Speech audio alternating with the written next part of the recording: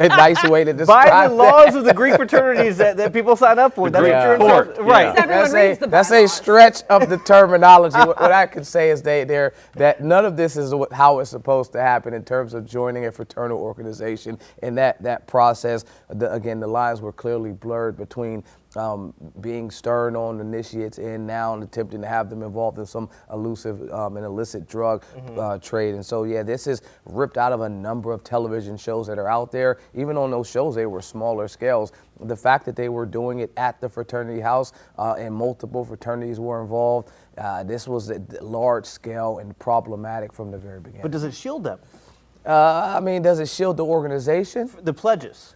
Yeah, I mean, it depends on what level. I mean, and so what I would look at Discovery, I want to say, were some of these individuals involved with controlled buys? Were they just at the location cutting? Were they delivering? Were they transporting? Were there text messages? Was there any transfer of dollars? I mean, once you see all that out, you'll be able to determine what level of accountability each of these individuals have. But from the outset, it seems like they were just being instructed to do it. But then again, you know that you're cutting coke and it is not baby powder. So. Oh, man. All right, Khalif, thank you very much. Appreciate that. More topics with Khalif coming up next hour. In the meantime, let's get over to meteorologist Brandon Lawson. We know it won't be long before we're in the mid to low 90s, about 20 degrees. Yeah, that's exactly right. Going to be tracking lower 90s probably around noon today. So, again, temperatures going to be warming up very quickly, Jason. And we've got your dew points in the low 70s this morning. So, honestly, dew points are a little bit lower than what they were yesterday morning, means a little less humidity. Not saying it's not going to be humid at all. It is going to be humid today, but it won't feel quite as bad as it did yesterday. And I showed this graphic yesterday, the wet bulb globe temperature, and there's a little bit of a change to it today. So, again, this wet bulb globe temperature, all it does is it helps college and high school coaches figure out if they need to have practice or not. Is it too hot? Is it too dangerous? Or do we need to have breaks? And today on that scale, we're at the 87 degrees to 89 degree threshold, which means that for football players, you should remove shoulder pads and just have shorts for practice. But you can be outdoors today. Yesterday, it was either move practice indoors or cancel altogether because it was so hot. And again, this temperature is just taking in combination the sun, the temperature, the humidity, and also the wind speed. So again, we are dropping that level down a little bit. And we're also dropping down your feels like temperatures too. But your feels like temperatures will be right around 100 degrees in Charlotte today, feeling more like mid to upper 80s in the mountains and feeling more like 103 in Charlotte versus the 110 for yesterday. So I know it's not, going to feel incredible outside, but it's still not going to feel quite as worse as it did yesterday. A couple degrees cooler, low to mid 90s, near 80 in the mountains today. Temperatures this morning slightly cooler than yesterday as well. This morning, upper 60s and low 70s. Now, we'll be dry today. There might be a rogue shower or two that tries to pop up, but I'm only going like 5% chance of it. So I'm saying we'll be dry today and also tomorrow. But storm chances will start to increase as we get into the latter half of the week and into the weekend. We've got a cold front moving in on Thursday. That brings back isolated storm chances. And then Friday, we get more of those scattered storm chances back in the forecast, meaning a little bit more widespread, and those storm chances could possibly increase for the weekend too. Looking out the Atlantic Basin, no tropical systems expected for the next 7 days. Good news out there. A lot of wind shear and dry air ripping storms apart. Here's your 7-day forecast. Mid to upper 70s through Thursday, and then we're in the lower 90s by Friday, and how about 85 on Saturday? Nice little cool down for us as we head into the weekend. You're watching Queen City News Now. Some of the most local news in Charlotte. We'll be right back right after this.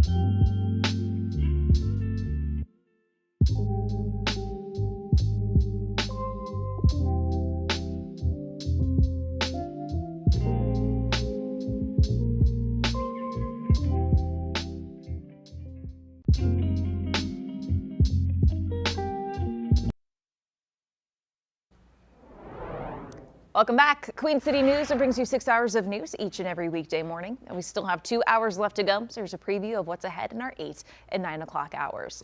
President Trump is responding to concerns about the well-being of thousands of service members aboard the USS Abraham Lincoln. Coming up in our 8 o'clock hour, we'll have a live report from Washington about what Democrats are demanding now. Plus, pushing for more online safety. At 9, Chief Legal Analyst Collie Rhodes will be back to discuss what we can expect to happen during the Meta social media trial starting today. And the Panthers are making some eye-catching roster moves, how a former Pro Bowler is looking to make the most of another chance to play while helping elevate Carolina's offense. You're watching Queen City News, the most honored in local news in Charlotte.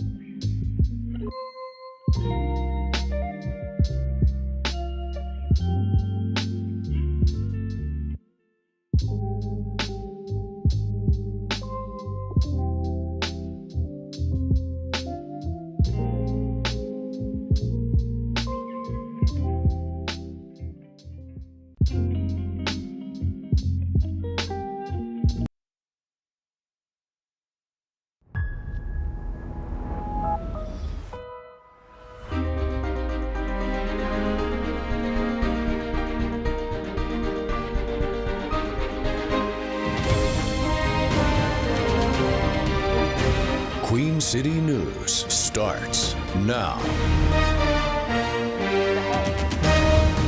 Oh, 10 seconds away from the top of the 8 o'clock hour. Welcome into Queen City News on this Tuesday morning. I'm Jason Harper. I'm Andy Satowski. I'm Julian Sador. Meteorologist Brandon Lawson for meteorologist Ted Fate this morning, tracking heat, not record heat, but heat. Yeah. That's a plus, right? That's already a win to start the day, right? It's not record breaking. I got a quick question. Most everyone is starting back to school this week, next week. Yeah. By the end of August, almost everyone's back in school. If you were to take like a 3-day weekend to escape the heat, and you stayed in the United States, where can you go for like a pleasant 3 days right now? I feel like all over the Say, country it's a mess. Yeah, it is very hot across the country. Northwest Pacific right now, although they are dealing with a lot of the smoke up there. Which Yeah. Some mountains. That's what- hard, right? I felt like Maybe everyone- the Dakotas. Yeah. Yeah. How about You that? know what? Go to Let's- Mount Rushmore, Yeah. everyone. Yeah. When's the Let's last get time away you to spent the 3 days in the Dakotas. Dakotas? Come on. Oh, wow. I will say, odd thing in Hawaii over the weekend, they had the tropical system, and it was so significant that actually brought wind chills in the teens up towards Mount Kea's, the Mauna Kea summit. So maybe that would have been a cool spot to go to over the weekend. But again, we're talking about temperatures again in the 90s. The weather story today is our hot stretch continues. Now, I will say we do have less heat advisories today compared to what we had yesterday. So Charlotte Metro, we're not under heat advisory today. That's a win, right? Again, we've got a little less heat today, which means we don't have those heat advisories in effect. Now, Stanley County, Anson, Richmond, and Chesterfield County still under heat advisories today because you could still have those feels-like temperatures around 105 degrees or higher. Now, feels-like temperatures today will be mainly the upper 90s, near 100 degrees towards Charlotte. It could feel like around 103 in Sherall. Honestly, if you're looking at the heat advisories, I think the best spots that could get it will be those in Anson, Richmond, and Chesterfield County. Stanley County is probably a stretch when it comes to heat advisories today. But again, that is coming out of a different National Weather Service office there in Raleigh. So just a heads up in Stanley County and really elsewhere, you still want to be careful out in the heat. Temperatures will be in the low to mid 90s today. I've got upper 70s, low 80s in the mountains. Temperatures this morning, upper 60s, low to mid 70s right now. It is slightly cooler this morning too. If you go outdoors, you'll notice a little bit of a difference in the humidity and also the comfort out there. Now, it's not the most comfortable condition in the world when you step outdoors, but it isn't going to be as bad as yesterday, which is nice. Visibility is pretty good this morning. We did have some fog earlier in the mountains. They saw a good amount of rain yesterday evening and overnight last night. That allowed for a little bit more saturation there, more fog to form, but otherwise visibility is good across the region. Radar is dry this morning, and we're going to be dry through the day today. Plenty of sunshine and dry conditions for the region. Now, Futurecast is going to show like that 5% chance of rain, but I'm saying sunny and dry as we go through the day today and even tomorrow as well. But storm chances will be returning soon. We'll talk about when that will happen, plus big time cool down on the way towards the weekend. We'll talk about just how much cooler temperatures are trending coming up in just a little bit. Jason? All right, thank you very much, Brandon. Appreciate that. Looking at Independence Boulevard on the east side of town, looking good so far this morning. It does slow down, as you can tell. If you look up around the bend and go under Sharon Amity Road there, that crossing, you can see things are slowing down. All three lanes slow down. No accidents inbound Independence. That's just volume. I mean, it is everywhere. Julian and I were just talking about this. Look at this shot right here. Tell me that school's not back in session without saying school's back in session. I mean, it's coming from all over the place, even though, get this, Charlotte-Mecklenburg schools don't even start for another week. So we're already looking at volume increases and issues around the crown without Charlotte being back in school. Imagine what it's going to be like a week from now. So just be patient, leave early. You got to get back into the swing of the morning routine when it comes to traffic in Charlotte. Rush hour coming in from the west side of town. Man, the worst stretch as you look at these three, Gaston County, up from Rock Hill and down from Lake Norman. It's the Lake Norman stretch up in Iredell County. You're looking at almost 40 minutes coming down 77 trying to work your way into the Queen City. We do want to show you, this is south of Highway 21 down in the Fort Mills, South Carolina area. It is slow trying to work its way up to the state line, eventually getting into North Carolina. Of course, South Carolina schools started back last week, so they have already been going for quite a while. As we continue to work our way up, 85 out in Gaston County, making your way on the left-hand side, that's northbound traffic, trying to get up to the Belmont Abbey exit, crossing the river into Mecklenburg County. Up near Lake Norman, here's a shot of southbound traffic on the left-hand side, slowly coming down from Iredell County, trying to cross the state line. We still have some leftover delays from an accident about an hour ago up in Cabarrus County, coming down from Kannapolis between G.W. Lyles Parkway and Davidson Highway, which is Highway 73. So just be aware of that. It does get a little better when you get down to Concord Mills Mall, that exit on 85, which you can see right there. An earlier accident coming down from Lake Norman had things slowed down near Griffith Street, but things are slowly starting to improve, as you can see here, 77 and Lakeview. We'll give you drive times to the airport. Another look at your pinpoint traffic coming up at 8:30. A new report from Raleigh is reigniting heated conversations about security on Charlotte's transit system. This comes almost 1 year exactly after the death of Irina Zarutska.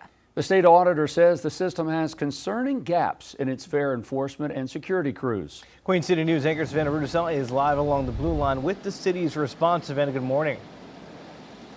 Hey, good morning, guys. Charlotte officials say that the auditor's report didn't take into account several different changes that they have made within this past year. While they say that they are appreciative of another state agency working on the same shared goal of increasing cat security, they say that they have overlooked several big changes that they have made since the random fatal stabbing of Arina Zarutska back last August. Now, according to CAT's data, the security personnel numbers have more than doubled, and security budget has nearly quadrupled. Transit leaders are discussing better fare collection procedures, such as modernizing payment options and deploying a dedicated uniformed team, making sure each rider is paid. The auditor's report asserts that CATS is losing between $5 and $6.5 million a year from riders not paying their fare. So the state auditor, Dave Boliak, recommends installing gates or turnstiles at light rail platforms and for studying major transportation systems and how they do it across the country. What we can derive from the preliminary report is that the city of Charlotte should maximize the security and safety of the general public on the CAT system. Now, over the past several months, through numerous hearings, meetings, feedback sessions, the idea of barriers, turnstiles, gates, that has continued to be brought up.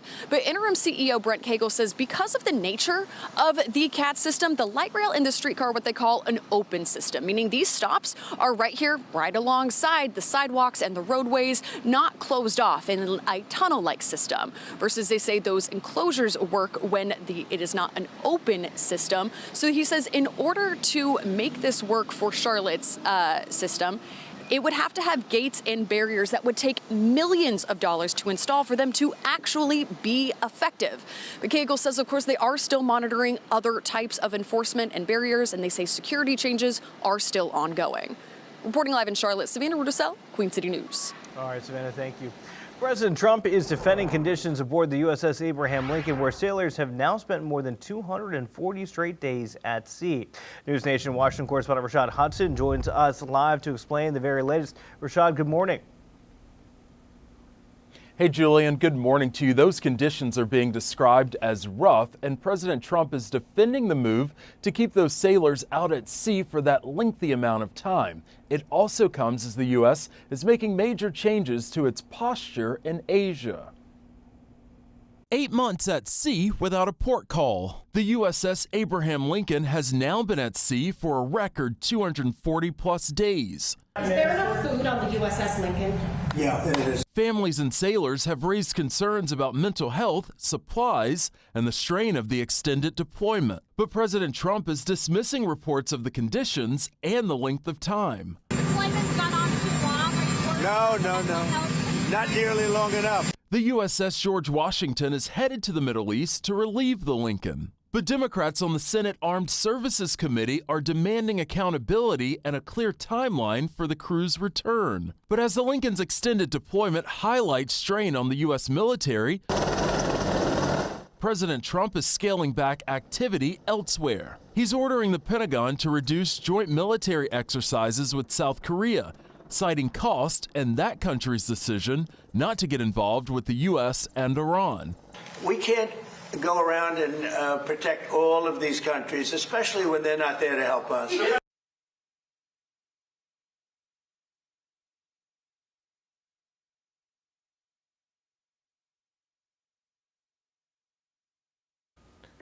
All right. Sorry for that. A new Reuters Ipsos poll shows President Trump's approval rating is dropping and the war with Iran is partly to be blamed. The survey shows the president's approval rating is at just 33%, while his disapproval mark is at 64%. The conservative Rasmussen poll has those numbers at 44 approval and 55 for disapproval. Pollsters say people surveyed cited the economic fallout of the conflict as one of the reasons for their views. Both left and right-leaning polls have seen the president's ratings drop. North Carolina Governor Josh Stein is using his power to say no to a new election bill. He hosted a voters' rights rally in Raleigh Monday to mark his veto of House Bill 958. The measure would have required post-election audits, more frequent voter roll maintenance, and cuts to the number of early voting days. So rather than to make your life better, They want to make it harder for you to hold them accountable for their failures. But we are here today because we can stop this anti-voter law. Republicans who passed the measure are not in a hurry to override Stein's veto, saying they will address it after the November election. In South Carolina, Governor Henry McMaster vetoed 14 items in a new state budget while signing off on most of the spending plan. One of the biggest vetoes removes a provision that would have delayed payments linked to a $150 million Scout Motors site cost overrun in Blythewood. McMaster says the state must pay contractors for work already completed and cannot risk damaging its business reputation. The governor says the final budget still includes 92% of his priorities, including tax cuts, teacher pay raises, and a college tuition freeze.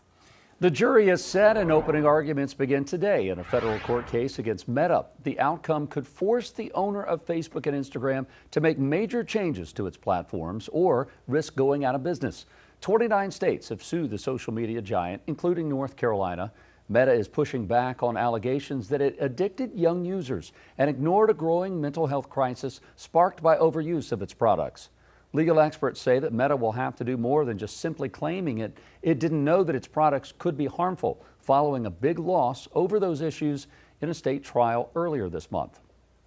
They will need to redo their playbook. I think that my guess is that the lawyers for Meta are really going to learn their lesson from their unsuccessful defense in New Mexico. The new defense is expected to focus on the fact that while some young people were harmed by using social media, many others were not. If Meta loses, it could be forced to pay up to $1.4 trillion in damages, almost the entire market value of the company. Brandon, what's coming up? Tracking temperatures in the low to mid 90s today. The heat stretch continues, but not for long. We've got a cool down in sight. Some of the coolest weather we've seen in over a month. I'll let you know when it comes and just how much cooler it's going to get. That's all coming up on the other side. You're watching Queen City News Now. It's the most honored, most local news in Charlotte. Live look from a sunny and beautiful Independence Boulevard as the Carolina blue skies line it up for you as we head to break.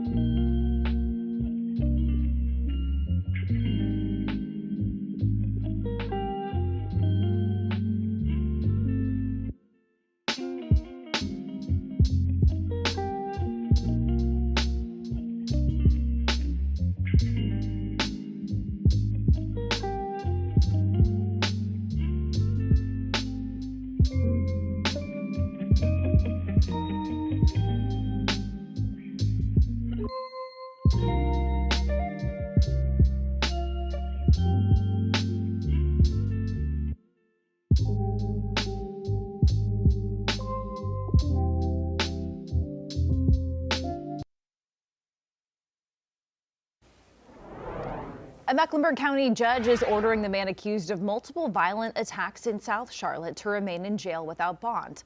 Daquan Hunt appeared in court for the first time yesterday following his August 6th arrest for charges connected to multiple violent incidents.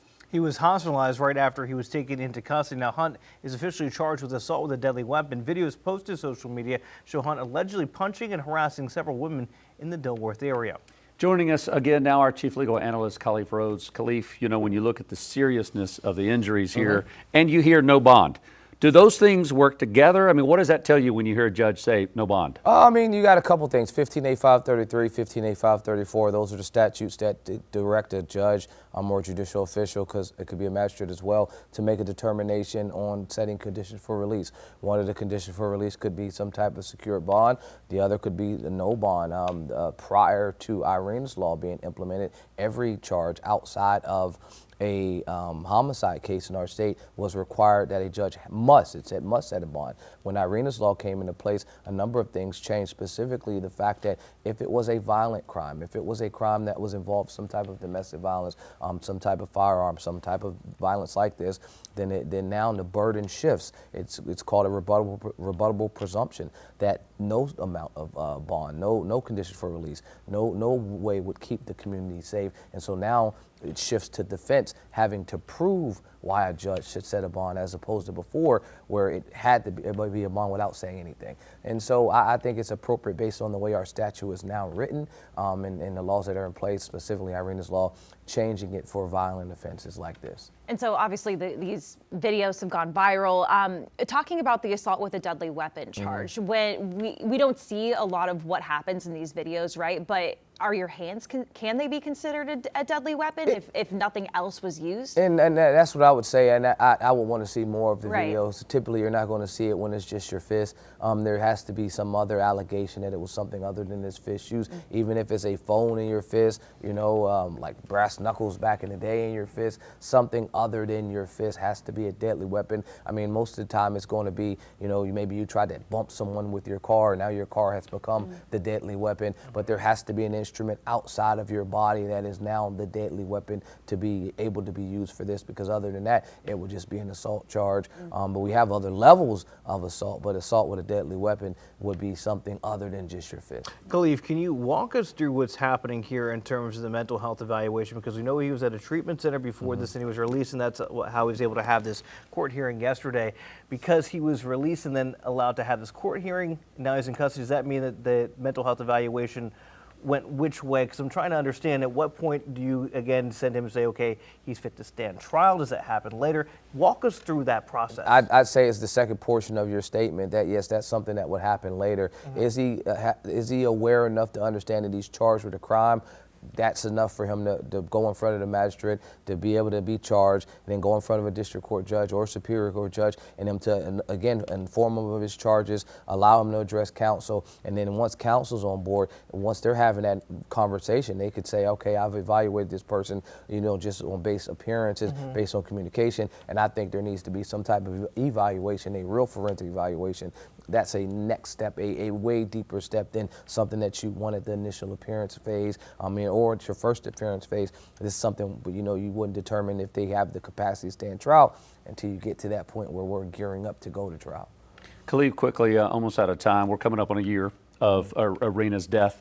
We now have Irene's law. Is this the perfect example of why that law was created and how we're seeing it work in the legal system? I'd say yes and no. I mean, it is an example that shows that there were a number of failures within our system, both for the mental health component and for individuals coming within the system and in re-entering in pre-trial, not after conviction, but in the pre-trial phase. A person's arrested, they get released on some type of secure bond, and then they commit a new crime while out on secure bond. That is what Irene's law was supposed to avoid. Individuals that have multiple attempts or multiple charges that are similar when setting those conditions, because now you're looking at all the factors. The weight of the evidence is one, nature of the charge is another, but the likelihood of you committing a crime, specifically a new violent crime, if you have a history of 9 or 10 other violent crimes, is increasing. So I think it's directly on par to what they were attempting to alleviate with Irene's law.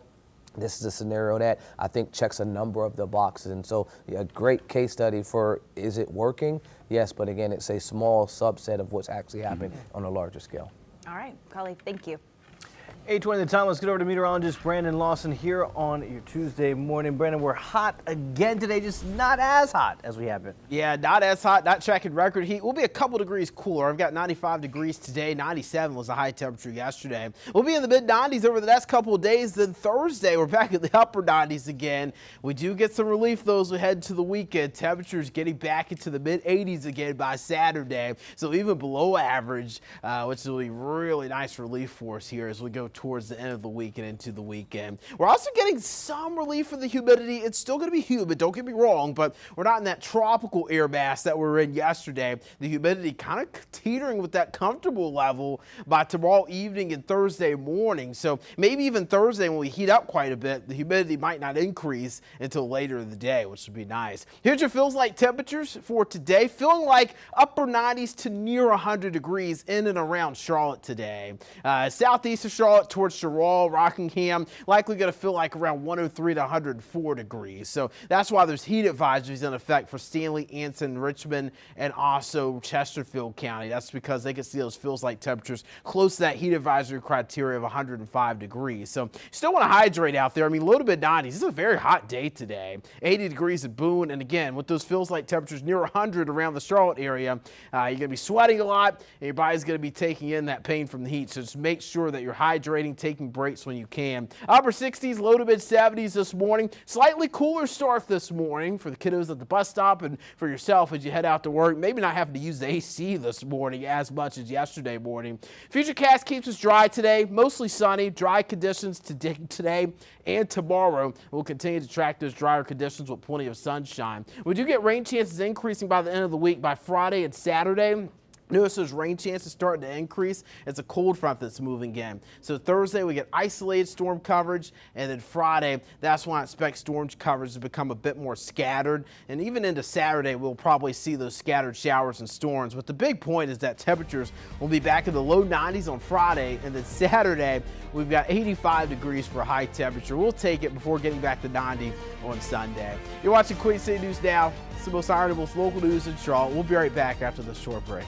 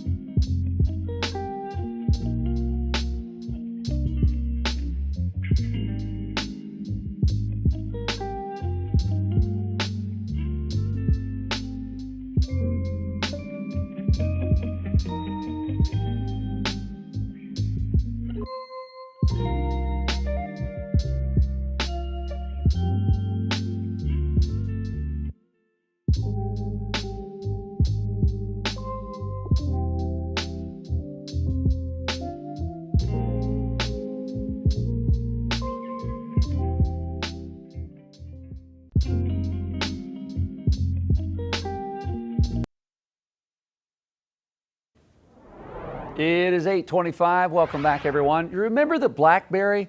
What a great phone. It's making a comeback, actually. A decade after selling its last phone, the company is now a software provider. The company is reporting its first positive quarter making operating systems for cars, robotics, and defense. BlackBerry shares are now up 150% over the past year. More than half of Americans say they never step outside during a typical day at the office. A new Talkers survey for Wild Planet found that many even skip lunch to eat at their desks. The study found most workers believe that a real lunch break is so important and would rather eat outside if they had the chance. I agree. Get outside even if it's 5 minutes. Meta has removed thousands of accounts in Australia since the country passed a world-first social media ban for teenagers. The company said that as of late June, it has taken down more than 750,000 Facebook and Instagram accounts suspected to be held by Australians under the age of 16. Australia put the ban in place over concerns about social media's alleged impact on kids' mental health. Australia's internet regulator is considering an enforcement lawsuit against major tech platforms, including Meta, for allegedly failing to take sufficient steps to comply with the law. And a granola product for breastfeeding mothers sold nationwide is now being recalled over potential salmonella contamination. The FDA says Hampton Grocers is recalling its 8-ounce packets of its Lacnola lactation granola. Say that 3 times. Lacnola lactation granola. The granola was sold across the U.S. through Hampton Grocers websites, Amazon, and other online retailers between October the 21st of 2025 and August 12th of 2026. The FDA says production has been suspended amid the investigation. No illnesses have been reported. Now you're up to date with your business news. You're watching Queen City News on this Tuesday. We thank you for that. We'll be back in just a couple minutes.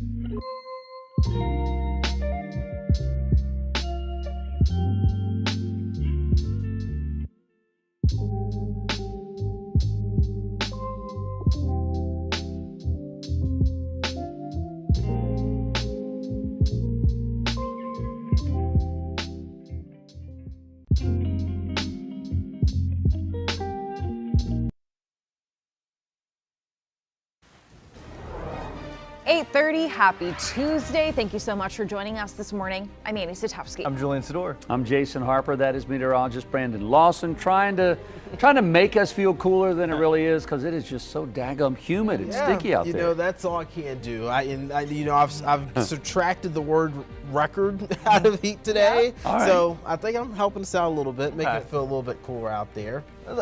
Every degree helps, right?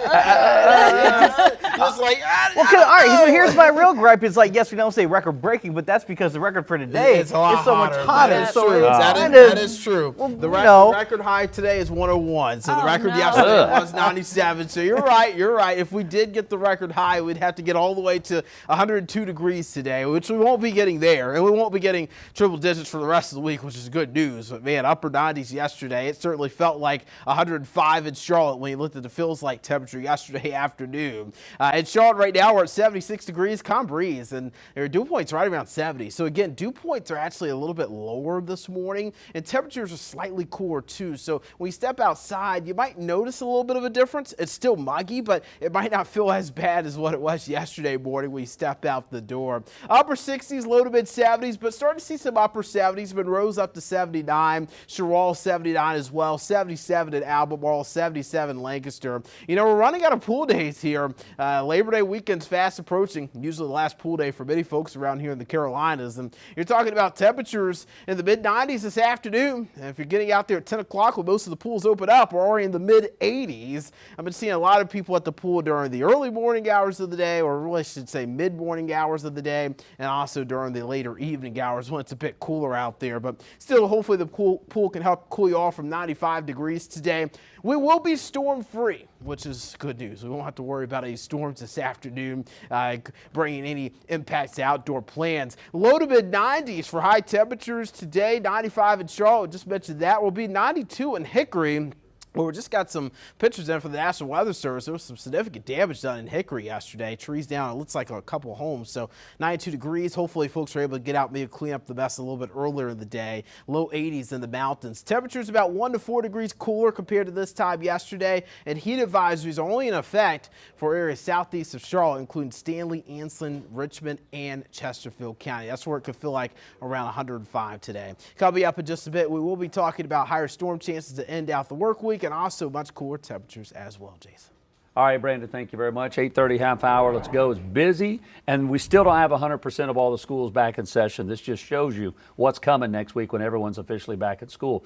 We got to slow down. If you look up Independence Boulevard around the bend, things really start to slow down. No reports of any accidents. That's just sheer volume, which is the story of the day. As you look around the crowd, look at this. A dozen incidents. Not all these are accidents. It's just we've got power outages at different traffic lights that aren't working. A lot of just volume trying to get to the same place at the same time. Look at this, 30 minutes or so or less coming down from Lake Norman, in from Gastonia, up from Rock Hill. Just a lot of volume there, slowing things down. This is 77 northbound near Fort Mill, trying to work its way up into the Queen City. Slow, all 3 lanes. Out in Gaston County, trying to make its way to the Belmont Abbey exit. Hickory Grove, that's northbound on the left-hand side there, up at Lake Norman. Also slow, coming down from Iredell into Mecklenburg County. And look at these drive times.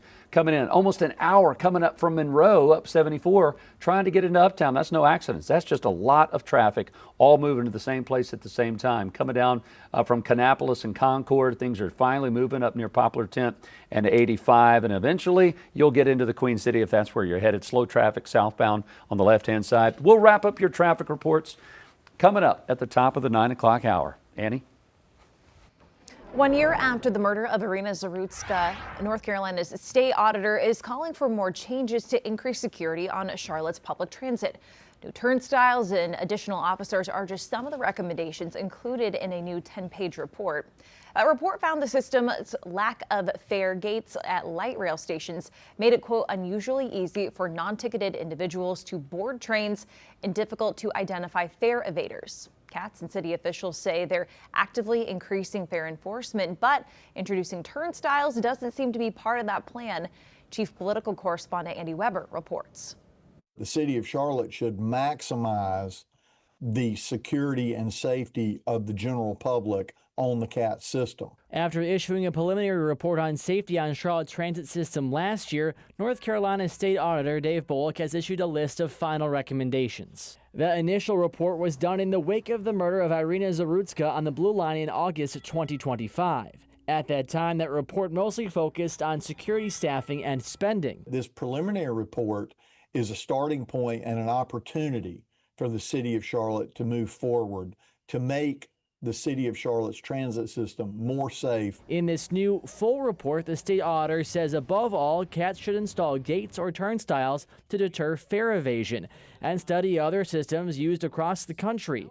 The report found CATS to be losing $5 to $6.5 million a year because of evasion. Auditor Bullock also recommended adding more CMPD officers to the Metro Transit Unit rather than relying on additional private security employees. The report also raised concerns with some $1.7 million in security funding going unspent. In a statement, city leaders note that the report findings largely reflect CATS' security operations from 2025, that the city has expanded security and police staffing and is working to modernize fare collection.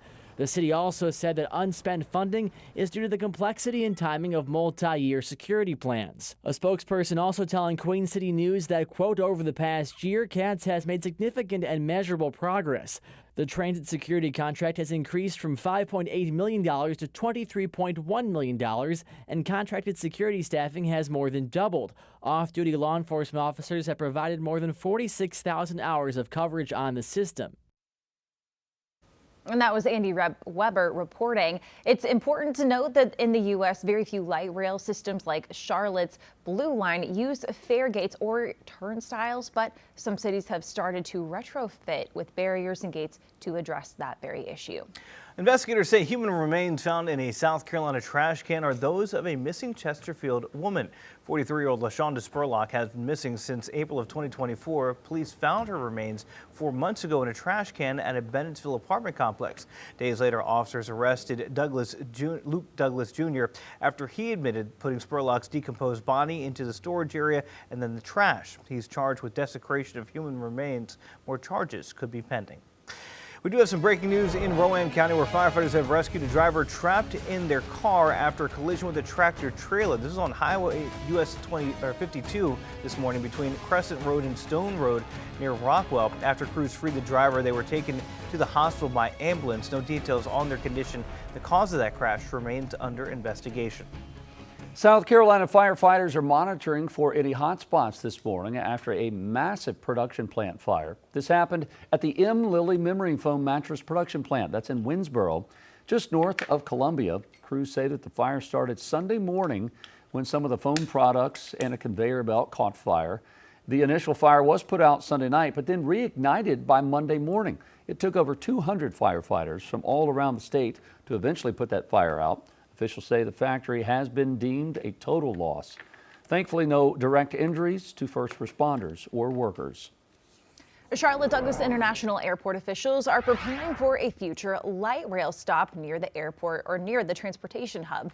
But the train won't be stopping right at the front door. Queen City News anchor Caroline Boyer shares the details of the plans that are in the very early stages right now.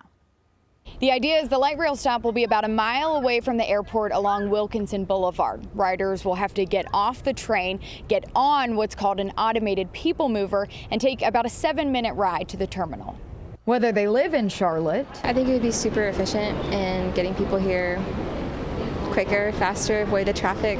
Or are just frequent flyers. It's a little chaotic, isn't it? Yeah, right now, especially when you're coming in at night. Many people traveling through Charlotte Douglas International Airport are excited about the future Silver Line bringing a light rail stop nearby. Charlotte traffic is insane, and so a light rail would be amazing. Like any way to get to the airport faster and get to your flight faster would be amazing. The train won't go to the airport's front door because that would get in the way of future terminal expansion plans. Instead, Charlotte Area Transit System officials plan to put the stop near Wilkinson Boulevard in the area that will become the destination district. The development could eventually include restaurants, retail, a hotel, and more. The light rail station could include things like check-in and bag tag kiosks, luggage carts, bike racks, and concessions. An automated people mover similar to these options that move about 20 miles per hour would take people to and from the terminal. That's what we have in Minnesota, so like that's ideal. Jay Kistler visits Charlotte frequently from Minneapolis and looks forward to when he may be able to utilize light rail for airport transit. If I were meeting someone in Charlotte, I would definitely use it. Travelers say it beats paying top dollar for rideshare. We're waiting on an Uber right now, and it's taking a long time to come. I prefer that to Lyft or like relying on somebody else for a ride. Current timelines show crews could build the people mover between 2030 and 2032. That'll be long before the 13 years it's expected to take to get the Silver Line up and running. In West Charlotte, Caroline Boyer, Queen City News. New this morning, there were reports of another attack on a ship in the Strait of Hormuz. According to the British military, the ship was hit by an unknown projectile as it attempted to transit the strait off the coast of Oman.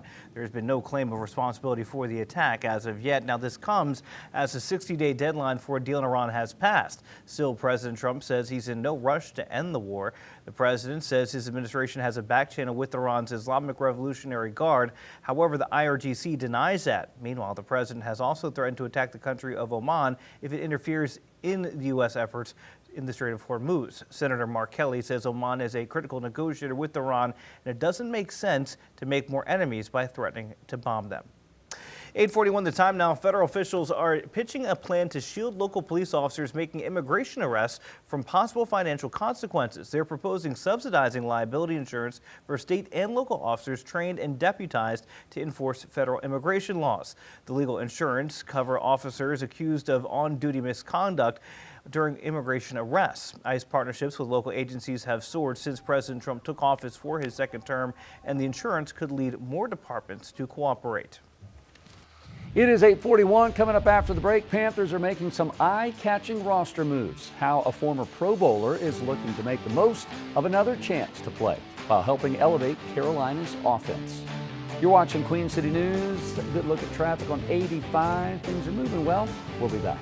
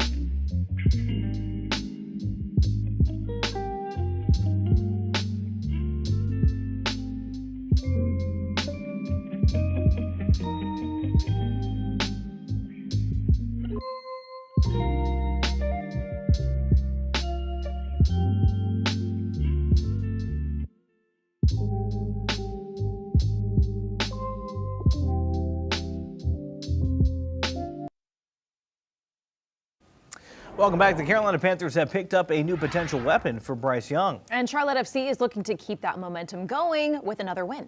Carolina Sports Live's Gabe McDonald has that and more in your morning sports. Well, we've been talking about it for several days, but on Monday, the signing became official as Darren Waller officially put pen to paper with the Carolina Panthers. And as Waller gets adjusted to life here in Carolina, his last game at Bank of America Stadium is still rather fresh on his mind. In just the first half, it was the Week 5 matchup last season where he gave the Panthers a first-hand look at how dynamic he still is when he was with the Dolphins, hauling in 5 passes for 78 yards and a score against the Black and Blue. Now wearing Carolina blue, the 33-year-old says that performance helped confirm he could still separate, create mismatches, and make an impact after nearly 2 years away from football. It was kind of surreal because, like I said, like the first game, it was like a few targets, and it's like I've always prided myself on being efficient with the number of opportunities that I'm getting as opposed to saying I need this many opportunities. So it's like then going into the Carolina game in the first half, it's like, okay, like I feel like I'm just almost doing what I want to do out here. I haven't played in 2 years. It's like it's just hard to process all that, but it's like just really trying to get back to a place of gratitude that I can go out on the field and be impactful for my team with that time off. So just trying to just appreciate the fact that that's a possibility for me. Moving to the pitch now, the Crown were right back to work on Monday after their 3-1 win on Saturday against Columbus Crew. Now they look ahead to their trip up to the Great White North to take on Toronto coming up tomorrow night for a midweek match. Now some good news, Harry Toffolo was back on the grass after nursing a hamstring injury. Although he won't be back for Wednesday's match, they're eyeing for him to make his return on the 29th against Atlanta United. Meanwhile, Nathan Burns suffered a hamstring injury against Columbus, but it is seemingly not as serious as they feared, and he could potentially travel to Toronto this week. Head coach Dean Smith emphasized how important this next stretch of matches are, with this being a 3-match week. It's much needed to keep riding off the momentum that they've been having. It's important that we travel well now. We're back at home again on Saturday. It's a 3-game week, and these are always big. We've started in the best possible way with a victory, and if you can make this a 7 or 9 point week, then it becomes a big week for you. It's a massive opportunity for us to, get ourselves into a peak position to finish top 4 again. We obviously want that home field advantage, especially this 3-game week where I believe we're playing all teams that are, lower than us in the table. So we need to take points out of these games. And, like you said, these first 8 games getting us into that peak position to finish top 4. Talking some college football now as we inch closer to every Saturday being taken over by college ball. The time has come for the AP preseason rankings. Many of the typical teams are atop the rankings voted on by the Associated Press, which came out on Monday. Ohio State, top-ranked team, trailed by another Big Ten team in Oregon. The SEC, they have 5 squads in the top 10, led by number 3 Georgia and number 5 Texas, while the Lane Kiffin-led LSU Tigers just outside of the top 10 at 11. Now, posted here at home at the ACC, Miami at 7th, SMU is 19th, and Louisville is 24th. No Carolina teams were ranked in the top 25. That includes the Clemson Tigers and Dabo Swinney, left out of the preseason top 25 for the first time since 2011, of course, coming off that 7-6 season in 2025. And coming up tonight on Carolina Sports Live, we'll talk more about the Carolina Panthers as they get ready for Wednesday's joint practice in Jacksonville. We're from Luke Fortner, a former Jag, and also more from Dave Canales as they get ready for a big day of work down there in Duval County. That and more coming up tonight at 11 o'clock on CSL. 8:48 your time now. We're talking about the hot forecast that is still ahead for today. And again, we've been talking about the heat for the last couple of weeks now. Unfortunately, still got to get through this week before we start to cool things down. Feels like temperatures near 100 degrees, but not quite there, especially along the I-40 corridor. It'll feel more like upper 90s there. Feeling like near 100 in Charlotte, feeling like near 103 down in Chesterfield County. That's where those heat advisories are still in effect. You just heard Gabe talking about the Panthers a lot. They moved their practice from 2 to 1 o'clock yesterday. And a lot of North Carolina high schools were moving their practices indoors yesterday. It's all because of the wet bulb globe temperature. I was showing this yesterday. Again, this is just a temperature that takes in the effect of wind speeds, humidity, air temperature, dew points, tries to combine them all together to figure out just how intense the heat is out there. And today, we're actually moving down a level, more to the remove shoulder pads level, meaning you'll probably see high school kids out on the football field. They'll just be without shoulder pads and just in shorts and probably just a helmet. So 87 to 89 degrees, your wet bulb temperature today. Also, in case you missed it earlier this morning, 5:08 this morning, We have the International Space Station flying over Charlotte. You can see it's just that big bright light there off in the sky. And again, it was moving very fast too, but it's always good to see our 7 crew members there crossing the region. So it was very high up in the horizon this morning. Futurecast today keeps us plenty of sunshine, keeps us in the sunshine through the day, and we'll be dry. And I'm not expecting storms tomorrow either. We'll stay dry tomorrow, clear skies, gorgeous conditions. But again, with the sun, we will be baking out the heat. Futurecast does show the front moving in as we go into Thursday, and that's going to increase isolated storm chances for Thursday evening. Also scattered shower and thunderstorm chances as we go into the day on Friday, but that will cool us down by the weekend. Tropical outlook. Again, no tropical systems expected over the next 7 days. We're starting with temperatures in the mid-70s right now. We've got upper 60s in the mountains and high temperatures today in the mid-90s, lower 90s farther north up towards the I-40 corridor, and upper 70s and low 80s for the mountains. So again, it is slightly cooler today, but still sunny and very hot, and we'll deal with that at least through Thursday with the heat, and then by Friday and Saturday, we'll gradually bring our temperatures back down again. We're in the 80s by Saturday, but that does come at the expense of more showers and storms. You're watching Queen City News Now, the most iron and most local news in Charlotte. We'll be right back.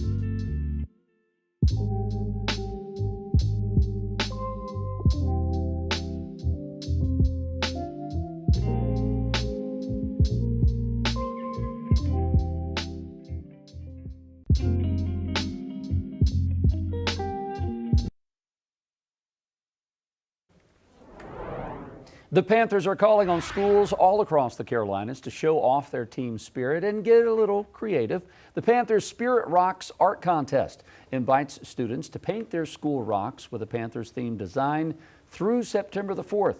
The top 10 schools will receive grants from the Panthers charities to support their art programs. The winning school will get $2,500, while 9 runners-up will each receive $1,000. The winner will be recognized during the Panthers home opener coming up on September 13th. Well, the Carolinas are in the middle of a heat wave, and there's a higher risk for heat-related illnesses with temperatures in the 90s. The two major forms of heat illness are heat stroke and heat exhaustion. Exhaustion is the less severe of the two, with the body losing excessive water and salt due to heavy sweating. A heat stroke is when the body gets to 104 degrees or higher, leading to seizures or even death. If you're feeling that lightheaded dizziness, don't attempt to drive. Call 911. Even if it's just something for a bag of IV fluids, they can come out. Don't take it lightly because it can get on you before you know it. Symptoms of heat exhaustion include dizziness, nausea, headaches, and extreme weakness. All right, time is 8:54 as we give you a shot of Independence Boulevard traffic bumper to bumper there. We're talking about that in our pinpoint traffic in just a bit.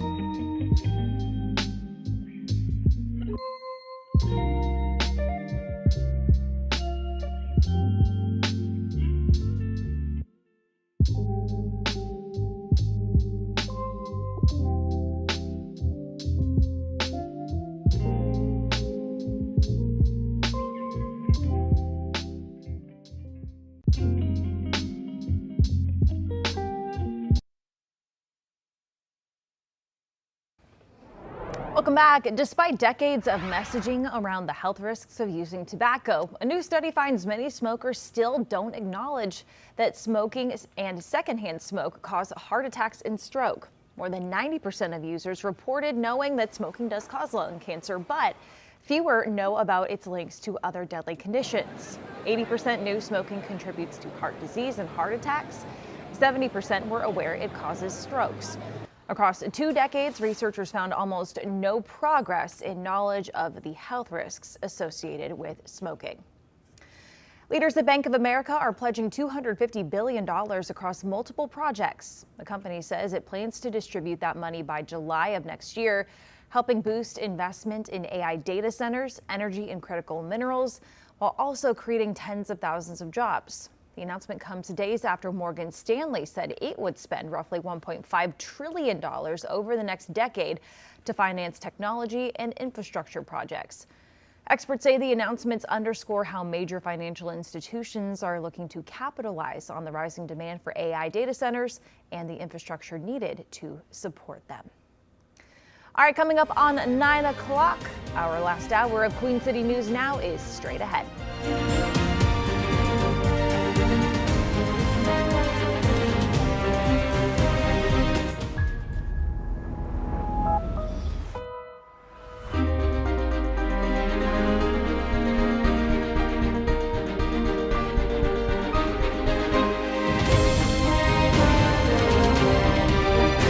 Queen City News starts now.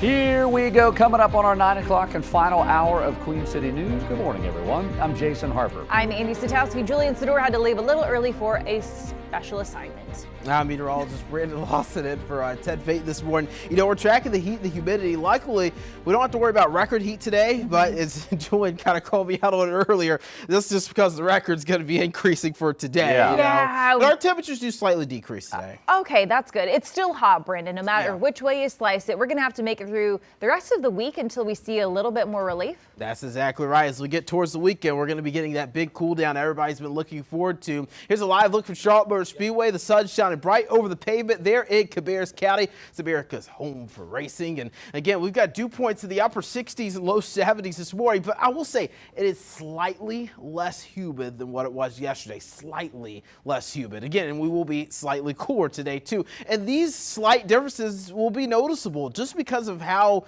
disgusting it was outside yesterday. You're going to notice a little bit of a difference when you step outside today. It might feel a little bit better than you think. We've got upper 70s and low 80s already this morning. You just saw in Concord, Charlotte Motor Speedway, already 81 degrees there. And again, the Concord Pageant Airport just right down the road from the Speedway there on Bruton Smith. So that 81 probably the same way in Charlotte Motor Speedway as well. 77 in Charlotte. We're at 76 in Shelby, 70 in Boone. I've got 82 degrees in Sherall down in Chesterfield County. 95 degrees your high temperature today, so a couple degrees cooler than yesterday. We had 97 degrees yesterday, and of course we tied the record high, which was set back in 2016 and also 1911. And then you look at your sunny and hot forecast for today, and there's no storms in the forecast, which is good news. And that's always kind of easier for us during this time of year because it's kind of hard to pinpoint those storms during a hot summer day like today. Heat risk for today, you do have heat advisories for Stanley, Anson, Richmond, and Chesterfield County. Feels like temperatures could get around 105 degrees there. So it feels like temperatures are going to be lower today with slightly cooler temperatures and also a little less humidity. We don't have to worry about those feels like temperatures getting up to 110 degrees like we received yesterday. Coming up in just a bit, we did get some new images from Hickory, North Carolina. Some trees down on houses there from the storms yesterday. We'll look at those and also talk about the storm threats for later in the week in just a little bit, Jason. All right, thank you, Brandon. Appreciate that. Man, volume is tight all over the Queen City this morning. Typically, we've got better news here in the 9 o'clock hour. We're on the backside of rush hour, but we're seeing major slowdowns on Independence Boulevard, backed up all the way beyond Sharon Amity Road, that bridge that you see there. We don't have any reports of any accidents on inbound Independence. I just think that's sheer volume. Everyone trying to get to the same place at the same time really has the east side of the city clogged up this morning. And the same can be said for other parts of town. You can see some of those icons that were on the west side of town. As we go through the morning, they're shifting to the north and the east side of town this morning, and we'll get through some of those here just to kind of give you an indication. But up 25 minutes coming out from Lake Norman, 23 coming in from Gastonia. Things have definitely improved coming up from Fort Mill and Rock Hill, so that's good news. Out in Gaston County, still steady stream of traffic at about 50 miles an hour in both directions out near the Hickory Grove, Belmont Abbey exit. Coming down from Lake Norman, things much Better coming out of Iredell County than they were earlier. So that's good news on the north side of town. But the closer you get to uptown, look at this. 77 South is clogged. This is just north of LaSalle Street this morning, and it is really slow on the east side of town. Almost 45 minutes coming up from Monroe this morning because of what we showed you on Independence Boulevard. A major accident up near the university, near UNC Charlotte. They just started back a couple days ago. So just leave early if you can. It's going to take a couple weeks for everyone to get back in the swing of back to school and back to the serious traffic in the Queen City. This coming Saturday will mark 1 year since Irina Zarutska was fatally stabbed on the Charlotte light rail, and state leaders are once again calling for public safety changes. The state auditor office just released a 10-page report on the gaps in CAT's security and how much they're costing the city. Queen City News anchor Savannah Rudas is live along the blue line with some new findings. Savannah, good morning. Hey, good morning. No, the state auditor Dave Boliak says one of the biggest safety and financial concerns for the Charlotte area transit system is a lack of fare enforcement. Now, local officials say they are aware of that and several others issued in yesterday's issues listed in Monday's report, but they say that the state auditor's office hasn't taken into account the recent steps they have taken to address those issues. Now, for example, Boliak's report listed that CATS should be looking into implementing turnstiles, gates, or barriers here at the entrance to light rail platforms. And CATS interim CEO Brent Kegel has addressed this exact same suggestion from others in public transit meetings earlier this year, but saying that the installation and maintenance of those would be exceptionally costly and not proven effective.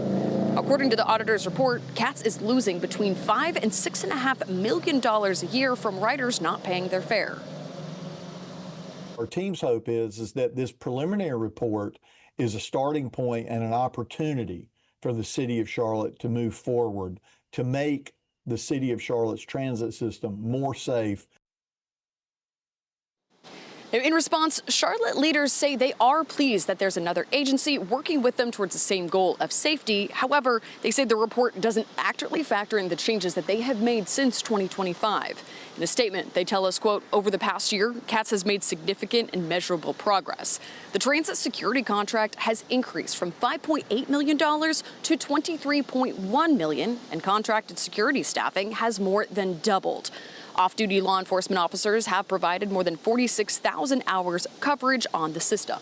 Now, CATS officials continue to say that the work on implementing new safety procedures is still ongoing, and the state auditor's office is set to release a full report on the system changes, but did not give a date as to when to expect that.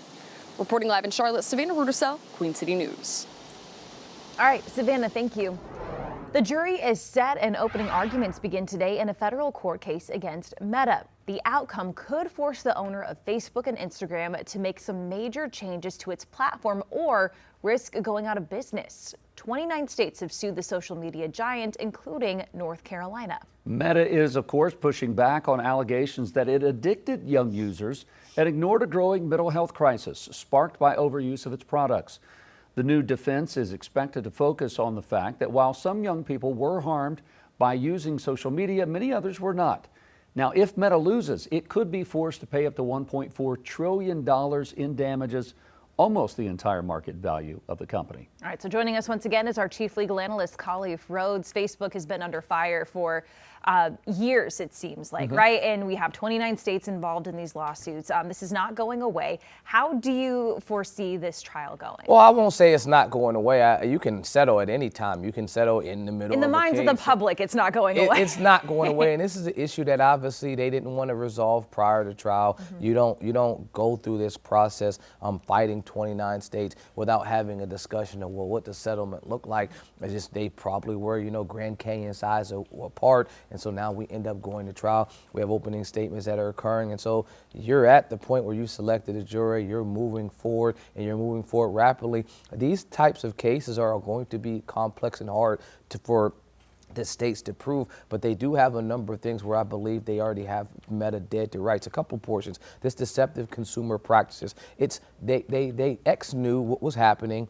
They publicly represented that this isn't happening, and consumers were likely to be misled. That's going to be how you get to that deceptive thing. I'm saying one hand that no, our products don't do this, while I have information that suggests something other than that. The other aspect, this other claim is unfair and unconscionable product design. Meta didn't merely lie about their products, because that would be the first claim, but they lied about it while also creating the problem. That's what the states are going to attempt to prove, that you have these features as some of the evidence that the court has already pointed to that shows that teen users were utilizing your programs from the hours of midnight to 4 in the morning on a weekly basis. If you have this data on hand, you should be recognizing when you're testifying in front of these hearings, when you're talking to representatives and the parents and the teens, that this is something that can be potentially addictive, but you're saying no, it's not.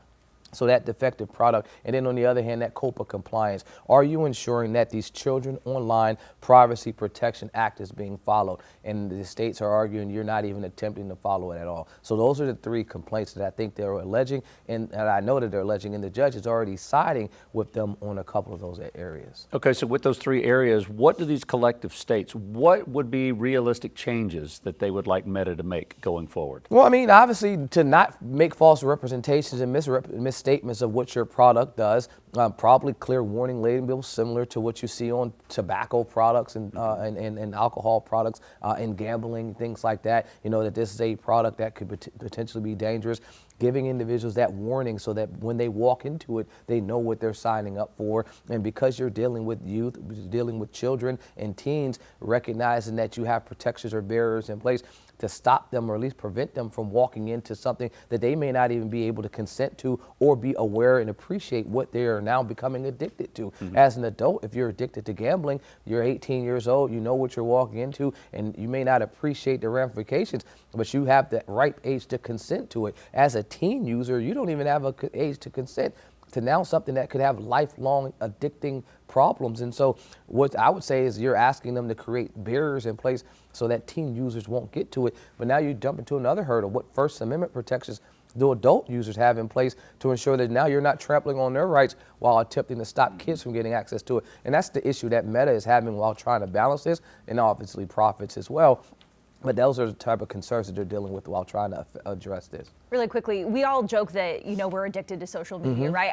How do you go about proving that? What would be a win for these states to say, yes, this is exactly what caused my addiction? They knew. That's what I'm pointing to. They knew that this was addictive and they did nothing to stop it. So that's my opening statement. I'm showing text messages, I'm showing emails, I'm showing communication that shows background and internal studies that show, hey, we realize that we have a problem. But now you're seeing those same communication, and the things that I'm saying is what these states have already have suggested and alleged. Now we have information that shows that these are things that's addictive, but on our front facing in the public and in courts, we're saying no, it doesn't. So now you're having a conflict of what your product actually does. I mean, that 4 a.m. and to 12 a.m. to 4 a.m. prospect, that's going to be problematic. You can't get around that. If you have data that shows that and you're not doing anything to stop that, yeah, that's going to hurt their case. Okay, well, a lot of eyes will be watching this one. So, Khalif, thank you. All right, coming up on 9/11 right now. Cleanup is underway this morning up in Hickory after some strong and damaging storms Monday night. Photos here sent to our newsroom show several large trees down on some of these homes near Lenoir-Rhyne University as crews trying to work to cut those down. And man, I mean, some of those things, that is major damage to some of these homes. We're bringing in our meteorologist, Brandon Lawson. I mean, I feel like we have massive trees, in Myers Park and around some of our area here in Charlotte. It's amazing what a tree can do to cause damage. Yeah, especially those severe storms that came in really late yesterday evening. So right around sundown overnight, you got most people are tucking in for the day. And you see those trees again around the Lenoir-Rhyne area. Speaking of Jason Williams, the emergency manager there in Catawba County, he told me no injuries from this, but again, definitely a lot of cleanup on the way there up towards Hickory. So hopefully they can get some help they need there to clean all that up. You can see all those houses too that are going to definitely, they're going to need some help for sure from the community. Now I want to point out the storm reports from yesterday. Notice these red squares. These are all tree down reports or wind damage reports or lightning reports as well. And you get farther south, look towards Charlotte, there's like barely any storm reports at all. And that just goes to show that those severe storms hardly made it past I-40 yesterday. It was really along and north of I-40 where we saw the most significant damage. Now, luckily today, no severe thunderstorm threats in the forecast. As a matter of fact, I'd be shocked if we even saw a drop of rain today. Futurecast keeping us dry through the day. We have dry high pressure overhead, and that will keep us dry through the afternoon and evening. Although there's some rogue showers trying to pop up, I'd really be shocked if we saw a downpour or two today. Things should be dry. Even with the humidity, though, we're still going to be dry, but unfortunately mosquitoes, they're going to take advantage of the humidity, and we'll stay at the mosquito meter high through Friday of this week. Coming up in just a bit, we will talk about when rain chances increase again and when we get our big cool down that everybody's excited about. Details on that in just a bit, Annie. All right, Brandon, thank you. 1,000 miles away from home, a dog belonging to a family in Oklahoma is found in Greensboro. How a simple piece of technology reunited them. You're watching Queen City News, the most honored and local news in Charlotte.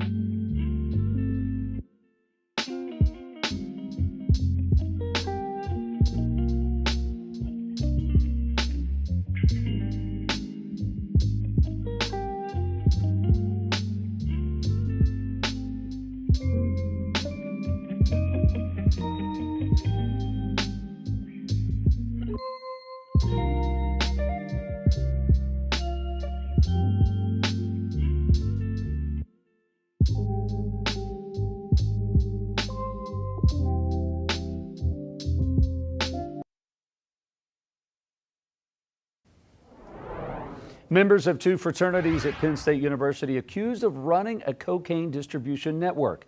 The Pennsylvania Attorney General making this announcement, claiming large amounts of cocaine were transported from Philadelphia and New York between 2023 and 2024. Investigators say that the drugs were then cut and packaged mainly in the Delta Epsilon and Sigma Chi frat houses, then sold to other Penn State students. The ringleaders have been identified as 24-year-old Agostino Abateo and 23-year-old Thomas Robinson. According to the AG, in some cases, fraternity pledges were told to cut and package the cocaine as part of their indoctrination into the frats. In all, 13 current or former Penn State students were charged. The father of a student was also arrested. The CDC says exemptions from routine vaccinations among kindergartners have risen to a record high. Exemptions are now at 4.2%. The recent data comes from the 2025-2026 school year. That percentage jump is from 3.6% compared to the previous school year. During the 2020-2021 school period, the exemption rate was around half of what it is today, 2.2%. The data shows that most of the exemptions were for non-medical reasons.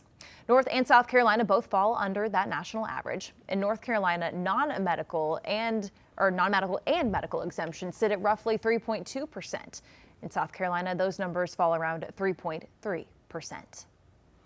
A 10-year-old border collie is back in the arms of his owners after the dog named Rio went on an unbelievable journey. Rio is from Oklahoma and ended up 1,000 miles away in Greensboro, North Carolina. Bob Buckley spoke with Guilford County Animal Services to find out how they helped Rio find his way home. In a video posted on social media, come on, let's go. An enthusiastic border collie takes a sharp turn to the wrong person before finding his right person. He was just so excited and saw the people and was just like, oh, who's waiting for me, you know? Everyone's here for him, so, and then he finally noticed her. So that was awesome when it finally clicked for him to say like, oh wait, you know, you're my owner, you're my person. This likely isn't the only wrong turn he took. Rio disappeared from his home in Oklahoma at the end of July. He is an escape artist, and he does get scared with thunderstorms and loud sounds and things like that. But he has never met a stranger that he doesn't like, so he is very friendly and very approachable. So we can see that he went missing 2 weeks ago and potentially was picked up by someone and they were traveling and then maybe escaped again. 2 weeks after he disappeared, someone brought him into Guilford County Animal Services where he was scanned for a microchip. He did have a microchip. It was registered to the rescue that he was adopted from a year ago, and it pulled up that the rescue was in Oklahoma, and luckily the rescue was able to get in touch with the adopter. Rio's mom, Melissa, booked the first flight she could. She dropped everything to come and get her baby. Leading to this precious reunion. But Rio's great adventure wasn't over yet. And they made the 16-hour drive back to Oklahoma. While we may never know how Rio managed to travel 1,000 miles in just 2 short weeks, we do know this. A tiny microchip is what helps him get back home again. Any animal that can be reunited with their owner is the outcome that we always want for every animal. And luckily he had a microchip, and that's why microchipping your pet is just so important. In Greensboro, Bob Buckley, Fox 8 News. Man, that is such a cool and crazy story. Like, I would love, had there been like an ongoing GPS map tracker just to see where all Rio went over all this time and how close he may have been to being rescued even before then. Yeah, pretty incredible. But yes, the moral of the story is get your pets microchipped. You just never know, and you want to be able to reunite with them. Yeah, that's exactly right, guys. And one thing about dogs today, you want to keep them in the AC as much as possible, and make sure you're checking the pavement before you're going outside. If you can't put your hand down on the pavement for at least 3 to 5 seconds today, It's not good to take your dog out. It can burn their paws. So be careful with your dogs out there today in the heat, along with yourself. Want to stay hydrated and take breaks when you can. We're already near 80 degrees in and around the Charlotte area. Got 79 in Charlotte, 81 in Concord, 81 in Gastonia. We're at 70 in Boone right now. So temperatures in the mountains will probably be right around 80 this afternoon. I've got low to mid 90s as you're getting farther south into the foothills and towards the Charlotte Metro. Upper 90s of potential as you're getting down towards Sherrall and Rockingham. But for the most part, we are going to be much cooler than what we were yesterday in the aspect of feels like temperatures. Now, our actual air temperature will only be a couple degrees cooler, but our feels like temperature yesterday in Charlotte reached around 105 degrees. I've only got a feels like temperature up to about 98 or 99 today in Charlotte. Feels like temperature towards Sherrall and Rockingham around 100 to 102. Now, they could see a spike up to around 105 when you're looking at feels like temperatures southeast of Charlotte, which is why we have the heat advisories for Stanley, Anson, Richmond, and Chesterfield County. That'll last until 8 o'clock today. We'll be storm free today. Now, I know Futurecast shows a few blips on there, but we've got a pretty dry high pressure overhead, so I'm not really expecting storms to bubble up today. I believe we stay dry not only today, but we'll also be dry tomorrow as well, which will be good news for our friends up in Catawba County, cleaning up some storm damage there this morning. Now, Futurecast will start to bring in storms, though, towards Thursday and Friday. So we've got a cold front arriving to close out the week. That is going to bring storm chances up. But the good news is it's going to bring temperatures down. That is what we're looking forward to as we get towards the end of the week. This cold front will finally bring the cool down we need. So you see the frontal boundary moving in Thursday. We'll still be pretty hot and humid on Thursday, probably one of the hotter days of the week as that front approaches. Isolated storms. And then Friday, now we're in the Friday evening, we've got scattered showers and storms over the region Friday afternoon, evening as that front slowly moves out. But again, that will help temperatures get back to the 80s by Saturday. Tropical outlook, no tropical systems for the next 7 days expected over in the Atlantic basin. Again, we've got a lot of wind shear out in the Atlantic right now. That's what all this red is over the central and eastern Atlantic. And all this brown, that's the Saharan dust and dry air. So both of those are helping suppress storm development, especially the wind shear with El Nino increasing. Lows tonight in the 60s and low 70s, highs tomorrow right where we are today. We'll be in the 80s in the mountains with those low to mid 90s here towards Charlotte. We're in the upper 90s by Thursday, and then as we get towards Friday and Saturday, we can start talking about temperatures in the upper 80s, low 90s, much cooler than where we've been, but storms do increase. You're watching Queen City News Now. It's the most honorable local news in Charlotte. We'll be right back right after this short break.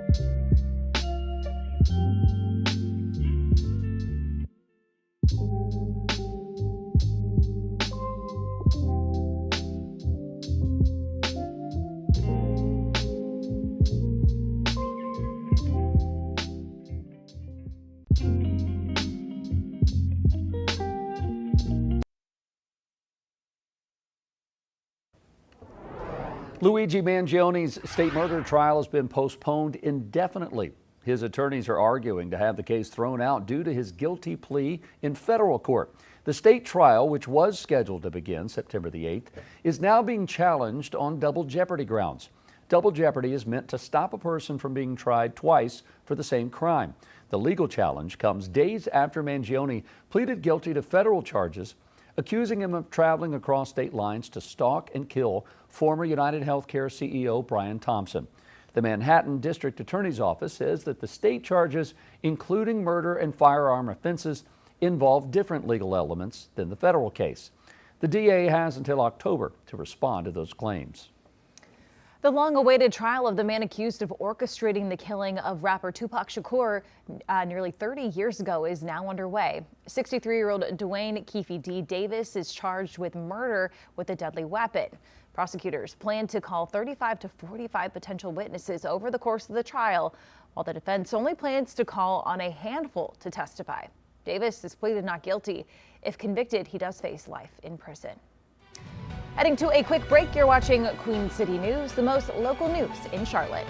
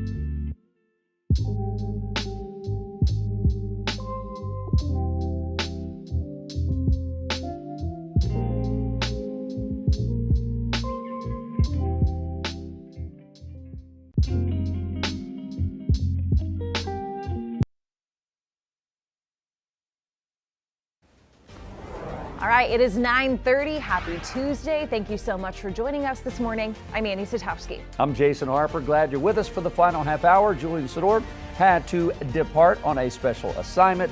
He'll be back in tomorrow. Ted Payton also off again with his family and a new baby welcoming into their family. We got Brandon Lawson trying to keep us cool, although not a whole lot you can do other than give us the warnings and know what we need to do to keep ourselves and our pets safe. Yeah, it's almost like a copy and paste forecast every single day, just heat, humidity, and the chance for storms. But luckily, we kind of get rid of a few things on our essay here when you're talking about the copy and pasting. We don't have to worry about record heat today, and we also don't have to worry about storms today either. Man, this is a beautiful live look right now from our exclusive Arlington camera, showing those beautiful Carolina blue skies filling into uptown this morning. Now, with this beautiful Carolina skies today, does come roasting in the sun today. So if you're going to be out at the pool, just make sure you're being careful. The pools lows mostly open up around 10, so mid-80s then. Middle of the day, we're talking about low to mid-90s. Now, we'll say a lot of pools, we're getting ready to wrap up for the season here as we get closer to Labor Day weekend. So as a heads up, running out of pool days, Charlotte-Mecklenburg school kids that are still out, it's still a good opportunity to take advantage of the pool, and that's a good way to cool off today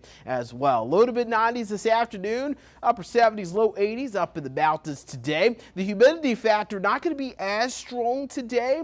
Again, 97 degrees, your feels like temperature for Charlotte. Probably a couple degrees warmer than that, but we had near 105 degree feels like temperature yesterday in the Queen City. Sherrall, 104 to 105 degree feels like temperature. That's where we still have heat advisories in effect for today. Stanley, Anson, Richmond, and Chesterfield County, where feels like temperatures could be around 105 degrees. Farther west, we're not out of those. Now, it is still very humid today, but it is slightly less humid than yesterday. Maybe 1 or 2 degrees off the dew point, but either way, it's still going to be a pretty muggy day today as you're outdoors. I've got those low to mid 80s already popping up on the map, but 81 in Gastonia, 82 in Monroe, 84 in Sherrall, low 70s in the mountains. Coming up in just a bit, there is a nice cool down in sight coming for the weekend. It does come at the expense of more storms, though. We'll time it out for you coming up in just a bit, guys.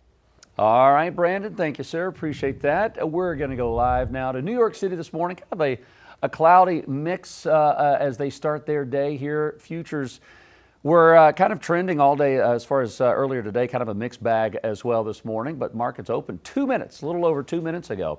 And so we're seeing the Dow is down a little bit this morning, about 112, 115 as we go throughout the day.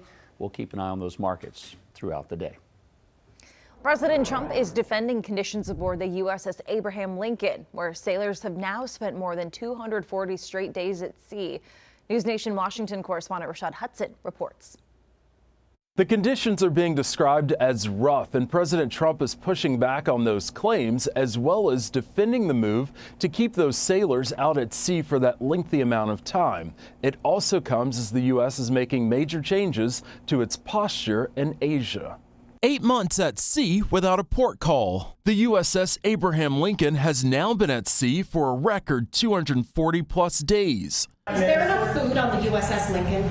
Yeah, it is. Families and sailors have raised concerns about mental health, supplies, and the strain of the extended deployment. But President Trump is dismissing reports of the conditions and the length of time. Deployment's gone on too long. No.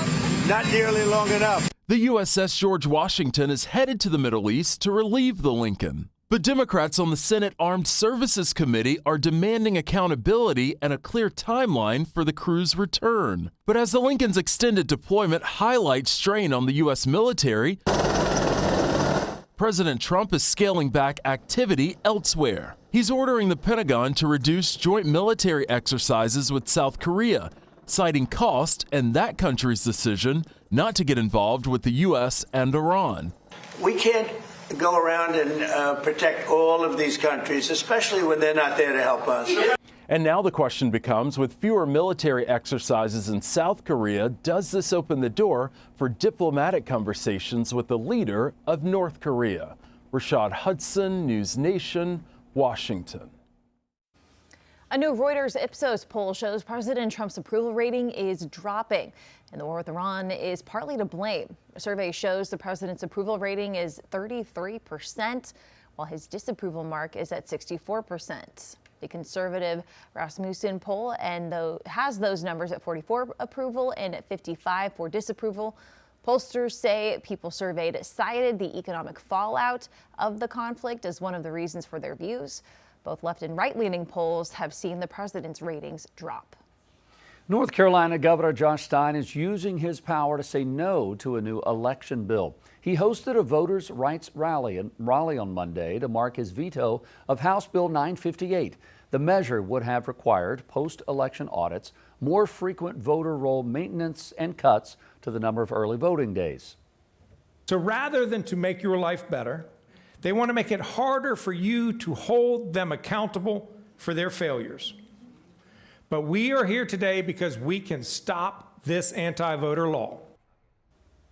Republicans who passed the measure are not in a hurry to override Stein's veto, saying that they will address it after the November election. In South Carolina, Governor Henry McMaster vetoed 14 items in a new state budget while signing off on most of the spending plan. One of the biggest vetoes removes a provision that would have delayed payments linked to a $150 million Scout Motor site cost overrun in Blythewood. The governor says the state must pay contractors for work that's already completed and can't risk damaging its business reputation. The governor says the final budget still includes 92% of his priorities, including tax cuts, teacher pay raises, and a college tuition freeze. McBee's police chief has now lost his law enforcement certification 3 weeks after surrendering to SLED agents on misconduct charges. It's the latest development in the ongoing Officer Down Queen City News investigation. Chief Timmy Knight turned himself in on accusations of taking part in and encouraging an illegal ticket quota in his police force. SLED charged Knight with felony criminal conspiracy and misconduct after our Officer Down investigative series that uncovered text messages that led to the charges against Knight, McBee's mayor, and 2 other McBee officers. As a result, the state's law enforcement licensing board pulled Knight's certification Monday. This is a certification suspension request for Timothy Knight of the McBee Police Department. South Carolina Criminal Justice Academy received information that Timothy Knight of the McBee Police Department arrested by SLED in charges of conspiracy, criminal conspiracy, and misconduct in office. We request that his certification be suspended pending the outcome of these charges. I make a motion we suspend the certification. Roll call vote. The council voted unanimously to suspend Knight's certification until his criminal prosecution is over. If convicted, Knight faces a lifetime ban from law enforcement. He does not have a court date set yet and remains free on bond. Knight cannot work in law enforcement unless his certification is reinstated. More controversy this morning surrounding flock cameras in North Carolina. Now, we told you about the arrests of officers in Mooresville and Charlotte on allegations of flock misuse. Now, a deputy in Harnett County is also under investigation. Court documents show that a deputy there might have used flock cameras inappropriately to stalk a woman. An attorney representing Kimberly Parrish says her estranged husband is dating a sheriff's deputy in Harnett County. She claims that deputy used the flock system to track her. The attorney filed a letter with the sheriff's office demanding they preserve log-in evidence for the system so that they can investigate whether any searches were made on his client. We get flooded by flock caught this person, flock caught this person, flock caught this person, and the person sitting in their house would be, oh, well, I don't commit crimes. I'm good. I don't have to worry about flock. But that's not what the problem is. Our sister station in Raleigh reached out to the sheriff's office for comment, but have not heard back. Wake County leaders are weighing testimony on the proposed merger of Charlotte-based Atrium Health and WakeMed. They held a public hearing Monday on that plan. WakeMed officials say the partnership is needed to meet growing challenges in the healthcare industry. They argue it'll increase accessibility and affordability, but most speakers at that hearing said the merger would actually make healthcare more expensive. When I'm talking to patients that a $10 to $20 medication is unaffordable, they can't make it to the clinic because of gas costs, I'm afraid what that might mean for people's preventative care, for accessing really life-saving care. Wake County commissioners would have to approve amendments to both a transfer agreement and articles of incorporation in order for that deal to move forward. Rescue groups say that an extreme case of animal hoarding is reaching a point now of dire urgency. It all stems from the recovery of more than 150 pigs up in Morganton earlier this year. Queen City News reporter David Schumann shows us what is still needed to help the seized animals.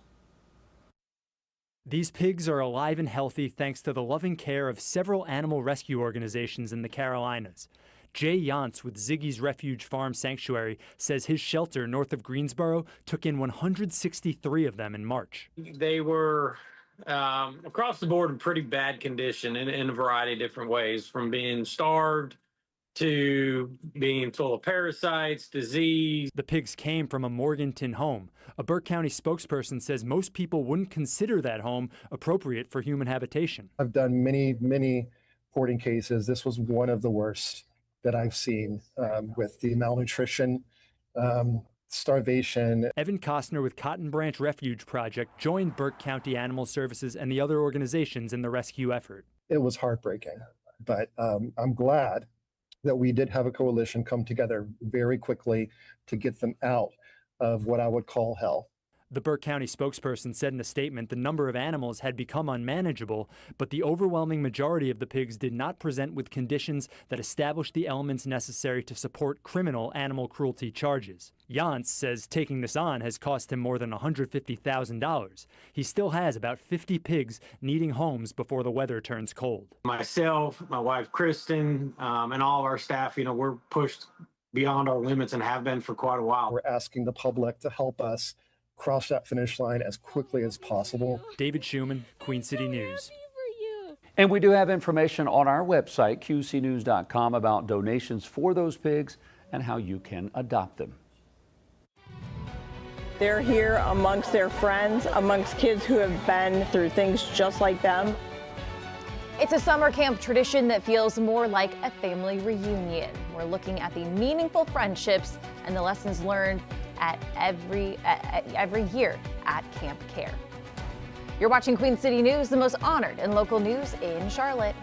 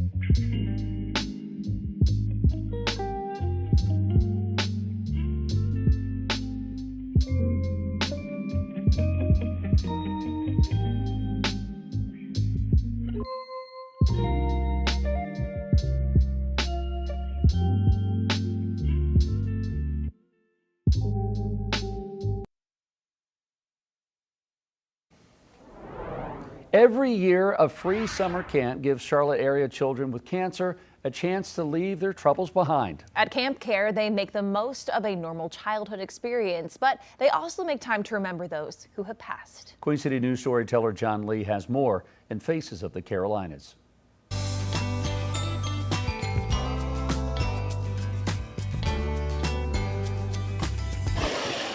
Once you've been here, some say Camp Care stays with you.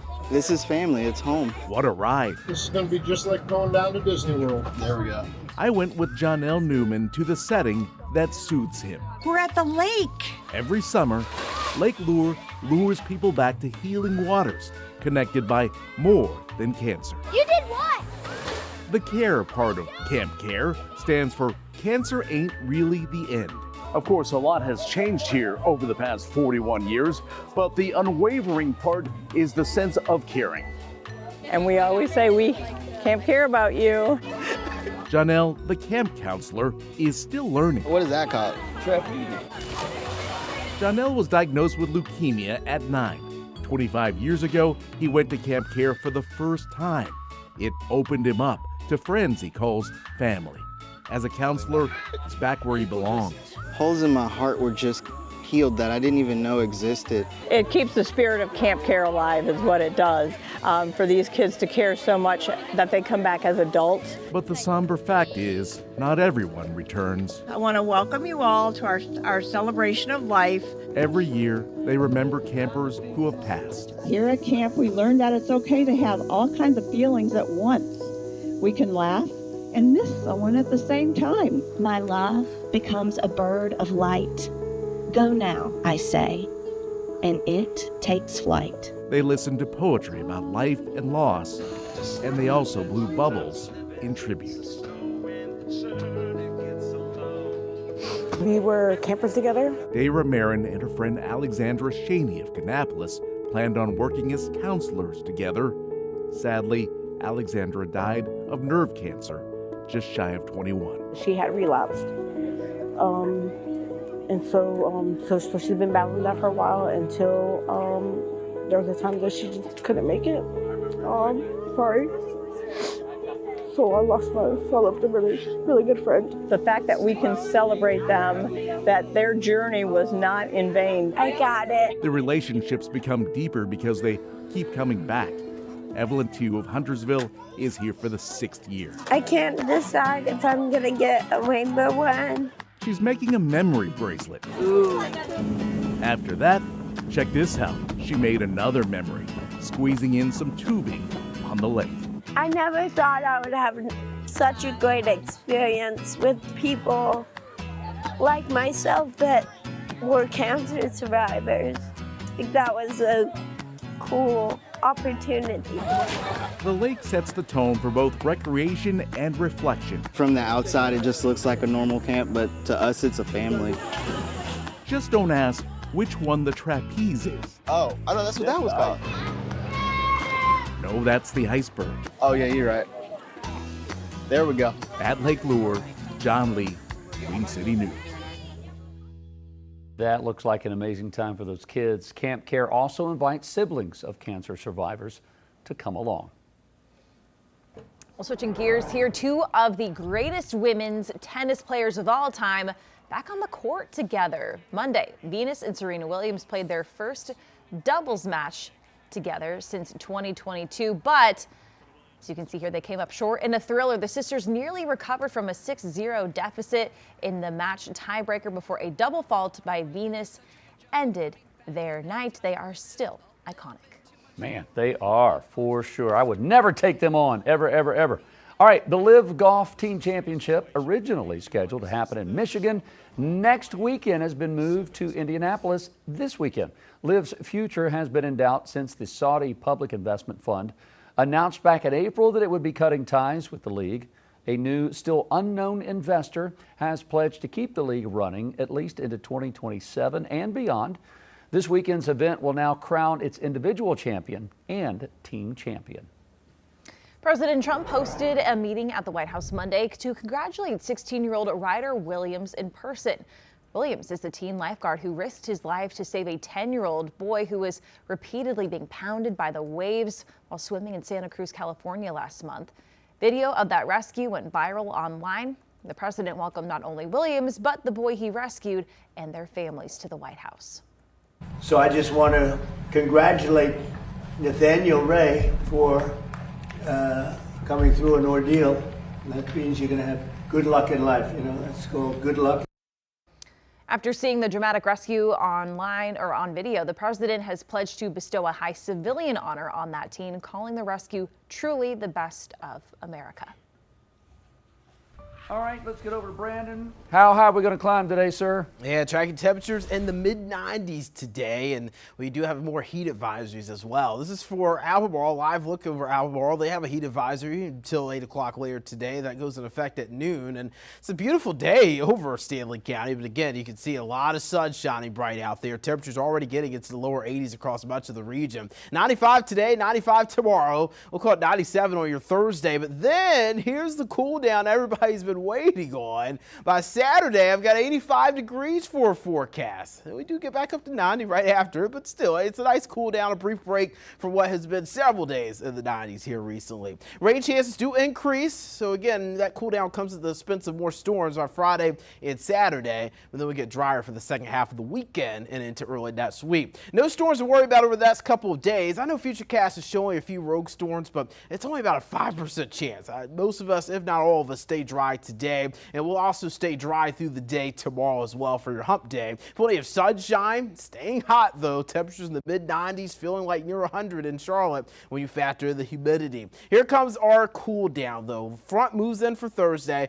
We're not necessarily going to cool down on Thursday though. Upper 90s Thursday afternoon as this front races in. An isolated storm can't be ruled out Thursday afternoon, evening. Better chance for storms though are going to come on Friday and also into Saturday as this front kind of hangs around, looking at more of those scattered storm chances by the end of the work week and into the weekend. I've got 70s in the mountains, so it shows you that live look from Albemarle, 82 degrees right now in Albemarle, 81 in Charlotte, 84 in Sherrall. So temperatures warming up quickly today, not even 10 o'clock, and we're already in the low 80s. We'll be in the low to mid 90s this afternoon, again feeling like near 100 in Charlotte. You've got 80 in the mountains today, upper 70s for the highest elevations. Again, your feels like temperatures are going to be a little bit lower today, feeling like 98 to 99 in Charlotte today, feeling like 102 in Sherrall. But again, Chesterfield County, Anson, Richmond, Stanley County under those heat advisories because feels like temperatures might get a little bit higher there than other spots. Ragweed, pollen really starting to pick up. We're in the medium range though. We'll see more of the higher range later in August. Lows tonight, the 60s and low 70s. Highs tomorrow back in those mid 90s for Charlotte, low to mid 80s for the mountains. So we do get less heat for the weekend. That's the big thing to look forward to. 85 on Saturday, 91 on Friday. But again, that cool down does come at the expense of more storms. You're watching Queen City News Now. It's the most local news in Charlotte. We'll be right back after this.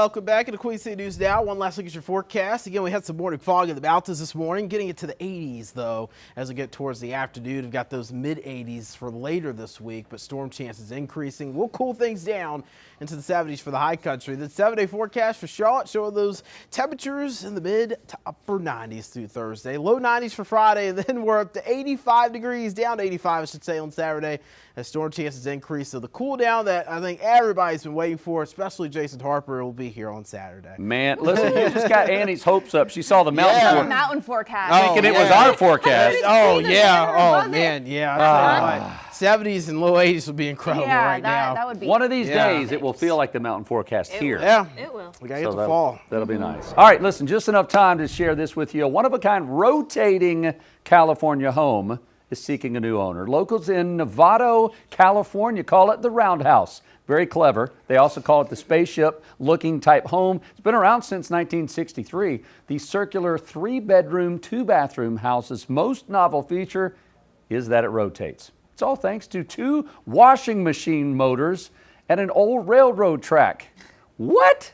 It sends its 320 degrees in 25 minutes is how long it takes to spin around. The 2-acre property listed for $3.3 million. I mean, it's just slightly out of my budget by millions. But like, what happens if, like, let's say it gets stuck and doesn't work? Yeah. What kind of repair person do you call and say, listen, I got a train track and 2 washing machine motors. Can you come out here and...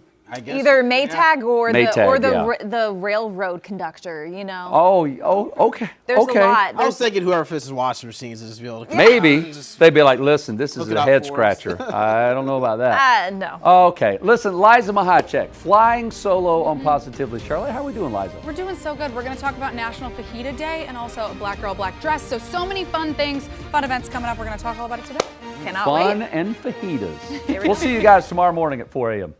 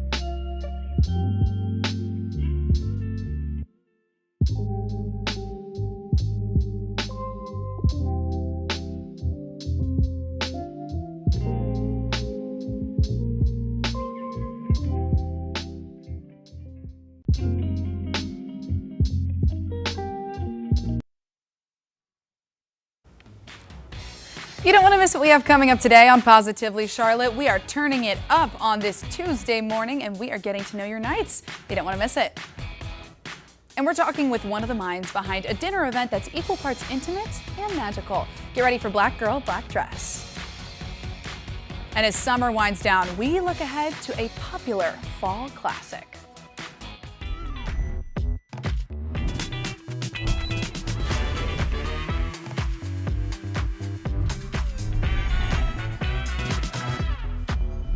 A happy Tuesday to you and welcome to Positively Charlotte. I'm Liza Mahacek. Thank you so much for joining us today. And it's not just any Tuesday, it's a brand new day. And we've got some things to celebrate on your Tuesday. So why don't we start off with where our hearts truly lie? So eating. Of course, you know, if there's one thing that we're going to do on this show, it's eat. And today it's Taco Tuesday, as it is every Tuesday, but today's special because it's National Fajitas Day. So go ahead and get on out there for lunch or dinner, get a steaming skillet full of the good stuff. Several restaurants around Charlotte are even offering specials. Frida's Mexican Cantina is celebrating all day long, so make sure to stop by one of your favorite local spots. Also, people always say that when you get fajitas, it's like an attention-seeking thing. I always got fajitas because I thought that they were really good. But you know when they come out and then it's sizzling on the platter and everyone looks at you because it's so incredibly loud? I mean, it is kind of fun though. So it's also National Pinot Noir Day. That may not be the best way to pair with your fajitas, but wine lovers everywhere can have an extra tasty glass of red today, knowing that it's a holiday and a reason to celebrate. And we are all about our positivity here on our show, so what better way to celebrate than Never Give Up Day, a testament to the incredible strength of the human spirit. So get out there and give it your all. And finally, it wouldn't be a day worth celebrating if we didn't have some culture. It's also National Bad Poetry Day. So for your consideration, our producer has prepared a little something for today.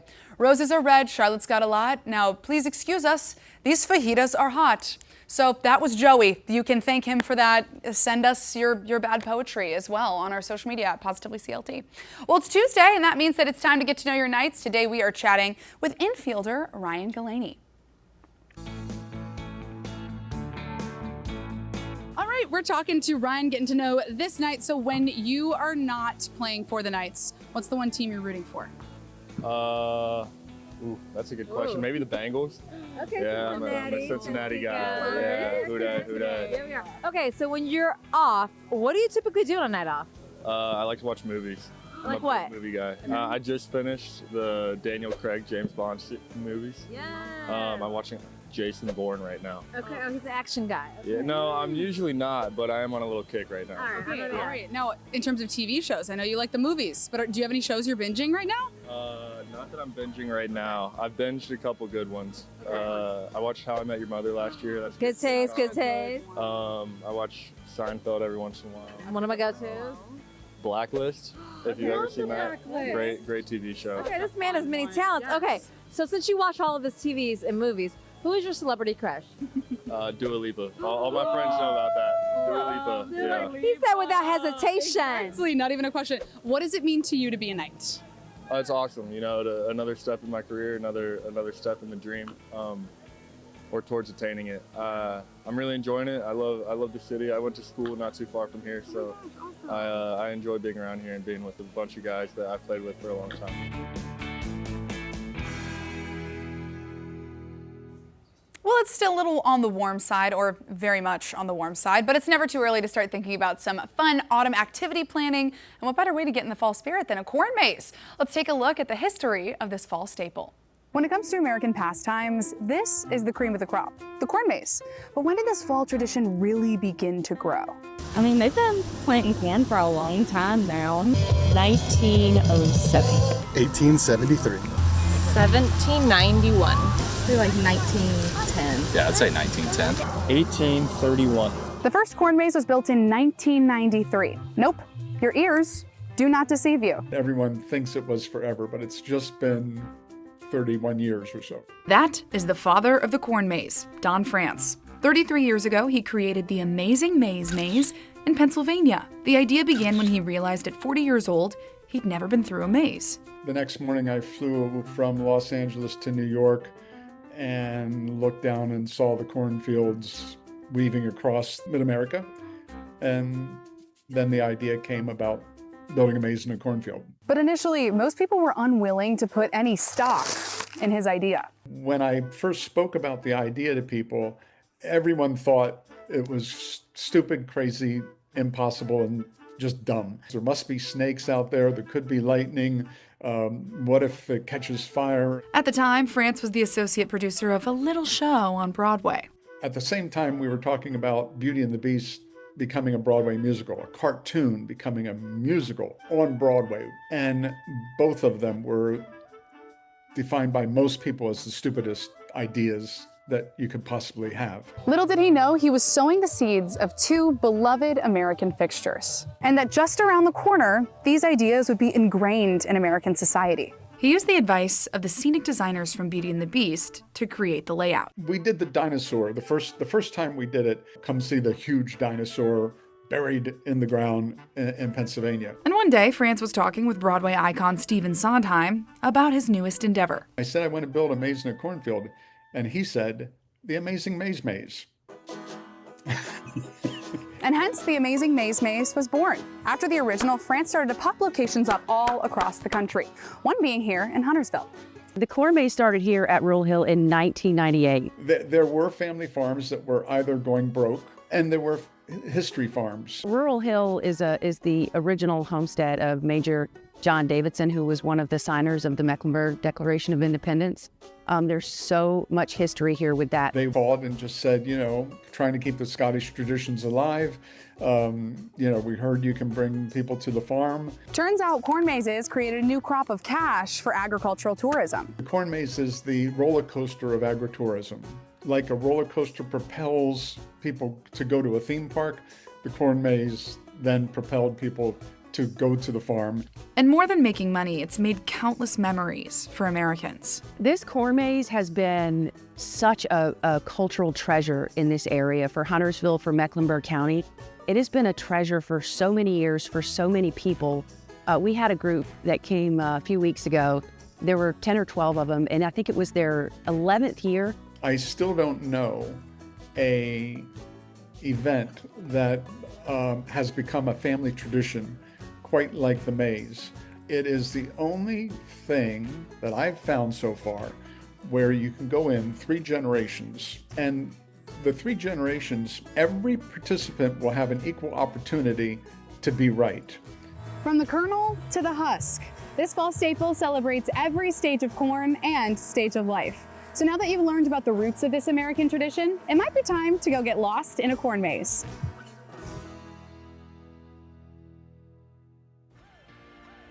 Well, it's hard out there for everyone right now, and up ahead, a more gentle way to start building that rainy day fund. And the dinner party of the season, we learn all about Black Girl, Black Dress on the other side of this break. You're taking a live look at West Charlotte. Traffic seems to be kind of tough down there. We will be right back.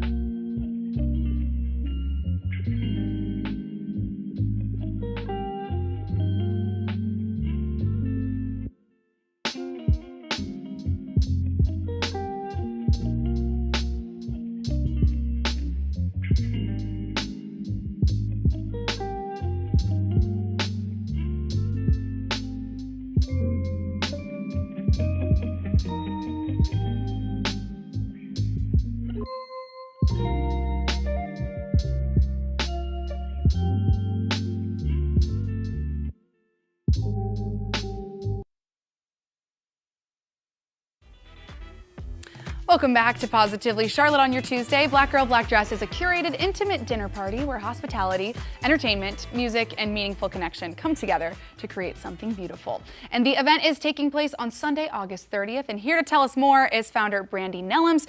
It's so great to have you in today. Thank you so much for coming in. Thank you for having me. Of course. So tell us a little bit about this dinner event and how it really got started. Yeah, so the Black Girl Black Dress dinner party started in 2023 here in Charlotte, North Carolina, really as a way for Black women to come together as we were facing this isolation epidemic. Everyone was lonely. We were in our post-COVID era, and it was an opportunity for us to don black dresses, the very kind of simple but also complex, different variations of black dresses, come together, celebrate, share a meal together, and share space. And who doesn't love a little black dress? You know, I we love always a need little the black dress. LBD, you know, all those good things. So, of course, you know, there are no keynote speakers, no VIP tickets for this. Why did you guys want to do that?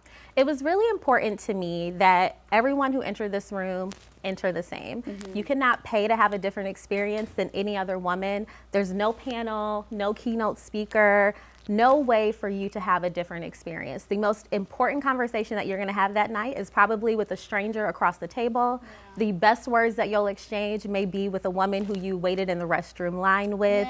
It's really about mutual connections, mutual understandings, leaving with new friends, and having a shared meal, shared conversations in this space with women who are your equals, who are your peers. So it's not about speaking down from a stage, it's about mutual connections. So why do you think that having connection like this, especially during this time, is so important right now? So we just had the 2025 World Happiness Report released, which showed that we are more lonely and isolated than ever. More Americans are eating all of their meals alone than ever before. And that has a direct connection to our overall well-being and our overall happiness. And so we're in a space where we really need to be sharing meals and eating together.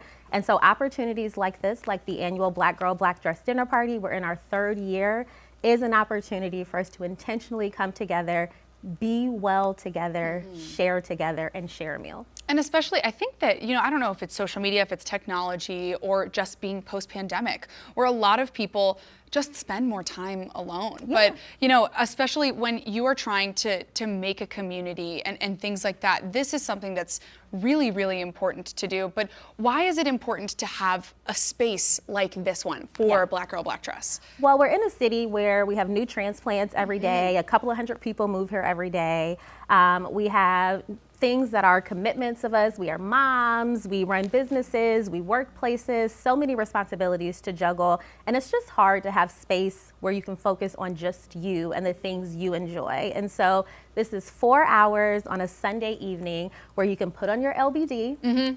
Get that LBD on, girl. Get your hair all done, have a cocktail or mocktail, enjoy a 3-course menu, entertainment, and only focus on you. Shop a little, eat a little, converse a lot, make some new friends, and just focus on you. And we really need the intentional space to just commune, converse, and celebrate. Yeah, intentional relationships, intentional friendships. Yes. You mentioned live entertainment. Yes. What else can we expect with that? So on this evening, we have the Harvey Cummings II, who is serving as our entertainment director. So he's Charlotte's own favorite musician. He's opening up with a saxophone, music playlist. He is also going to lead a 3-piece ensemble that evening, and he's going to close out with a DJ set. We also have a spoken word performance. This is my first time sharing that publicly. Breaking the news here.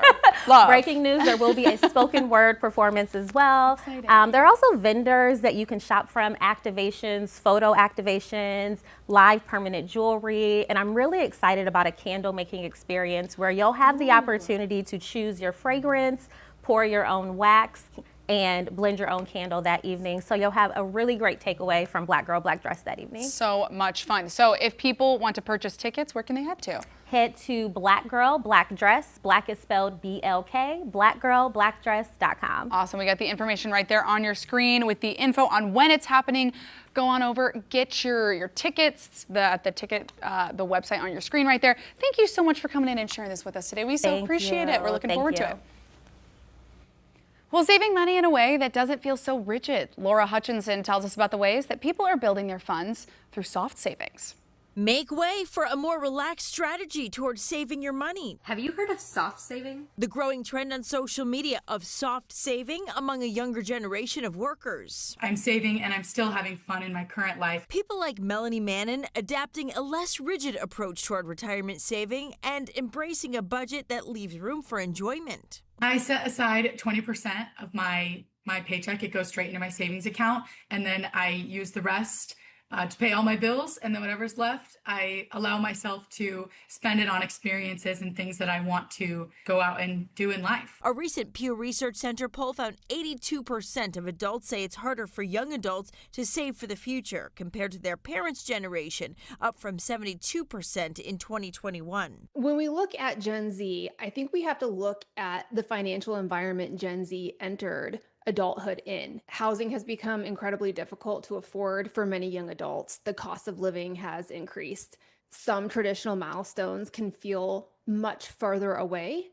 So it's understandable that younger people are questioning this idea that they should sacrifice everything today for a future that may feel very uncertain. Accredited financial counselor Cumino Love says there are ways to let your money grow on its own, like high-yield savings accounts or 401k employer matches. Maybe it's saving every $1 bill that you come across. Maybe it's saving every quarter that you come across. Maybe you have a $5 Friday where you save $5 every Friday. Little things like that encourages us to save while having a little bit of fun as well. Now, the important thing is as you establish these savings accounts, even if it's a relaxed contribution, it's important you leave it there so that you can access it in a pinch. Helping you stretch your dollar, I'm Laura Hutchinson, News 8. On the other side of this break, we take a look at how you're never too old to have fun. Stay with us. Taking a live look at Uptown, you're watching Positively Charlotte on your Tuesday. Stay right there.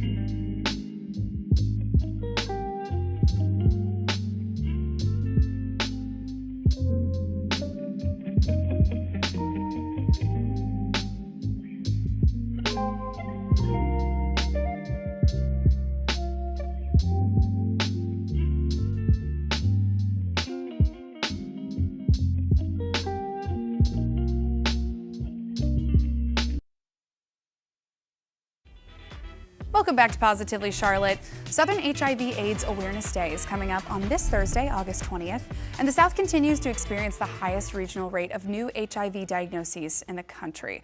And here to speak with us now is award-winning actor, director, and producer Anthony L. Williams. Anthony, it's so great to have you join us. Thank you so much for being here today.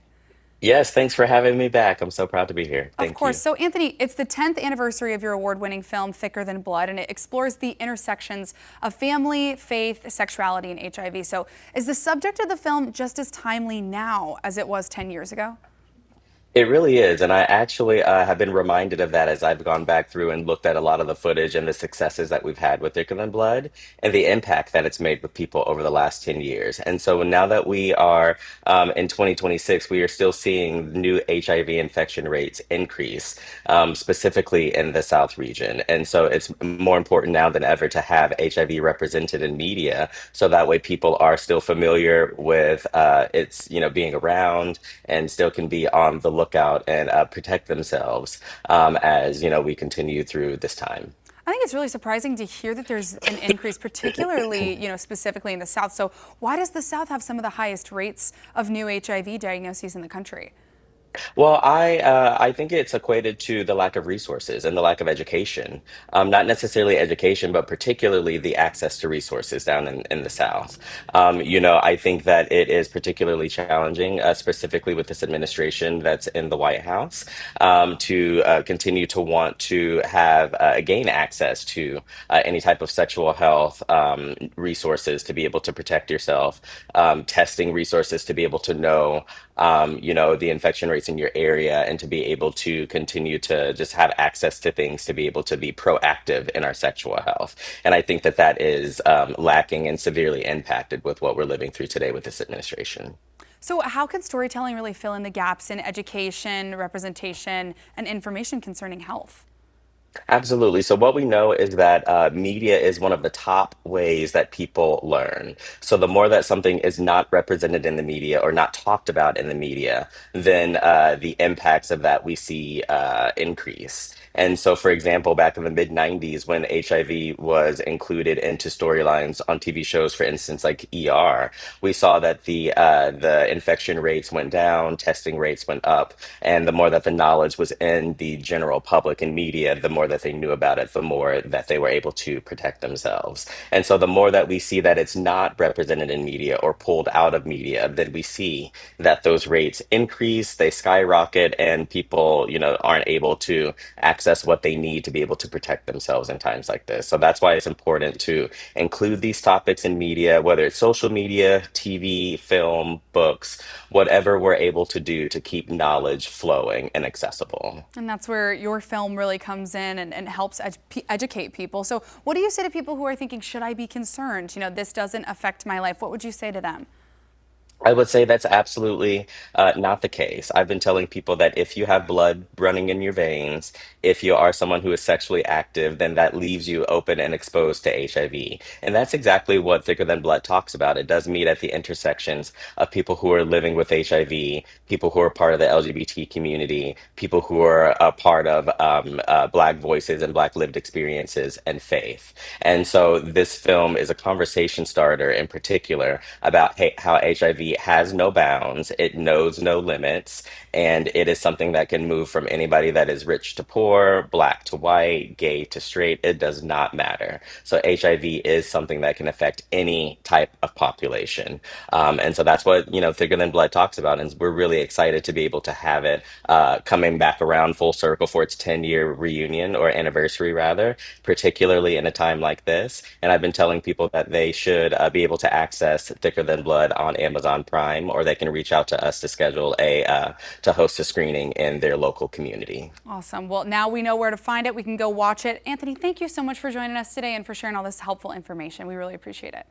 Yes, thank you guys, and we really appreciate the support. Of course. Well, bed bugs have been called the vampires of the insect world, hiding during the day and coming out at night to feast on human blood. So they are about the size of an apple seed, and they hide in narrow crevices in furniture and can be found in clothes, linen, and mattresses. So though pest control experts say that the best thing that you can do is just never get them in the first place, they also have some recommendations for what to do if you spot bed bugs in your items while traveling. They say to isolate your belongings as to not have them become further infested or create an infestation when you return home. So also they say to take all those clothing items out and throw them in the dryer on high heat for 20 to 30 minutes. The heat will kill the pests, and pest control experts also advise to check for bed bugs before unpacking while traveling. You can also do so by lifting and looking in all hiding spots like mattresses, sheets, furniture, and pictures. And you can also elevate your luggage and other items. So put it on one of those little fold-out things that you'll find in your hotel as well. That is, you know what? I never want bed bugs ever in my life. That's really frightening to me, and seeing them on the screen right now is making me really itchy. I don't love it. All right, well, at 102 years old, Clara White is taking to the skies for her 15th skydive, proving that age has no limit to adventure. Lenice Suida tells us the story of having fun no matter what your age is. For most people, stepping out of an airplane thousands of feet in the air would be terrifying. But Clara White isn't most people. She sees the sky as a place for adventure, a thrill, and a chance to feel alive. What was your reaction when you first jumped out of the plane? I just loved it. I had no fear at all, no fear of even going or anything, nothing. I just wanted to go. That first jump sparked a passion her family has watched grow over the years. Her daughter says those first few jumps were something to marvel at. After a while, though, watching Clara take to the skies just became natural. The first time, it was pretty exciting. The second time, it was pretty exciting. The 10th time, it was like starting to become old shoe. And now this is her 15th time, and it's just like, oh, it's just mom's skydiving again. 15 jumps in, the excitement is still there, and so is the fearlessness. I just like the thrill of going out. That fearless attitude extends well beyond skydiving, her daughter Norma says. And through it all, Clara has been surrounded by family and friends who cheer her on and celebrate each new adventure. They say watching her take on each challenge is just another reason to be proud of the woman she is. Clara has a way of approaching life that makes people notice. Oh, they think she's like a legend. They love her. Our whole community loves her. The church loves her. Everybody, they like part the waters for her when she enters a room. So they're all in awe. The skydiving may be what puts Clara in the spotlight, but it's her spirit that keeps people talking. She's not waiting for life to happen. She's taking the leap. Well, when we return, the tale of a dog who got lost only to be found hundreds of miles away. The heartwarming story is after the break. You're looking live over Independence Boulevard. Not too much traffic down there. It seems pretty free and clear. We'll be right back in just a few minutes.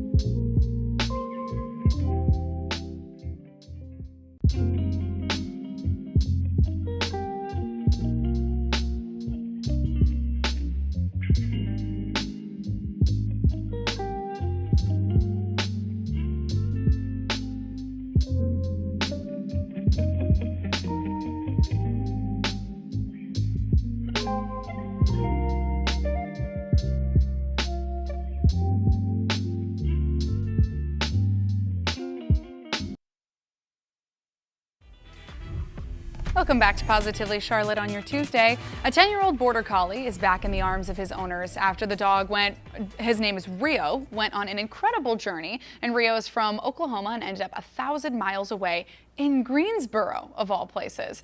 Bob Buckley spoke with the Guilford County Animal Services to find out and how they helped Rio find his way home. In a video posted on social media, Come on, let's go. an enthusiastic border collie takes a sharp turn to the wrong person before finding his right person. He was just so excited and saw the people and was just like, oh, who's waiting for me, you know? Everyone's here for him. So, and then he finally noticed her. So that was awesome when it finally clicked for him to say like, oh wait, you know, you're my owner, you're my person. This likely isn't the only wrong turn he took. Rio disappeared from his home in Oklahoma at the end of July. He is an escape artist, and he does get scared with thunderstorms and loud sounds and things like that. But he has never met a stranger that he doesn't like, so he is very friendly and very approachable. So we can see that he went missing 2 weeks ago and potentially was picked up by someone and they were traveling and then maybe escaped again. 2 weeks after he disappeared, someone brought him into Guilford County Animal Services where he was scanned for a microchip. He did have a microchip. It was registered to the rescue that he was adopted from a year ago, and it pulled up that the rescue was in Oklahoma, and luckily the rescue was able to get in touch with the adopter. Rio's mom, Melissa, booked the first flight she could. She dropped everything to come and get her baby. Leading to this precious reunion. But Rio's great adventure wasn't over yet. And they made the 15-16-hour drive back to Oklahoma. While we may never know how Rio managed to travel 1,000 miles in just 2 short weeks, we do know this. A tiny microchip is what helps him get back home again. Any animal that can be reunited with their owner is the outcome that we always want for every animal. And luckily he had a microchip, and that's why microchipping your pet is just so important. I'm not just Peter Parker. I'm Spider-Man. You're the only one who can sense it. Hey, can we do this one at a time, please? Spidey is slinging his web to a major box office milestone. Spider-Man Brand New Day has surpassed $2 billion at the global box office after 3 weekends in theaters. The latest Spider-Man film has earned $786 million in North America and more than $1 billion internationally. It joins 7 other movies that have surpassed $2 billion worldwide, including Avatar, Titanic, and Avengers Infinity War. It also is the 3rd movie released this decade to reach that milestone. Tom Holland is probably a very happy man right now. I am sure Zendaya is as well. You know, they're dual income, no kids right now. So I know that they've just got a ton of money in their bank accounts at the moment. But I mean, this is amazing also. The fact that I really wonder what made it so, so successful in the sense that so many people wanted to come and watch this. I wonder if it's the cast. I wonder if it's the storyline or just the excitement around it, because I feel like, a crowd attracts a crowd. So when you hear people are going, then you want to go too. Well, Spider-Man, of course, dominated the box office this weekend, as we were saying, but The Odyssey is slipping out of 2nd place.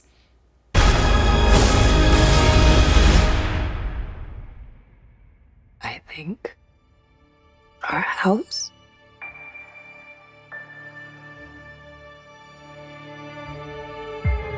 our neighborhood, our whole street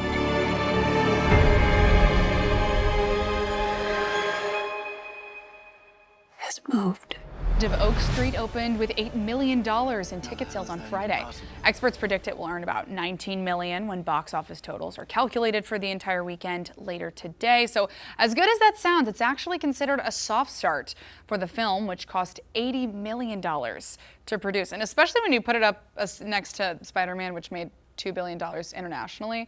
It does sound like it's a small amount, but I think that especially with Anne Hathaway attached to this project, you're going to get some people going into theaters for it. Well, Hollywood is mourning the loss of actress Hayden Panettiere. So the 36-year-old star was found unresponsive in an apartment in Greenville, South Carolina. KTLA's Melvin Robert takes a look back at her career. She began her career as a child actor in commercials and on soaps before getting her breakout role at the age of 10 in the 2000 film Remember the Titans, opposite Denzel Washington and Will Patton.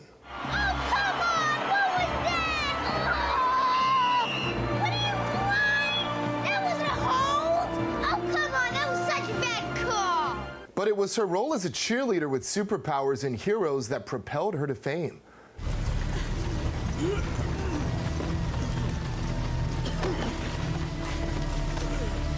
Take it easy. I'm okay. You're all right. I'm fine. There's no burns. She found continued success on the small screen opposite Connie Britton in the hit show Nashville. But one thing I know is he ain't gonna change. He ain't gonna change. But she showcased her versatile talents on the big screen as well, appearing in 3 of the Scream movies. Name the remake of the groundbreaking horror movie in which the villain... Halloween, Texas Chainsaw, Dawn of the Dead, The Hills Have Eyes, Amityville Horror, Last House on the Left, Friday the 13th, A Nightmare on Elm Street, My Bloody Valentine, When a Stranger Calls, Prom Night, Black Christmas, House of Wax, The Fog, Piranha. It's one of those, right? Right? And in 2005, she starred opposite the late Michelle Trachtenberg in the Disney film Ice Princess. It's just another classic psych out. It's the old, you've already lost, so why bother trying? Come on. Don't get offended. Just one little question. What? Haven't you ever heard of eyeliner? She appeared on our show many times to talk with our late friend and colleague Sam Rubin. And in 2009, she talked a little bit about her early life. I mean, I would have to go away and go to work and then come back and try to fit into the clique again and the gossip and everything that you've missed, and you're not there to create that bond the same way. Right. But I definitely made up for it in high school. I had a great high school experience. All right. And it's going well ever since. Hayden's death was announced by her father in a statement that reads, "It is with profound sadness that we share the tragic passing of our beloved Hayden. She was an incredible light and a force of nature who brought immeasurable love and joy to all who knew her and to the millions who watched her on screen. We ask for privacy as our family takes time to process this unimaginable loss." In her memoir, This Is Me, A Reckoning, released in May of this year, Hayden was very open about her struggles with depression and addiction and how fame at a young age affected her. She's survived by her daughter, Kaya, whom she welcomed in 2014. An investigation into her death is ongoing. Again, Friday would have been Hayden's 37th birthday. What a tragic loss there. In Hollywood, with your entertainment report, I'm Melvin Robert.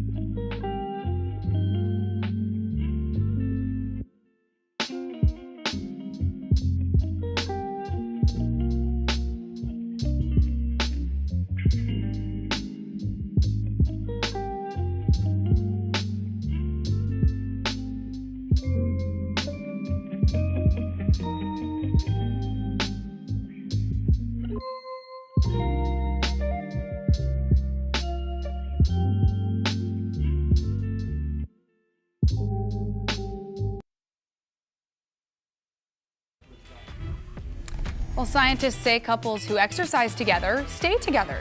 Researchers say that couples who worked out together were actually happier and had better communication, stronger conflict resolution, and less marital stress. And that's all compared to those who worked out alone. Researchers from Brigham Young University say that walking stood out as the strongest activity with positive impacts on communication.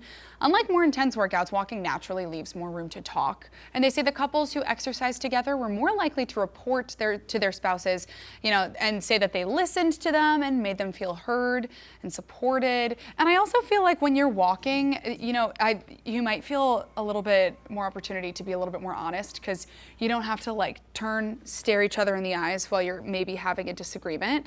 You then can just keep on walking and figure out the resolution. So this is a good thing to know.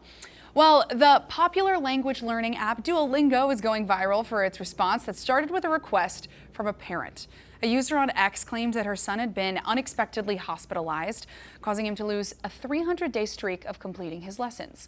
The woman asked if Duolingo could restore the streak, and the language app agreed to and threw in some extra things. But then someone else asked if they could get their 4-day streak back after losing it because of a hangover, and Duolingo just responded with, "Get off my page." So well done, Duolingo. This is so funny. And also it's hilarious to me. Look at this. This is so cute. But there are so many people, I think, who take their streaks very seriously, but especially if you're 300 days down and then you lose your 300th because you were in the hospital. I think that's a very valid reason. But the hangover, not quite as valid. All right, well, neat new tech accessories, including a phone case that changes on demand and a pouch designed to help rescue a wet phone. Rich DeMuro explains in today's Rich on Tech. I love finding interesting new tech gadgets, especially accessories that make the stuff you already own that much more useful. Here are a few that recently caught my attention. A phone case that changes its look on demand? The Extreme Inno case has an e-ink screen built into the back. Using the app, you can put a photo or design on the case, and once it's there, it doesn't need a battery or charging to keep displaying it. Changing the image is quick and easy. Just choose a photo, crop it, and send it wirelessly to the case. It uses NFC to work its magic, so there are no cables or charging required. It's just over $70 for the iPhone 17 version. Next up, a way to rescue your wet phone. You've probably heard the old advice to put it in rice, but this is a much more purpose-built solution. The UAG Dry Out pouch uses special materials designed to pull moisture away from electronics, trap it, then release it when you let the pouch dry out again, like in the sun. Keep in mind, today's phones are built to withstand some splashes, and this may not save a phone that's been severely affected by water damage. But it can help remove lingering moisture after a spill, rain, or humidity. It's handy to have around, especially since you can reuse it. $35. And finally, if all the stuff in your pocket doesn't have a home, the 12 South Valet will give it one. It's a leather tray with a Qi 2 wireless charger built in. Drop your phone on top to charge, then toss your keys, wallet, and whatever else into the tray. The wireless charger can handle your phone or earbuds. There's a USB-C port underneath to plug in a second device, like a watch. At $130, you're paying for the luxe design, but at least you'll always know where your stuff is. I don't lose my wallet as much, but definitely my chapstick, probably because it rolls around. All right, if you want links to all of these gadgets, you can go to my website, richontech.tv. I'm Rich DeMuro, that's Rich on Tech. All right, I know we talked about Saratoga yesterday, but you need to see this too. They have short legs, but they still have a lot of speed. Lithuania hosted the 5th annual International Corgi Race this weekend. More than 150 corgis from 9 countries competed on everything from sprints and agility to loudest voice and smartest nose. A corgi from the U.S. named Gigi won the main competition for fastest corgi. That's our girl, go Gigi. And it's kind of crazy that there were 2 major corgi races in the same week, but hey, we're not complaining. The more that we can see corgis, the better off that we are. They're just so cute. Look at that stride. The way that they somehow end up with both feet in the air. It's like they're jumping instead of running. So cute. There's Gigi. Look at Gigi go. All right, well, now on to a top dog contest of another kind. The world's ugliest dog of 2026 has been crowned. Meet Ginny Lou. With her floppy tongue and bulging eyes, the 6-year-old pug took the prize home for the ugliest dog in the world. The annual contest takes place during the Sonoma County Fair in Santa Rosa, and Ginny Lou was rescued from the mountains in South Korea before being adopted and brought to California. The pug was the runner-up last year, and this year was actually her 4th attempt at taking home the $5,000 prize. I love that Mug is also on board with this. That is so funny. The yearly contest promotes dog adoptions and celebrates, quote, the imperfections that make all dogs special and unique. This is so cute. And you know what? Here's the thing is that I think that if they knew, I wonder how they would feel about knowing that they won the ugliest dog competition.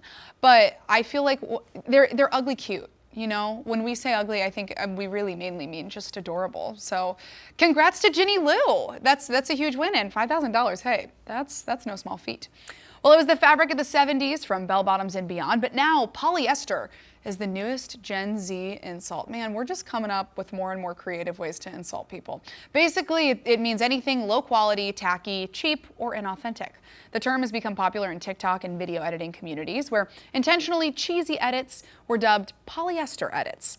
It stems from the negative perception of polyester fabrics compared to those of higher quality or natural materials. And a media psychologist says that it's all because of Gen Z's obsession with authenticity and insecurity over being cringy or trying too hard. So, you know, I think this is very interesting. I wonder if this will become, you know, some kind of day-to-day language. But I think especially if we're only talking about edits and things here, I wonder how that's going to branch out into day-to-day life. But, you know, Gen Z stays creative, I will say that. We might be in the 10 a.m. hour, but it's 5 o'clock somewhere. We paid a visit to Gilda Brewing to hear about an event that's bringing the people of Charlotte together.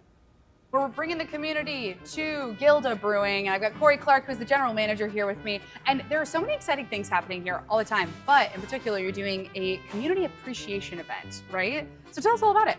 Well, this next Saturday, August 22nd, me and my team decided to invite the community to come out and have fun. We have a bounce house, we have archery, we have a DJ Mischief.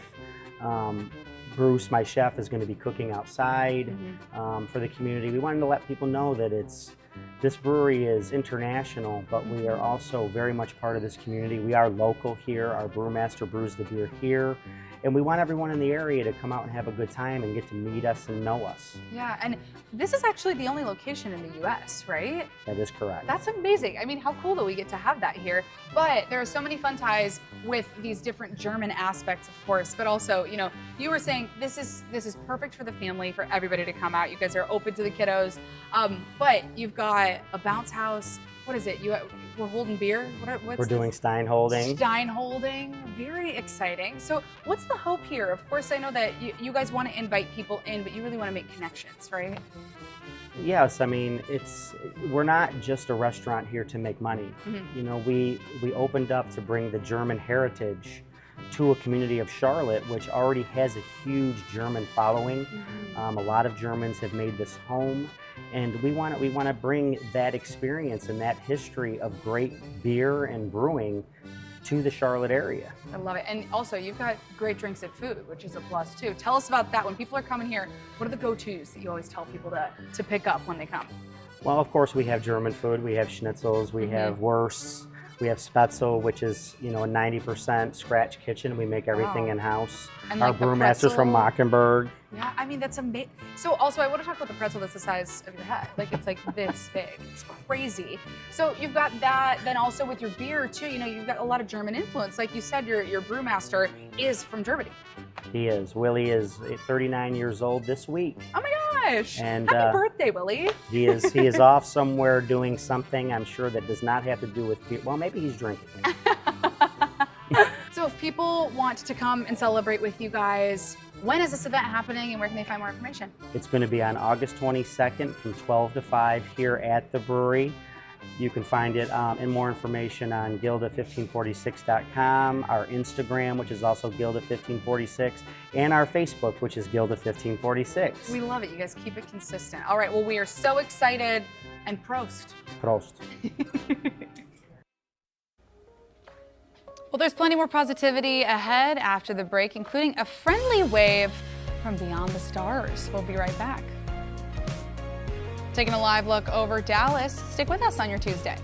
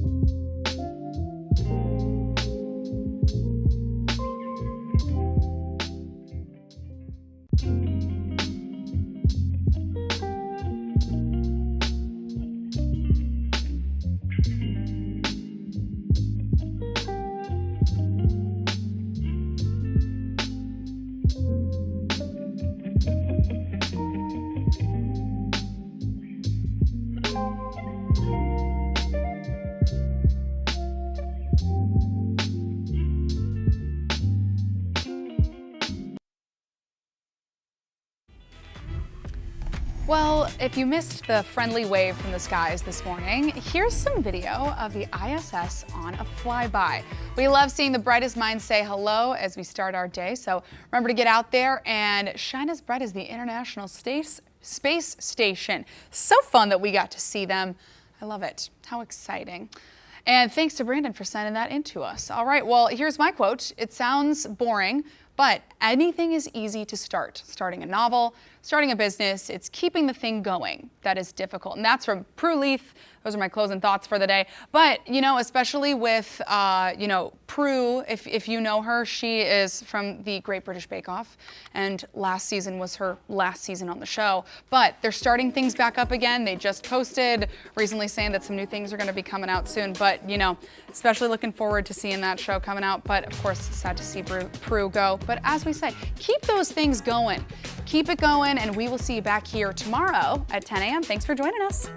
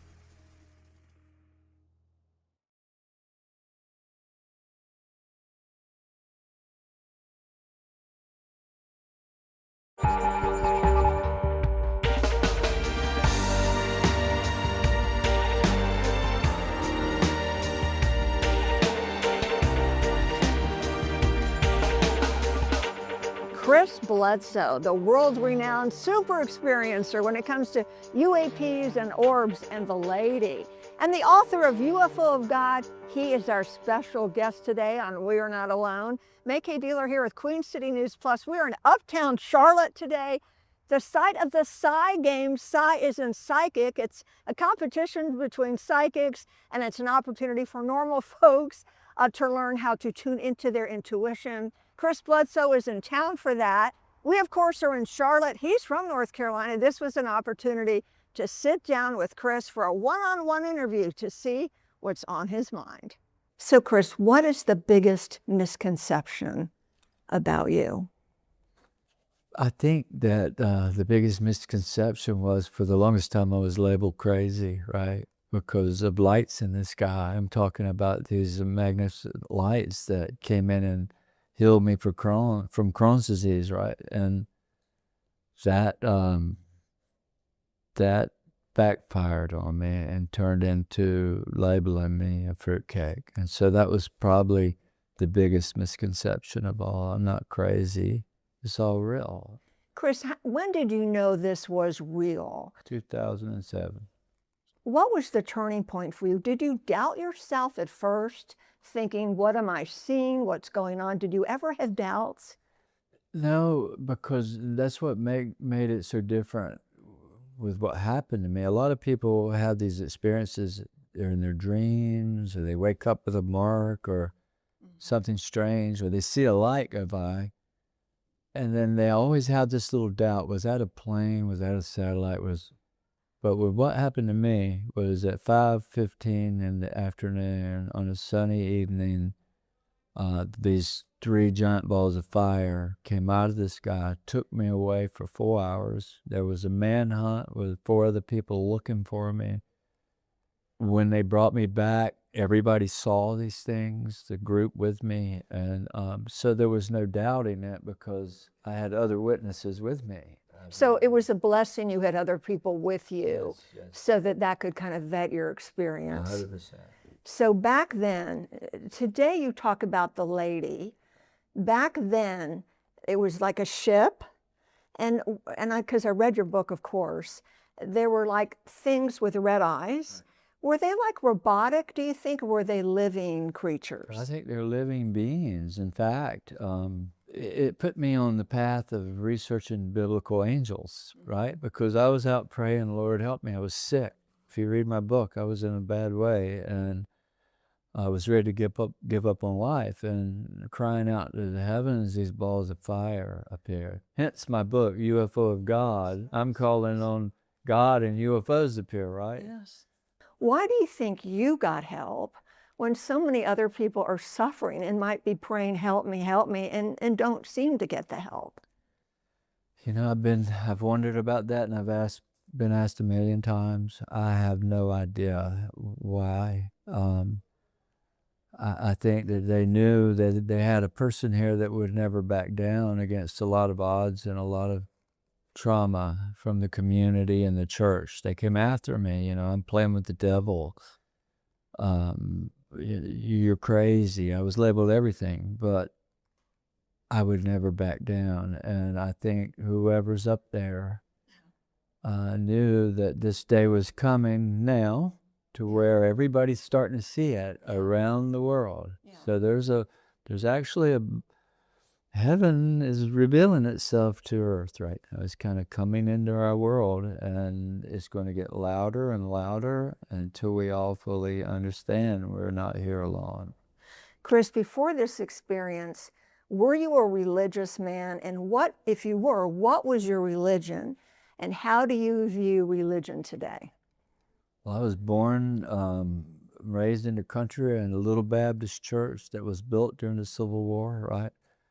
And I grew up a Baptist, one of those where they joke about the guys are smoking on the front steps and then they walk into church, right? And I just had to say that because, but I married a girl from the Pentecostal Holiness Church 43 years ago. Yeah. They're still happily married, and I joined their church. And doesn't this go against that, though, everything? Wow, they come after me. You know, they told me, if you ever talk about this again, you're not welcome in our church. And so I walked away from the church.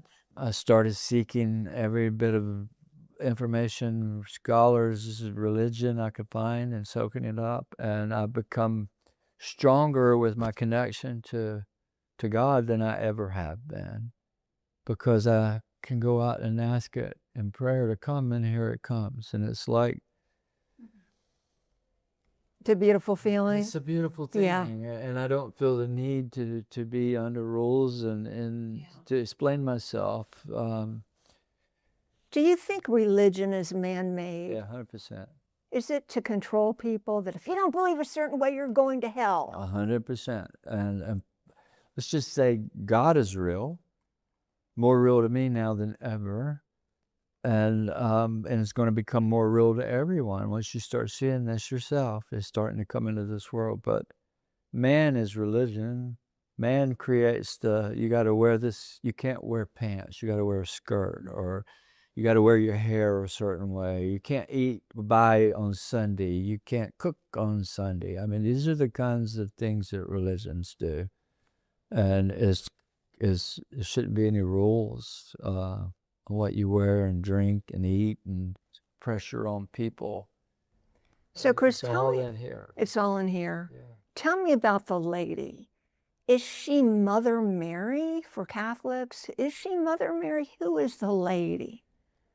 You know, I'm a Baptist, right? So Baptists don't know much about the Virgin Mary, although I'd probably make a good Catholic. Right. But do Baptists know about angels, though? Well, they do know about angels, yeah. But I was never taught about past the manger scene where Jesus and Mary have the child in the manger, and then after that, the Protestant church leaves that. They don't go into anything, where the Catholic church teaches more. But this beautiful lady from heaven came. And what is she? Can you see through her? Is she the image of like a Mother Mary? Is she opaque? Does she float? I know I read your book, but I'm just fascinated to know more. She looked, the first time I saw her, as real as you. Oh. But she was floating this high off the ground, 4.5 to 5 feet tall at the most. Beautiful, flowing white gown dress with a collar and the sleeves out here, down to her feet, barefooted. Didn't tell me her name. All I saw was the most beautiful lady that changed my life and gave me a gift. What was the gift? Well, more than one, but the gift at that point to share the phenomenon with you and I, or with the others personally. So before that, for 5 years before, I struggled bad, wanting to prove myself not crazy, and it all happened. So I was out every night trying to photograph this stuff or film it. It would appear, and as soon as I get the camera out, boom, it was gone. So 5 years into it, I went to quit. I'm tired of this. I can't. I've affected my children badly, their schools, and I've ruined my children. That's what I thought. And so I went out Easter Sunday night, Saturday night in 2012, and I shouted to the heavens, I'm done. I can't do this anymore. Had you been healed yet at that point, or no? I was healed. You were already healed But of the Crohn's, okay. Yeah. Which is, it's not healable, right? I mean, supposedly, according to man, there's no cure for it. You had already been healed, but now you were just frustrated. I'm frustrated because I'm 5 years into this thing. My daughter was 10 when it happened. Okay. 3 boys, 13, 15, and 17. 5 years later, the pressure from the church and the community was so great, so bad. They were trying to take me out of the home. Somebody called social services on me. I had to go before the government and prove I wasn't crazy, that I wasn't a danger to my family. This is the kind of stuff I went through. I could never film it, but that night when the lady came, she said, you can't quit. This is your burden you must bear. And if you do this, I will allow you to film our presence, share it on television and with others. And I'm like, okay, and I agreed. I would never tell her no, but I was ready to quit at that time. But after she came, my whole life changed. So things started happening with people's health, animals miraculously bleeding to death in front of 6, 8 people, and I walked up and touched this dog, and this wound vanished in front of, there were witnesses there recording this, watching it. It all happened after she came. And are you able to heal today? Is it her presence working through you? yeah, it's not me doing Okay, it. okay. It's got to be something greater. I just ask in prayer, and I see things happening.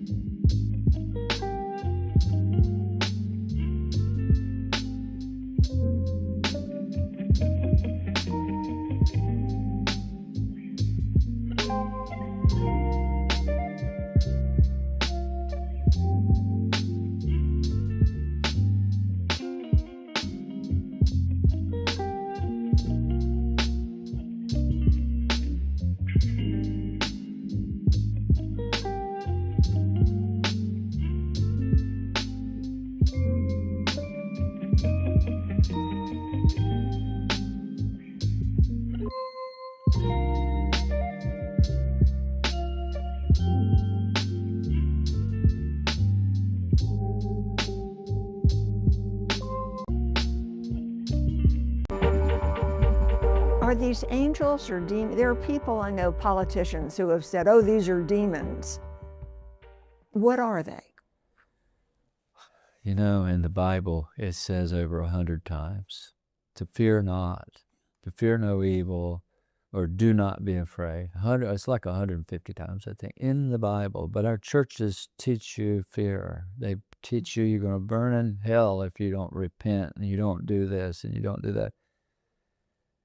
Jesus said to fear nothing.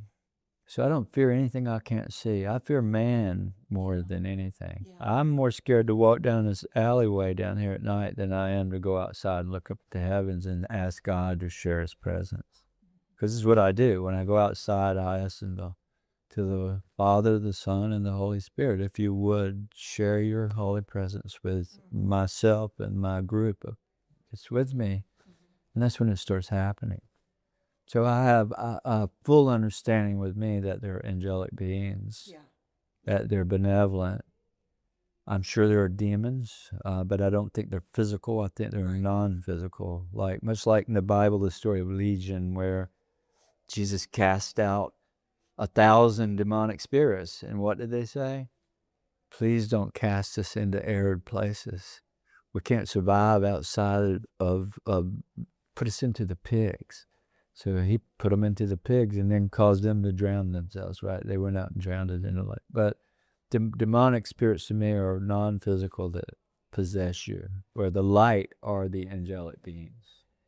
So the orbs that you see, so these are not physical craft. They are living, sentient beings.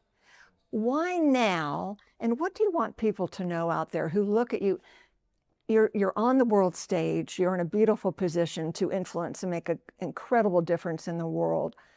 Why now? And I know that you had said, well, when the red light or the red planet is aligned with the Sphinx and there are missiles over the Middle East, that something's going to happen. Do you still feel that way? Is that going to happen?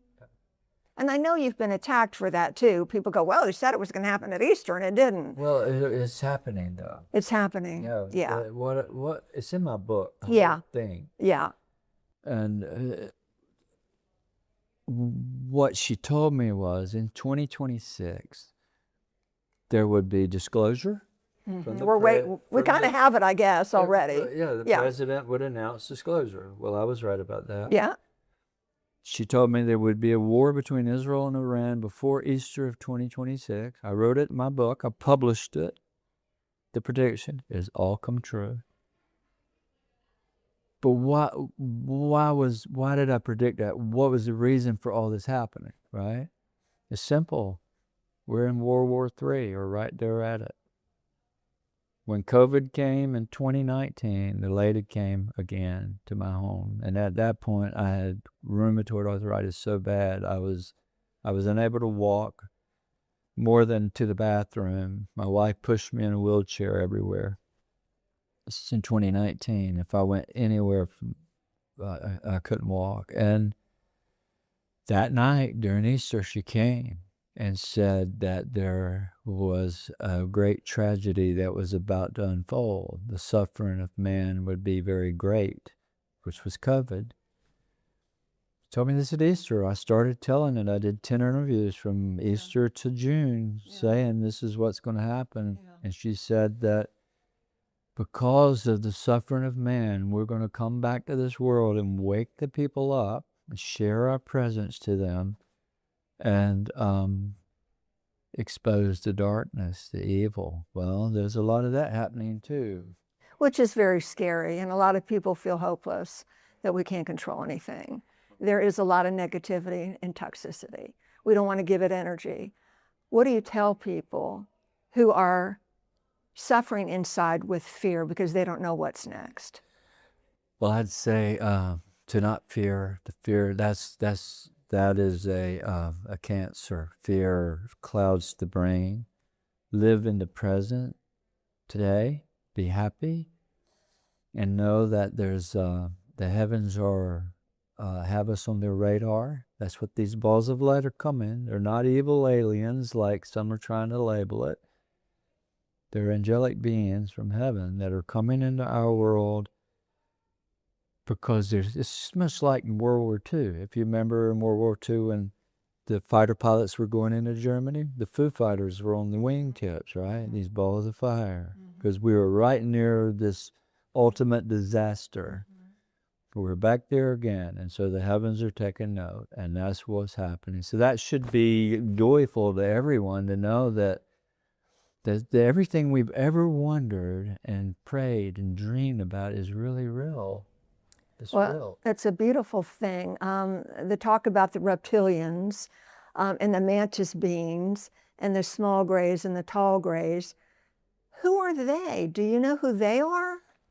I don't, and to me, I've never experienced anything like that. It's always been these glowing balls of light, or this heavenly lady, or these little glowing beings with red eyes. And you asked me earlier about that. So if you read Daniel chapter 10, verse 5 and 6, and it says, he says, and there stood before me this man that was glowing brilliantly, and he had eyes of fire, like fire coals. It sounds scary, Chris. It was an angel. His depiction of angel. an angelic being was a small guy glowing with red eyes.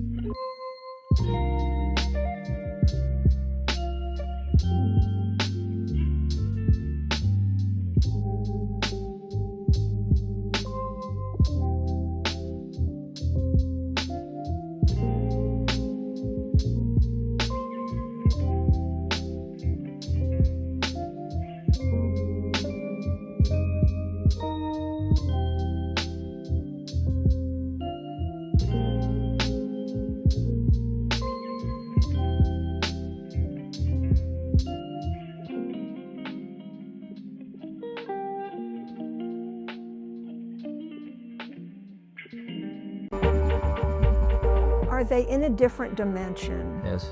That's what I think people want to know. Where are they? Are they on the moon? Are they in another galaxy? Are they under the sea? Where are our deceased loved ones? Because I feel my deceased loved ones. I can't see them, but I feel them at times. Are they all in a different dimension? Well, to me, they preach about heaven being way out there somewhere. I think it's right around us. Yeah. I think when our loved ones pass on, they're watching us in this world. I think they're cheering us on. They're trying to help us get through this place that's not so nice. Mhm. Earth isn't the friendliest place. Do you believe in reincarnation? I do. Yeah. I do. Is there a better place for us after this life? The Bible says there are 7 levels of heaven. Mhm. I think we're in the lowest level. Oh, jeez. Yeah. And if you don't do right here, maybe you got to come back again. Yeah. Oh, But boy. the next levels are Chris, you have been exposed to a lot of officials, government officials and people from certain societies and intelligence groups that are just fascinated by you. There are some people who think maybe, and I say this with respect, that maybe you are being controlled by them, that they are using you as a puppet to control a narrative. What do you say to that? I would say everybody pay attention to what's happening right now, and you'll see how much influence I've had on the government. Because 20 years ago, when I came out with this, I told the world they were spiritual beings. It was a spiritual experience. They were angels. I said that. For 17 years, I was persecuted by the UFO world, and the government wouldn't touch me. But in the last 3 years, if you pay attention to the shift in Washington, and the president and the vice president and the congressman, they're starting to say, well, maybe they're angels and demons, right? Before they were lock, stock aliens. The military said they're aliens. Yeah. That's what they are. Now you got J.D. Vance saying, no, maybe they're not. So I've been behind the scenes sharing this publicly with them. I've had congressmen. I've had congressmen at my home. I've had senators at my home that have witnessed this with me. I've stood in Washington, D.C. with 9 of the highest level scientists and say a prayer and it appear and fly around the White House and the Capitol building, and made national television, made News Nation. Head of NASA's International Space Station was standing next to. So I've shown it to them, and now the whole thing is shifting more to the spiritual thing. I think it's where it's going to go. So, Chris, we got to wrap up. What's next for you? How long can you stay on this journey? Is it very emotional for you? Yeah, I've cried for 20 years. This is the only thing I've ever run across that can make a grown man cry out of joy. Out of joy. Yeah. Do we need to be afraid? No, Let's just close it with, I know we talked about fear before, that it's man-made, but for folks out there who think, well, are there demons or these things are lights? We don't know where they're from, but you're in touch with them. What's next for our country? Do you think that if we have a nuclear incident that these orbs will interfere and protect us? We'll end it with that. Just give me something to hold on to or something to hold on to. The message the lady gave me was that she basically said there's no set timeline. So if you and I get in a car today and we drive down the highway, if we make a right turn versus a left, the outcome will be different, right? So there's no set time. But the powers that be that want the end of the world to happen are using the book that we have to script it by. So they're making this thing happen, but it don't have to happen. Because we have free will? Exactly.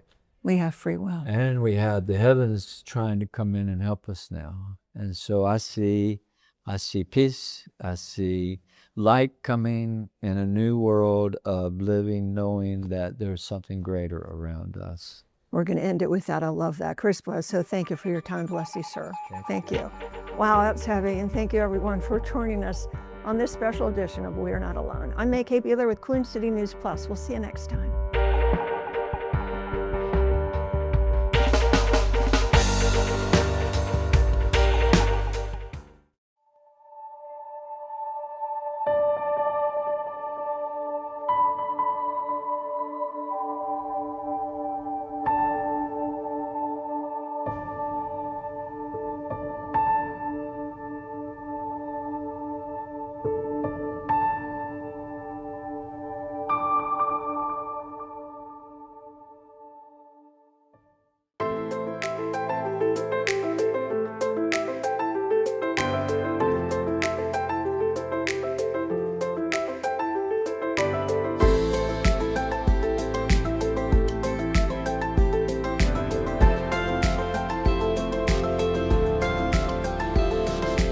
Welcome into Pinpoint Weather University, my friends. I'm meteorologist Brandon Lawson here on Queen City News Plus. Always a big welcome to our YouTube viewers as well. Want to get right into it. We've had the ring of fire set up at meteorology across much of the eastern U.S. and central U.S. And we're talking about massive damage created by what are called MCSs, mesoscale convective systems, also known as storm clusters, storm complexes. There's probably several different ways. You've probably heard BOECHO, and it kind of is a little bit of a remnants of the MCSs. But something that a lot of you might have heard yesterday is a newer word to some, and it's called derecho. And that's what the Storm Prediction Center confirmed yesterday in the upper Midwest. We're talking about a widespread, long-lived windstorm associated with a fast-moving band of severe thunderstorms. That is the definition of a derecho. Now, there's so many different characteristics that a derecho has to have in order for it to be deemed a derecho. Now, you're probably wondering, derecho, why is it called that? Well, the name is actually derived from the Spanish word meaning straight or direct. Now, the derecho comes from straight line winds, so that's where the whole Spanish term derecho comes in to the picture here. Now, you can see, again, Storm Prediction Center, they put it out. Here's a look at that derecho from yesterday, moving through parts of northern Indiana, the Illinois region. I mean, this was a significant damage crater. This was a look at the shelf cloud that loomed over Chicago's West Loop. And then whenever you got a well-defined shelf cloud like that, that means that there are some very nasty winds in that. Again, you're talking about the cold air that is just plunging out of the storm and pushing out. So even before the storm is there, you can already see how some of the leaves on the trees and some of the flowers are being blown around a little bit. And that is because of all that wind being pushed out from the thunderstorm itself. And then also another video, and this is looking at just those heavy winds and that rain just crashing down to the ground. You know, this is a very significant storm. And I was actually looking at some data yesterday that suggested there was 100 to 110 mile per hour straight line winds plowing east of Chicago. And this was deemed an extremely dangerous situation from the National Weather Service office there. And they put out the extremely dangerous situation severe thunderstorm warning, meaning that the damage is destructive and could even be deadly to some areas and some people there. So again, that's what we experienced yesterday. So I want to go over derechos. Again, they don't happen around this time of year very often. This is kind of a rare setup for this time of year. The derecho, they can happen from May to August, but you usually see them May, June, and also through about early to mid-July. That's usually the good setup for a derecho to happen. Now, August, 6% chance. It is one of the higher chances for a derecho when you're looking at the whole year in general, because we aren't going to really see them during the winter months. But still, I mean, 22% of them happen in May, 20% of them happen in June, 21% of them happen in July. And then August, you just kind of drop off a bit, right? At 6%.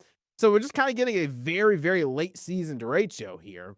And I want to point something out, too. This is a look at the setup for these features. Now, I mentioned the mesoscale convective system, the MCSs, or storm complex, if you will. So this was the setup for it. Again, you've got this heat dome to the south, and that heat dome essentially is creating all that heat instability ahead of these strong lines of storms. And what ends up happening is on the outer part of the ridge, or on the edge of the ridge, you get little weaknesses that cause disturbances in the atmosphere. And that's where your storms track. The storms essentially are tracking around the ridge of high pressure. And that ridge of high pressure is also allowing for all the heat, humidity, and instability out ahead of those storms that helps them drive for several miles. So I want to point out yesterday's wet radar. I'm going to go back. Again, this is looking at Tuesday, August 11th. So here you go. This is 10 in the morning. So I'm not even going to show you the actual derecho yet. I just want to show you all these complexes forming. And look at what they're doing. They're flowing around the ridge of high pressure. They're literally flowing around it. Now, I will say the setup was a little different yesterday than what I just showed you. I mean, the ridge was a little bit farther to the west, and that allowed the complexes to even make their way down towards the Charlotte area. But again, I mean, look at these. There's multiple of these forming. I mean, even as we go into Wednesday, we're still seeing them form back to the west. So, and just look at it. It's like they're going around a racetrack. We're taking the same path. And again, that is using up all the heat, humidity, and instability ahead of it, the storms, and that is creating the severe thunderstorms. I mean, there were just swaths of severe thunderstorms yesterday. So here's your derecho. This is it developing. Again, there are several classifications for it.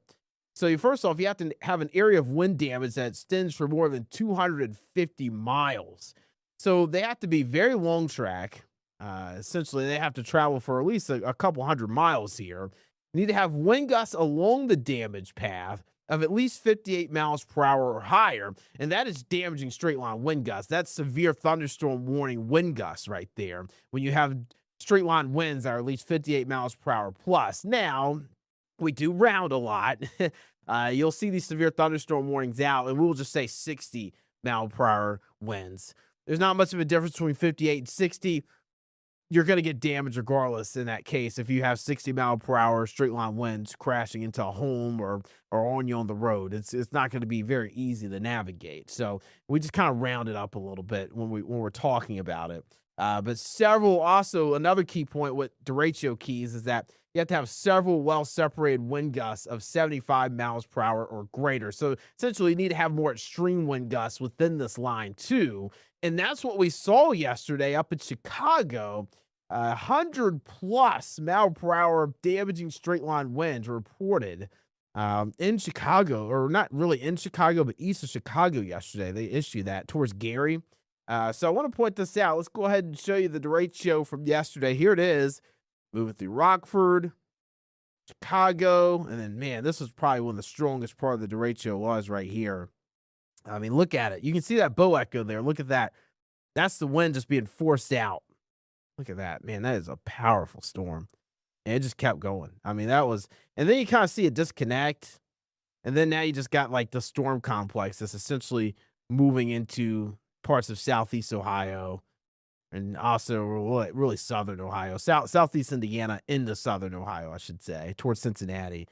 And then also, I mean, you've got eastern Kentucky. I mean, this thing travels for miles. And again, this technically probably isn't going to be classified as derecho, this part, just kind of the part that moved over parts of Iowa, through northern Illinois and into northern Indiana. But again, I mean, this was a just prolific storm system, creating a significant amount of wind and damage ahead of it. So again, this is a look at it. Now, the strongest gust out of this, I believe, was 99 miles per hour gust. That was what was reported. That was the strongest gust. So again, this was significant. This was the real deal. And again, you can see it just from some of the videos that are coming out from that area. Now, I haven't seen a lot of videos of damage and pictures of damage. There's a lot of power outages up there. That's one thing. There's been a significant amount of power outages, and I can actually pull up our power outages here just to kind of see just how bad the power outages are as of this morning. This is looking, I'm going to pull this up for you. I mean, man, there's just a bunch of red up here. So, essentially where you had the derecho yesterday, you've got thousands without power. I can go up there and kind of click on it and see just how many. As you get over the Illinois area, still 100 to 250,000 without power there, 250 to 500,000 without power in Indiana. And again, most of those probably coming from northern Indiana where the derecho went through. And then also 100 to 250,000 without power still in Ohio. And even Kentucky, eastern Kentucky got hit really hard. You've got 50 to 75,000 customers without power. So yeah, that just goes to show there's a lot of power lines down and trees down and transmission lines destroyed. That is why you've got numerous people, thousands without power, even as of Wednesday morning. Again, this derecho crossed yesterday morning, and now we're into this morning, and we still have hundreds of thousands without power. So it just shows how powerful this was and just how significant it was. So again, whenever you're talking about derecho, you also see kind of that bow echo effect with it, and I kind of want to show you what that is. So what ends up happening here, you get that damaging wind aspect. So I mean, this just kind of shows you how everything forms. You first start with your scattered storms there. Once your scattered storms form, you're talking about storms becoming linear. So once storms become linear, that's when they start to get severe.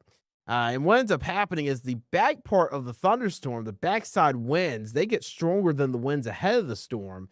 And that essentially pushes the winds out. So the backside winds of the gusts push the storms out, and that's what you get your bow echo from. So again, that's what allowed that to form. Now here in the Carolinas, and one thing about these MCSs or derecho or whatever forms, they really cool things down quite a bit, and they make the forecast pretty difficult. So here in the Carolinas, we could be cooler over the next few days just because the storm complexes either bring some rain and storms, which obviously you don't want to see severe weather, but you also get a lot of cloud debris from some of the storms that weekend, and that can cause, again, the storms that can cause the temperatures to be cooler because the clouds are over the region. So that is something else that you can get out of derechos or MCSs or just these storm complexes, because when they weaken and they pushed towards our region yesterday, although we did have a few severe storms, the thing is they brought a lot of cloud cover and brought rain and storms and cooled us down. Even for your Wednesday, August 12th, temperatures are going to be cooler because you still have a lot of clouds lingering in the morning hours from last night's storm complex. So that is something that honestly speaking, I've had a lot of experience with up in West Virginia. I worked up there for several years. They had a very powerful derecho in 2012. And after the derecho was the most deadliest part, because following these nasty lines of storms, you still have the heat. So I mentioned all those hundreds of thousands that were without power up there in Indiana, Illinois, the Ohio area, Kentucky. Guess what? They're still battling with. They're battling with heat. So now you have hundreds of thousands without power and no way to cool their homes. And they have to just deal with it. They have to deal with the heat. And that's what became the most deadliest part of the 2012 derecho up in West Virginia, because you had all that heat after these storms knocked out power for thousands, and nobody had a way to keep cool. So people were dying of heat exhaustion, heat stroke. And that was the most deadliest part of these. That can be the most deadliest part of these derechos, these powerful lines of storms, because after the power's knocked out, power crews do everything they can to get the power back on.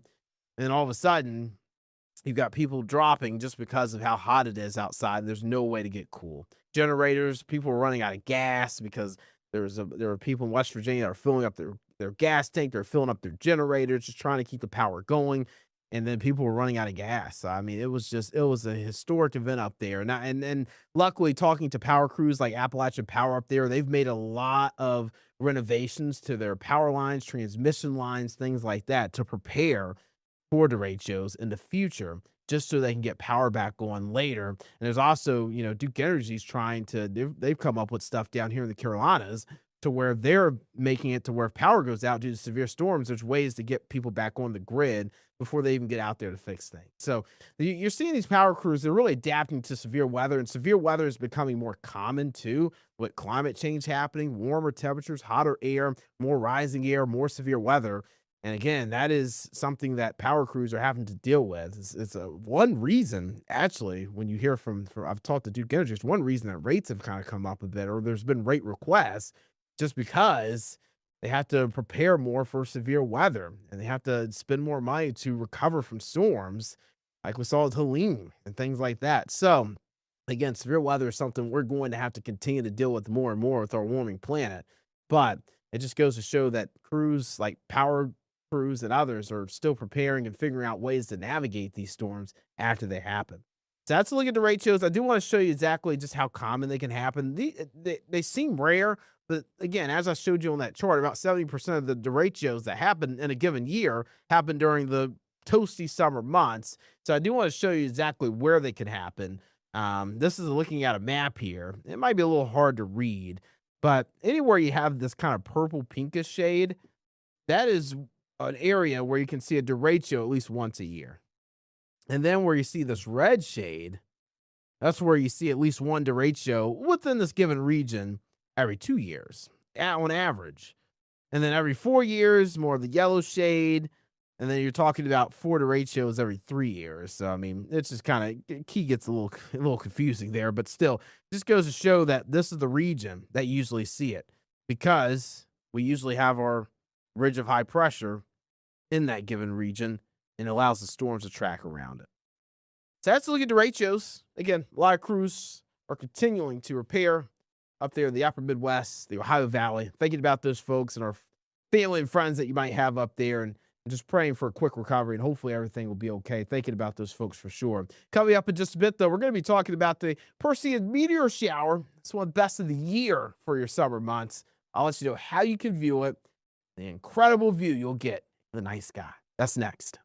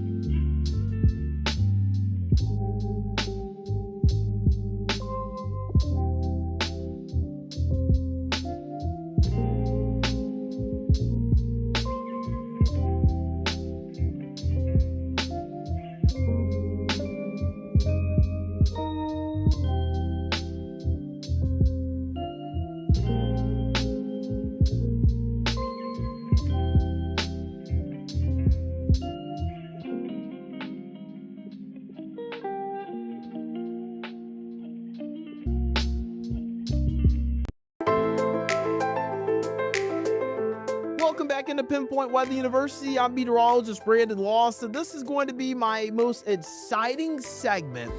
If you're a stargazer, you'll see from me all summer. We're talking about the Perseid meteor shower.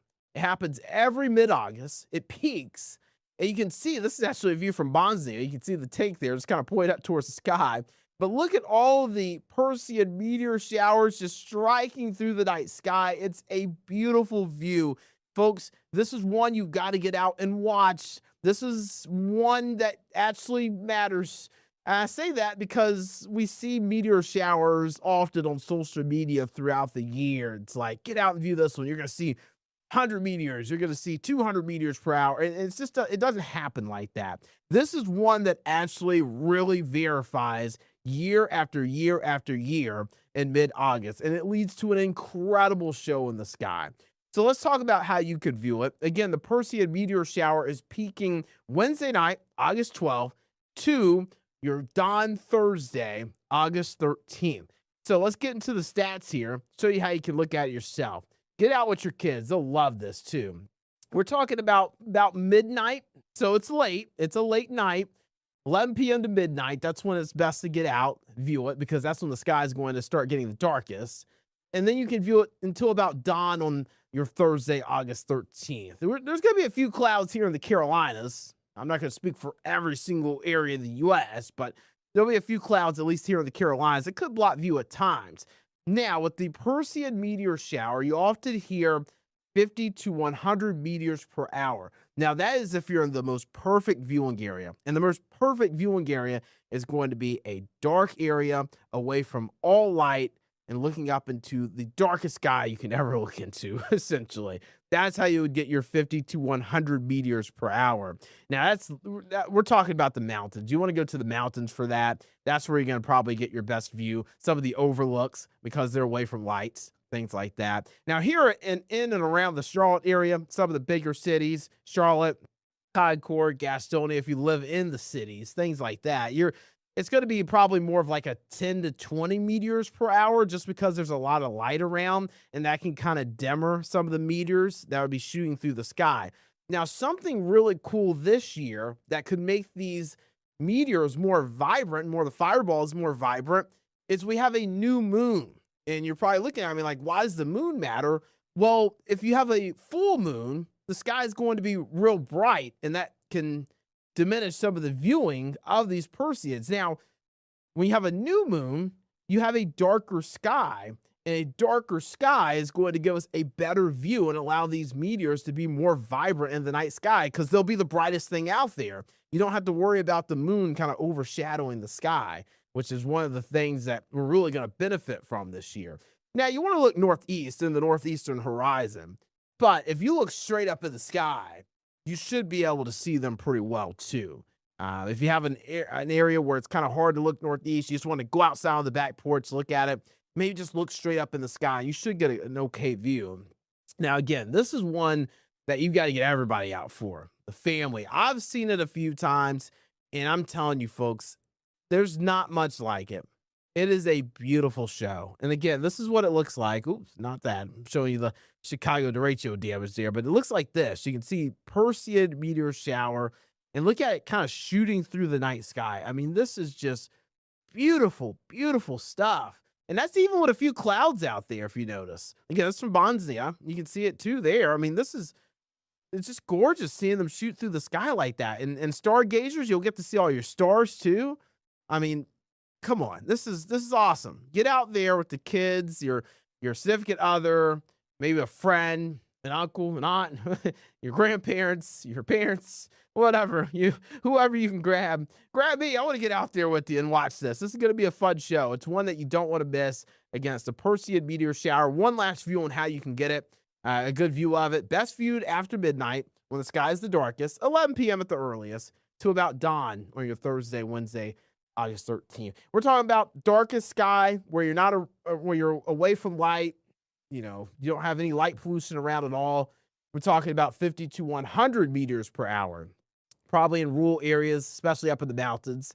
And then if you're living in a city, bigger city, and you're around a lot of light, you're looking at more of a 10 to 20 meters per hour, which is still good. We don't see that very often with meteor showers. You start getting the Geminids as you get into later this year. That's another good show, but this one's a good one. You got to see this. New moon will make the meteors more vibrant this year. Again, new moon, the darker sky, going to make this more vibrant. And then you want to look northeast away from lights. But again, if you just look straight up, you should be able to see them as well.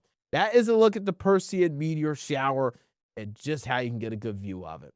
One last segment before we go. The dog days of summer are over, but the heat is still on. I'll talk about why dog days of summer is kind of a myth. Details of that next.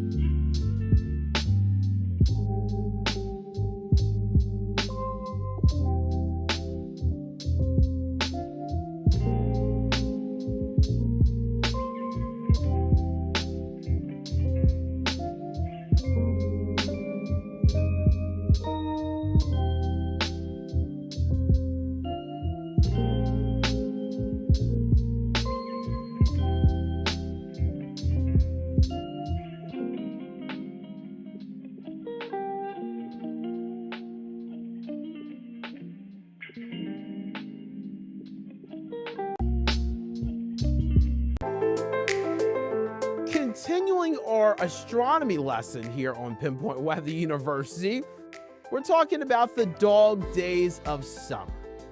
Now, you've probably heard that saying before, and you're probably like, man, I wonder what dog created that. Well, it doesn't have anything to do with a dog. It actually has something to do with a star. So you see the picture here. This is looking at just some of the constellations up in the sky, the star constellations.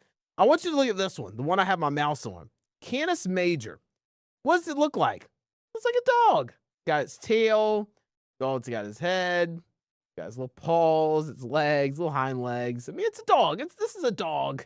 It's literally a dog. You can't question it. But anyway, the brightest star in the Earth sky, the name is Sirius.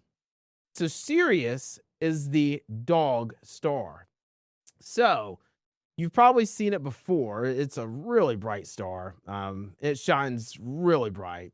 And it's actually about 25 times brighter than the sun. The thing is, though, it's 544,000 times farther away from Earth than the sun, which is why it doesn't add to the heat. But back in the day, the ancient Romans didn't know that. They didn't know that Sirius was so far away. They didn't know Sirius was 544 times miles away, 444,000 times miles away from us here on Earth. So they thought it added to the heat. Let me get more into this. So July 3rd, August 11th, that is considered the dog days of summer. And the reason why is because the star Sirius, the brightest star in the Earth sky, rises and sets with the sun during that time of year, during the hottest part of the year. So ancient Romans believed that Sirius added to the heat due to its brightness. I mean, if I was the ancient Romans and I'm sitting there looking at the sky, the sun's rising and it's setting each day, and I'm sitting back and I'm just chilling, and I see literally two bright orbs shining on me, I'm going to think, man, there's two suns out here. There's two suns out here, and they're shining on me and making me hotter. I would be the same way. But that, unfortunately, for the ancient Romans was not the case. But they gave us this cool saying, the dog days of summer. I think it's awesome, right? So again, Sirius is the brightest star in the Earth sky. But here we go, though. It is also 8.6 light years away. I know you're probably like, man, you done lost me now. 8.6 light years away. And that's why I use the thing 544,000 times farther away from us. Just think about that. That's a lot of times, right? Farther from us than the sun is to us. So again, it's not creating any more heat for us. But I will say this: I think it was a really smart thinking of the ancient Romans to think, okay, we got two bright things shining on us. This is what's creating the heat. This is why it's so hot from July 3rd to August 11th, because the star Sirius is in conjunction with the sun. They're teaming up on us to bake us during the summer months. I get it. I like it.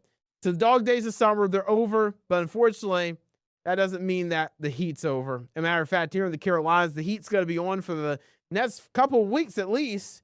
And honestly speaking, when you're looking at 90-degree history here in the Carolinas and Charlotte, we can hit 90 on average. The last 90-degree day is September 12th. The latest we've ever hit 90 in Charlotte, October 13th of 1954. So the dog days of summer may be over, but my dog's still wagging its tail. And the heat is still on here in the Carolinas. Hopefully you wagged your tail in excitement on this edition of Pinpoint Weather University. I'm going to go wag my tail and get ready for a noon show here at Queen City News. I hope you enjoy. Take care of yourself and each other as we navigate this earth together. Be safe, my friends. Take care.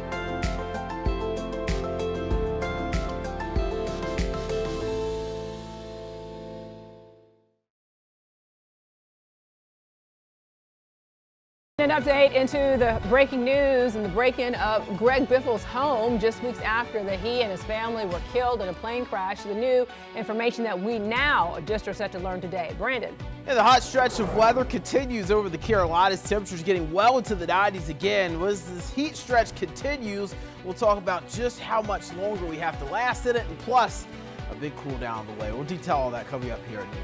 All right, and state leaders now say there's a lot to be done to improve the CATS transit system. The additions being recommended as Charlotte approaches 1 year since a deadly light rail stabbing captured international attention. Good afternoon. I'm Alicia Barnes. Queen City News at noon starts right now with the breaking news that we have out of Monroe.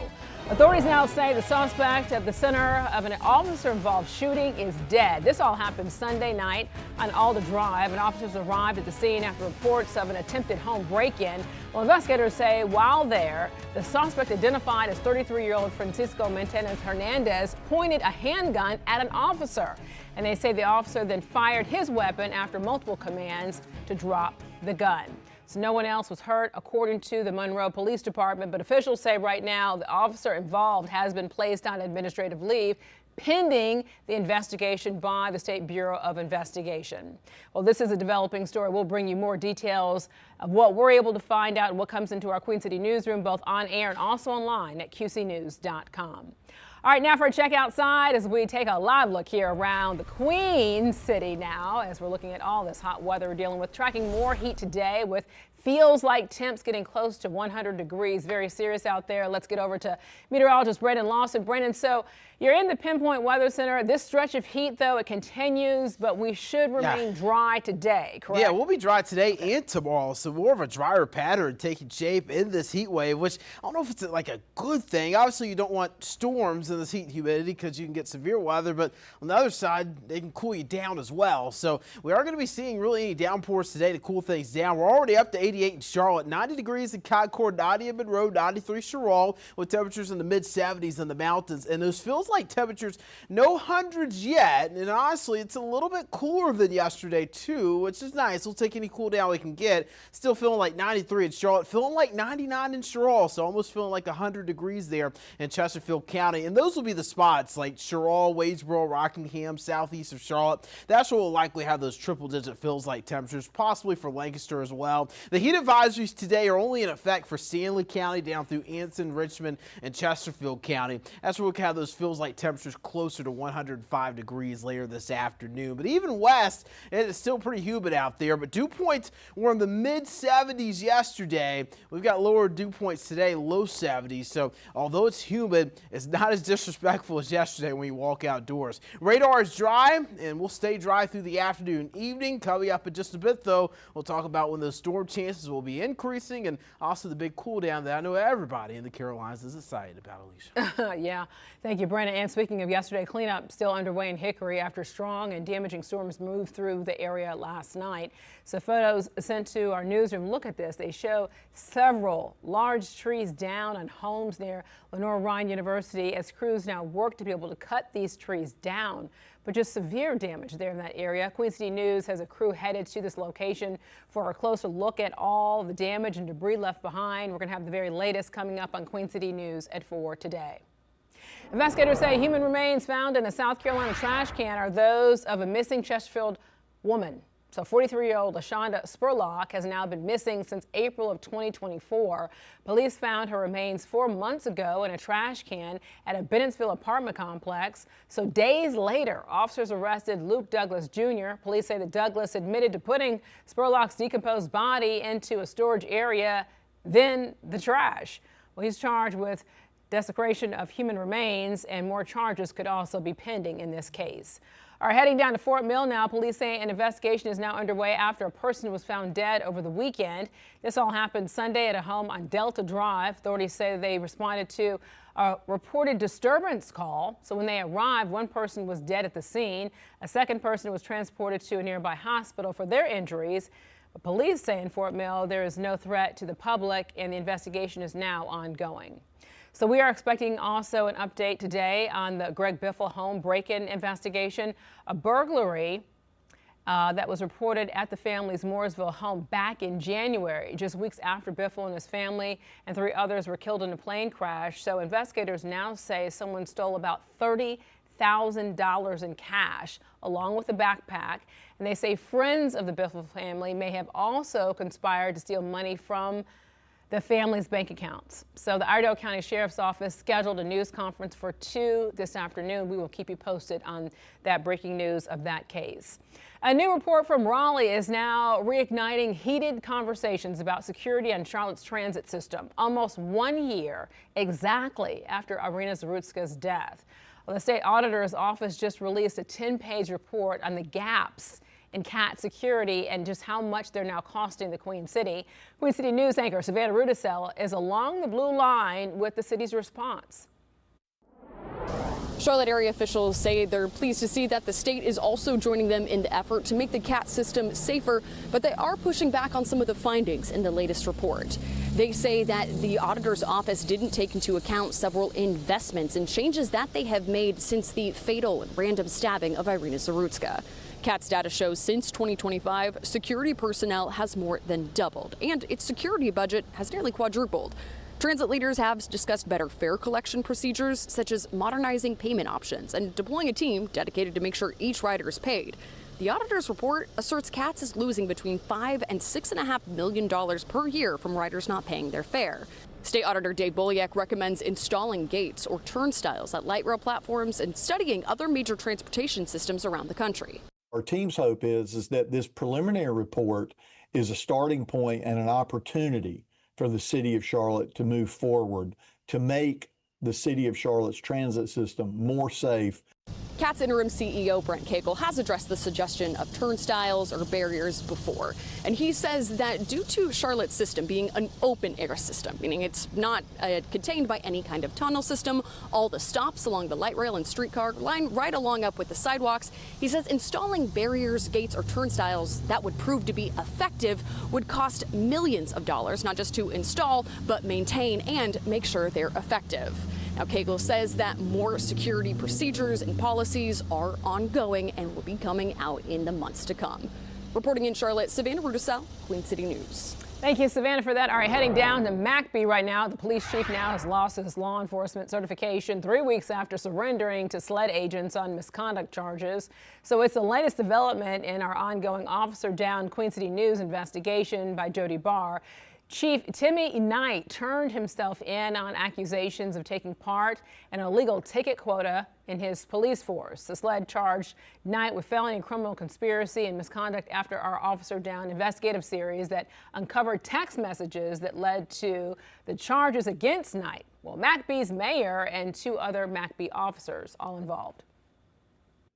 This is a certification suspension request for Timothy Knight of the McBee Police Department. South Carolina Criminal Justice Academy received information that Timothy Knight of the McBee Police Department had been arrested by SLED in charges of conspiracy, criminal conspiracy, and misconduct in office. We request that his certification be suspended pending the outcome of these charges. I make a motion we suspend the certification. Roll call vote. So on Monday, the state's law enforcement licensing board voted unanimously to suspend Knight's certification until his criminal prosecution is over. If convicted, Knight now faces a lifetime ban from law enforcement. You see Chief Investigative Reporter Jody Barr right there in this video you're seeing here doing more on this investigation. So we also know that he does not have a court date set just yet and remains free on bond, and we will keep you posted on the outcome. So the jury is set and opening arguments begin today in a federal court case against Meta. The outcome could force the owner of Facebook and Instagram to make major changes to its platforms or risk going out of business. 29 states, including North Carolina, have now sued the social media giant.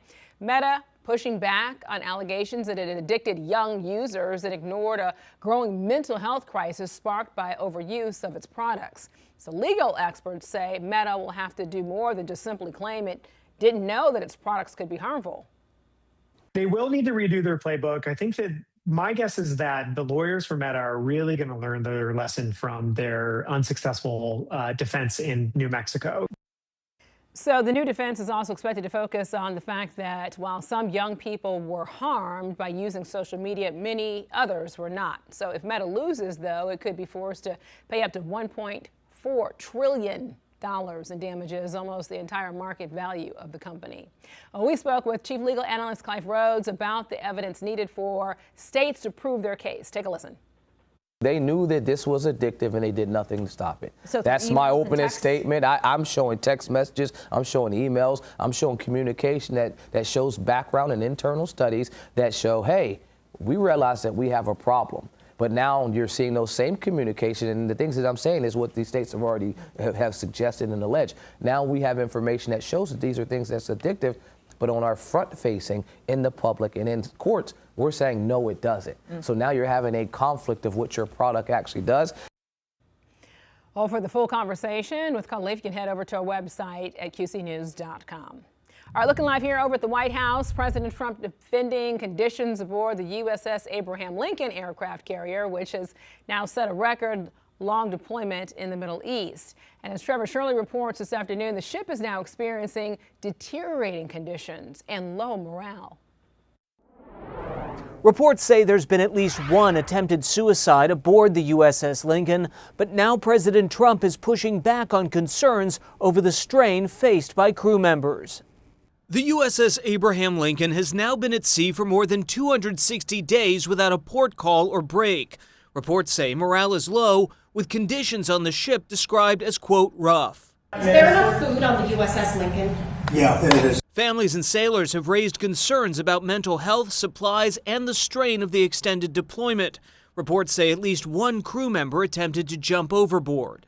And we've heard very reliable stories about malfunctioning laboratories, no hot water, poor meals, etc., and also stories about several sailors who attempted to take their lives.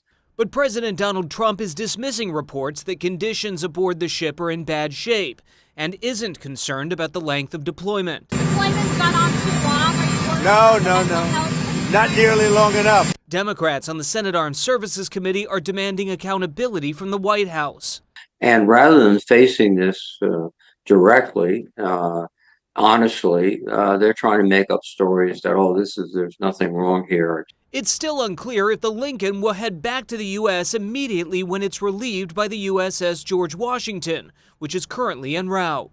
But, that's another ship that's been at sea for a fairly long period of time. And I just think they're trying to get this story off the front pages.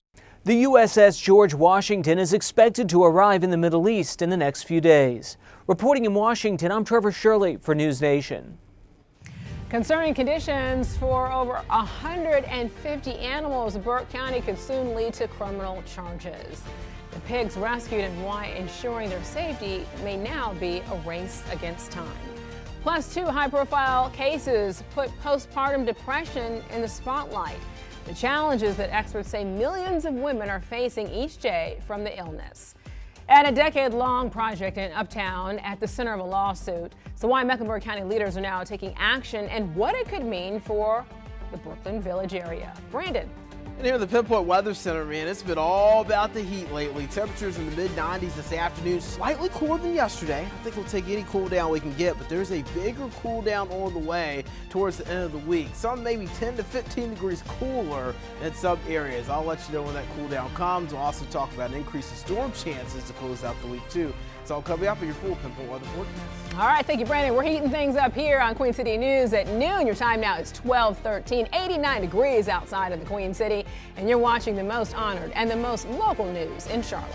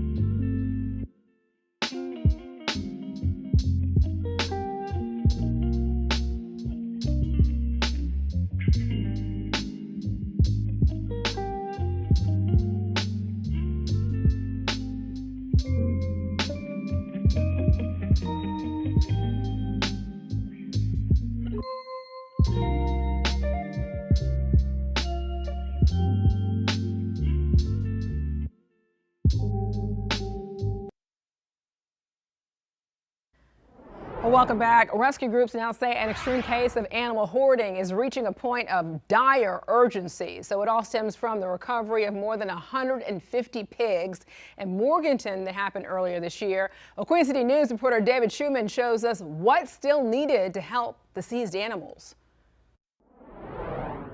These pigs are alive and healthy thanks to the loving care of several animal rescue organizations in the Carolinas. Jay Yantz with Ziggy's Refuge Farm Sanctuary says his shelter north of Greensboro took in 163 of them in March. They were across the board in pretty bad condition in a variety of different ways, from being starved to being full of parasites, disease. The pigs came from a Morganton home. A Burke County spokesperson says most people wouldn't consider that home appropriate for human habitation. I've done many hoarding cases. This was one of the worst that I've seen, with the malnutrition, starvation. Evan Costner with Cotton Branch Refuge Project joined Burke County Animal Services and the other organizations in the rescue effort. It was heartbreaking, but I'm glad that we did have a coalition come together very quickly to get them out of what I would call hell. The Burke County spokesperson said in a statement the number of animals had become unmanageable, but the overwhelming majority of the pigs did not present with conditions that established the elements necessary to support criminal animal cruelty charges. Yantz says taking this on has cost him more than $150,000. He still has about 50 pigs needing homes before the weather turns cold. Myself, my wife Kristen, and all of our staff, we're pushed beyond our limits and have been for quite a while. We're asking the public to help us cross that finish line as quickly as possible. David Schuman, Queen City News. Oh. So we have information on our website, QCNews.com, about donations for the pigs and how you can be able to adopt them. Catawba Animal Services will operate at reduced capacity starting today, so they're also suspending non-emergency owner surrenders. So this is all due to a planned construction project that they have going on, which will temporarily reduce the number of cats and dogs that they can actually house during construction. So the center now says emergency surrenders will be evaluated on a case-by-case basis, and the construction project is expected to last around 3 months.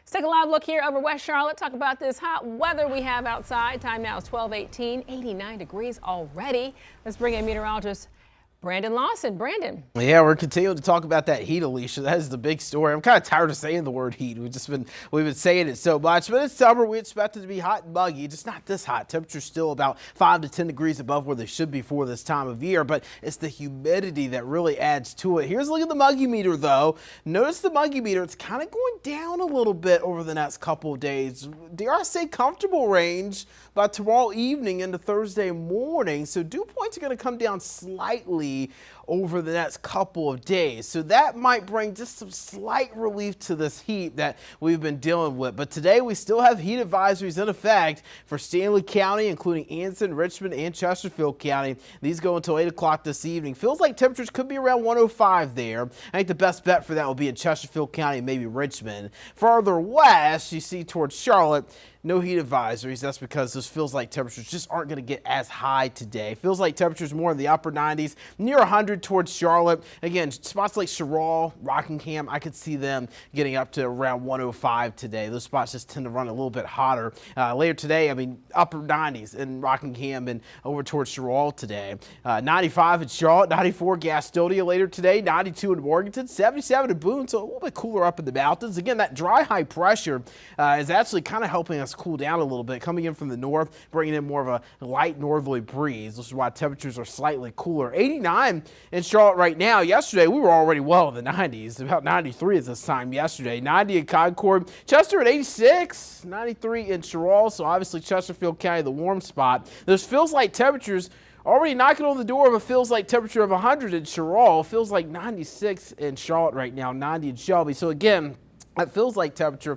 That's what your body's reacting to. Now, I don't have rain chances in the forecast today. And you look at the Futurecast, latest model update, so a downpour later today along I-40 up towards Statesville. Again, these forecasts can be really tricky during this time of year. Anytime you got the heat and humidity, it's just hard to rule out storms. But with the dry, high pressure that we have overhead, that creates some sinking air. So I really would be shocked if we saw a downpour today, but I'm not going to rule it out. 5 to 10% chance of it later this afternoon and evening. Then Then as we go into the day tomorrow, we're dry. Nothing showing up on Futurecast tomorrow except for maybe a few high cirrus clouds. And then as we go into later in the week, that's when I can confidently say storm chances will return, especially by Thursday and into Friday. Cold front arriving, that's going to boost our rain chances up a bit. So here's the Futurecast for later in the week. It shows the cold front moving in Thursday afternoon and evening. Isolated storm chances Thursday afternoon and evening. And then by Friday, as this front kind of sits around for a bit, we're going to be tracking more scattered showers and storms as we end out the work week on Friday. Lows tonight in the 60s and low 70s, possibly upper 50s in the mountains. I'm telling you, could be a little cool up there tomorrow morning and comfortable in the mountains. Low 80s tomorrow in the high country, 95 in Charlotte, 94 Gastonia. And again, the mountains, we're going to be talking about 80s tomorrow and Thursday, and then we're in the cooler 70s for Friday and Saturday. So remember those storm chances I talked about for later in the week for Charlotte too. Look at Saturday's forecast. 85 degrees, your high temperature to start the weekend. So the big time cool down comes late Friday and into Saturday. A cool down that is much needed, Alicia, for the Carolinas. Thank you so much, Brandon. All right, food safety concerns growing now as more producers recall the products amid produce that's linked to illness outbreaks, how federal health officials are now responding to all of this. We'll talk about it next. You're watching Queen City News, the most honored and the most local news right here in the Queen City.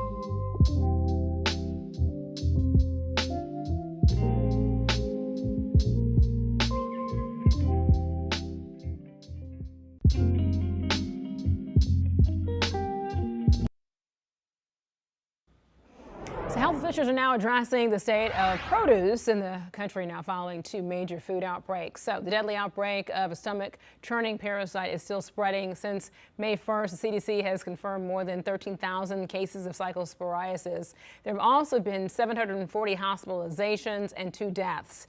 In North Carolina, there are 39 new cases since August 4th, and we're expecting a case update today. Cases have been reported by 47 states plus D.C. and Puerto Rico. So on top of that, cyclosporiasis, so the FDA is also managing recalled products containing jalapenos due to a salmonella outbreak. So officials say the outbreak is now linked to jalapenos from Coast Citrus distributors in Mexico.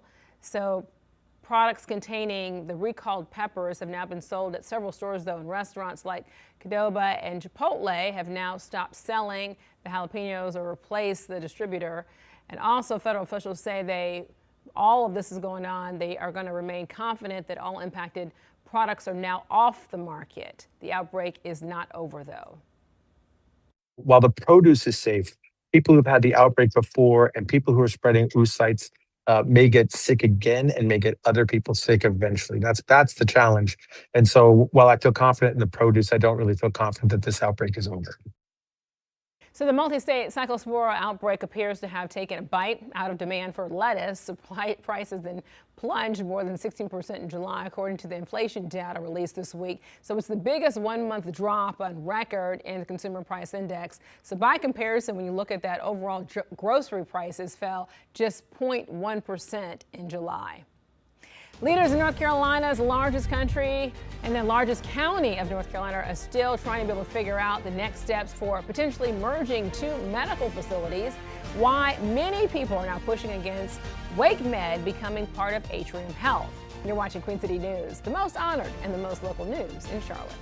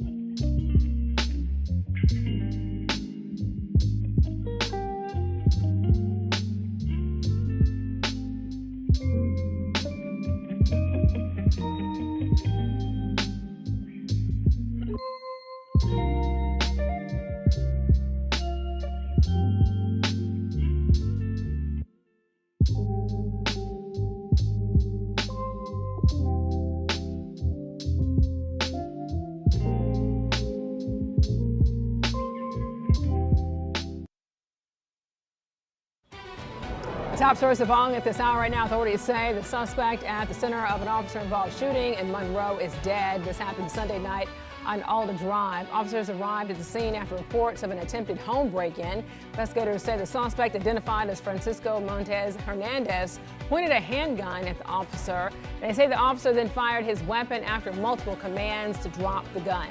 The officer involved has now been placed on administrative leave pending an investigation. We're also now expecting an update today on the Greg Biffle home break-in investigation. So burglary was reported at the family's Mooresville home. This happening back in January, just weeks after Biffle and his family and 3 others were killed in a plane crash. Investigators say someone stole about $30,000 in cash along with a backpack.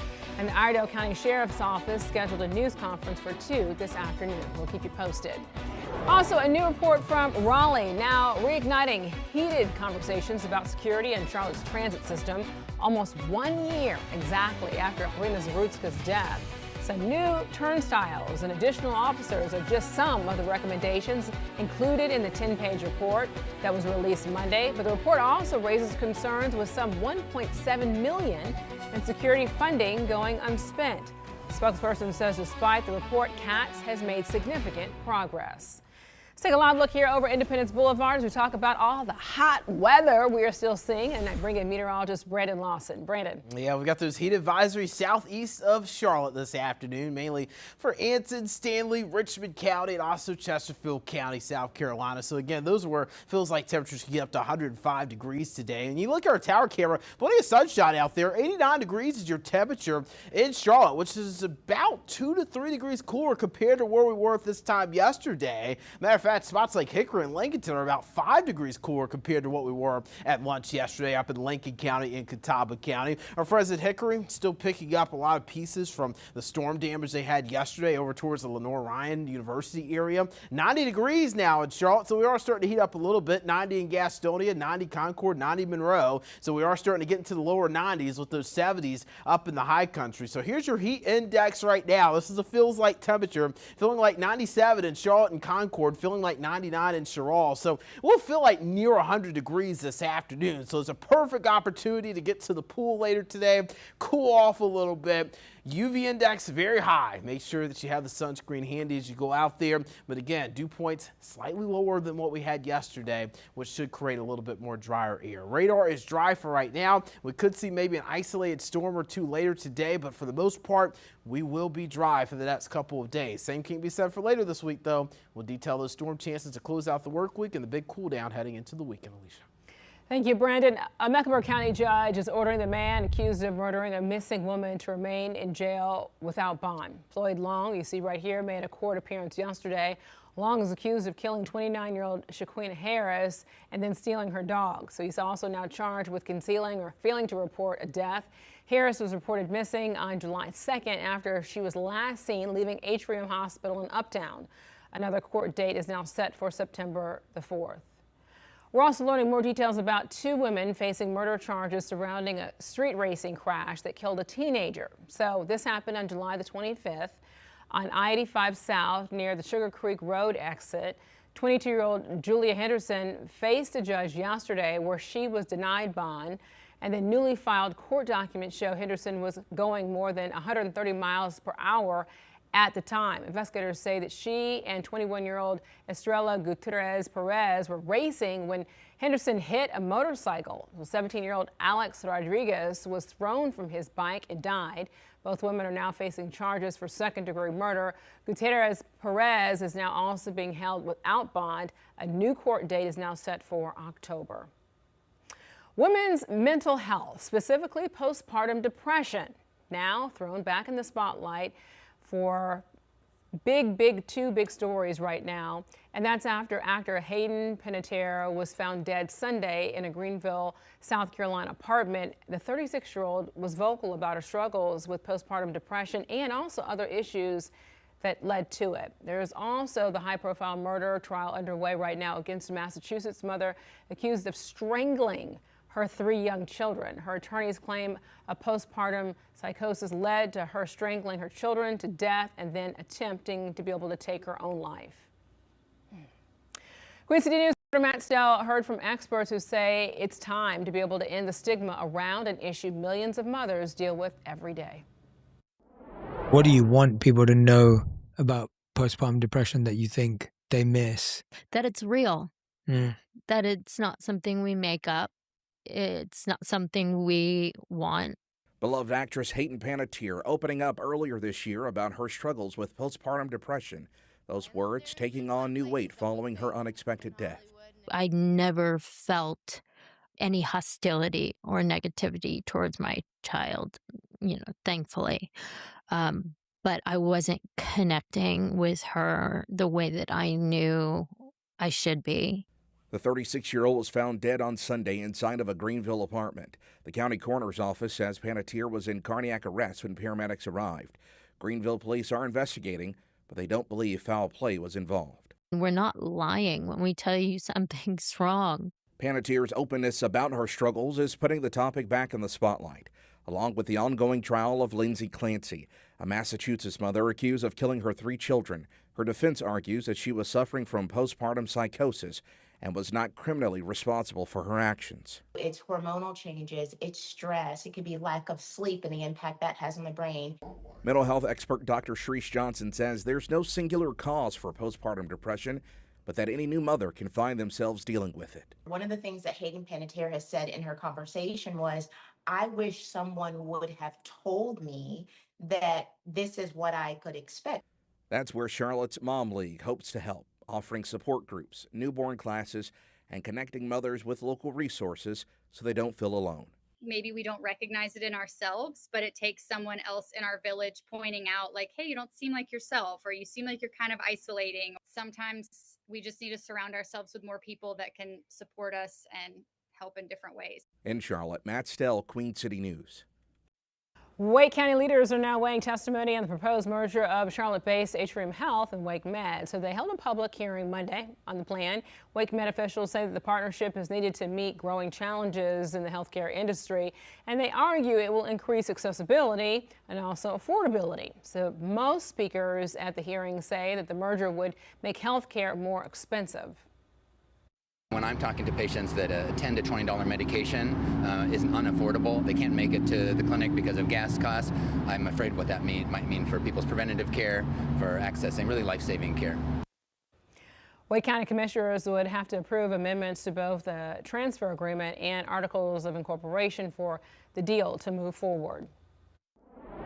Well, Mecklenburg County is now suing the developers behind the Brooklyn Village project, saying that they failed to meet several deadlines for the uptown redevelopment.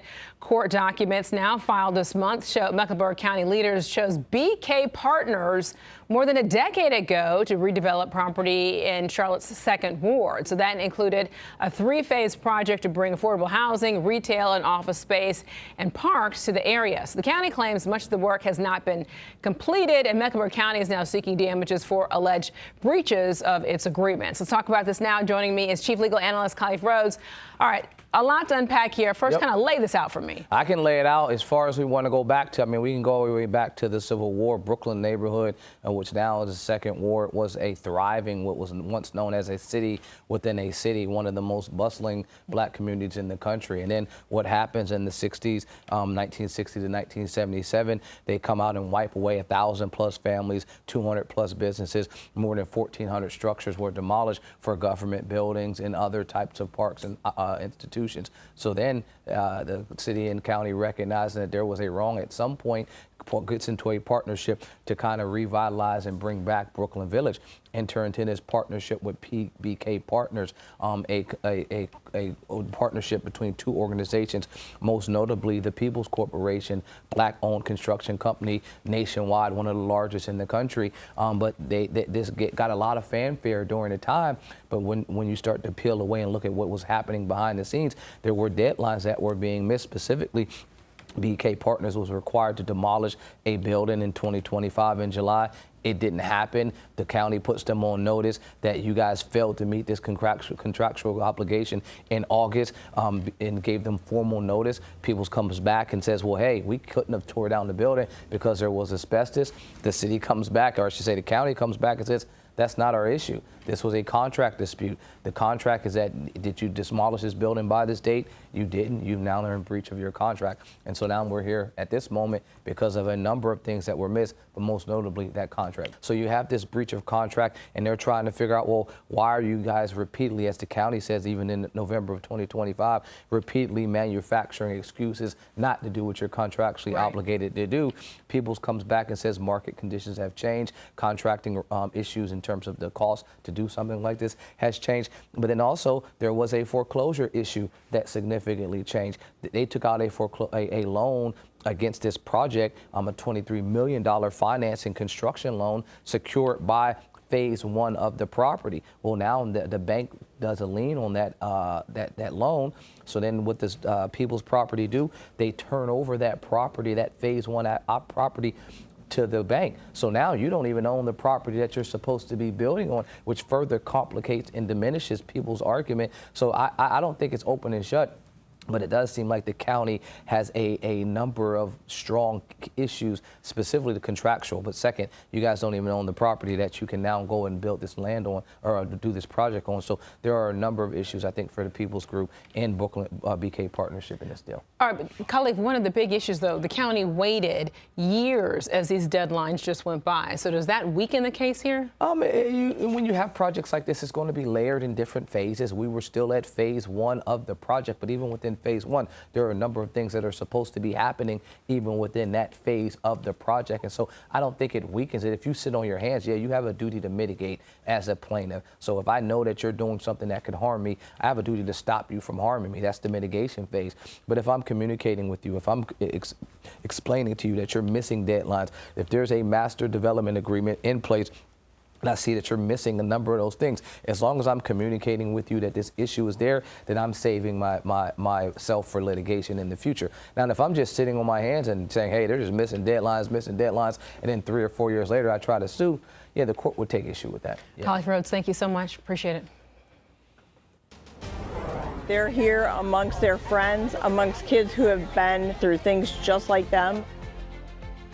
A summer camp tradition that feels more like a family reunion. A look at the meaningful friendships and the lessons learned every year at Camp Care. You're watching Queen City News at noon, the most honored and the most local news in Charlotte.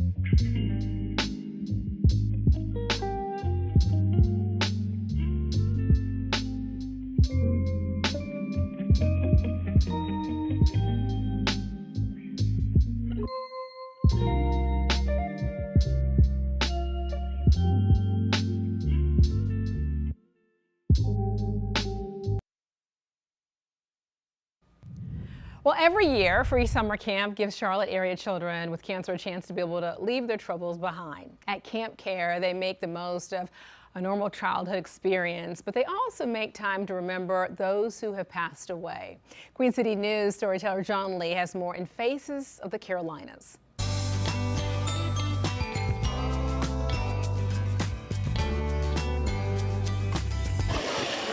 Once you've been here, some say Camp Care stays with you. This is family, it's home. What a ride. This is going to be just like going down to Disney World. There we go.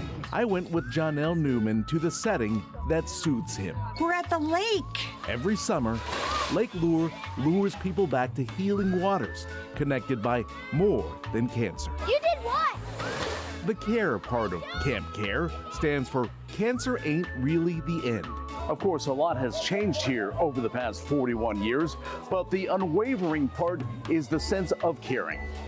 And we always say we can't care about you. Janelle, the camp counselor, is still learning. What is that called? Janelle was diagnosed with leukemia at 9. 25 years ago, he went to Camp Care for the first time. It opened him up to friends he calls family.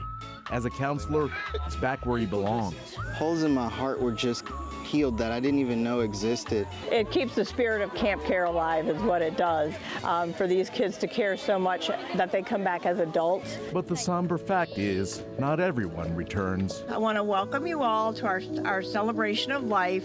Every year, they remember campers who have passed. Here at camp, we learned that it's okay to have all kinds of feelings at once.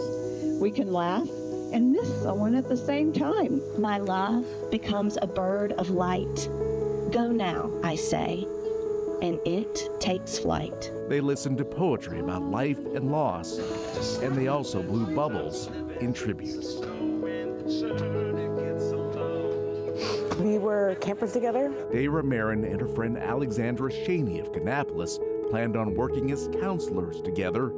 Sadly, Alexandra died of nerve cancer, just shy of 21. She had relapsed. And so she's been battling that for a while until there was a time that she just couldn't make it. Sorry. So I left a really good friend. The fact that we can celebrate them, that their journey was not in vain. I got it. The relationships become deeper because they keep coming back. Evelyn Tu of Huntersville is here for the 6th year. I can't decide if I'm gonna get a rainbow one. She's making a memory bracelet. Ooh. After that, check this out. She made another memory, squeezing in some tubing on the lake. I never thought I would have such a great experience with people like myself that were cancer survivors. I think that was a cool opportunity. The lake sets the tone for both recreation and reflection. From the outside, it just looks like a normal camp, but to us, it's a family. Just don't ask which one the trapeze is. Oh, I know that's what that was called. No, that's the iceberg. Oh yeah, you're right. There we go. At Lake Lure, John Lee, Queen City News.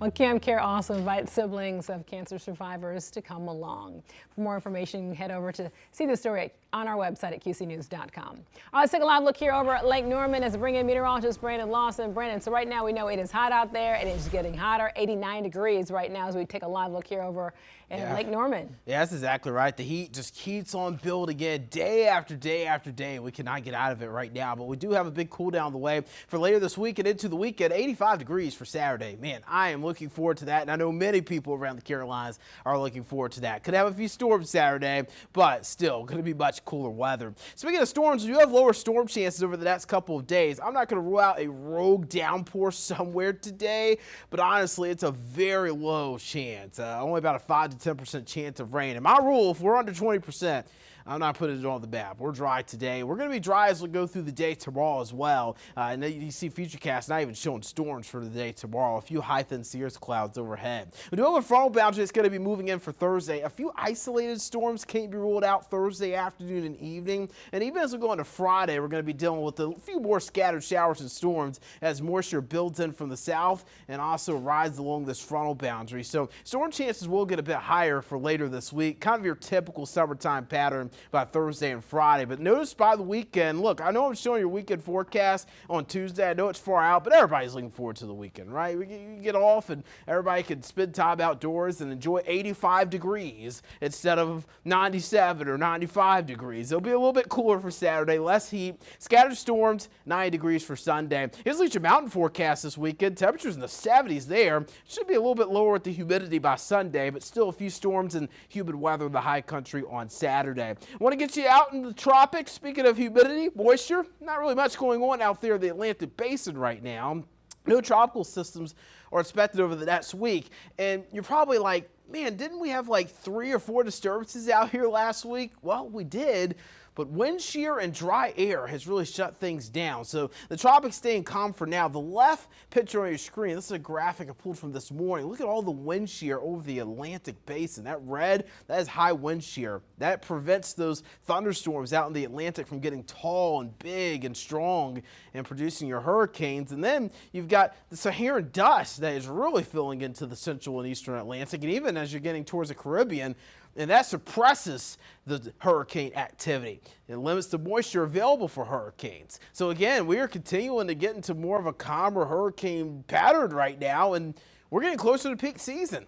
As El Nino continues to ramp up, I expect hurricane season to continue to be on the decline. Temperatures in the low 90s right now, upper 80s up towards the I-40 corridor. Statesville, Salisbury at 87, 91 in Charlotte, 91 in Lancaster. It's actually feeling like 100 in Lancaster right now. Only spot feeling like 100 degrees. Everybody else feeling like mid to upper 90s. So again, it's going to be a scorcher today. It's still uncomfortable out there. It's not fun to get outside in this kind of weather, but it is slightly cooler than yesterday and a little less impactful. What feels like temperatures only near 100. Today's highs actually more in the low to mid 90s.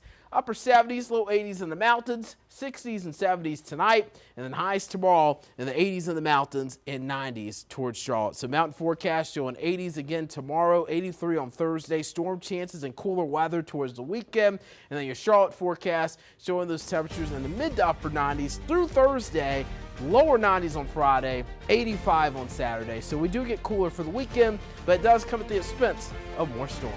We'll be right back with the most local news in Charlotte. You watch this here, Queen City News at noon. We'll be right back.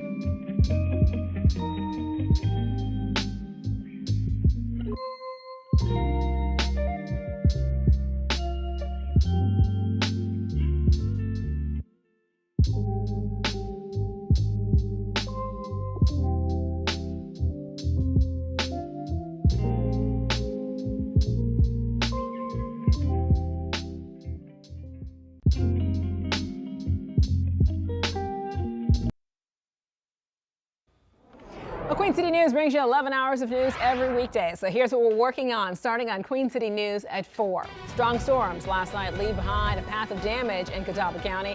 How neighbors are now looking at the emergency officials and what they're doing to clean up this area. And with early voting starting tomorrow in South Carolina, special Republican primary runoff for South Carolina Senator for the U.S. Senator spot. We now take a closer look at the weight that President Trump's endorsement is now carrying in the race. You're watching Queen City News at noon, the most honored and the most local news in Charlotte.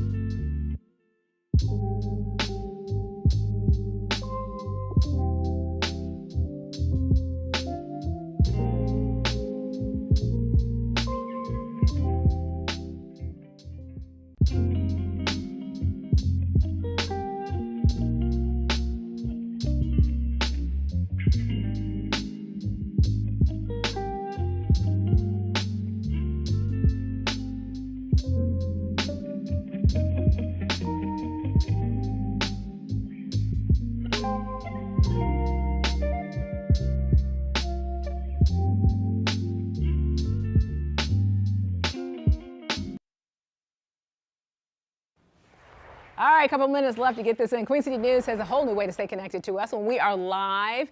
And when we're not live on the air, you can always download the Queen City News Plus app on your smart TV using either a Roku, Apple TV, or Amazon Fire device. This is a look at today's lineup on the app. So first at 1, you got Morning Edition, always a good time there. Then at 1:30, Across America, followed by Rich on Tech at 2. You can watch it all again on our new Queen City News Plus app. Brandon. There's some good topics on Morning Edition this morning, too. I know. Looking forward to this. You definitely want to watch that. You got temperatures just heating up, man. 90s still in the forecast through at least Friday, but then we get a cool down for the weekend, Alicia. 85 degrees on Saturday.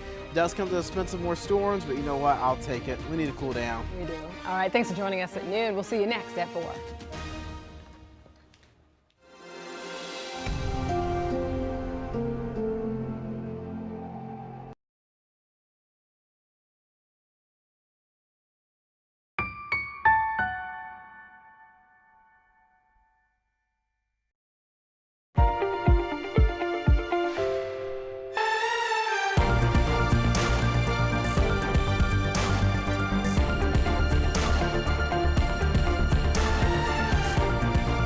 Good morning, everyone. Welcome into this week's edition of Morning Edition as we are looking at our hero cam. That's what we call it. We're missing someone right here. We're missing one. We got 3 of 4 right here. We got Brandon Lawson, who's helping drive the bus today. Here we go. We got Jason Harper. We got Annie Satowski. We got Brandon Lawson.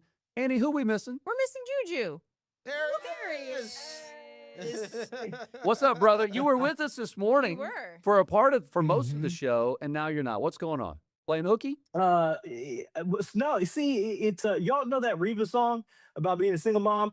So that's what I'm a single dad this week because my wife is on a cruise and we didn't have puppy coverage today, so I had to come home and get the little one out before she had decided to wreak havoc all over the apartment.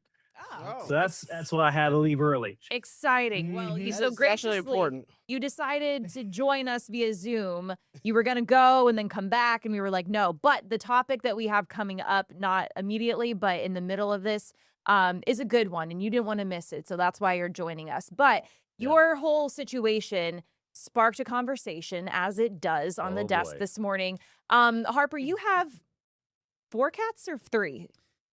We had 4. You had 4. Yes, unfortunately. Okay. 1 passed last year. Now we're down to 3. Okay. So we used to have dogs back in the day. And so I asked you. Yeah, now I we're was just like, down to cats. are you gonna? I said, are you gonna ever get another dog, Jason? And the answer is no. And Mm-hmm. and it's not because we don't want one or don't love dogs. Listen, we love dogs. We love all animals, really. But yeah, for us, I mean, I think everyone, you just have to look at it's more than just want. It's financially, can you afford everything that comes along with it? And it depends if you're getting an older, like adopted dog or a new puppy. Those are 2 totally different categories, as Julian well knows about puppy life right now. But also, we're in this stage of life. We've got our last of 4 kids is a senior in high school. She's going to be graduating in a year. We travel a lot. And there are, I mean, yes, you can board, you can have dog sitters, stay at the house, come over, walk, all those things. They also cost money and time and all those things. We're just at a place where maybe down the road, when we retire, that might be something we get. But right now, no, because we've got friends that there's some restrictions put on them by their pets, which we're just not in the place where we want those restrictions right now. We want to be able to, when our last daughter graduates, we want to be able to fly the coop a little bit and have some freedoms to travel and do some things. So I would say no for now. And that's a responsible dog owner, kind of realizing like a dog isn't like a cat, right? Like if you go for like a weekend trip, you can probably leave enough water and food out for a cat and they're going to be totally fine. absolutely. You can't do that with a dog. I mean, you can, but it would be cruel. And because of that, you said no. I am going to have dogs. My husband and I love dogs so much. And we're going to have them until the day we die or we can't have them anymore. But you, Julian and Brandon, you said that you'll never do a puppy again. I was gonna say, Julian and I are definitely on the same page when it comes down to puppies. Oh no, Julian, you go first. I think you got a better excuse than I do. Well, I only because mine is still a puppy, and you've already lived this, Brandon. But I think I've had all I can do with puppy training with one puppy, just because you have to teach it everything, and it tries to kill itself all the time. You take a newborn kitten back, and the newborn kitten's going to figure it out pretty quickly. Like, sure, you might have a little bit of gnawing at some things and clawing at the couch and stuff like that, but a puppy, literally, as soon as you turn its back, it's like, how can I kill myself now? What can I put in my mouth? Where am I to run around? And like, I have no idea where to poop or pee, so everywhere is okay. And so it's just so much work, and they have to go out and like, I have a very tiny puppy. She weighs, when we brought her home, around like 5.5, 6 pounds. So think about the gas tank on a Mini Cooper or like a Fiat. This is a ticking time bomb. So you have these small increments where it's just like, I got to get her out. Otherwise, it's kaboom. And hence why I'm home right now. So I think I would do a rescue, maybe like a year old, year and a half. I would do that where they already know potty training, they're already good, they're housebroken. I do all that stuff. But a puppy again, I think I'm good. Because it'll be kids and things like that. It's a lot of time commitment, kind of what Harper was just talking about. Yeah, so I was up in West Virginia when I got my puppy about 5 or 6 years ago, and I was lonely up there. I just kind of needed a companion to be in the house with me, and I just happened to go to the Mercer County Animal Shelter up in West Virginia, and I was like, just give me the youngest, most energetic dog that you can possibly give me. And that animal shelter did not disappoint. But I will say, I did not realize, like, I mean, I knew a puppy was a puppy, but like, when I like took Chase, my dog, out for the first time, and he like literally just like stood there and didn't like go anywhere. I'm like, oh, my first walk with Chase, my dog's gonna be so fun. He's just standing there. And I'm like, let's go. I'm just dragging him. He's not going anywhere. I'm like, wait, what? So Julian, I totally get where you're coming from. Like, even like I left Chase out for like the first time, like by himself when I was at the house, and I came home to a disaster. I walked in the front door and like I could barely walk in because I was like, oh man, I smelled it before I even walked in. Like it was just, it's not, so I'm definitely one, like if I get another like puppy, I'm definitely going to get one that's just a little bit older, a little bit more mature, just a little bit more trained. Now, Chase is great. Don't get me wrong. Your puppy's going to be great as well. once Just takes a little bit of time. But Julie, you're talking about turning your back and having like a total disaster of them trying to like unalive themselves. You have said that, and you are not a father to a human yet. I was going to say, this is a good warm-up. Same thing. Yeah, this is a warm-up stage. Part of why, because of what I've heard from you and Jason and Ted, it's that, okay, I know that down the line, God willing, that Jordan and I are going to have kids. So I'm trying to factor that in. I'm like, I'm going to have kid responsibilities. I don't think I have room for puppy responsibilities yet, because this is so much work. I can only imagine what it's going to be like to have little ones running around.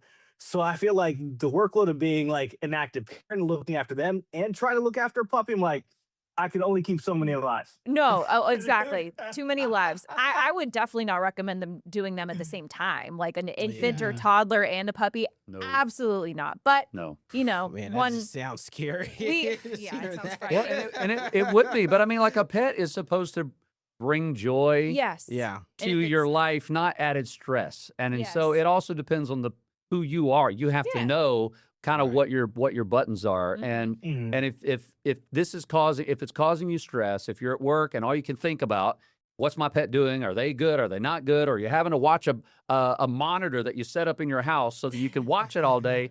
Y'all, come on. I mean, that's great. Technology's around. I did that with our puppy Woodson. I did it. That's great that technology's around. That's cool. But like, it shouldn't be adding stress to your life. And if that's all you think about while you're away, just say it. I'm not judging. Everyone do their own thing, but it's true. I'm sitting at work throwing my dog treats on the camera. Yeah, exactly. It's, to each their own, but all of you know your limits, and that is important.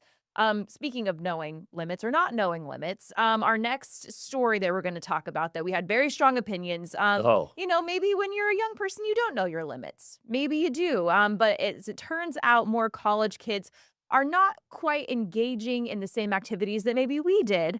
So we'll explain coming up next.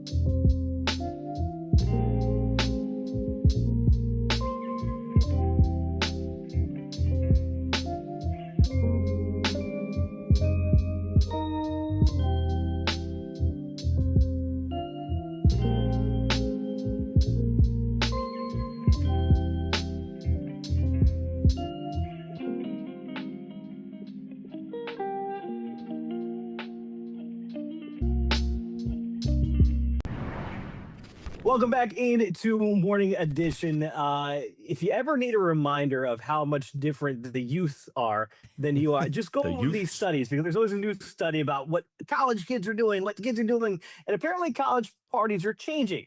A article from Yahoo Life found that kids in college, they're doing different things on Fridays and Saturdays. They're doing workout reservations early in the morning. It says that 53% of young people are choosing booking a workout over drinks or nightlife in the past year, compared to 42% of users 35 and older. So they're even beating us, and that's according to ClassPass, who did the survey. They're choosing to just do things that aren't as party centric, going out and drinking. Instead, they're trying to go to the gym regularly, doing fitness things, doing other things like, I guess it's soft socializing, where they prefer low pressure events where they can kind of meet people, small dinner parties, morning runs, casual daytime meetups, versus going out and raging as college kids sometimes do. In the Sometimes. name of being a kid. We were all like, Wow. I don't know if I believe this study. Yeah. Jason, Yeah. you actually have daughters who are of this age.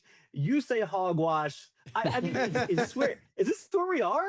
This is tomfoolery. That's what this is. Julian, part of that article says that they're switching out the keg stands and the alcohol for non-alcoholic drinks, coffee meetups, which I do believe, and carbonated water. So you're not having these, what you would expect, a frat party, and I don't know. I'm not on college campuses. When I talk to my daughters, here's two things. One, yes, I would be pleasantly surprised to find out that they have decided to do that in their early 20s.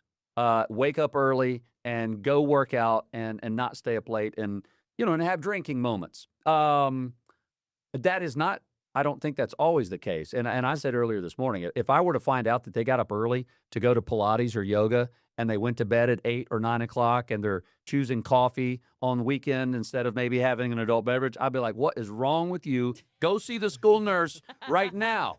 I would love that for you, but you're right, that's not normal. And so I'm really surprised 53%, more than half are saying we're making this change. And so I'm always curious, like these things, they're almost like fads and trends. I hope this one sticks around longer because those are actually healthy choices. Yes. And so it's hard to go, and this is what we were talking about earlier this morning, is like we want you to live this little window of college moment where you can do some of these things, go a little crazy, learn your boundaries away from mom and dad and the restrictions you had at home.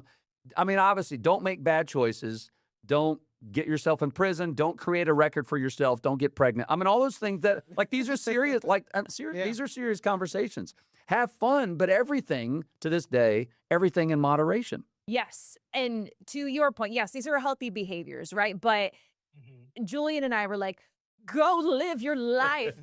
Fly, birdie, fly. Now live your life. I mean, making bad decisions. No, like, again, hurting someone, property, getting arrested, spending the night in jail for, public intox, things like that. But like my college times, I didn't rage like everyone else did on the University of Iowa campus because I was a student athlete. So I still had to go to practice in the morning, had to function at a high level.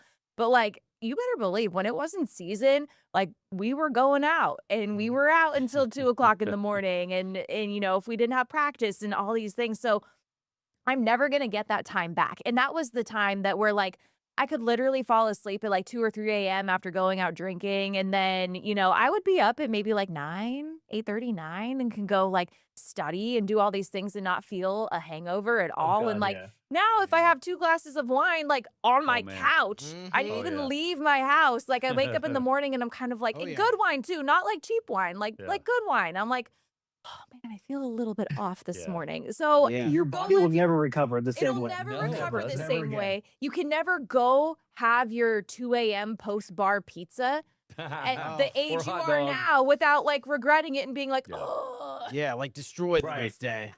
Yeah, I was gonna say, you don't have heartburn after eating spicy food, like all these things that you can do as a 18, 19, 20, in your early 20s, late teens.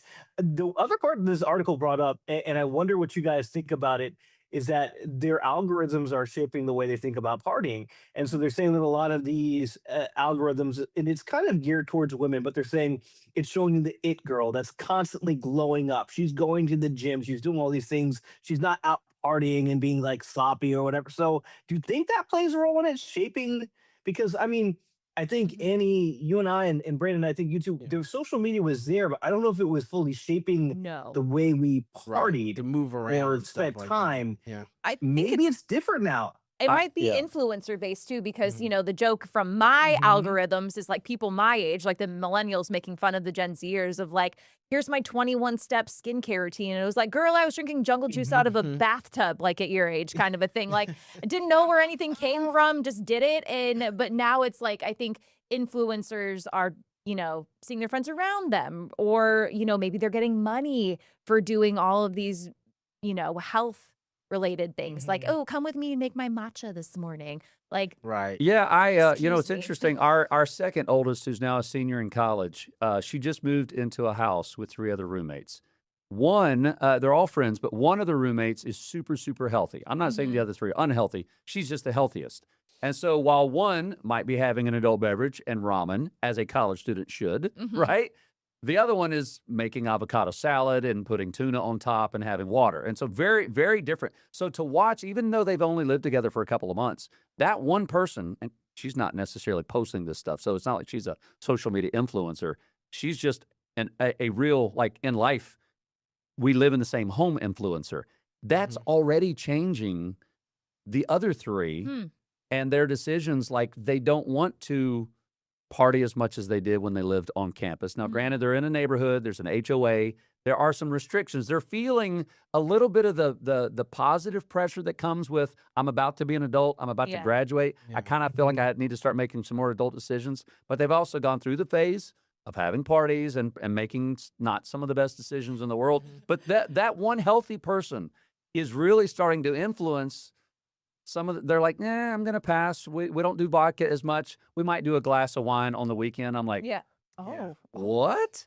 And so, yeah, it's crazy to watch. That's happening more definitely in Gen Z than it's happening with millennials. I was gonna say too, like it'd be kind of interesting if you split the survey up into each college. I just feel like each college is gonna be so remotely different. Like I know at UNC Charlotte, like my freshman sophomore year, there wasn't, you know, you had to really Uber everywhere. You had the true. links everywhere. And then, you know, my junior year, life changed at UNC Charlotte because we got the light rail. So the light rail could take you uptown. It could take you to South End, and you would be able to make it back to campus with no issues. And for UNC Charlotte students, and I believe it still is this way, like my junior year and senior year when it came in, it was free. If you showed your ID on the light rail, you got on the light rail for free, and it was a free ride. That's a game changer. To uptown and South End to go party and stay out for the night, and it was a free ride back as long as you can get back to campus. That's a big deal. And I just think like things like just different things like that could change the game in regards to like these surveys and what people were able to get out and do.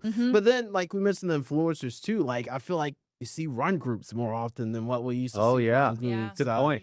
And you know, people are like Annie was mentioning, just talking about their entire lives through the day. And it's like, do you want your morning to be recovering from, you know, headache and trying to drink plenty of water? Or do you want your morning to be going to yoga and making your banana with honey on top of it and your eggs? You know, I will say that some conversations that my wife and I have had with our girls over the last 4 or 5 years is because my wife and I have very different college experiences. Mine was very sheltered. I went to a music Baptist college in Nashville, Tennessee. I didn't have that. Just wasn't the lifestyle on the weekends. Part of it was I was afraid of no, I'm serious. Part of it was I was afraid of my dad. I was afraid of losing scholarship. And so it was a totally different environment. But I grew up very, very sheltered. The problem with that, and I love my parents and I'm grateful for how they raised me. But because I was so sheltered, when I became a young adult and got out of school, I didn't even know what the boundaries were. I didn't know. I mean, I would have a sip, a little bit of alcohol, but I didn't know how much my body could take. I didn't really know what it felt like to be drunk or trashed or try to walk or go, wait, I'm sitting behind the wheel. I feel something that doesn't feel right. I'm going to make the call for someone to pick me up. Like, I didn't go through all that in college. And so I was a young adult kind of pushing the limits, trying to figure this out on my own. I'm not saying let's encourage college-age students to push the envelope, but there has got to be some kind of healthy boundary. And this is where my wife's been good for me because I was so sheltered. She's like, listen, girls, we know it's going to happen, okay? Yeah.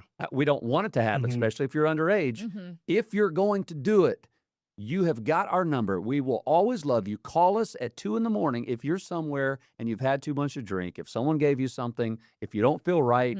You know what I'm saying? And so there's just got to be a healthy balance of go have fun in college. We know you're going to do things. You might be pressured to do things you don't want to do. Try to do it in a safe manner when you're around people you trust. Yeah, right. And always be close enough where they can call you no matter what age they are. It's kind of like training wheels, right? Yeah, I called yeah. like the dorms training 100%. wheels for being an adult and having to pay rent on time. Like you have to be in charge of your life, right? You have to go make sure you get meals at the right time. You have to be respectful of others in your space, but you don't have to pay your bills, right? And then if you move off campus, you get an apartment. That's another step, right? But same on a college campus, and like the people are the same age. Granted, there's dangers if you party and do whatever. But yeah, like to Jason's point, I think it's almost like it's like training wheels It for is. adulthood. You're right. I mean, the risks I are like way, that. way lower. I would much, and like, Yeah. again, not condoning anybody being hungover or anything like that. But the first time that you show up to an 8 a.m. class completely hungover, maybe still a little bit drinking, like, this stinks. You're like, This I'm not isn't gonna do that right." again. Yeah. I had obligations and I chose to ignore those obligations and instead chose to take a temporary thing that's to make me happy going out that night. But I'd much rather learn that in college than show up Monday morning to work hungover and be like, oh my God. And then your boss is like, hey, we need to talk to you. Make the mistakes in college, given don't make major ones. Again, don't do anything crazy, but like that's the time to figure out who you are. Otherwise, like Jason said, then you find out those boundaries when you're out of college. And I feel like that's a much harder thing to do. All right. Yeah. Well said, everyone. I love it. I love it. It's a Good great stuff. conversation. You know, it's interesting, Brandon, you mentioned public transit and cats and the light rail coming to UNC Charlotte campus, how that opened the doors to you. Coming up, our final topic this morning, more public transit, maybe coming to the airport, sort of, kind of. Maybe. We'll see. We got a lot to talk about. It's really interesting. We want to get your thoughts on that. That's coming up on Morning Edition. We'll be right back.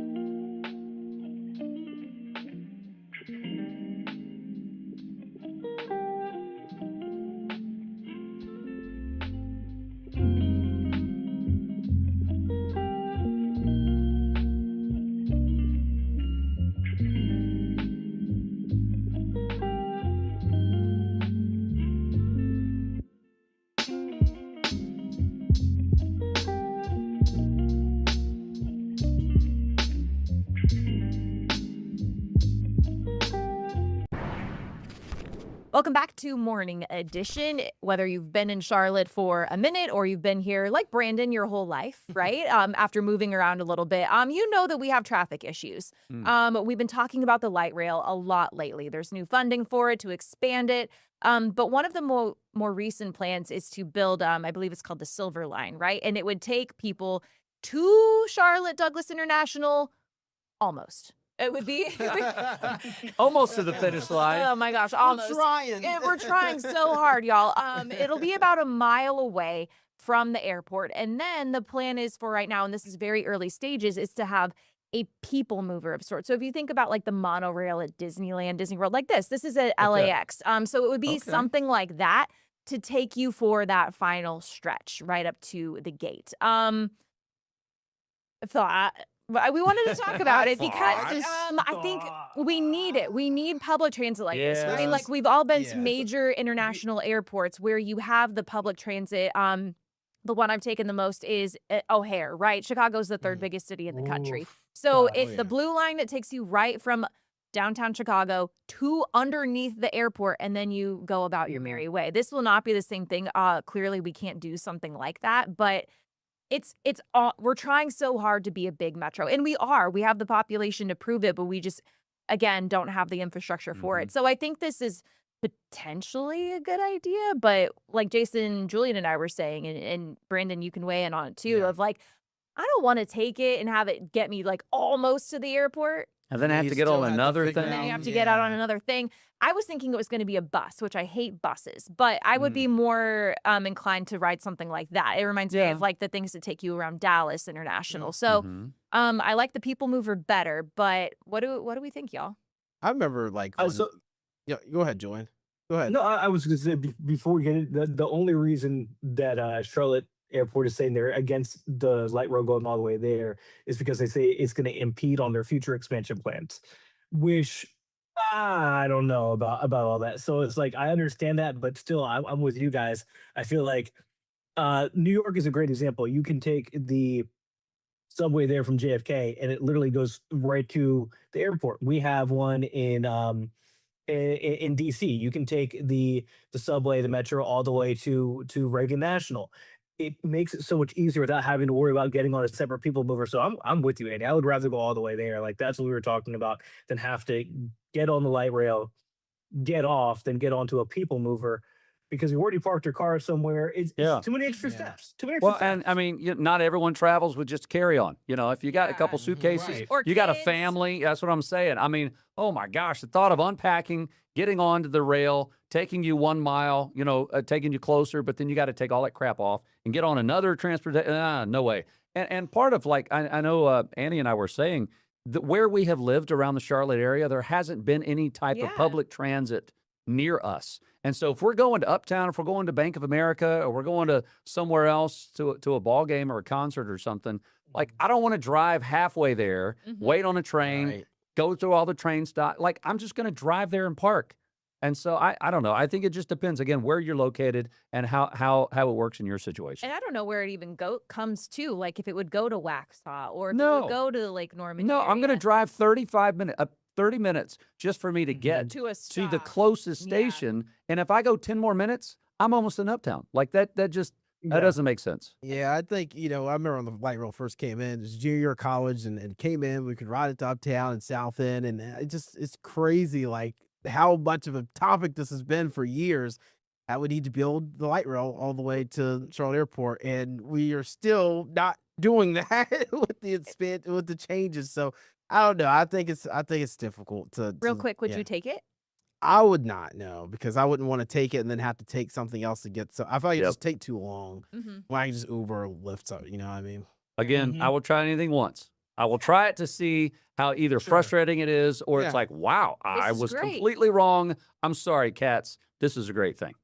But it's going to be like 13 years? 13 years. So we got some time. We got a lot of time. By that time, I'm going to get handicap parking. There so we go. I'll get to park up by the front door. I don't need to worry about this thing. You can valet that. Jason's car's going to be inside. You got that right. I'll have a helicopter dropping me off the airport by then. All right, listen, we are out of time for this morning edition. Julian, thanks for joining us via your apartment. Say hello to the rest of your animals there. And thank you guys all for watching Morning Edition. You can catch us Monday through Friday, 4 to 10 on Queen City News. We'll see you next time, guys. Bye.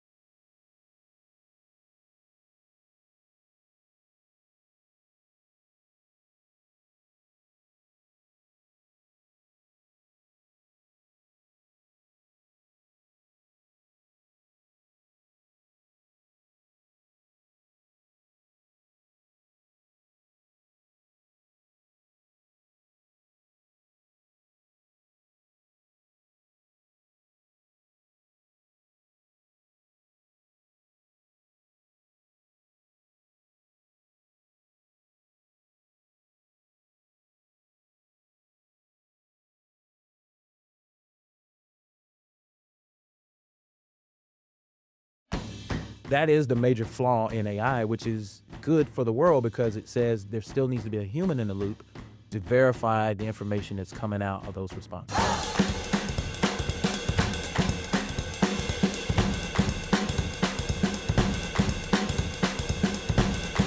Welcome to Tired Parents Club, a safe place to share, laugh, vent, talk about the ups and downs of raising the littlest versions of ourselves. We are your hosts, Kevin Pinto. We have Sierra Langford. Hello, hello. Sierra, what are we talking about today? All right. You may have heard about a little thing called AI. And today we are talking about students and graduating seniors entering the ever-changing workforce, right? And how there's a lot of industries out there right now that are increasingly using AI and relying on AI and maybe even replacing jobs with AI, right? So today we've got Joe Little. He's the Associate Dean of Technology with Central Piedmont Community College, also known as CPCC. Thank you so much, Joe, for joining us. Hello, everyone. Thank you.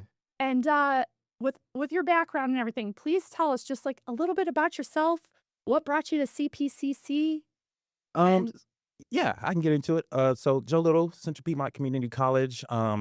I like to start off by telling people, since we're in Charlotte, that I'm a born and raised Charlottean. Amazing. Yeah, I'm one of those So unicorns. rare. Yes, I'm one of those unicorns. I predate Uptown. It was downtown when I was here as a little baby. So that I can tell you legit, I'm a Charlottean. So what got me to Central Piedmont Community College was a journey that started with the United States Army. I was a communication specialist back between 1999 and 2003. So right before 9/11 and that world-changing event. I got out of the Army due to an injury. Went to Central Piedmont Community College for my 2-year degree in network administration and support back between the years of 2004 2005. Actually walked the stage in 2006 because we didn't have winter commencements back in that day.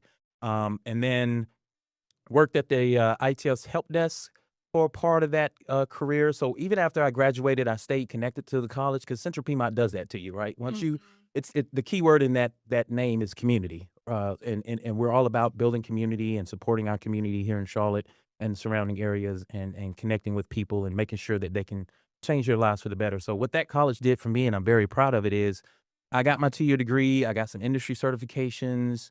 I was able to get a part-time job with the college, first at the ITS help desk, then as an adjunct instructor, teaching cybersecurity courses, worked a full-time job in the industry while doing that here in Charlotte. The company was based out of Chicago. It's been bought out since then. Startup company, got me a lot of quick hands-on experiences. And then I worked for a managed service provider here in Charlotte as well, and was hired to teach full-time in Central Piedmont back in 2011 and have been full-time with the college ever since, getting promoted to associate dean back in 2021. So Amazing. Wow. Thank So you. you've just worked your way up the entire time.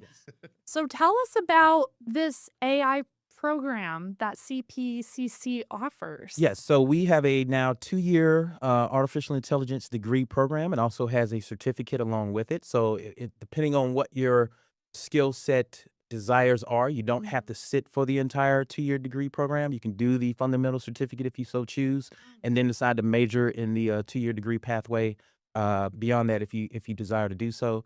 The one thing we're proud about it to date is that we've already got 7 graduates out of that program, and it doesn't really turn 2 until August. So we've already been through the graduation process for 7 individuals, 3 in the fall of 2025, 4 in the spring that just completed their degrees 2 weeks ago. Wow. So I know we did a story with you a couple years ago about when this was starting up. And you were doing 50 applicants or 50, you could have 50 students. You had 56 applicants. Right. 50 were on the wait list back, I think, when we last talked. Yeah. Correct. So has that grown? You know, Yes. where are you guys at now? So to use official numbers, the state dashboard has us at 95 unduplicated students, meaning that is their sole major or their primary major. But if you look at double majors, meaning people that are in computer science pathways, people that are in our traditional AAS degrees for information technology, as well as simulation and game development, there are over 200 students declared for the AI degree at Central Piedmont currently. How have you seen it progress, I guess, in those 2 years, just overall? Right. So we've seen the breakdown in the degree where folks are focusing on things like chatbot programming skills, machine learning, deep learning, computer vision. computer vision is important when you think about things like physical AI. So these are things like robotics. And when we say robotics, what we mean are think robo taxis. Like you've seen the Waymo taxis starting to show up here in Charlotte. The Tesla cabs. That's why computer vision is becoming more important. Like we're looking into cameras here in the studio. So think about a bot that could react to what it's seeing and maybe track my head if I were starting to move, so that at no time am I out of focus or out of view in the camera. So this is what we're teaching our students as part of that degree program. That's fascinating. Are there different kinds of courses that tend to be more popular than others within the program, or is it all, is it like a 101, 102 type of situation where you work your way up? Yeah, it depends. That answer varies because it depends on what skills those learners are trying to seek. So, some of them only want the chatbots or generative AI, as we call it nowadays, right? And what we have to be careful in when we advertise the program is make sure people know this is mostly a programming degree, but it's focused on programming AI skills. So large language models, neural networks, things of that nature. So we need to make sure that people don't think, well, I'm coming to be an advanced ChatGPT user, or I'm coming to be an advanced Gemini user or something like that. No, you're coming to learn how to build the back-end infrastructure that is artificial intelligence. So that and we make sure we say that clearly in our information session. Like, please don't think you're going to be living in ChatGPT in all your assignments. That's not what this is. No, you're not going to become a glorified Right. Yes. user. Yeah. There is prompting, there's prompt engineering and all those things, but it goes well beyond that. Mm-hmm. And what types of careers, you briefly mentioned it, what types of careers you see your students kind of get into after taking these programs? It's a mix. So it's those AI specific jobs that companies are starting to look into now. So it's your AI engineers, it's machine learning, it's computer vision, a lot around data analytics and data science, because that's where we're starting to see AI being used as a tool to augment the work, those redundant tasks. Hey, I want to pull a report on XYZ and give it to the C-suite to kind of make a business decision, something like that. But then it's traditional software development roles as well, because you can use AI to augment your code to, help you debug, etc. So that speeds up the work. And that's another place where people are starting to get into the conversation about, well, is AI going to take my job? No, but it will augment your job. And if you don't know how to use it to augment your job, you may find yourself replaced with somebody who does have that skill set. Yeah, so I'm thinking of the workplace as well, right? This is always going to be a back and forth, I feel like, and I'm sure you already know all about that by now. I guess the workplace, something we talked about yesterday even. Is that going to take away the interactive workplace? We work in a newsroom. We're constantly always running around and stuff like, talking to each other, yelling stuff out. It's nuts in here sometimes, but I wouldn't blame AI for that so much as I would the recent pandemic, being that a lot of people have gotten used to a hybrid or remote work environment. And AI was, even though AI has been around for half a century, we didn't start the hype game on AI until the last 5 to 10 years, right? So, but we were already in a Zoom or Microsoft Teams, you pick your flavor of teleconference environment prior to the explosion that has been AI for the last 5 years or so. Yeah, so I guess, COVID sped up AI, I guess, or the advancement of it. Well, yeah. Well, it in a weird way, right? Yeah. So, that worldwide events like pandemics, wars, etc., will fundamentally change the way we do business moving forward because, COVID did that, right? So it forced us into a lockdown for 18 to 24 months, depending on which country you're living in. And then because of that, you were forced to use tools that you were otherwise hesitant to do so prior to the pandemic, right? A lot of businesses didn't want their data in the cloud prior to 2020 because if it's on site, I have control of it. I can see it. If something happens, I can go unplug a cable or whatever, and we're fine. If it's in the cloud, I got to be very trusting. I got to make sure I have SLAs. I got to make sure I have agreements to say who's backing up this data, who's got access to this data, how do I control the identity access management and all the things that, are the pieces around cloud controls, cloud security, et cetera. AI was not even in that conversation during the pandemic, even though it was starting to come on the scene. While we were in lockdown, folks were starting to use ChatGPT for, prompting it to do homework, whether they should have been doing that or not. But that was talking about the ethics of using AI. Right. So, yeah.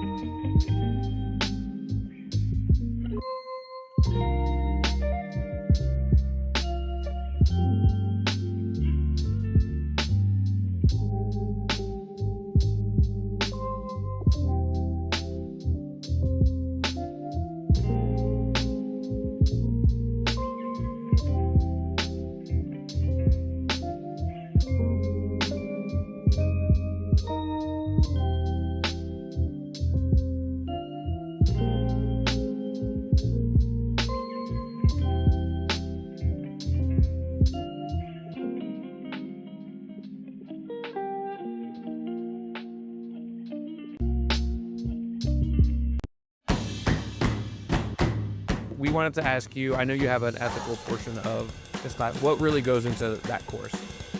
So our computer ethics course is really focused on helping students understand the why and the why nots, how, when and where you want to use artificial intelligence, helping them understand things like biases and discrimination and all the things that could be built into a large language model or a personal model that is built by someone, because AI is only as smart as the data that you give it. Right. So if let's strip the politics out of the conversation. Let's talk about food. Right. So people come to Charlotte to eat all the time. We have a large restaurant kind of environment here. Yep. So if I wanted to build a model and say, hey, let's build a model that's going to be serving the people that want to find the best restaurants to eat at. If I build it, I'm a steak lover. So my model may give a preference to steakhouses versus somebody who wants to find Italian or French dining, French cuisine, or, seafood or whatever the case may be. So that's an example of bias that's built in unintentionally, because it just, I'm like, hey, make sure you mention places like Steak 48 or Del Frisco's or whatever, because I love to eat at those places. But I'm shortchanging the folks that want to see, Chinese or Japanese or where's the best soul food place in the city or whatever the case may be. So, that's what our ethics course is. Try to encourage students to stay away from, is that even when you're not thinking about your human desires, your human biases, you could very easily code it into your model, because you're thinking about the things that you like or dislike versus what is best for the greater good, the greater economy, whatever the case may be. And Fascinating. we have younger kids, right? So, I mean, I guess, should we be integrating this earlier? I mean, obviously, parents are going to have their own thoughts on it. I'm always nervous. Like, is my kid actually learning, or are they taking a very quick shortcut using AI and then they're just going to wash it away? Well, that question is at the heart of it. You should always be thinking ethically in every decision, right? Like we should, as human beings, should always be concerned about how my actions will impact my neighbor, right? When I'm driving down the road, road rage is a thing. But if I decide Here to, in Charlotte? What? I am guilty. I'm lying a lot. well, I mention it because you think about AI's impact on transportation and ethical decisions, right? So, would you want a driverless vehicle to have in its code the ability to strike a person in its decision making, right? So, if it's going to slam into a wall, or if it's going to avoid the wall and maybe not damage itself so much and protect its passengers, but the risk is it could run over somebody, would you even want that in an AI code? Or would you want to say, hey, I need you to slam into the wall each and every time, because we never want a robot ever having in its code that it's okay to kill a human being, right? So these are some of the questions that we have to start considering as we start deploying artificial intelligence in the physical sense, right? So we're beyond generative AI, we're beyond agentic AI, where now we're having AI augment the jobs, right? That's what AI agents are used for. And now we're getting into self-driving or driverless vehicles where, supply chains are using AI to deliver packages, drones that are being monitored and redirected by AI are being used in supply chains and to deliver packages and all the things. So these are the types of questions that we propose to our students. We have Tech Week events. One of our professors, Dr. Fraser Smith, did a "Would you pull the lever?" Question on this very topic. It was a very popular discussion about, like, again, would you want artificial intelligence to make a decision that could ever be concerned with harming or killing a human being? Like, think about the movie I, Robot as an example. That's my first thought every time, right? With AI kind of going into all different kinds of careers at this point, do you think that at this point it's maybe gone too far as to where it is? Or what is your thoughts on that? As like, if are there students that feel, I guess, wary as they head into this, new kind of environment Well- where we see AI, taking away certain jobs because, the corporation has said, like, okay, we've got this AI technology that can now do these certain entry level positions. Mhm. Like, do you think? What are your thoughts on that? I guess. Well, can do doesn't necessarily mean should do. AI can do a lot of things, but again, back to the ethical question, should we allow it to do certain things? I can't speak for any company. I can speak to the fact that technology in the world always seems to outpace regulation and governance. So you always have a tool before you know what the law is around the use of that tool. And you can speak to almost any piece of technology developed in the last 100 years, and that statement would hold true. So here we are again with artificial intelligence. Oh, by the way, quantum computing is right around the corner. Those two technologies are going to be tied together. Good thing is it's going to significantly increase healthcare in the country, in the world.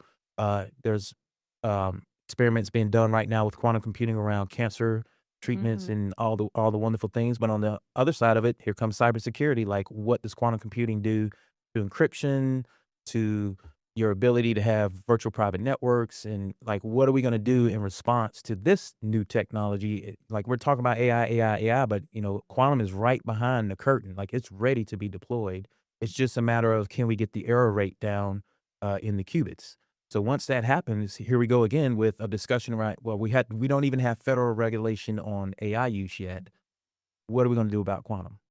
Yeah, because we've created this thing that's now going to help us in so many ways, right? Right. But now we've Double-edged created, sword. yeah, now we have all these problems. Now we have to figure out a way to combat it, right? It's like, kids using it for homework, right? And that's something that people have talked about, writing their assignments and stuff like that. So now we have to figure out a way to, and we already have, right, to combat it and ask. But now we're asking AI, hey, did a student write this? Or Well, let me you write say, this? homework use in AI is not necessarily a bad thing. It's when.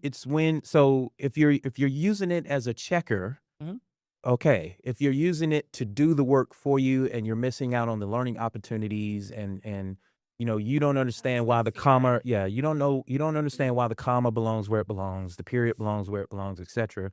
And you're letting the bot do it for you. That's where it's a problem. But if you're using it to provide the checking, to be that assistant, to help you in the learning process, help you with the equations, etc.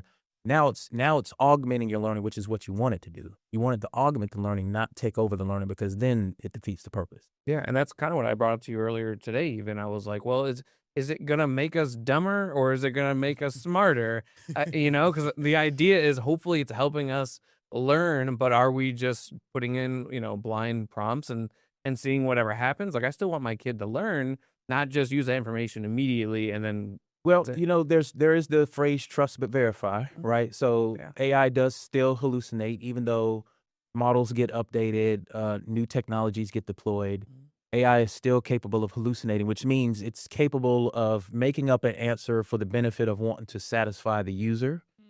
Like, I'm going to give you something because I don't want to say I don't know. Even though when you're in a job interview, I don't know is a perfectly good answer, because we'd rather you admit to not knowing that skill or not having that skill than lying to me, and then I give you something to do and then you can't get the job done. So that is the major flaw in AI, which is good for the world because it says there still needs to be a human in the loop to verify the information that's coming out of those responses. we have to take a break because that definitely is going to lead into the job conversation, I guess, for the future. So we'll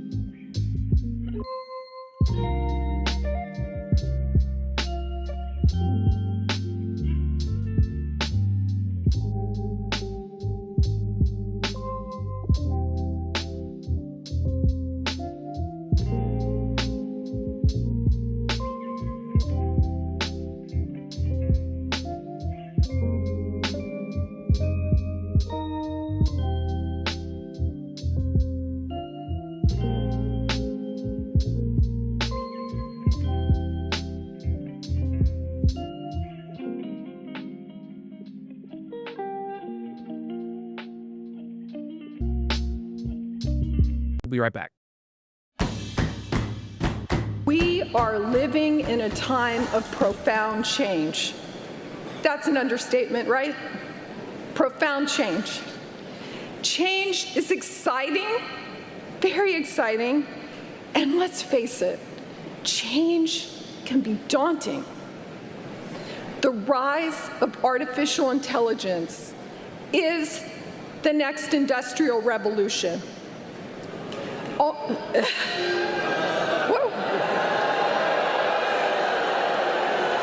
What happened? Okay, I struck a chord. You all have AI. You all have AI, actual intelligence.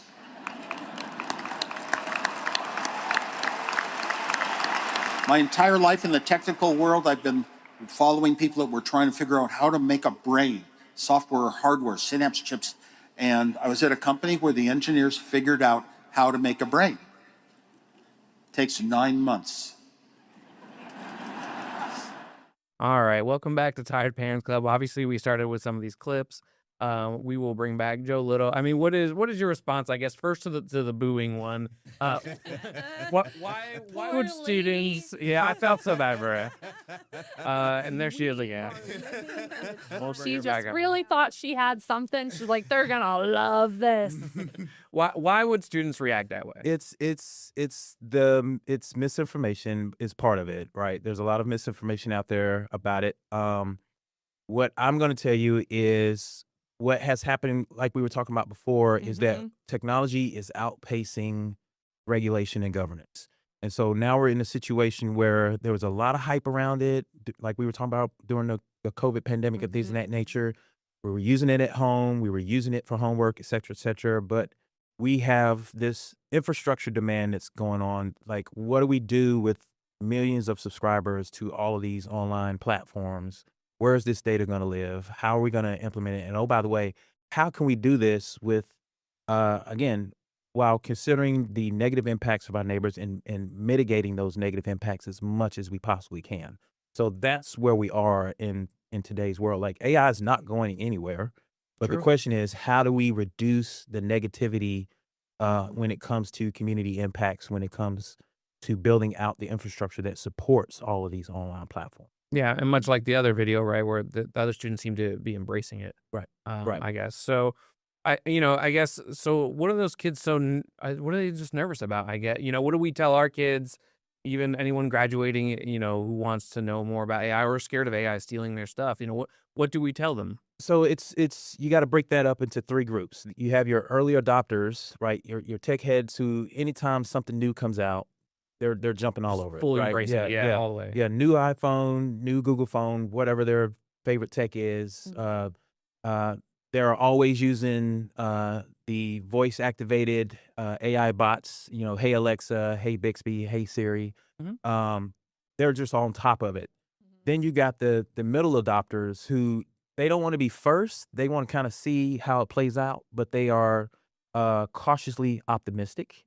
So you can talk to this audience. You can have a conversation with them. You can give them the use cases, have that polite conversation about the detractors and how do we get ahead of these unintended consequences that we're starting to see impact the world. And then you got the naysayers who just, no matter what, all tech is bad, right? So those folks, you try to bring them to the table in a polite way, but there's always going to be somebody in the room that just, no matter what, something's always bad, and that's all they have to say about it. I mean, just kind of going off of what you're saying, it sounds like we're living in a time where everything is changing so fast. We're trying to play catch up, and we're trying to also navigate a new world with AI, and I think there is that very real fear.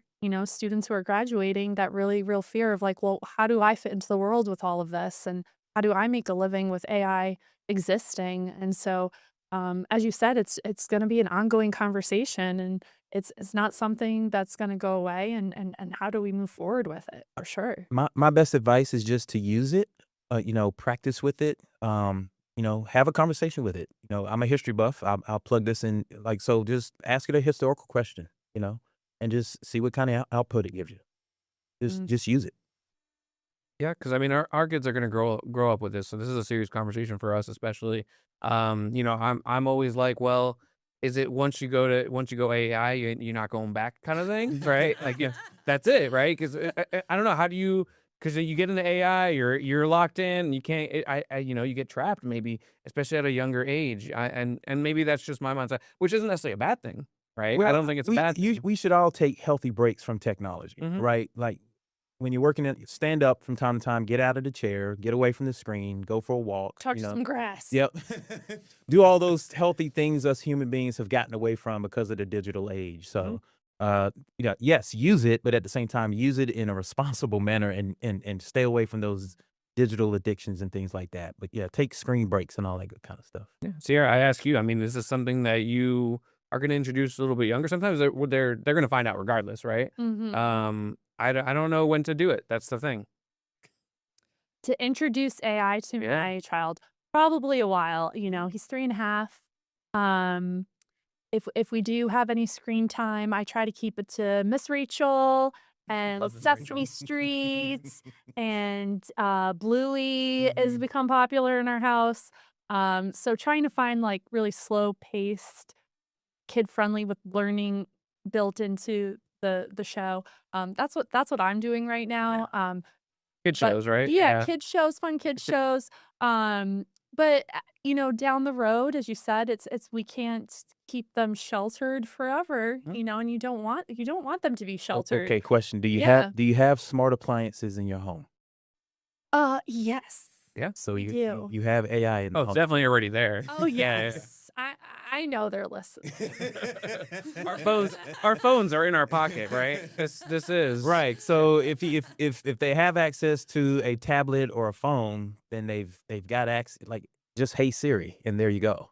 Now you're having a conversation. So it's really funny you say that. Sometimes just having a normal conversation with my name being Sierra, my phone will think I'm hey Sierra. Yeah, I'm not talking to you.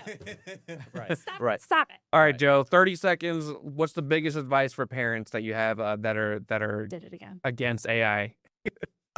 So skepticism is healthy. That's not a bad thing. A parent's job is to protect their child and make sure that they are growing up in an environment that's best for them as a human being to be the best version of themselves they can be. That said, technology is changing the way the world works. It's changing the way jobs work. So therefore, they're going to have to, at some point, be exposed to what artificial intelligence. Oh, there you go. I think that summed it up. Thank you, Joe, so much for joining us. I'm tired, parents. I'm going to leave. I'm going to go touch some grass. Okay, bye. Have fun.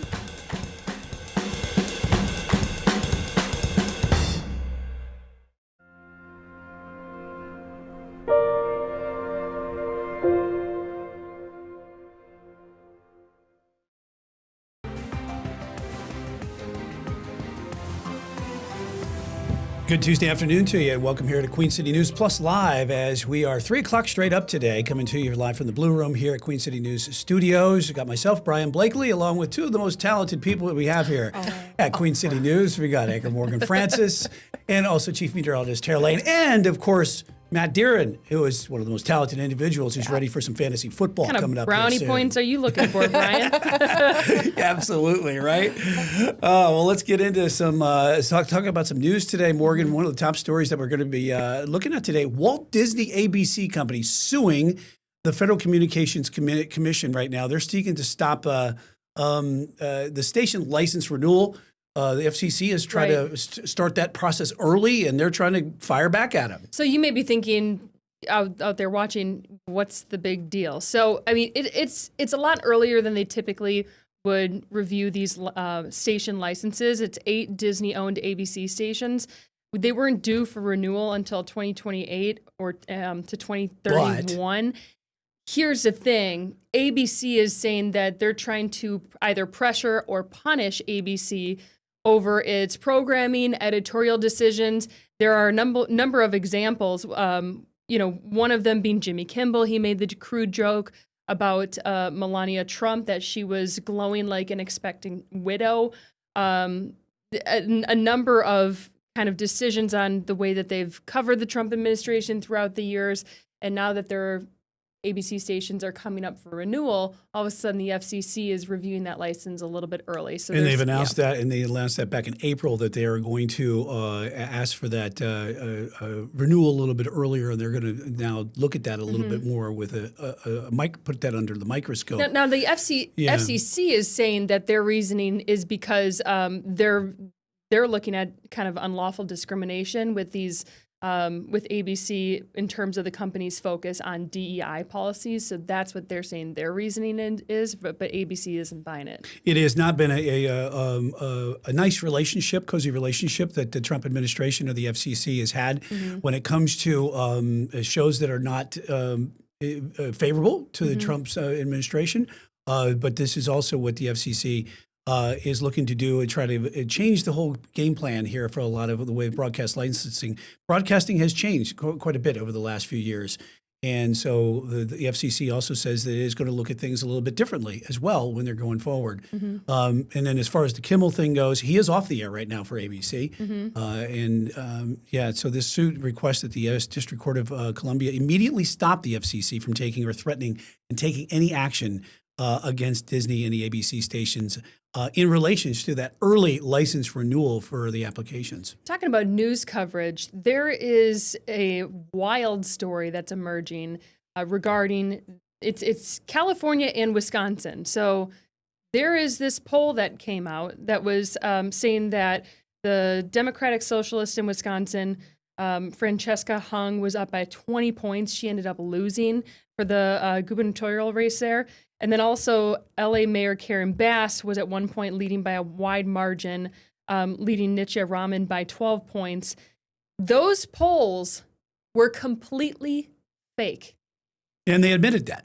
And that is proudly admitted that. And that's where it is really kind of disturbing because it undermines the faith and confidence that you have in the whole election process. And polls generally have been pretty much down the middle, but we've seen a lot lately that they've gone skewed as far as there's conservative polls, there's left-leaning polls. Median Strategies is the one that had this poll out on. They acknowledged this on Monday that the poll was not genuine.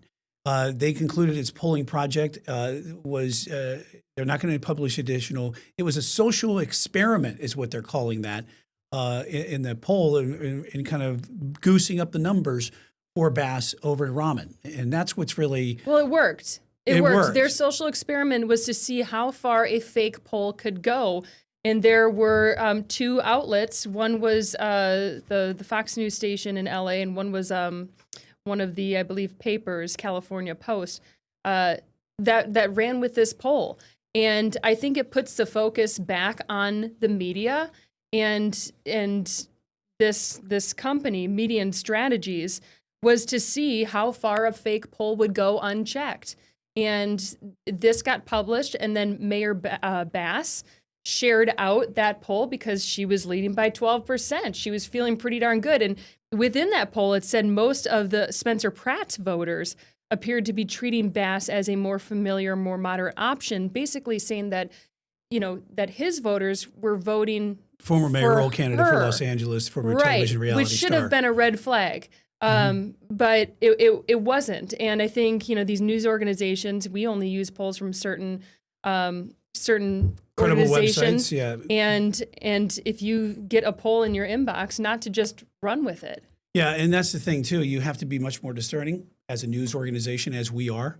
We have very, very select information that we run, and we know that we also have to vet whatever we do get that comes in.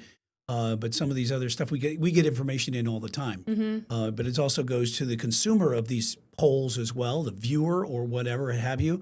You have to be very, very discerning now of what you're getting and what you're reading, what you're seeing, what you're hearing, of what you're getting. Is it real or is it propaganda? Well, and it really wouldn't have taken much, investigative reporting to find this out. Median, they posted on social media when they had just 20 followers. Polling has a credibility problem. Ours is the fix. No partisan, no partisan clients, no campaign. Kind of laying the groundwork for this. But the 20 followers should have also been a red flag. So I think there's, there is a distrust with the media right now, but there's also a distrust with polls and whether those results can be relied on. And I think this just underscores an issue that needs to be fixed. As we approach the midterm elections coming up in just a few Median, short by months. the way, has gone away. They don't exist. They said, we're not commenting. We're not doing any more polls. This was our focus, and we accomplished what we wanted to accomplish, essentially. Let's go across the pond right now and go to Europe. And this is the Ukraine and the war with Russia that is ongoing 4.5 years now. But it comes as Ukrainian forces launched one of their biggest drone strikes in Russia, deep inside Russia, since Moscow's invasion. And also Russia, on the flip side here, they're escalating their attacks with missile strikes inside of Ukraine as well. I mean, Ukraine fired almost 800 drones in only 2 days. Russia responded, striking a village in Ukraine that killed 10 and injured 17. The Russian TV hasn't really reported on the strike a whole lot. You'd be hard pressed to find any articles that Russia has put out about the strikes. Ukraine has already sent over some ceasefire proposal. And I think they're trying to pressure Russian President Vladimir Putin into coming to the table. He's just not interested at this point. No, that is unlike Vladimir Putin to do so, as anyone who has covered him for years knows exactly what Vladimir Putin is all about, and that is strength. And coming to the table would look weak. And also, it does also underscore the information. As again, talking about the information flow that is getting it out to the Russian people. A lot of people, they've lost so many lives. Over 1 million lives have been lost in the war in Ukraine. And a lot of those, the families who have lost their loved ones, are saying, hey, what's going on with the war in Ukraine? Why isn't this ended? And both sides have lost a lot of lives. And, I think there's been a push to try to bring the peace talks. The United States has been a part of that. But it still hasn't come to happen here. And now it seems like it's escalating further. Right. And the British Prime Minister came out and said that the UK will continue to support Ukraine. In fact, there are 2 UK companies that made drones that have been used by Ukraine to target Russia. The Russian embassy then came out, Russian embassy in the UK, that is, came out and said London's actions will inevitably carry consequences. So again, it just doesn't seem like anything is winding down, if anything, ramping back up. This is another story here as we have today. The Penn State campus is just freaking out over this story. Actually, it's just kind of a wild story, disturbing story from coming out of the campus there. That guy right there, Augustina Abatiello, is charged with being a drug dealer. Well, the biggest drug dealers, Thomas Robinson, on the campus there. He was an accounting major, and now he's considered a large drug dealer. More than a dozen Penn Staters have been busted here with, what was the fraternity? There was Delta Upsilon and Sigma Chi. And here's the thing. One of them was, underground off campus already. Now they're both off campus. They both have been suspended. But the operation involved these two ringleaders, this is what authorities allege, would go to bigger cities like Philly and New York, and they would pick up cocaine. They would Big stashes. bring it back to the fraternity houses where they would then cut, package, and distribute them to students on campus. And it gets even crazier. They're saying that it was almost like part of the pledging process. So guys who were pledging the fraternity, in some cases, were tasked with packaging the cocaine. Yeah, it's just an incredible operation that was going on and how much money they made. And then obviously the investigation that ensued to bust this ring. And it also included, there was 13 people included, but it was also one of the fathers of one of the people of the frat brothers there who was included who in the arrest and the charges because he was charged with covering up some of the crimes that had happened. But accused of hiding drugs and cash in a safe. And he's the father of one of the main alleged ringleaders in this whole situation. But too. interesting too, you were saying that they would chop it, package it up, and at the frat house, and the pledges were involved with the pledging process. So going forward, yeah, that certainly has been quite a disturbing story coming out of Penn State. There is one suspect that is supposedly still at large. And there are at least 4 of the men charged are current Penn State students. You know, some of them, though, this was alleged to happen between 2023 and 2024 is when they started to kind of investigate or when the criminal activity started. So some of these guys are like 24 years old. They're no longer at Penn State, but still in the fraternity houses. Want to get to the latest with the DOJ. They're considering giving guns back to felons, some of them, though. And it's been met with some controversy, of course, but this was Attorney General Todd Blanche who made this announcement that basically they're going to, this isn't like a blanket giving guns back to felons, but there's going to be like some sort of application process for felons who have lost their right to carry to then essentially reapply and prove that they can own a gun responsibly. Yeah, it's a move by critics are saying it's a move that will placate the gun rights advocates who have been at odds really with the administration over a lot of the continued defense of the federal firearms protections and restrictions. Each person, though, here, as far as getting the gun back or being able to have gun rights again, they aren't likely to be a danger to the public society. It's not like they're going to be people that have the violent felons, the sex offenders, and that sort of thing, they'll be able to get back their guns. A lot of the other lesser crimes for people to be able to You mentioned some of the criteria that has to be met. They have to prove that they're not a danger to public safety. Restoring rights would not be contrary to public interest. And they have supplied the required supporting material, including their criminal history, information about any pardon, fingerprints, all that stuff. And then there's, of course, an application fee of $30, which, of course, there always is. But you're right. No violent felons, sex offenders, people in the U.S. unlawfully, or those whose criminal conduct indicates that there's an ongoing danger to the public. So it's not a blanket giving guns back to felons, but there is going to be some sort of an application process. All right, let's talk about the weather right now. Bring in Chief Meteorologist Tara Lane as we look outside down I-85 back into Gaston County, looking south, Mount Holly over there.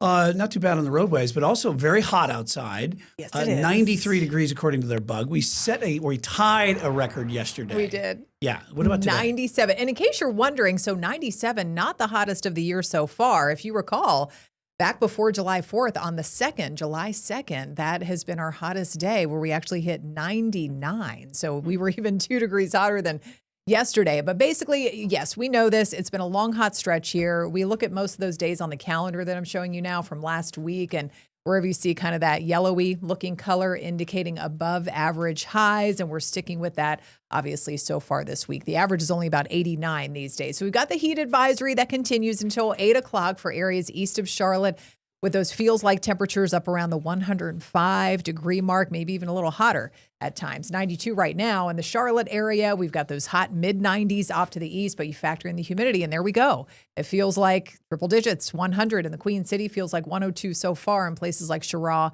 and Rockingham. But, you know, noticing that the humidity isn't as bad today, maybe not quite as steamy. We'll take what little tiny break we can get. We've got high pressure that has been building in from the north in the wake of yesterday's destructive thunderstorm, especially up around the Hickory area and that front. And keeping things a little more tranquil here today. Still hot, obviously. Tomorrow, we're looking ahead to more sunshine.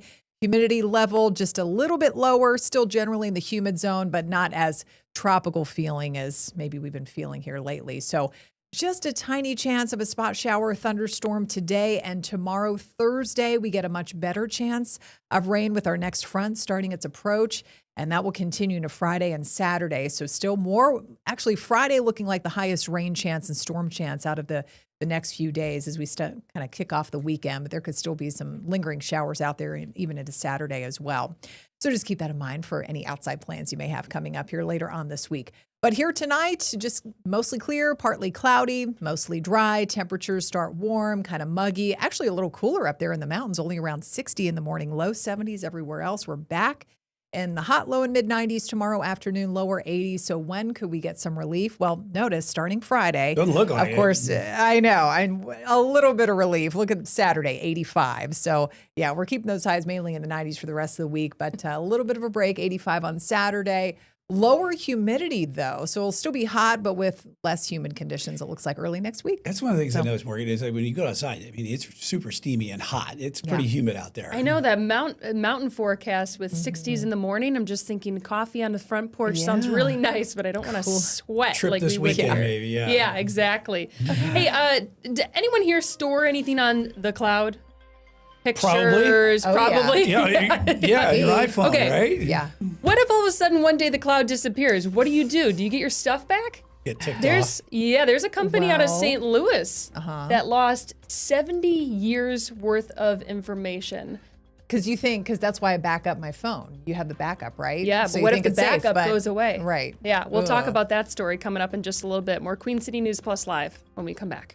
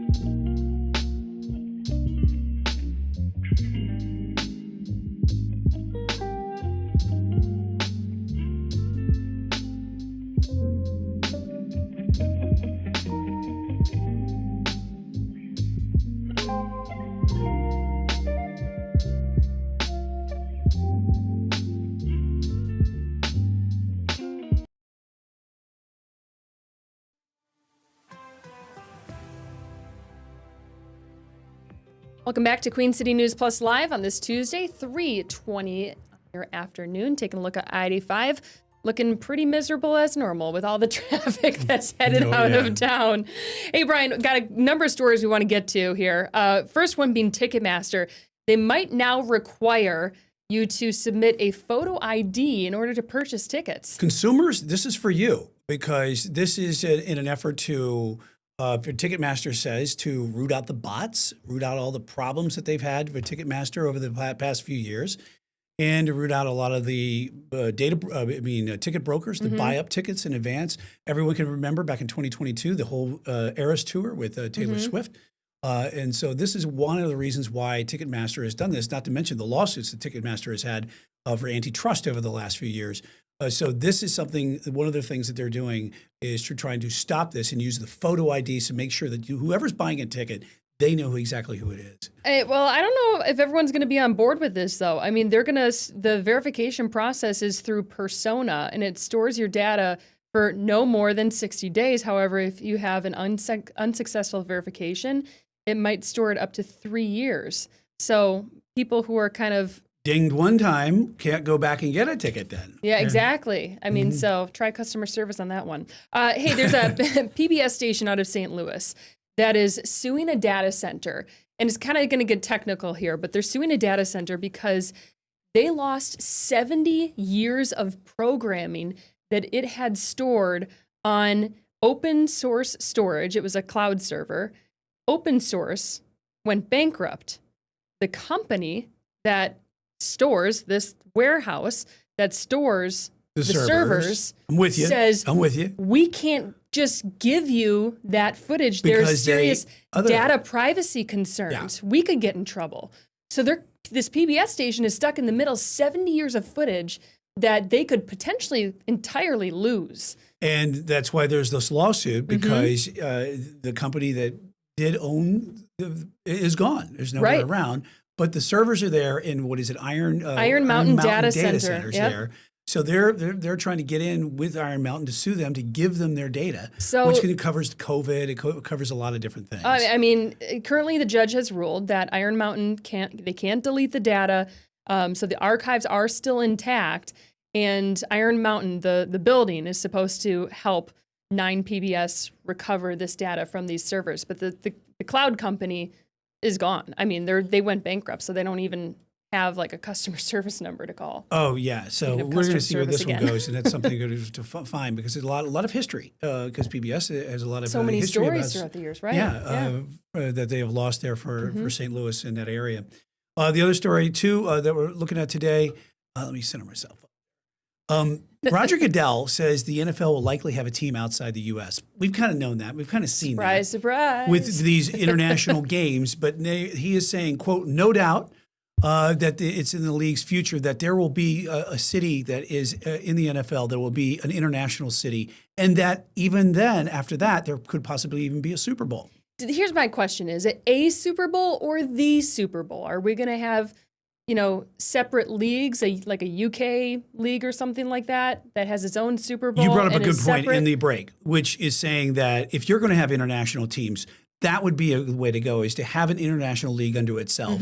So because one of the downsides that a lot of people see for NFL is that you're having these international games overseas in London or in Germany or whatever, in Paris or Rio de Janeiro, is that it takes away from the local economy of having a game there in your town. Especially I'm from Green Bay, especially for places like Green Bay. They rely on that money every year, these companies, to perform well as a company. Yeah, and some fans like it because, hey, we got a nice trip overseas, but a lot of people can't afford that, and they want to sit here and go to just their games, and you're taking a game out of your own market, like here in Charlotte, to take a game into overseas. So the question is how they're going to set that up going forward. I mean, he said that we would like to see an NFL team in such a city first. So it's not like it's going to be next year or anything like that.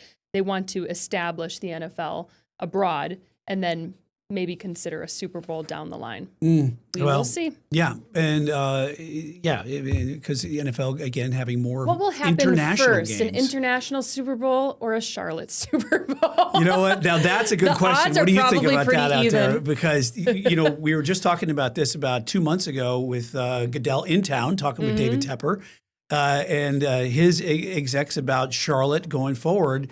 The big plans of the stadium renovation at Bank of America Stadium, Right. but also we have been trying to push to have the Super Bowl Let's here. start with the draft. Yeah, Let's or start the there. draft. And Yeah. the big thing is, where are you going to put it as far as the draft goes? Also, do you have enough hotel rooms here, Mhm. which we don't. Yeah. All points to take into consideration. We have to take one more quick commercial break. We'll be right back.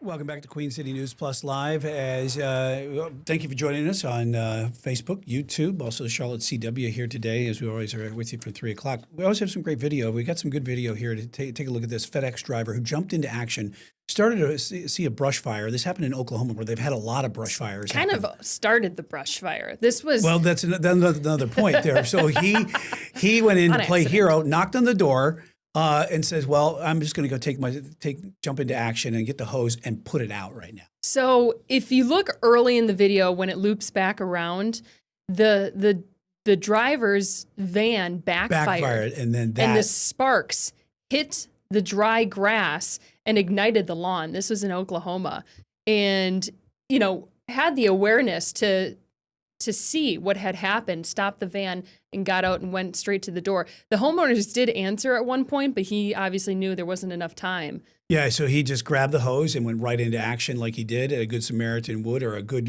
corporate employee. He understood exactly some of his actions would happen, because Oklahoma right now is dealing with incredibly Right. dry and windy Wildfires. conditions right there. And that's exactly how fast that you can see a wildfire can start, or some sort of fire like that could really get out of control quickly. I mean, not to mention the people's home. I mean, it wouldn't take that long to all of a sudden overtake the house there. So they were very thankful that he, put out the fire that he kind of sort of started. Didn't mean to, obviously. Good stuff. But, Hey, thanks for joining us today in Queen City News Plus Live. You have a great day.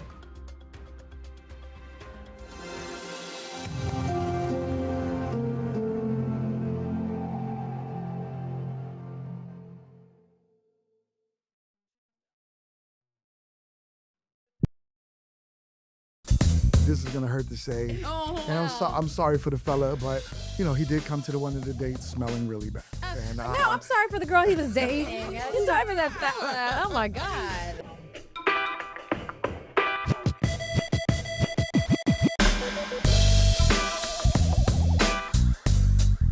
Welcome back to another episode of Unhinged. I'm Liza Mahachek. I'm Alicia Coral. I'm Savannah Rudisell. And we are talking today, of course, we always are talking about dating, but dating here in Charlotte is a bit of a trip, as we've discussed in the past. But there's one show that's really highlighting it. And so we've got Mingo Shaver here. He is the creator and EP of Meet to Marry, which is a show based here in the Queen City. Mingo, it's so great to have you in. Thank you so much for joining us. It's great to be here. I'm excited. We're so excited. Mingo, you have such an interesting origin story. You've been with your wife for 15 years, married for 10, but you literally bet it all on love because you left your corporate job to really pursue this passion, right? Yes, I did. Tell us about it.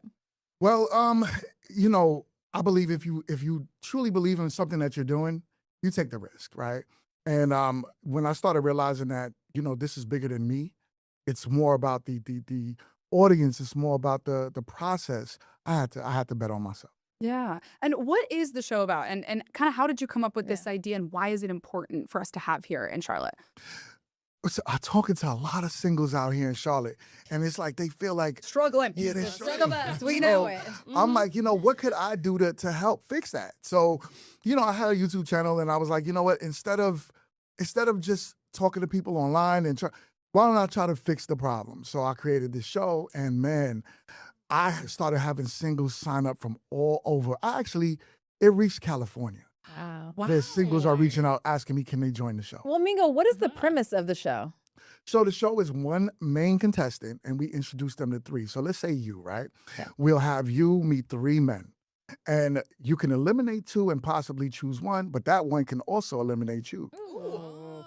Vicious. Now, the catch to it, the beautiful part is if you do choose each other, we then put you on dates, therapy sessions, group dates. Wow. We also have a reunion and a decision day where you try, you say you're going to stay together or not. Ooh, That's so interesting. huge. And that seems a little bit different than other setups for maybe some more popular dating shows. This sounds a little bit more intensive. Yes, we're very intentional. So even the way we vet these guests that's going to be on the show, because, we're filming a lot with them. So we go through a whole season. So we try to make sure these are the right people, that they're really looking for love, that there's no games involved.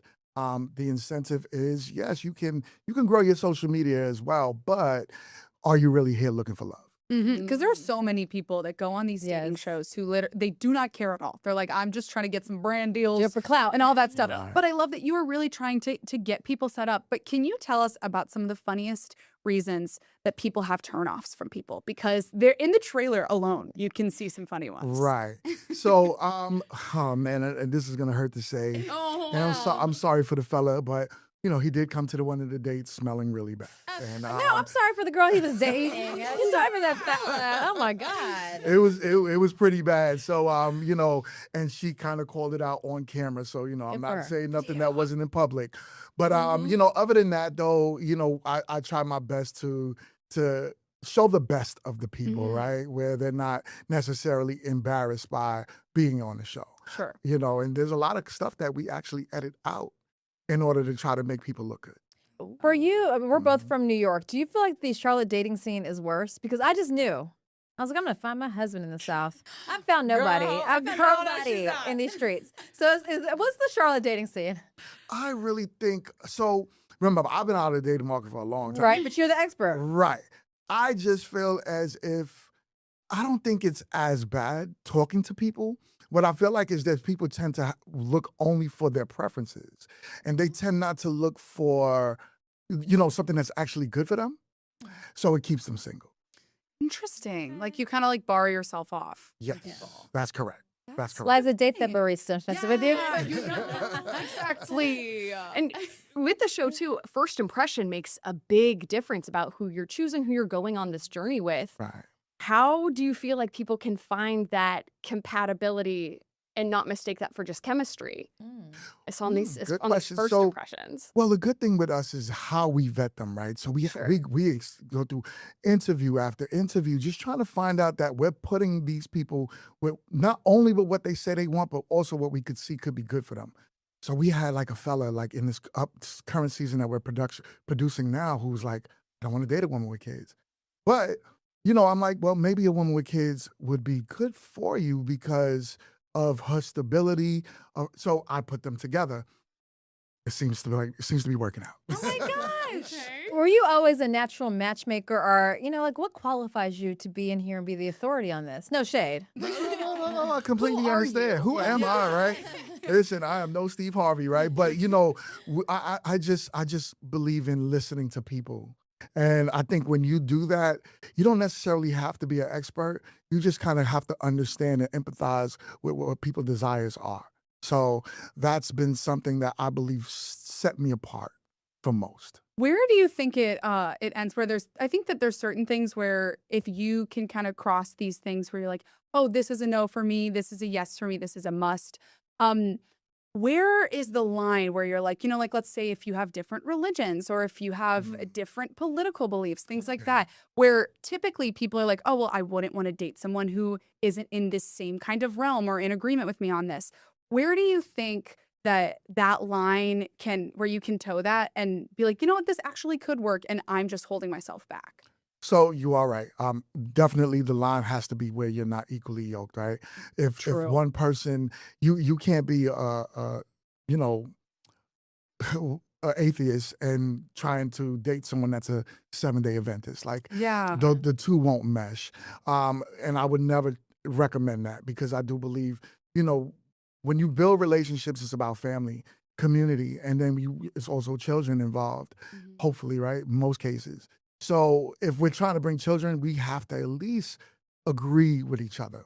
We could agree to disagree. But if you're two completely different people, then yeah, so religion, I'm completely wouldn't say that's where I cross the line. Yeah. What was the most shocking thing that you've seen in this series? Ooh, shocking now. So I would say, well, definitely the fella that came to the date, not you know, Did he just not shower? Did he just have a certain odor? Like I'm gonna want to say it seemed like a shower issue. Okay. Fixable issue. You can say that could be fixed. Right. So that was probably one of the most shocking things.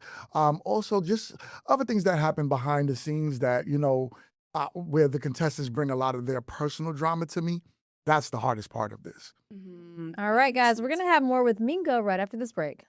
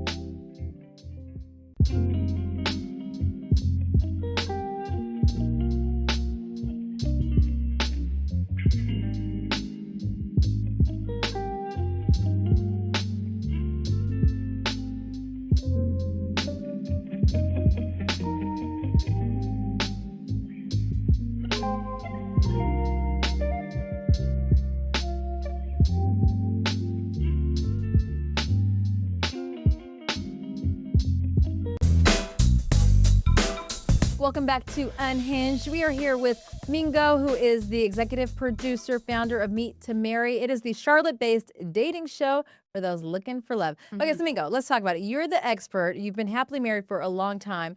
Give us your top 5 do's for finding love.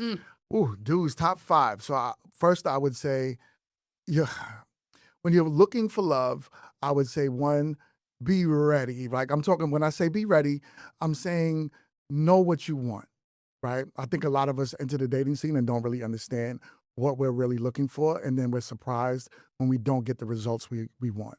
The other do's I would say is, just make sure your family is also open to you dating as well. One thing I hear a lot about is that you have a lot of people that their families don't want them in the dating market. So somebody's mother who might be a mama's boy or, whatever, gives them big time issues. But how much did you even involve your family in your, you know what I'm saying? I agree with that. But unfortunately, a lot of people that between different cultures and so on and so forth, we have to involve our families. That's So, true. it makes it to where what your mama says matters. Right. Mama does Exactly right. right. Yeah. Mama gotta Mama say. Gotta say, but she shouldn't be the end all be all of the dating of your dating field, right? But she will. Bad family vibes could intervene. Another one, another do I would say is go outside. Get off the internet, right? How about that, y'all? Preach Let's- that all the time. Right. Touch grass. I think a lot of people just they're at home all the time. They're not really outside. They're not really, but they expect the person, the knight in shining armor, to come knock on the door. It's not gonna happen. You have to go outside and watch where you go too. That's another do, right? Don't go to certain bars. Don't go to, you can't find your love in a club. Let's keep it real, y'all. No club room, right? Go meet them at church. So Exactly. Like there are places and times. that we Right, gotta be looking. exactly. And then I will also say my last do is set your expectations and stick to them. Right? Right. So that's definitely something. So I don't would lower say. your standards. Don't lower your standards, but set your expectations and know that, but you might have to adjust your standard. Okay. Right. So it's a difference between, I believe, lowering and adjusting. And I would never tell people to lower them, but I would say, hey, look at your standards. Are they realistic to what you say you want? And understand that what you want has to want you back. Ooh. Real. I like Right. that. It's a bar. With some of the more successful couples that either in real life or that you've seen get together through Meet to Marry, how big of a role do you think vulnerability plays? Oh, in it's these everything. relationships? Everything. Yeah. I could tell you just through my marriage alone, I had to understand how vulnerable that I had to be in order to be my wife, because I'm joining one with her, right? So I'm becoming a part of her life and her mind. So I had to completely open up to become the man that I am, which is vulnerability. I like that. What are the realities of reality TV dating? Because you have seen the behind the scenes. I mean, like you said, you're cutting, you're editing. I think that there are some shows that make people look worse. Like you said, you are making these people look better. Right. But when you're actually going through these dating kind of formats and watching these people do this, what was the most surprising thing to you in seeing this happen in real time versus the outcome and the product? Well, so, we try our best not to stage anything. We want it to look and feel real. And I think that's what separates us from a lot of other reality shows, just because I do know the actual industry itself. And it's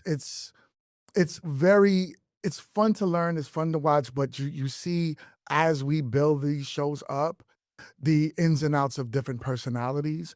And I think the best part about it is getting to know every personality arc. Why was it so important for you? I think it's interesting to have therapists on there for these people. Yes. So I don't think enough of us go to therapy entering into relationships. My wife and I, before we got married, we went to marriage counseling ourselves. And that was the one time I cried in front of anybody. And I broke down things about myself that I knew I did not want to bring into my marriage. So when I added that to the show, it was an element where I said I need to have a licensed therapist actually talk to these contestants, and not saying that they're going to get married, but at least it can help them unpack things for their dating market. Yeah. That's good. I think that's important to have. Also, that's something, like I'm Catholic, and my family has always talked about how, like, when people get married, there's within the Catholic faith, you go through this process before you get married. That's essentially marriage counseling. And I think for anybody, whether this is in that religion or outside of it, whether you're going to marriage counseling or going to something within your faith, anything like that, I feel like it's important because you're having these discussions that you should be having before you get married and make a legally binding decision. 1000%. 1000%. Those discussions in themselves are interesting, right? I feel like, you get sucked into a dating show with drama and with messiness and everything, but the realness of it all can be very, very compelling too. Mingo, do you find this people still want to marry? I feel like there's the younger generation that, and I feel like, look, we're just looking for life partners. People don't necessarily want to get married anymore.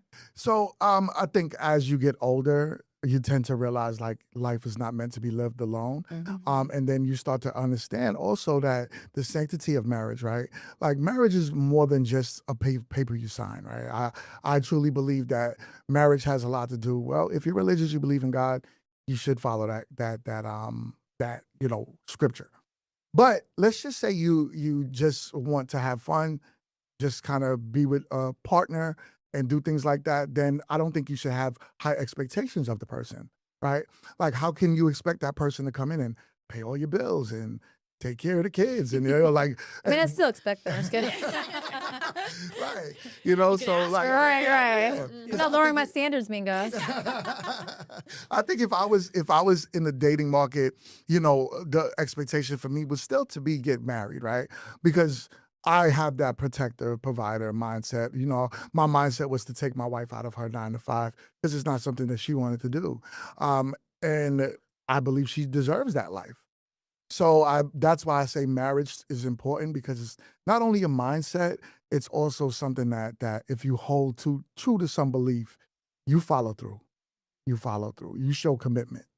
So if people would rather say, I just want Mingo to find me somebody, I am so tired of trying to do this summit, how can they contact you? How can they try to figure out how to be a part of this Meet to Marry world? So you could go to my website, meettomarry.co, and I have all my information there. I have also a sign-up form.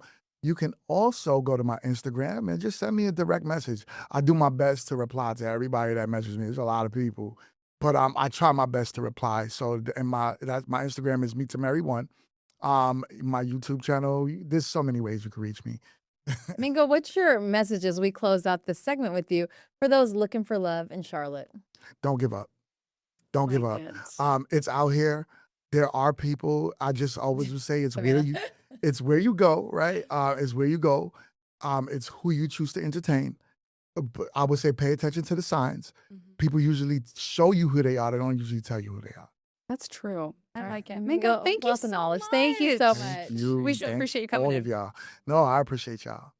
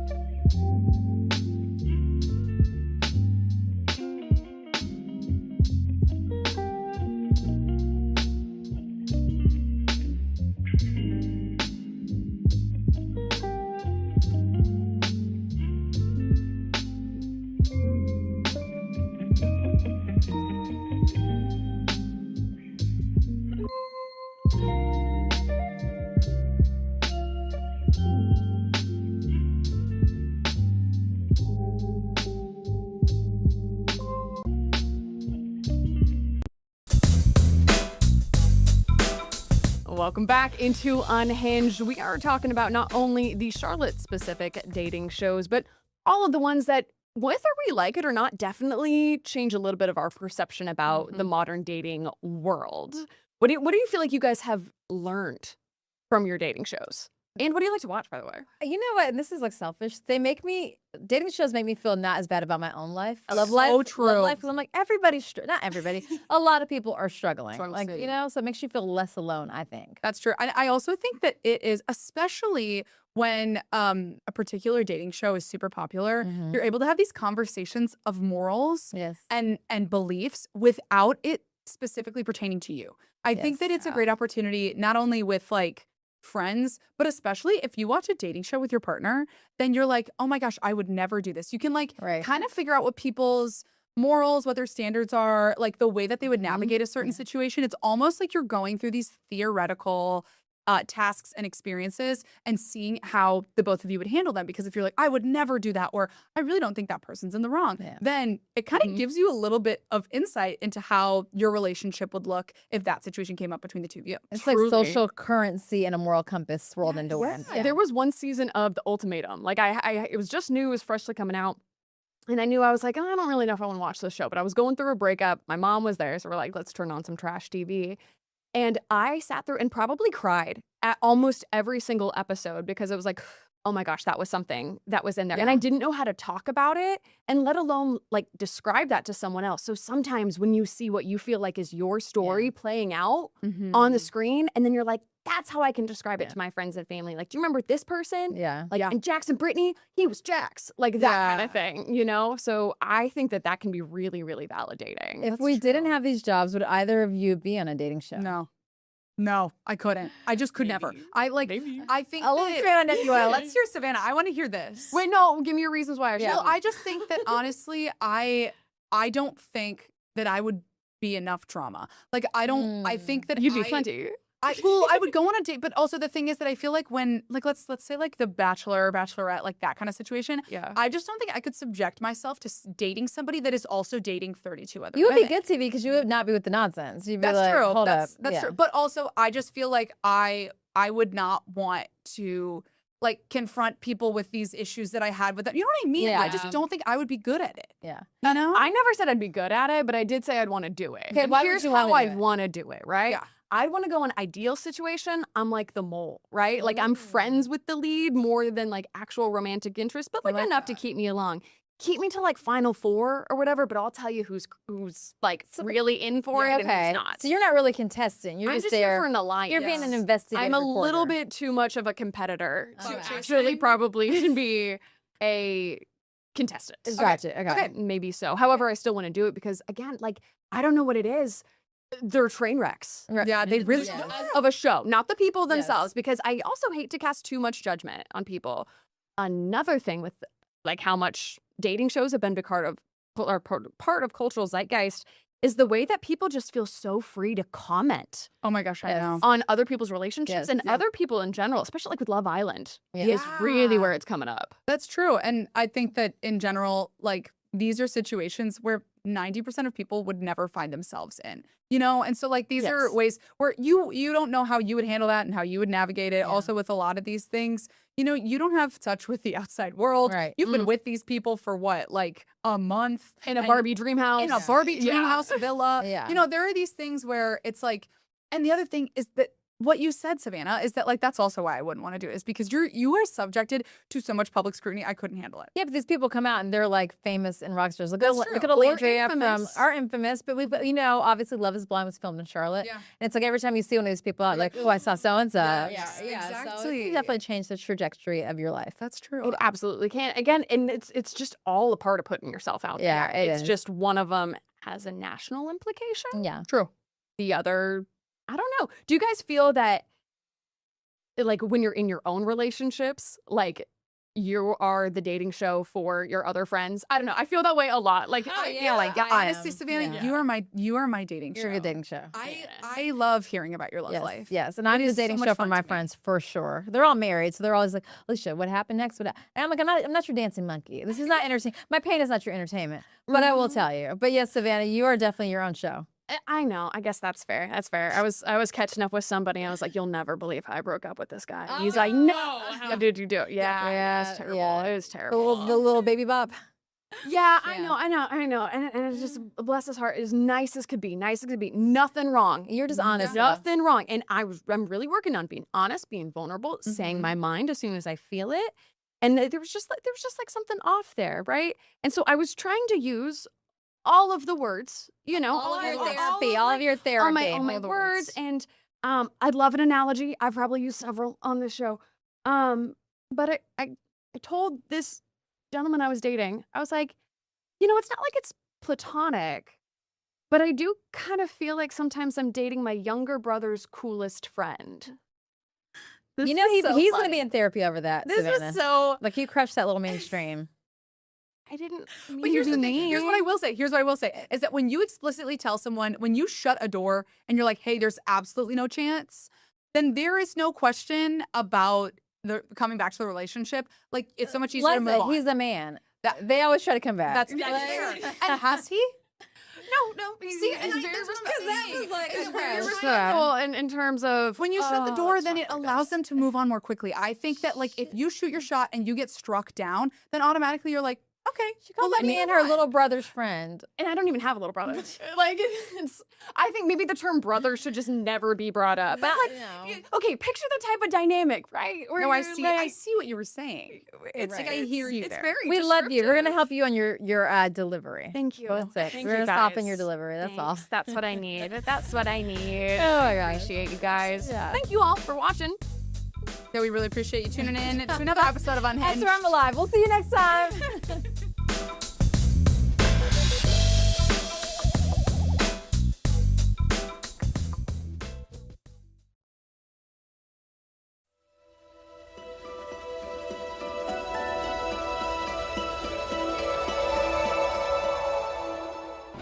Breaking today on Queen City News, an elaborate plan to burglarize NASCAR legend Greg Biffle's home just weeks after he, his family, and several others were killed in a plane crash. So how authorities link someone in Georgia to that crime and several others.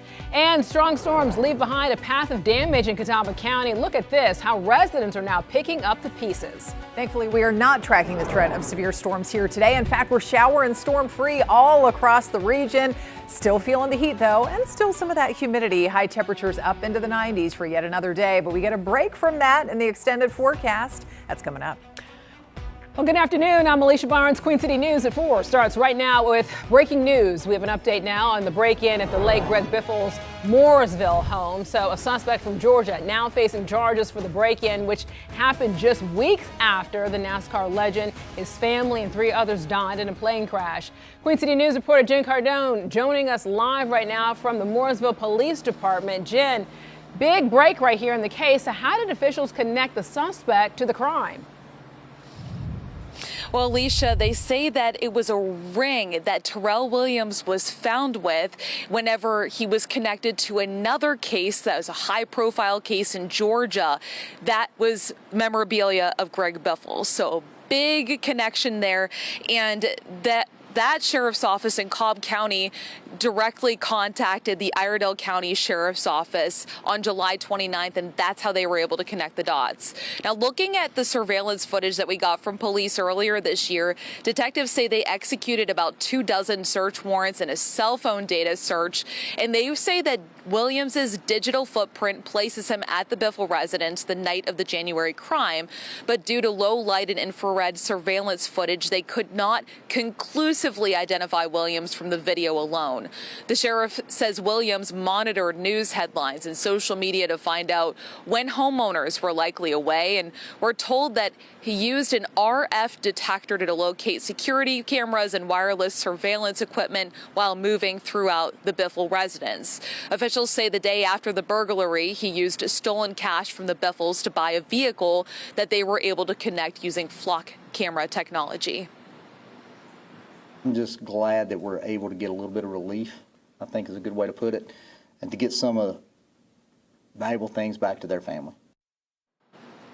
Sheriff Campbell says Williams is connected to other high-profile crimes, including a 2019 Charlotte break-in. In Georgia, he's connected to another home break-in where the victim was an owner of a Fortune 500 company. Investigators say Williams also had a stolen firearm that belonged to an officer from Western North Carolina who was in the hospital at the time. We're told Williams uses 6 to 7 aliases to stay under the radar. Now, Sheriff Campbell says they're not even close to finishing up this investigation, and there could be other suspects and other charges connected to all of this entire case. Reporting live in Statesville, Jen Cardone, Queen City News. Jen, thank you so much for your reporting. We have some more breaking news to tell you about now from the National Transportation Safety Board. So, crash investigators now say speeding, cannabis impairment, and limited driving experiences all led to the likely cause of the deadly crash on I-45. This happening last year. You might remember this. 6 people died, including a teen driver and 5 family members in another vehicle. So, in a final report released today, officials say that the teen driver, who was likely impaired by cannabis, quickly approached another car in the middle lane and then swerved into the right lane, colliding with a van. The 2 vehicles then collided with the large truck, which officials say was illegally parked for a non-emergency reason. The driver of the truck and 1 person in the van are the only survivors of the crash. Authorities say the suspect, who was shot and killed by a Monroe police officer over the weekend, has died. So here's what we know. Officers responded to a home break-in call Sunday night along Alder Drive, and they say that they found Francisco Montes Hernandez with a gun. Officials say that the responding officer opened fire when he pointed the weapon at them. Nobody else was hurt in this whole case, but officials say the officer who fired his weapon is now on administrative leave pending the outcome of the investigation. Chester County deputies say 4 people are now facing charges in connection with an attempted robbery that ended with shots fired. Officials say the suspects tried to be able to rob the victims in Fairfield County before following them on I-77 into Chester County.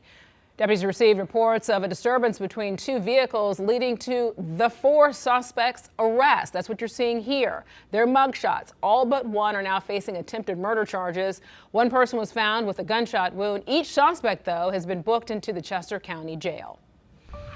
All right, taking a live look here now over in Albemarle, where the heat advisories now are in effect again for Stanley and neighboring counties in that area. So temperatures in that part of the region feel like they are around 105 degrees when you look at that feels like temp. Chief Meteorologist Tara Lane in the Pinpoint Weather Center. So Tara, for the rest of us, though, it only feels like 100 degrees outside. It only feels Not like a big 100.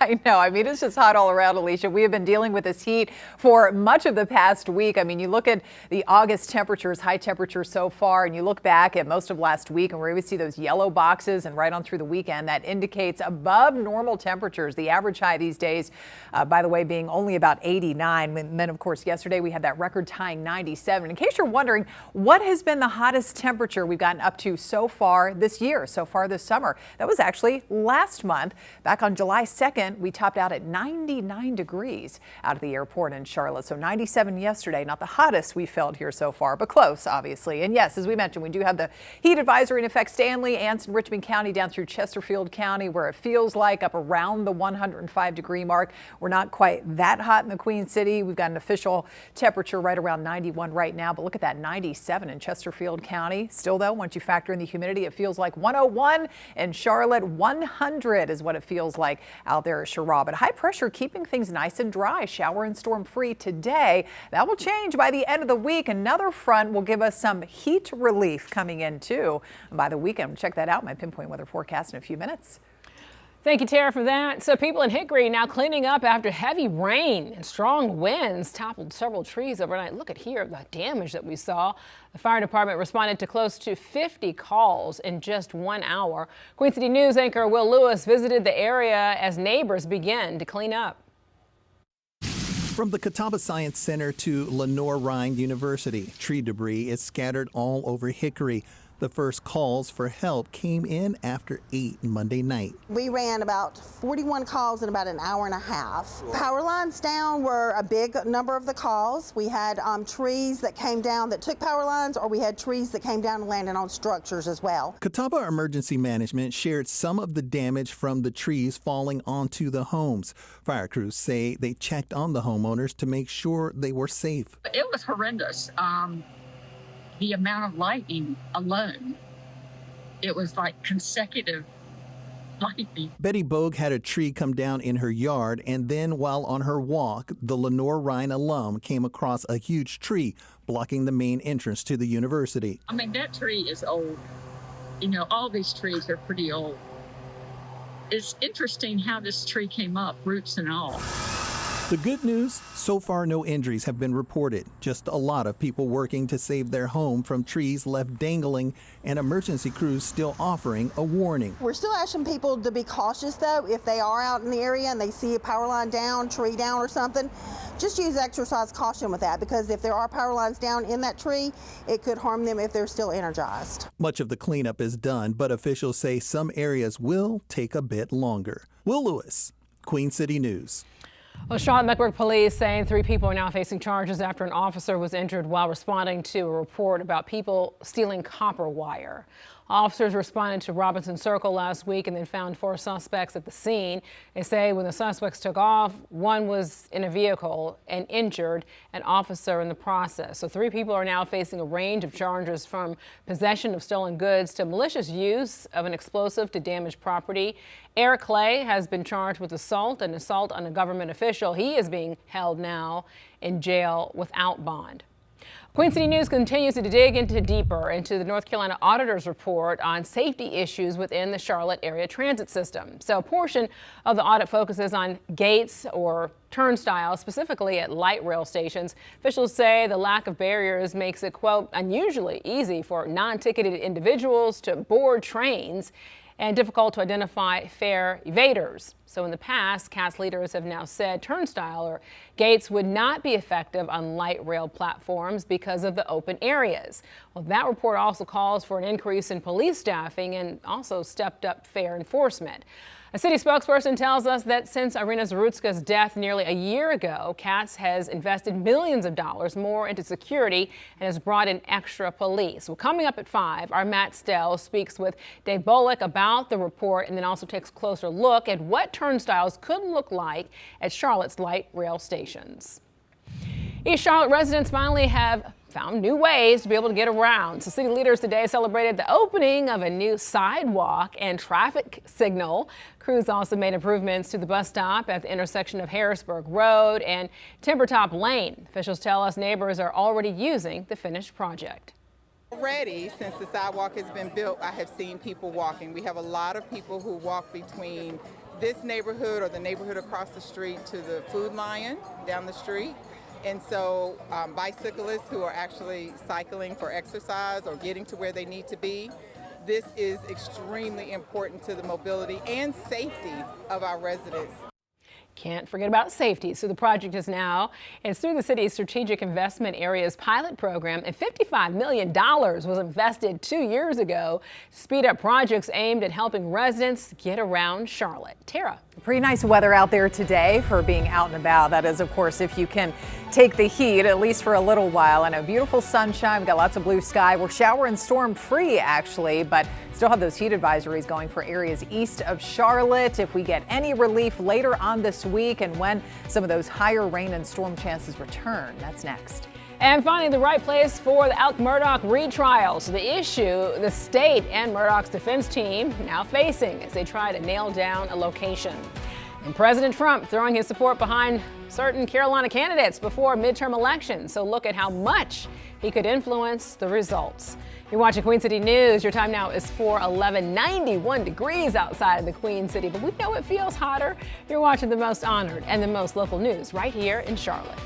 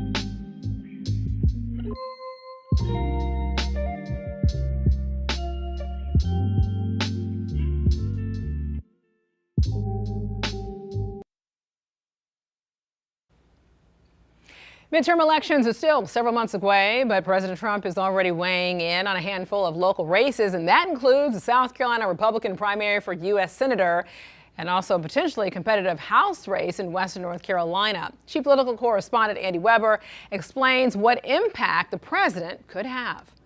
As voters prepare to head to the polls across the Carolinas, President Trump is making his picks. I think if the president lends his support and endorsement, that sends a cue or a signal to Republican base voters to say, this is the person that I'm throwing my support behind, and I want you to do the same. In Western North Carolina, State Rep Jennifer Balcom is the new Republican nominee for the 11th Congressional District, replacing incumbent Chuck Edwards, who dropped out following a U.S. House ethics investigation. Balcom will face Democrat Jamie Ager in November, and Balcom got the president's endorsement this week. Trump writing in a Truth Social post that she is a highly respected state rep, small business owner, civic leader, and dedicated to serving her community. The question is, do folks in the middle become, who don't have a high opinion of the president, is that something that backfires on them and they say, you know what, I'm not going to vote for the president or his party, I'm voting for the opposition? I think she's great. It's really in honor of her brother, and she's really a very smart woman. And in South Carolina, the president has endorsed Darlene Graham in the GOP runoff for a U.S. Senate seat. This week, he seems to be upping the ante, holding a rally for her on Friday in Myrtle Beach. And we will make America great again. Dr. Michael Bitzer with Catawba College says the move is crucial to get an advantage over longtime York County Congressman Ralph Norman. My thinking is Donald Trump needs to come into South Carolina, make those kinds of appearances, bring that attention to her candidacy to be effective in the runoff. Early voting in that South Carolina runoff kicks off tomorrow and lasts through Friday. Andy Weber, Queen City News. And as Andy just said, early voting for the South Carolina Senate Republican primary runoff starts tomorrow, so it will run until Friday, and polls will be open from 8:30 in the morning to 5 p.m. each day. Voters must have a photo ID in order to be able to cast a ballot. If you participated in the June Democratic primary, though, you're not eligible to vote in this runoff. We apologize for showing you that video of those mugshots there. Alec Murdaugh's attorneys want to be able to move his murder retrial to Richland County. The defense team previously pushed for Charleston, but then the state said that it was just too expensive. Now the defense says that Richland County will help cut costs, as neither the state nor defense now will have to be able to put their teams in hotels. So right now they also argue that Richland County has a large enough population to get a fair jury pool. The judge will also ultimately decide where the retrial will take place, and it's set to begin next April. A state murder trial against the man accused of killing United Healthcare CEO is now postponed indefinitely. So Luigi Mangioni's attorneys are now working to have the case thrown out following his federal guilty plea last week. So the state trial, which was scheduled to begin September 8th, is now being challenged on double jeopardy grounds. Manhattan District Attorney's Office said that it would fight efforts to be able to cancel the state case because Mangioni's federal sentence is not yet known. Looking live here over at Freedom Boat Club on Lake Norman. So we're now tracking more extreme heat today with the feels like temps nearing 105 degrees out there.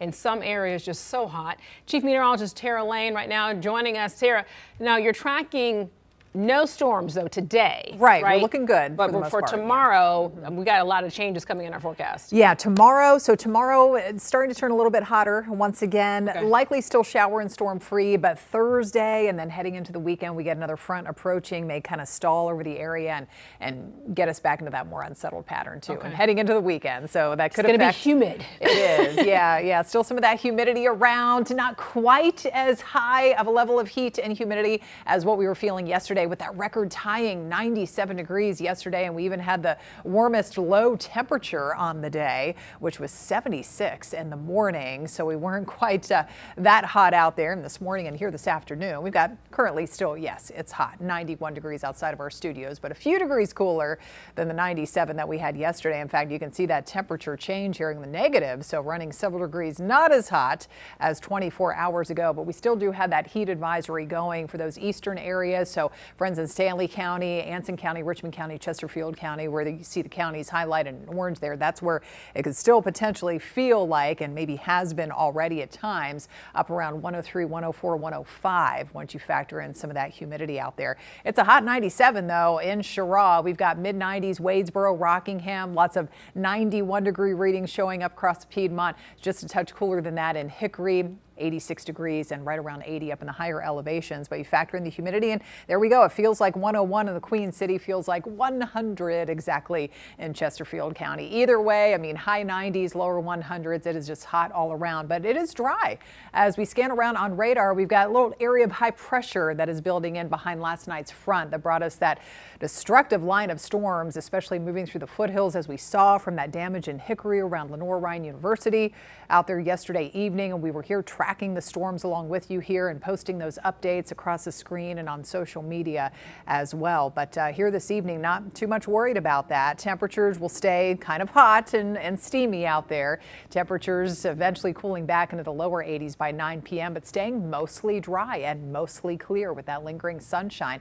And we'll copy that onto the forecast for tomorrow as well. Just a real small chance of something isolated popping up. But the storm chances, as I told Alicia, do return starting Thursday with the front on the approach. Friday, Saturday, even into Sunday, a couple of leftover showers could be around. But behind that front, we're going to tap into some even lower levels of heat and some of that lower humidity by early next week. So tomorrow, more blazing sunshine, Carolina blue sky. Those temperatures still on the hot side, heating up into the low and mid 90s. The muggy meter, you can see how those bars are just a little bit lower, still in the humid zone, but not as much in the oppressive and tropical feeling zone as they have been lately. So that's lending itself to, again, mostly a shower and storm-free forecast here. And we'll be waking up to some areas of cloudiness early tomorrow. Again, just a tiny chance of an isolated spot shower into the afternoon. Here comes the approach in the next front, though. So by early Thursday, we could be tracking maybe a little bit of rain in the mountains. Not a great chance of showers and widespread coverage of the storms into Thursday afternoon. That will come on Friday. It looks like Friday is going to be the highest rain and storm chance out of the next few days as we get a wave of low pressure developing along that boundary, and heading into early Saturday, there could still be some spotty showers out there. Not a total washout of a weekend. Saturday looks like the best chance of seeing some additional showers and storms, and with that system pushing off to the east, Sunday is looking a little bit drier here at this point. Quick check of the tropics. Things are still looking nice and quiet out here. Not expecting any organization, any tropical development anytime soon. So late tonight, tomorrow morning, this is what you're going to be waking up to. Check out that kind of coolish feeling. 60 for you all up there in the mountains, even about 67 for a low in Morganton. Will be around the lower 70s in most other neighborhoods, but still back in the mid 90s. Next couple of afternoons, 91 on Friday, and then only upper 80s heading into the weekend. Only. All right. Thank you, Tara, for that. So a social media giant sued over child privacy and social media addiction concerns. The outcome, North Carolina and 28 other states are now seeking in the trial against Meta. You're watching Queen City News. Your time now is 4:22. Stay with us. You're watching the most honored and the most local news right here in the Queen City.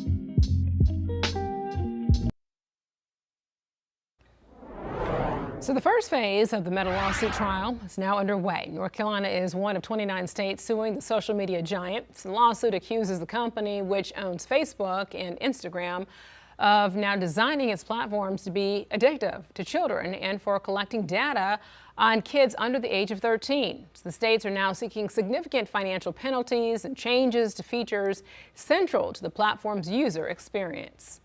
North Carolina is reporting new cases of the parasite causing explosive diarrhea. So state health leaders now announced today 23 new cases, bringing the state's total since May to 929.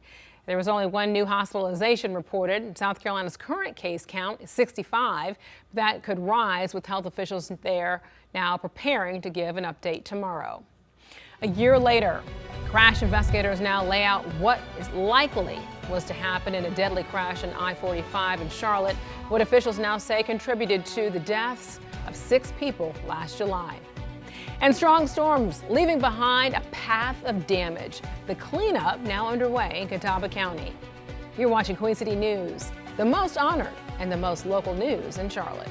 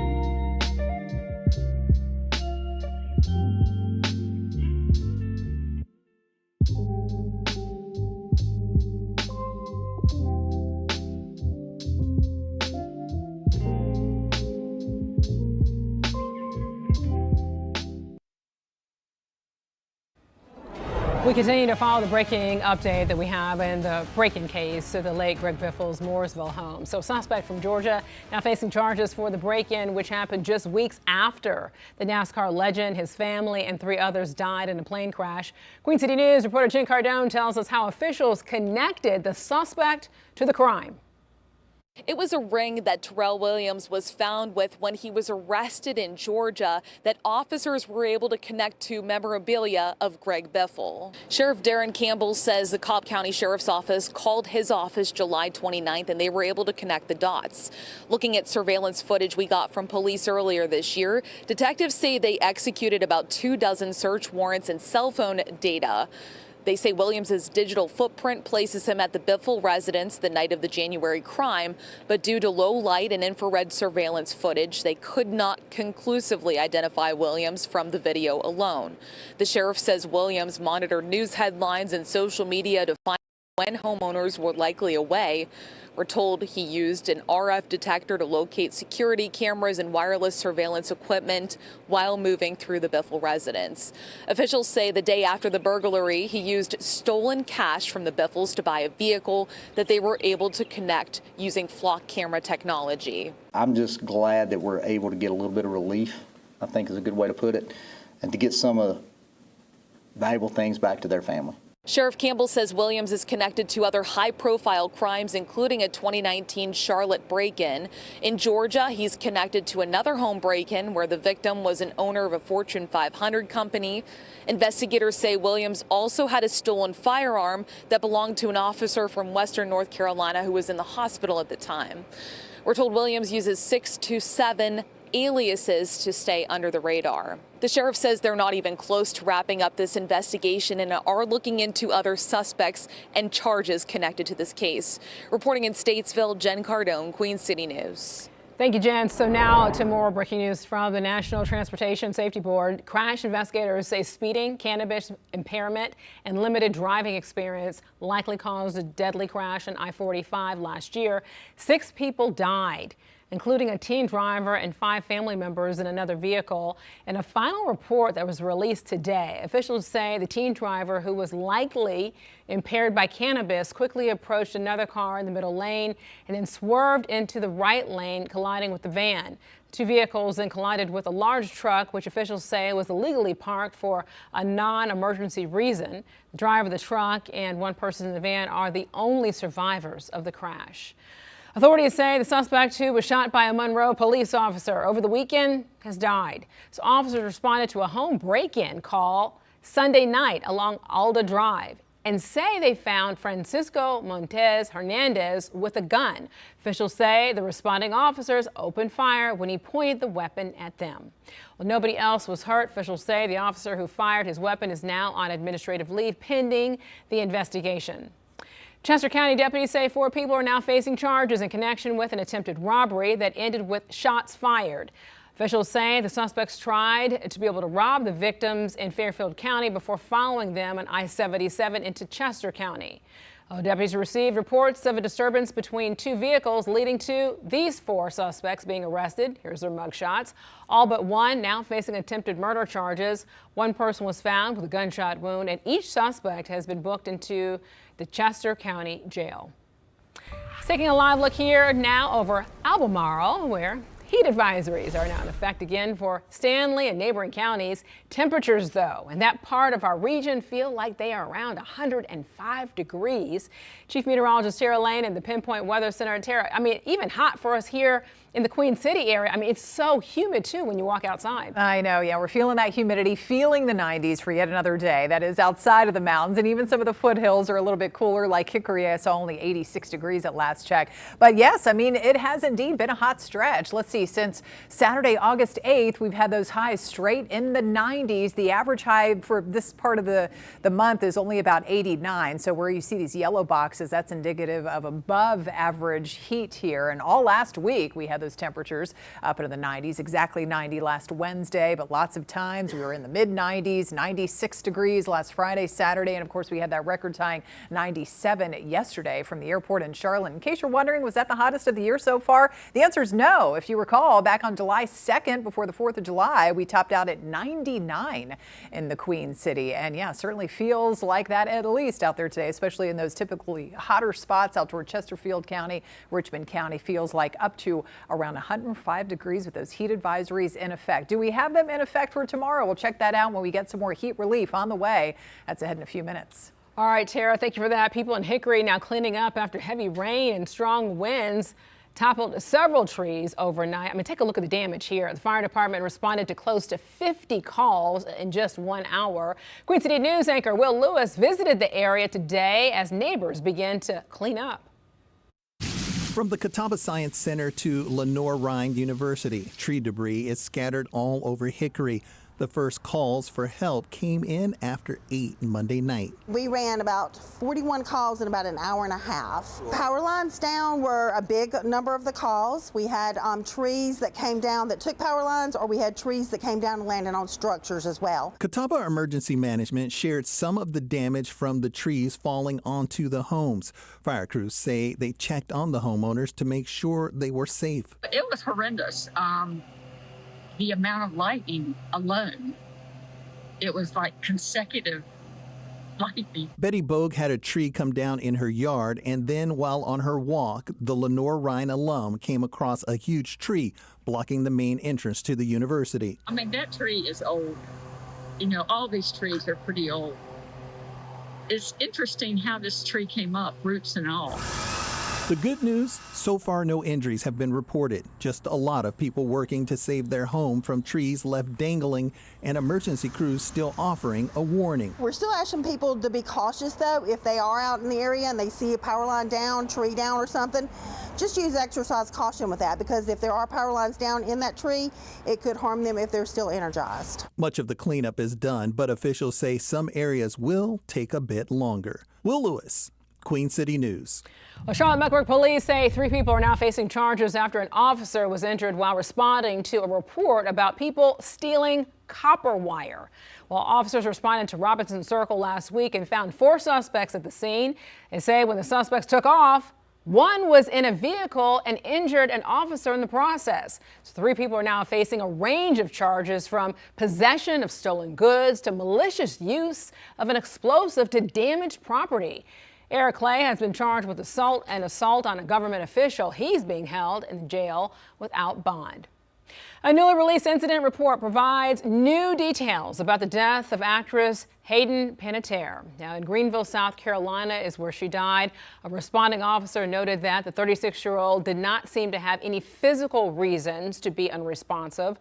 First responders were sent to the apartment Sunday afternoon in the Greenville area, where Panettiere was pronounced dead by paramedics about a half hour later. A cause of death was not listed.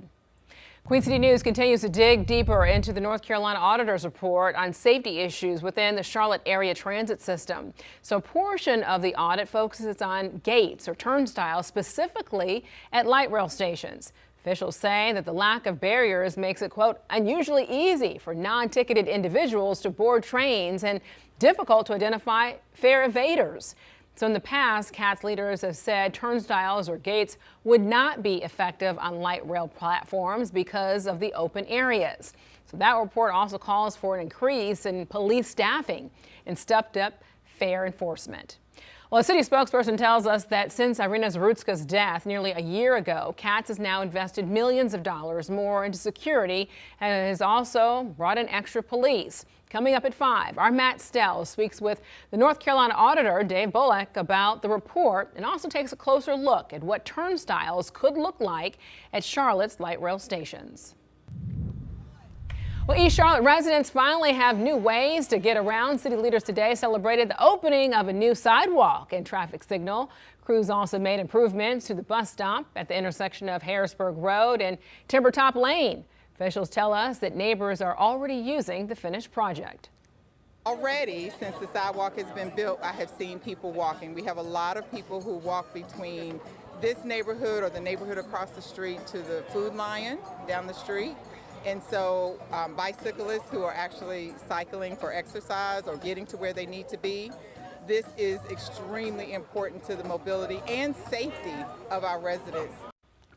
Well, the project is through the city's Strategic Investment Areas pilot program. $55 million was invested 2 years ago to speed up projects aimed at helping residents get around Charlotte.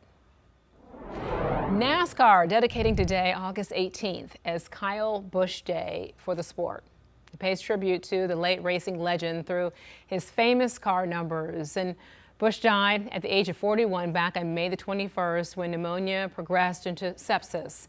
It happened just days before the Coca-Cola 600 race at the Charlotte Motor Speedway. And a celebration of life for Bush will be held at the track on October the 9th. Tara. We check that weather here on this Tuesday, another toasty Tuesday for sure. And out there at the track and then heading up there into the high country up in the mountains at Boone, we've had a mix of clouds and sunshine today, but rain and storm free. Again, we're feeling the heat. We get some relief on the way. And then when we'll be tracking those higher chances of rain and storms again, I'll show you it all in my Pinpoint Weather Forecast next. And overcoming obstacles while also finding a place to celebrate and enjoy the summer. The unforgettable memories at Camp Care in Faces of the Carolinas. You're watching Queen City News. Your time now is 4:39, and you're watching the most honored and the most local news in Charlotte.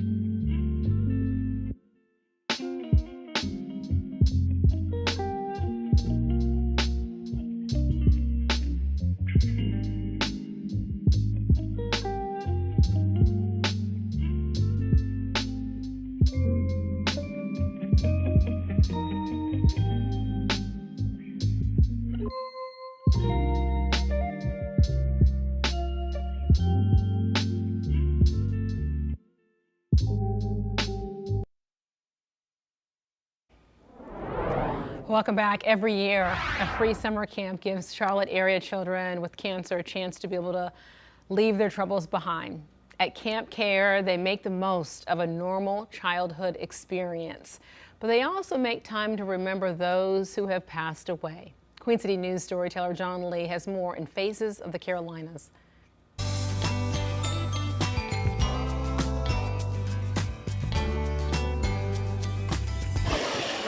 Once you've been here, some say Camp Care stays with you. This is family, it's home. What a ride. This is going to be just like going down to Disney World. There we go.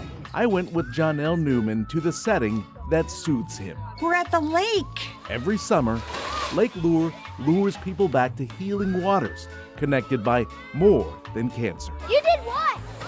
The CARE part of Camp Care stands for Cancer Ain't Really the End. Of course, a lot has changed here over the past 41 years, but the unwavering part is the sense of caring. And we always say we can't care about you. Janelle, the camp counselor, is still learning. What is that called? Janelle was diagnosed with leukemia at 9. 25 years ago, he went to Camp Care for the first time. It opened him up to friends he calls family.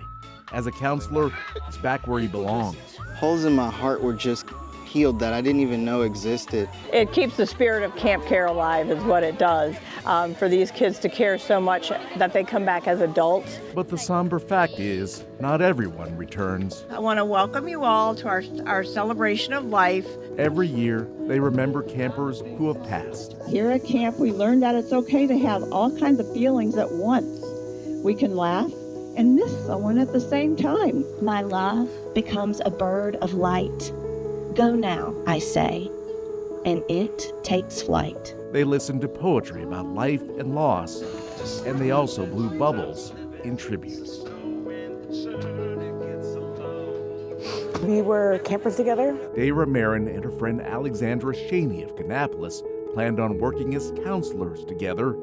Sadly, Alexandra died of nerve cancer, just shy of 21. She had relapsed.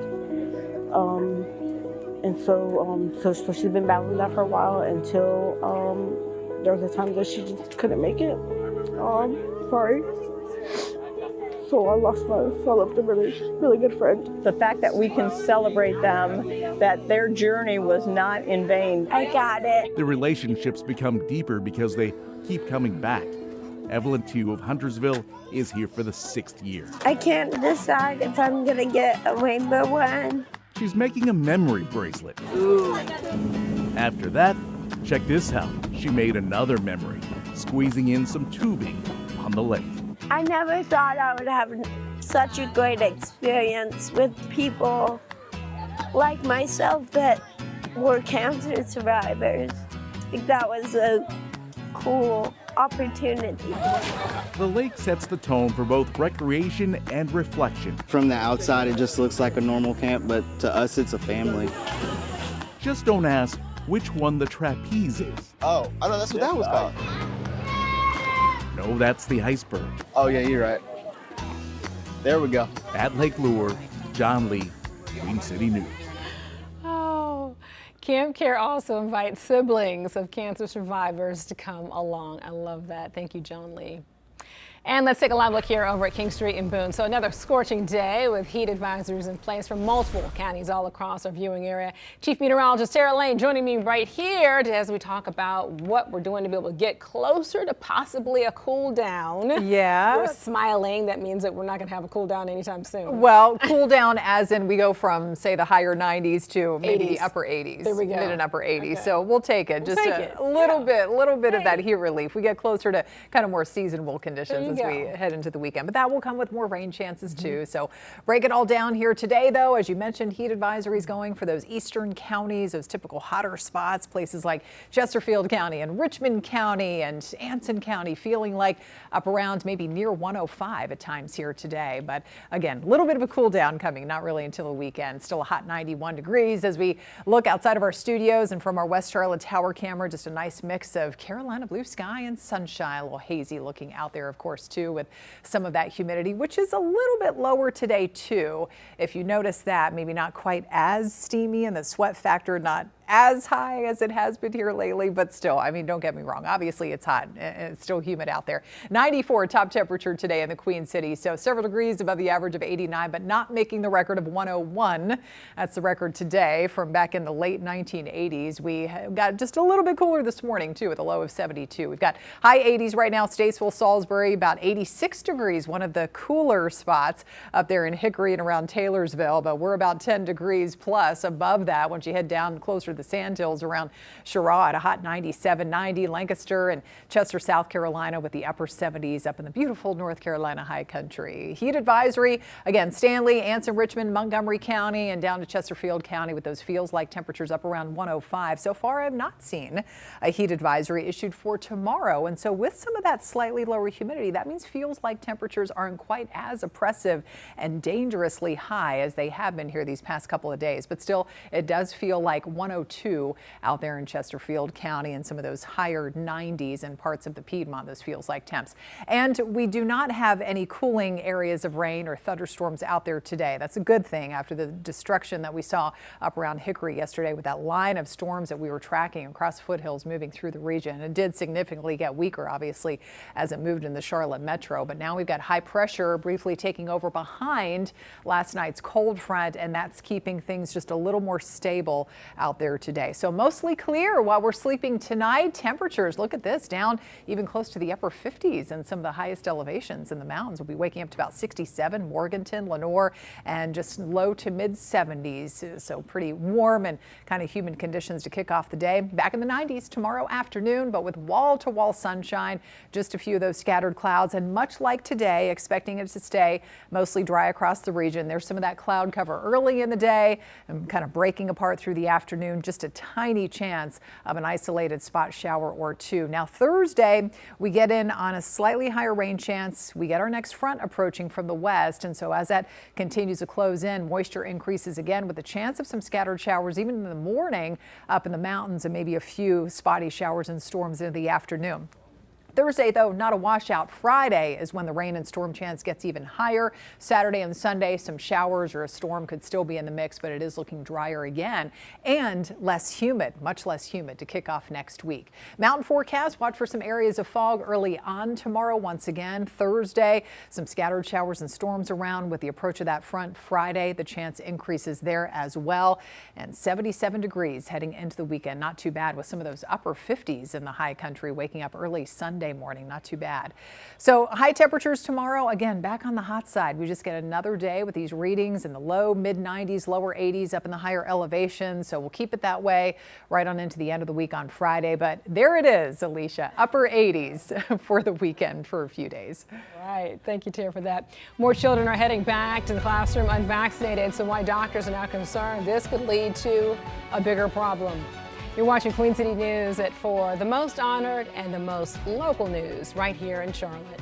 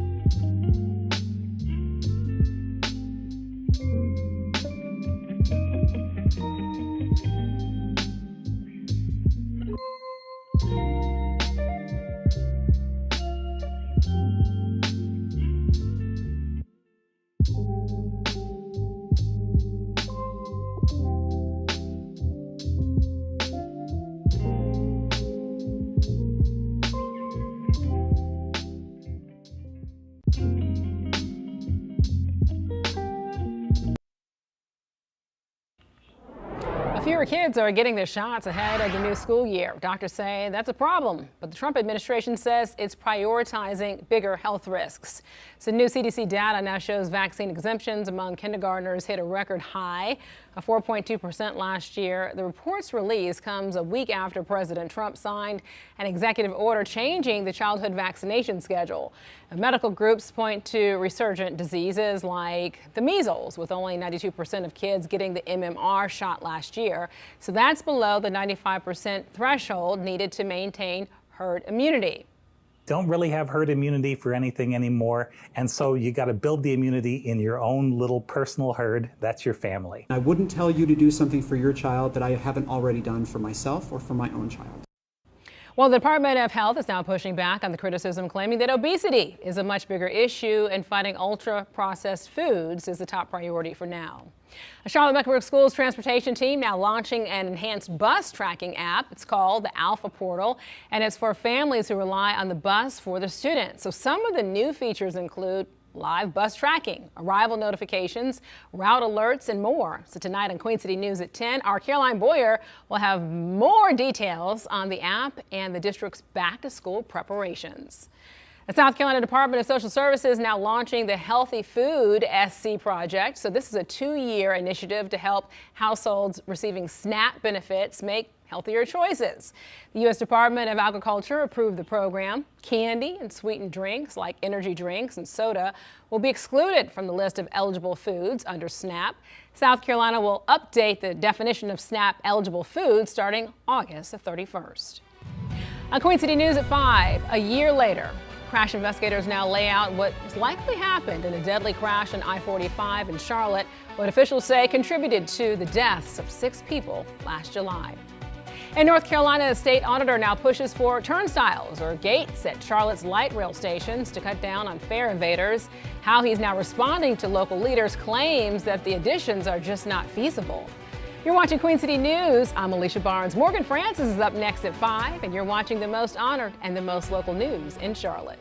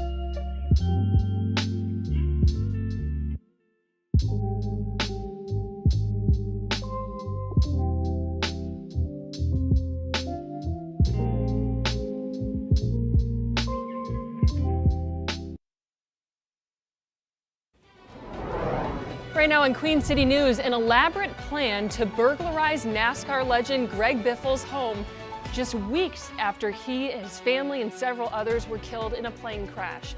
How authorities linked someone in Georgia to that crime and several others. And strong storms leave behind a path of damage in Catawba County. How residents are now picking up the pieces. Thankfully, we are not tracking any threat of severe storms here this evening, but we are still tracking plenty of heat back in the 90s for another day today, when we'll get some relief from that coming up.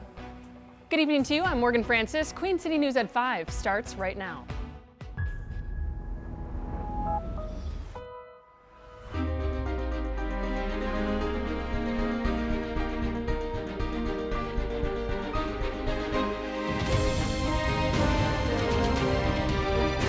Queen City News starts now.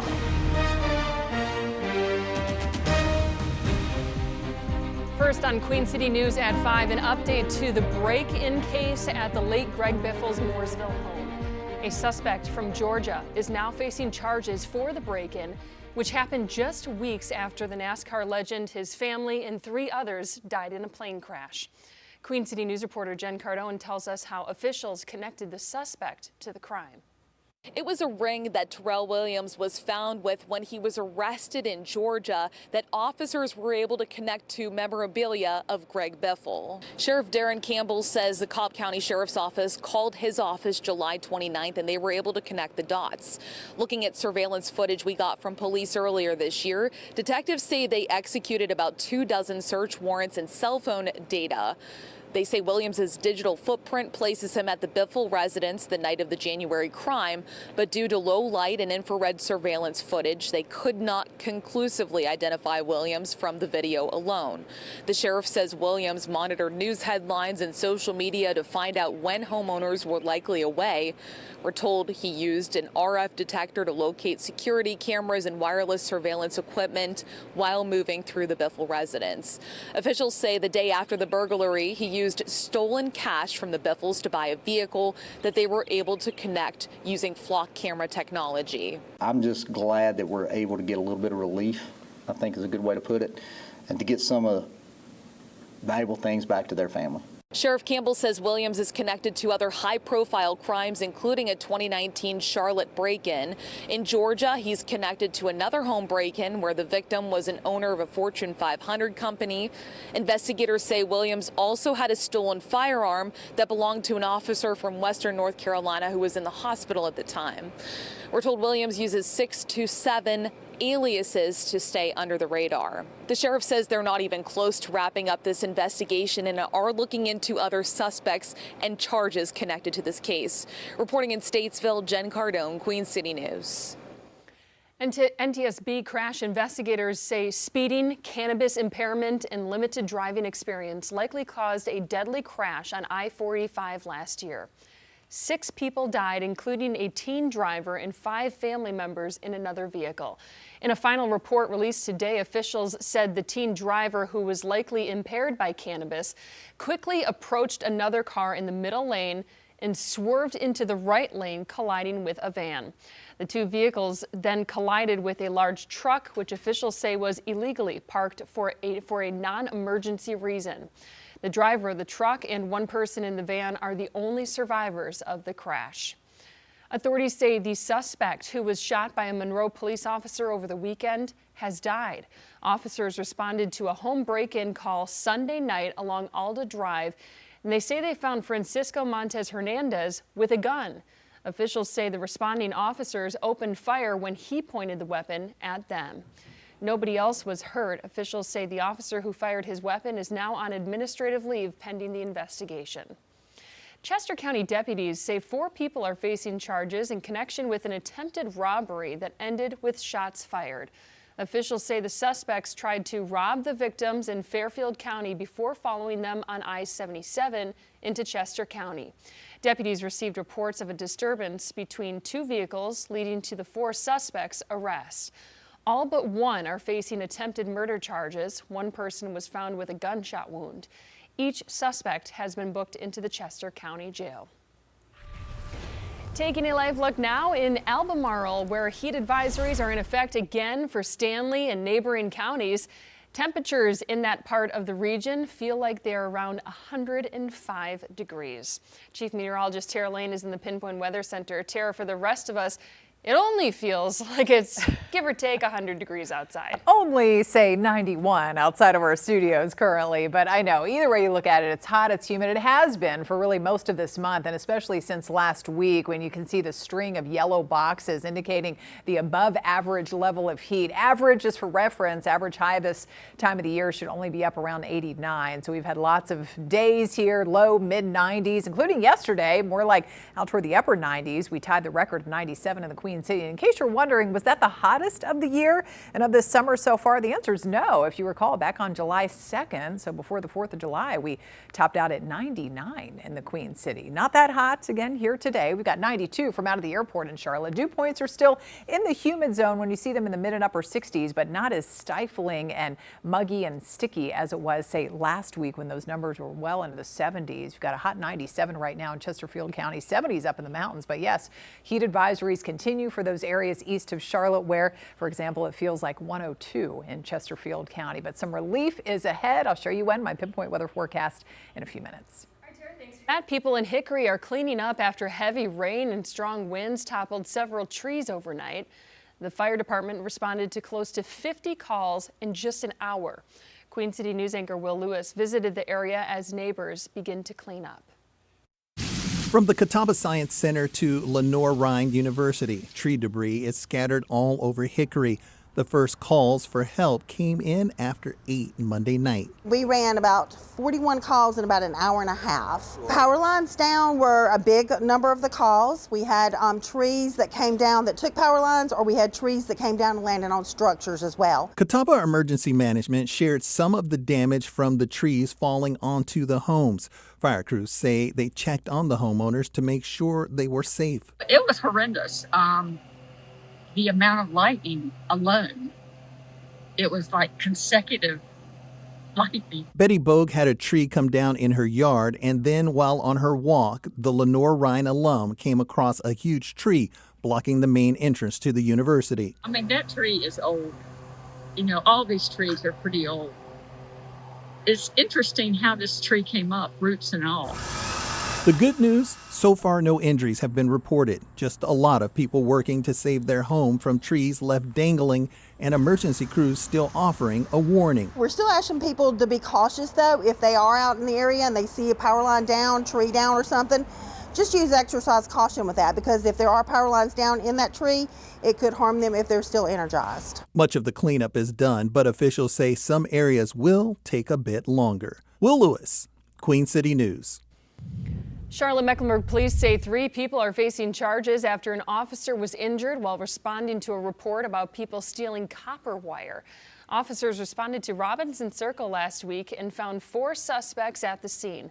They say when the suspects took off, one was in a vehicle and injured an officer in the process. 3 people are facing a range of charges, from possession of stolen goods to malicious use of an explosive to damage to property. Eric Clay has been charged with assault and assault on a government official. He's been held in jail without bond. Charlotte area transit officials say they lose up to $6.5 million in revenue due to unpaid fares. To combat that and to help with public safety, the North Carolina State Auditor is recommending that CATS install turnstiles at light rail stations.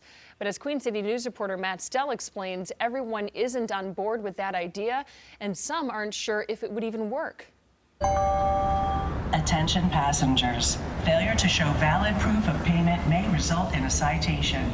But despite that friendly warning, North Carolina State Auditor Dave Bullock says fare enforcement on buses and trains is essentially non-existent in the city of Charlotte. At some point, there ought to be a mechanism to actually enforce the fares. Either that, or there needs to be a public policy of eliminating the fares altogether.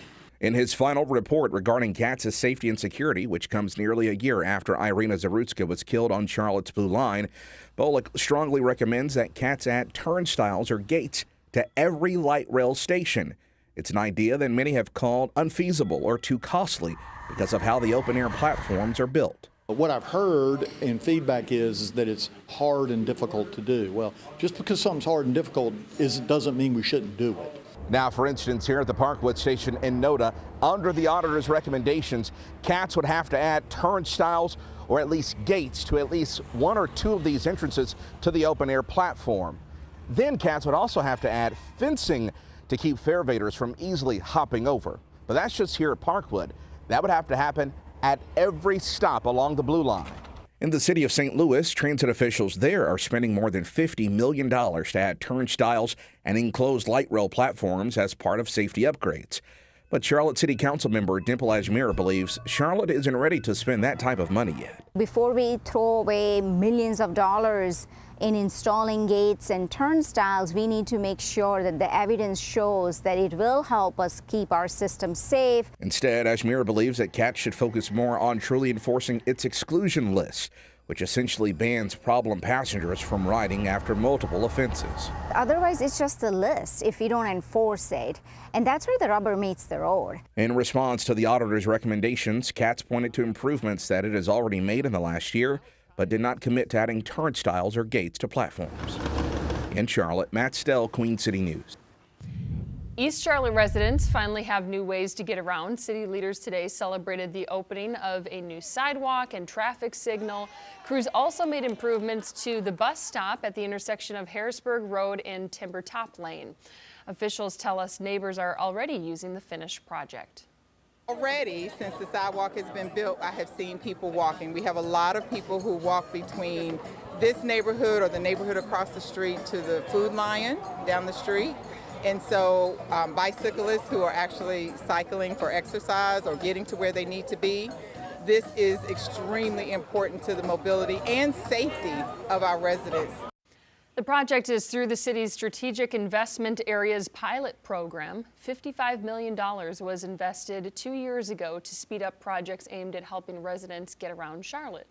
Certainly a beautiful day to be outside. We're rain and storm free. That is, if you can take the heat. I know we've still been talking about this dangerous level of heat, especially in those eastern zones and even around the Queen City, the urban heat island. It still feels like around the triple digits, 101 degrees with the humidity factored in. But we do have some relief on the way and the return of some of those increased shower and storm chances as well. That's next.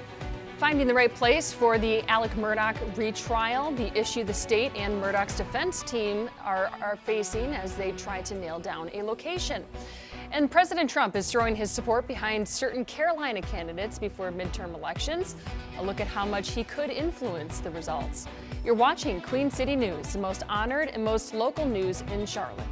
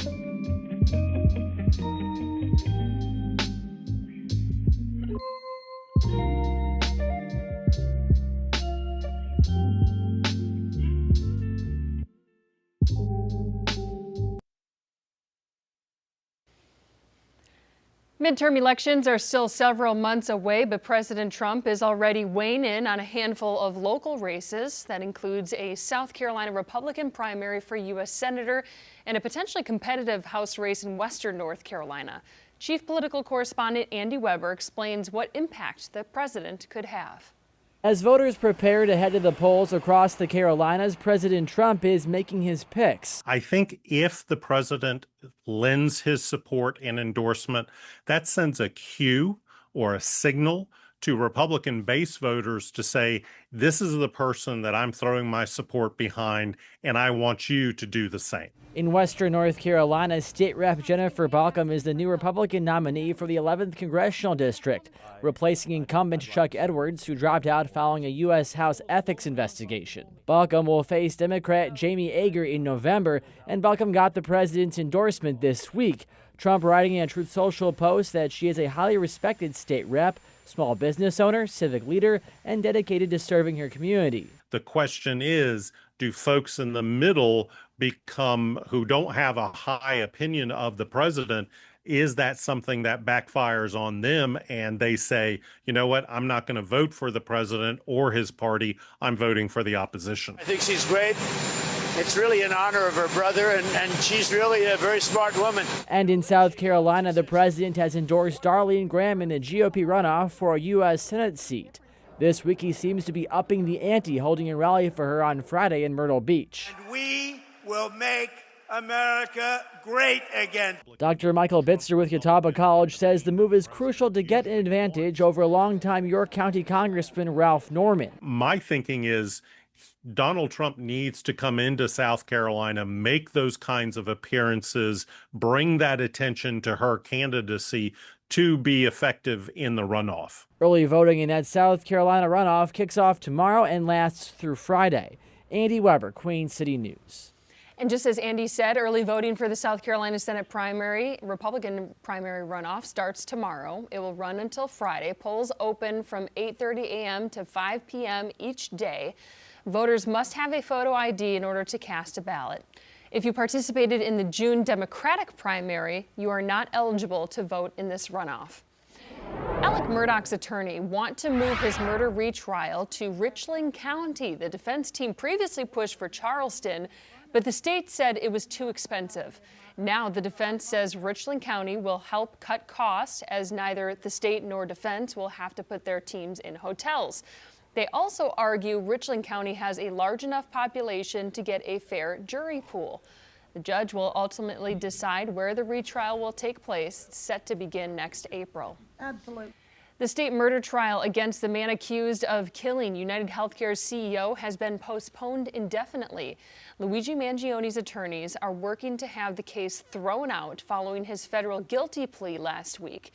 The state trial, which was scheduled to begin September 8th, is now being challenged on double jeopardy grounds. The Manhattan District Attorney Office said it would fight efforts to cancel the state case because Mangione's federal sentence is not yet known. Taking a live look now at Freedom Boat Club on Lake Norman. We are tracking more extreme heat today with feels like temps nearing 105 degrees in some areas. Chief Meteorologist Tara Lane is joining me now. It would be nice if we had some rain to kind of knock down that heat. Anything in the forecast right now? Yeah, without the severe weather of last night in some areas, but no rain in the forecast here. Real tiny chance that something could pop up for the rest of this evening, but not enough to knock down the temperatures. Definitely though. not. Definitely not. So we're going to keep it dry. At least the humidity maybe has been toned down just a little bit out there today. Maybe some of you have kind of noticed that, but still, I know it's hot out there. We've got 91 degrees outside of our studios and more high heat, above normal temperatures ahead for the rest of this week, and some of that humidity that's just going to go on for another few days. But it looks like we have another pretty much mostly dry day on tap for tomorrow too. And actually temperatures, even though yes, it's still hot today, we're still running several degrees not as hot as 24 hours ago. ago when we hit that record-tying high of 97 in the Queen City. We even had a record warm low on the day yesterday, which was 76. We got down to 72 earlier this morning, so not quite as warm and steamy out there. But right now, still plenty of 90s. Look at that, 97 for you all in Chesterfield County. You all hit about 100 yesterday. 94 in Wadesboro. We've got the low 90s down to South Carolina. Just a little bit cooler, though. Hickory sitting at 86. We've got the high 80s in Morganton and only in the upper 70s up in the mountains. Those heat advisories continue through about 8 p.m. here tonight. Not in effect, though, it looks like for tomorrow.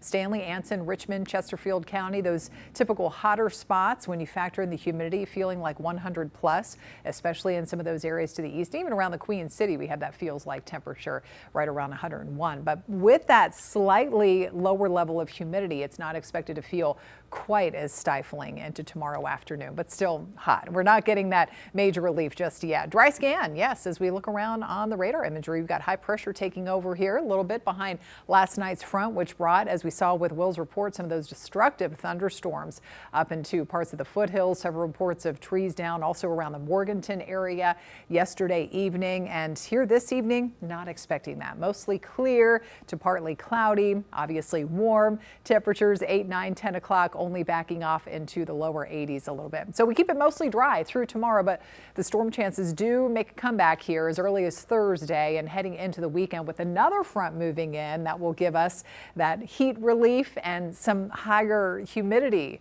relief as well. So that gets toned down a little bit more by early next week. Tomorrow, though, still hot and humid, lots of sunshine, Carolina blue sky, high temperatures back in the low and mid 90s. Notice on the muggy meter, generally in the humid zone, but not as close to that tropical and oppressive level with those slightly lower dew points here expected for the next couple of days. And we check out Futurecast, you can see how it paints a mostly dry picture. We're just kind of in and out of clouds into tomorrow morning, tomorrow afternoon.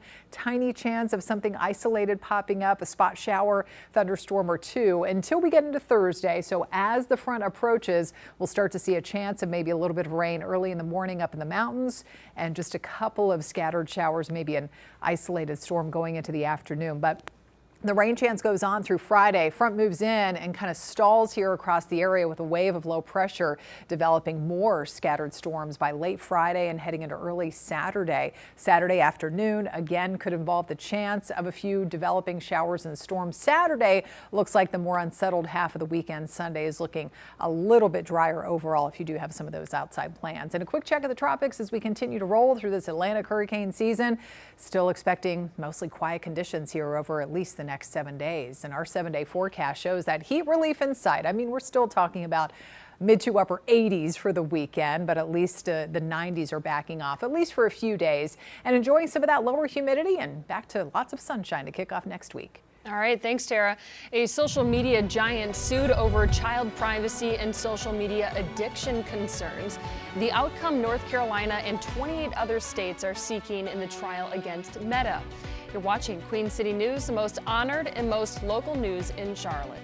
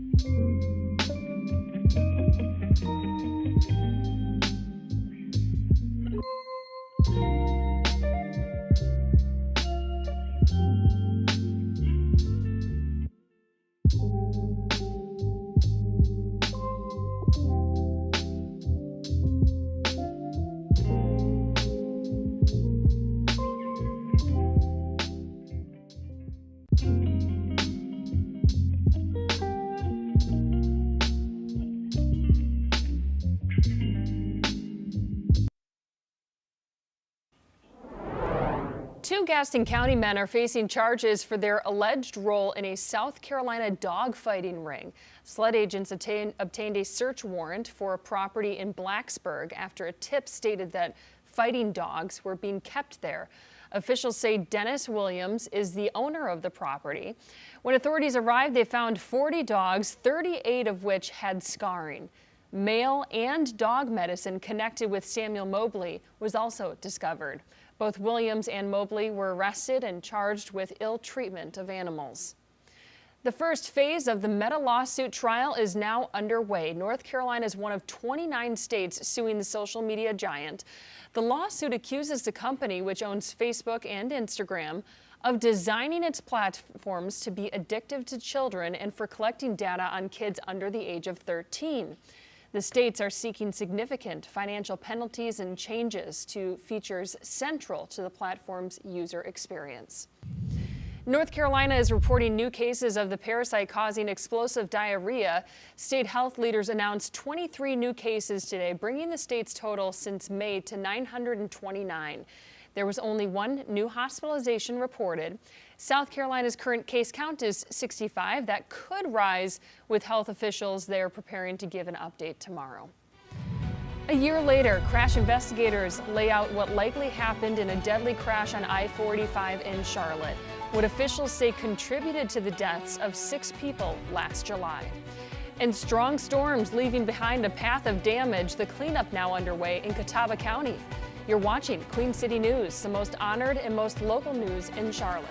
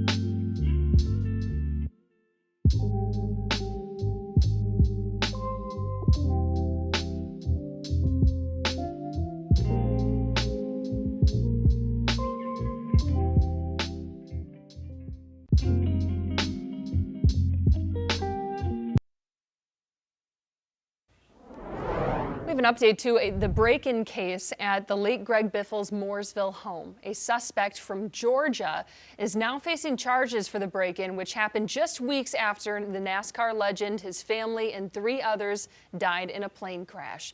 Queen City News reporter Jen Cardone tells us how officials connected the suspect to the crime.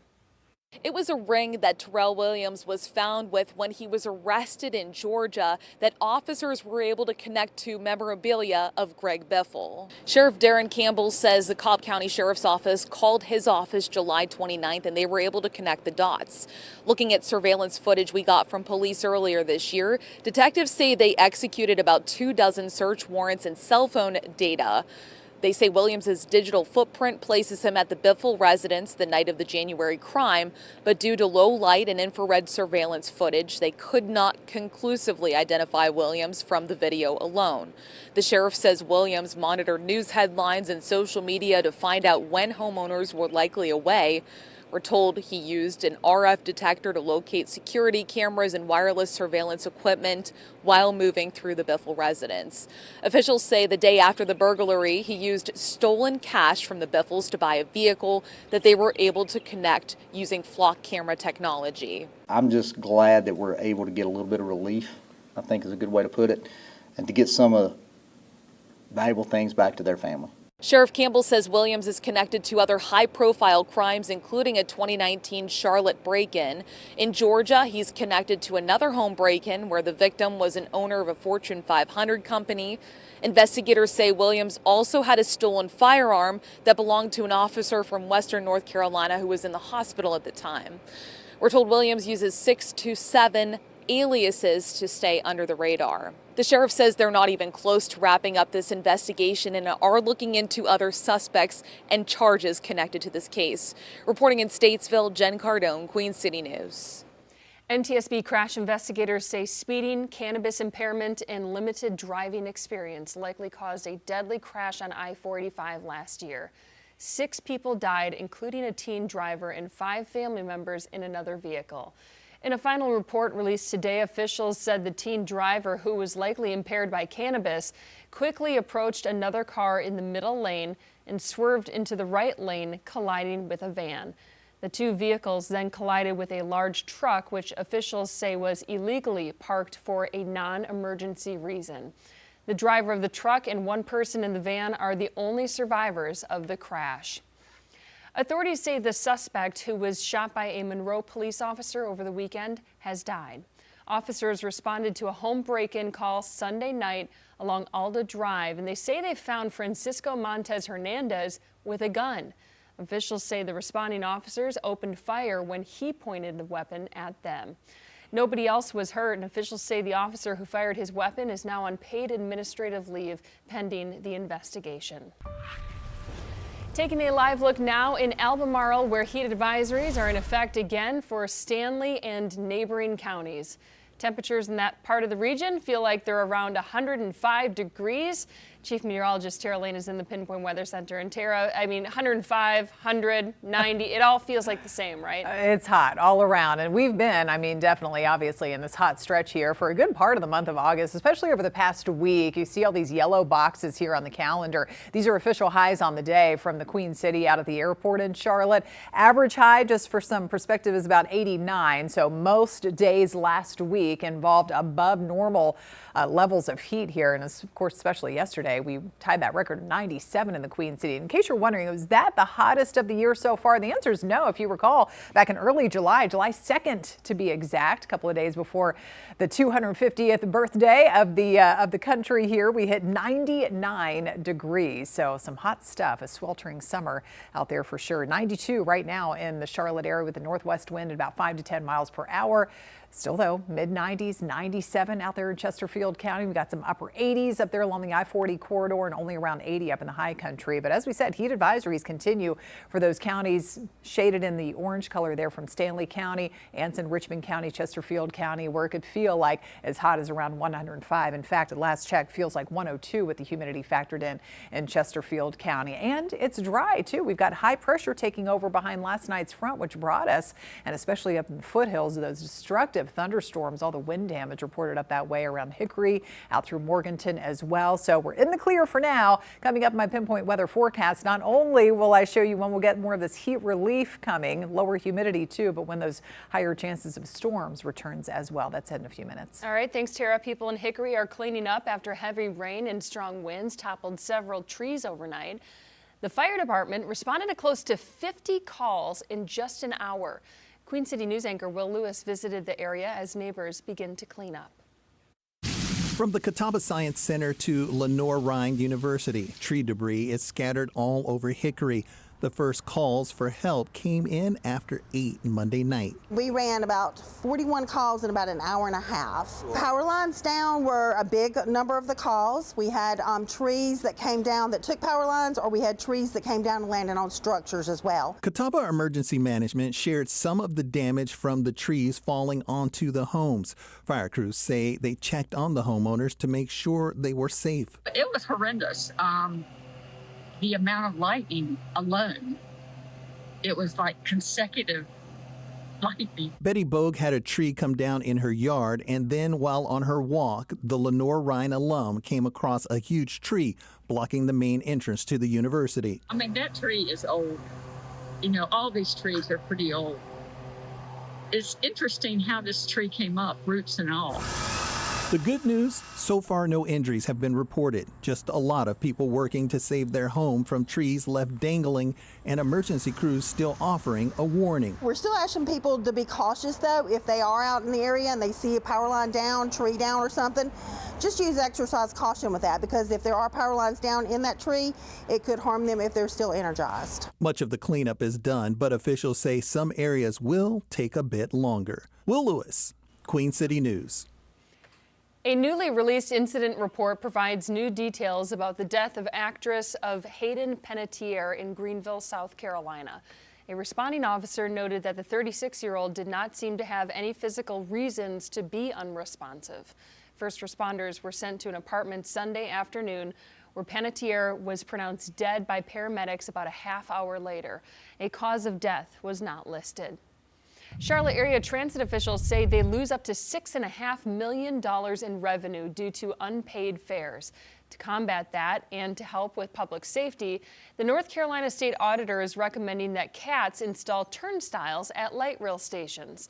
But as Queen City News reporter Matt Stell explains, everyone isn't on board with that idea, and some aren't sure if it would even work. Attention passengers. Failure to show valid proof of payment may result in a citation.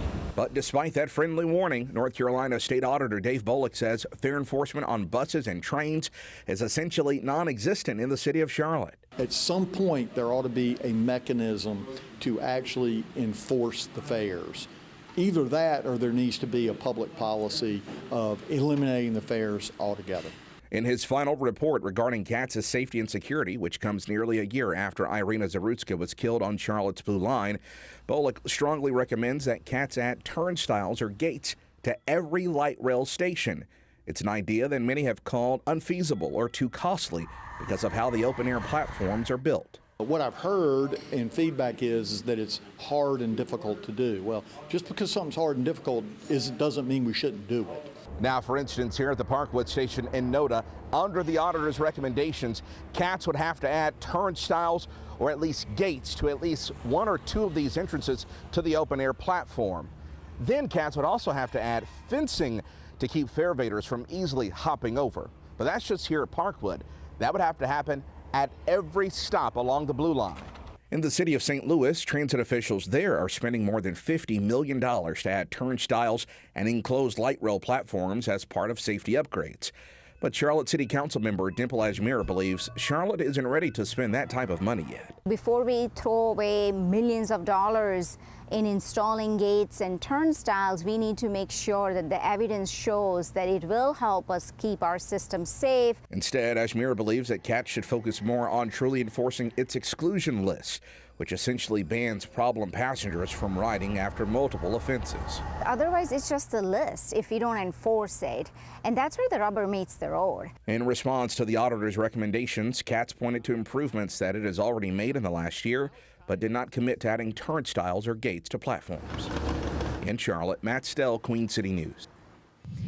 East Charlotte residents finally have new ways to get around. City leaders today celebrated the opening of a new sidewalk and traffic signal.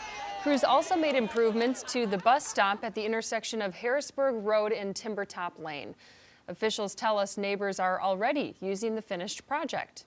Already, since the sidewalk has been built, I have seen people walking. We have a lot of people who walk between this neighborhood or the neighborhood across the street to the Food Lion down the street. And so bicyclists who are actually cycling for exercise or getting to where they need to be, this is extremely important to the mobility and safety of our residents. The project is through the city's Strategic Investment Areas pilot program. $55 million was invested 2 years ago to speed up the projects aimed at helping residents get around Charlotte. NASCAR is dedicating today, August 18th, as Kyle Busch Day for the sport. It pays tribute to the late racing legend through his famous car numbers. Busch died at the age of 41 back on May 21st when pneumonia progressed into sepsis. It happened just days before the Coca-Cola 600 race at the Charlotte Motor Speedway. A celebration of life for Busch will be held at the track on October 9th. Well, around the track there and elsewhere across the region, we are just feeling the heat for another day. We continue to see those heat advisories in effect until 8 p.m. for areas east of Charlotte, those typical hotter spots feeling like up around 105 at times. But we're dry, shower and storm free today. I'll show you when those higher chances of storms will return and when we get some of this heat relief. That's next. Overcoming obstacles while also finding a place to celebrate and enjoy the summer. The unforgettable memories at Camp Care in Faces of the Carolinas. You're watching Queen City News, the most honored and most local news in Charlotte.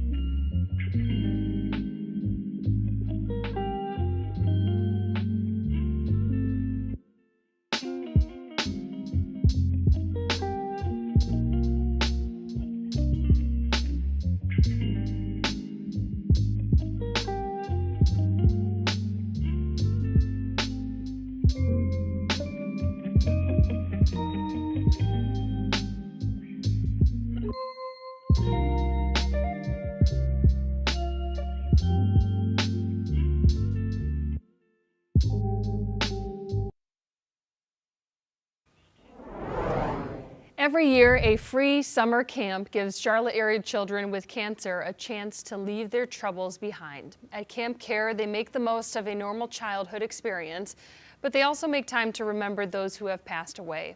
Queen City News storyteller John Lee has more in Faces of the Carolinas.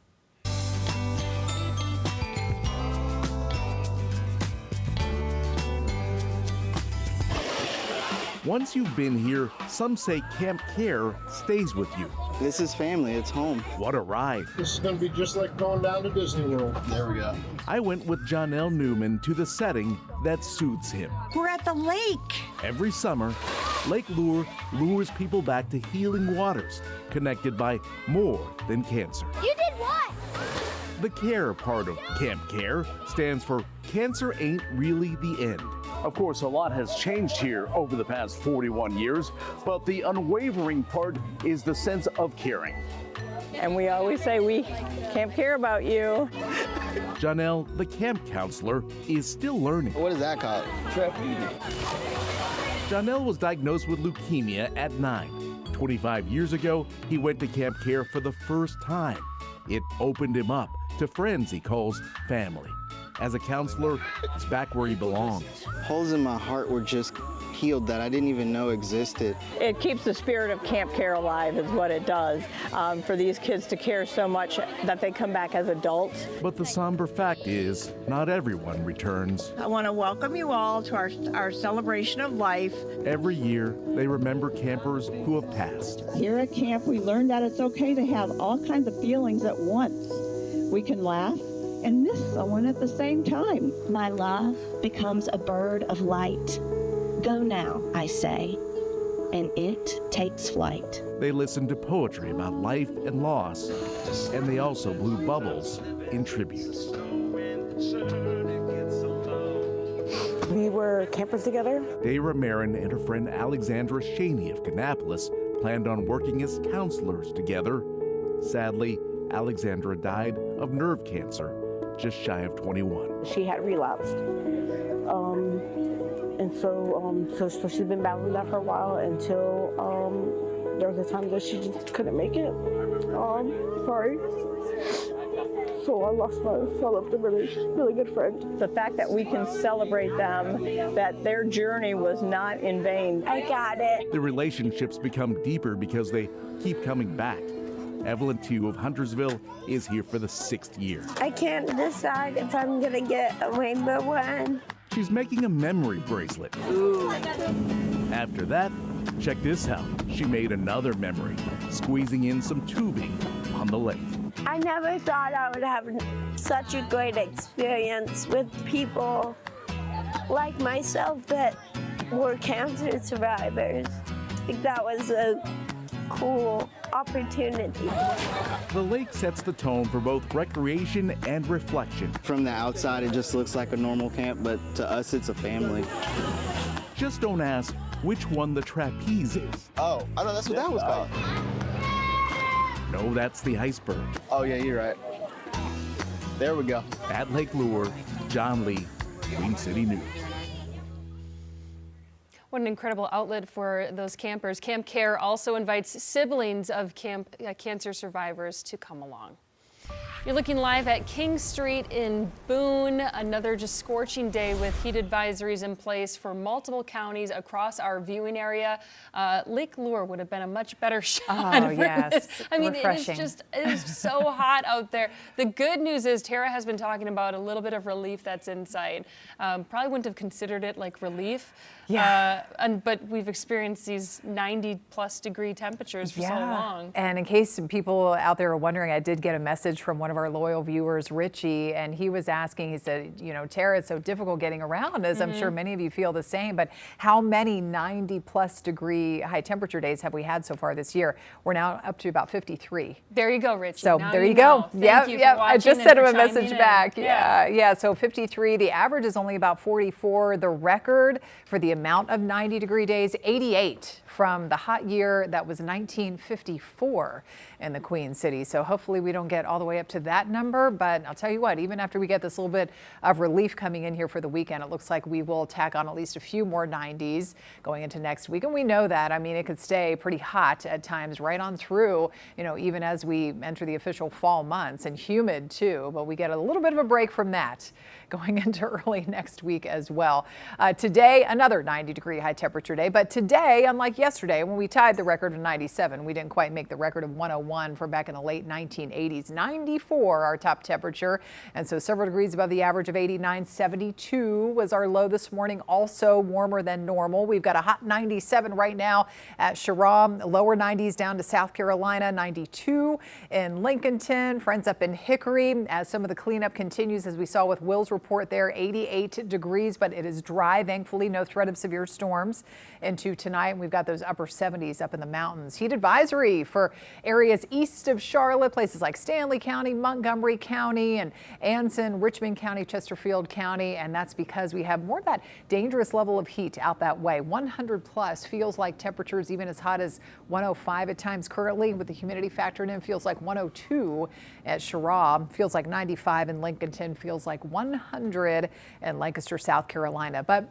again, it is dry as we look around on the radar, or lack thereof, the radar imagery here. So a clean sweep. We've got high pressure taking over behind that front that brought us that band of quickly weakening after it pressed out of the foothills. But yeah, destructive thunderstorms moving through some of those foothills locations yesterday evening. So keep it mostly clear to partly cloudy overnight tonight. No threat of any showers or thunderstorms overnight. Temperatures in the morning up there in the mountains, starting out with a little patchy fog again, right around that 60-degree mark. Not too bad. We'll be waking up to a low right around 67 in Morganton, 73 in the Queen City, and those low and mid 70s off to the south and east. Back in the 90s, we shall go again tomorrow afternoon with more pretty much wall-to-wall sunshine on the way. Pick up some scattered clouds, as you can see depicted on Futurecast, future satellite imagery into tomorrow morning here. But tiny chance of an isolated shower, maybe a pop-up storm, especially for areas east of Charlotte by 4 or 5 o'clock tomorrow. But real low chance, much like today, it stays dry. But as we advance into Thursday, tracking the approach of our next front here, and so by later in the morning, a little bit of rain will start to be possible up there, mainly in the higher elevations to start, with maybe a couple spotty showers and storms by the time evening's out. But that storm chance rises on Friday. That's going to be the highest chance, it looks like, with the front moving in and stalling and working with a wave of low pressure that will move along that boundary and help enhance the chance of rain as we wrap up the week there. Saturday and Sunday also looking at a few scattered showers and potentially a few storms around. Mountain forecast, there's chance of some fog again early tomorrow, drier for the afternoon, 82, but then watching for the scattered shower and storm chances to ramp up again, especially for Friday up that way as well, with temperatures backing off a little bit into the upper 70s. And look at that. By the end of the weekend, we'll be waking up to lows a little more into the upper 50s there. So that feels nice, doesn't it? All right. So tomorrow's highs, maybe not feeling so great for a lot of you. Low to mid 90s, even about 97 out there in Monroe, low 80s up in the mountain communities. And the 7-day forecast shows there's that little bit of relief for a few days. We get more seasonal levels of heat there with highs into the upper 80s, but then likely back into at least the low 90s by this time next week. Big cool down on the way. Big Thanks, Tara. More children are heading back to the classroom unvaccinated. Why doctors are concerned this could lead to a bigger problem. You're watching Queen City News, the most honored and most local news in Charlotte.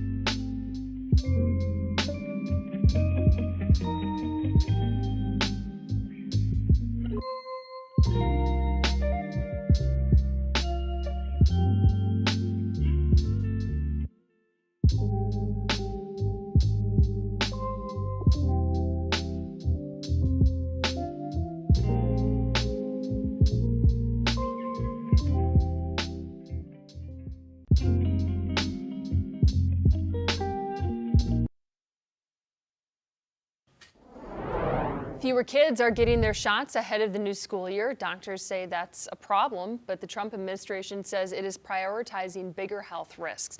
New CDC data shows vaccine exemptions among kindergartners hit a record high of 4.2% last year. The report's release comes a week after President Trump signed an executive order recommending a change in the childhood vaccination schedule. Medical groups point to resurgent diseases like the measles, with only 92% of kids getting the MMR shot last year.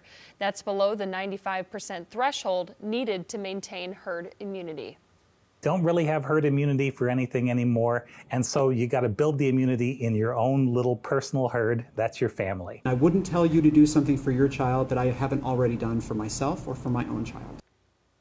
The Department of Health is pushing back on that criticism, claiming obesity is a much bigger issue and fighting ultra-processed foods is the top priority for now. Charlotte-Mecklenburg Schools transportation team is launching an enhanced bus tracking app. It's called Alpha Portal, and it's for families who rely on the bus for their students. Some of the new features include live bus tracking, arrival notifications, route alerts, and more. Tonight on Queen City News at 10, our Caroline Boyer will have more details on the app and the district's back-to-school preparations. Imagine not waiting for the bus out in the cold weather. You know where it is at all times. That's awesome.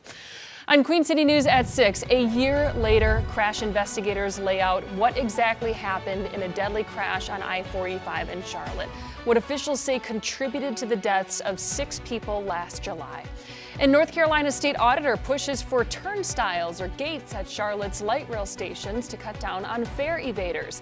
How he's responding to local leaders' claims that the additions are just not feasible. You're watching Queen City News, the most honored and most local news in Charlotte.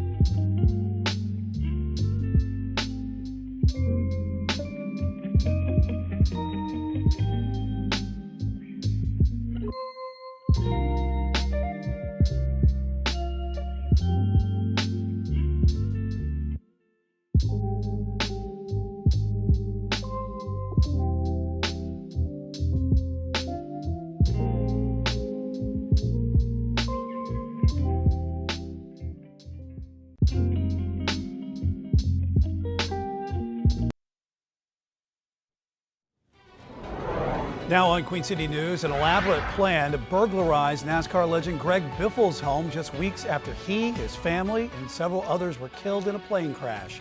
How authorities link someone in Georgia to that crime and several others. And strong storms leave behind a path of damage in Catawba County. How residents are now picking up the pieces. Thankfully, we do not have any threat of severe storms here for the rest of this evening. We're shower and storm free across the region, but we are still with all this heat. When we'll get a break from that. That's coming up in my Pinpoint Weather Forecast. Much needed break, too. Good evening. I'm Brian Blakely. Queen City News at 6 starts right now.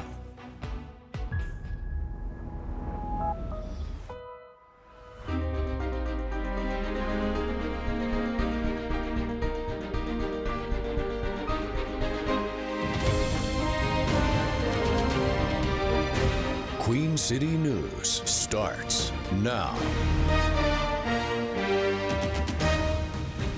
First on Queen City News at 6, an update to that break-in case at the late Greg Biffle's Mooresville home. A suspect from Georgia is now facing charges for that break-in, which happened just weeks after the NASCAR legend and his family and 3 others died in a plane crash. Queen City News reporter Jen Cardone tells us how officials connected the suspect to the crime. It was a ring that Terrell Williams was found with when he was arrested in Georgia that officers were able to connect to memorabilia of Greg Biffle. Sheriff Darren Campbell says the Cobb County Sheriff's Office called his office July 29th and they were able to connect the dots. Looking at surveillance footage we got from police earlier this year, detectives say they executed about 24 search warrants and cell phone data. They say Williams's digital footprint places him at the Biffle residence the night of the January crime, but due to low light and infrared surveillance footage, they could not conclusively identify Williams from the video alone. The sheriff says Williams monitored news headlines and social media to find out when homeowners were likely away. We're told he used an RF detector to locate security cameras and wireless surveillance equipment while moving through the Biffle residence. Officials say the day after the burglary, he used stolen cash from the Biffles to buy a vehicle that they were able to connect using flock camera technology. I'm just glad that we're able to get a little bit of relief, I think is a good way to put it, and to get some of the valuable things back to their family. Sheriff Campbell says Williams is connected to other high-profile crimes, including a 2019 Charlotte break-in. In Georgia, he's connected to another home break-in where the victim was an owner of a Fortune 500 company. Investigators say Williams also had a stolen firearm that belonged to an officer from Western North Carolina who was in the hospital at the time. We're told Williams uses 6 to 7 aliases to stay under the radar. The sheriff says they're not even close to wrapping up this investigation and are looking into other suspects and charges connected to this case. Reporting in Statesville, Jen Cardone, Queen City News. NTSB and crash investigators say speeding, cannabis impairment, and limited driving experience likely caused a deadly crash on I-485 last year. 6 people died in that crash, including a teen driver and 5 members in another vehicle. In the final report released today, officials said the teen driver, who was likely impaired by cannabis, quickly approached another car in the middle lane and swerved into the right lane, colliding with the van. The 2 vehicles then collided with a large truck, which officials say was illegally parked for a non-emergency reason. The driver of the truck and 1 person in the van are the only survivors of that crash. So authorities say the suspect, who was shot by a Monroe police officer over the weekend, has died. Officers responded to a home break-in on Sunday night along Alda Drive, and they say they found Francisco Montez Hernandez with a gun. Officials say the responding officers opened fire when he pointed a weapon at them. Nobody else was hurt. Officials say the officer who fired the weapon is now on administrative leave pending the investigation. Chester County deputies say 4 people are facing charges in connection with an attempted robbery that ended with shots fired. Officials say the suspects tried to rob the victims in Fairfield County before following them on I-77 into Chester County. Deputies received reports of disturbances between the 2 vehicles, leading to the 4 suspects' arrests.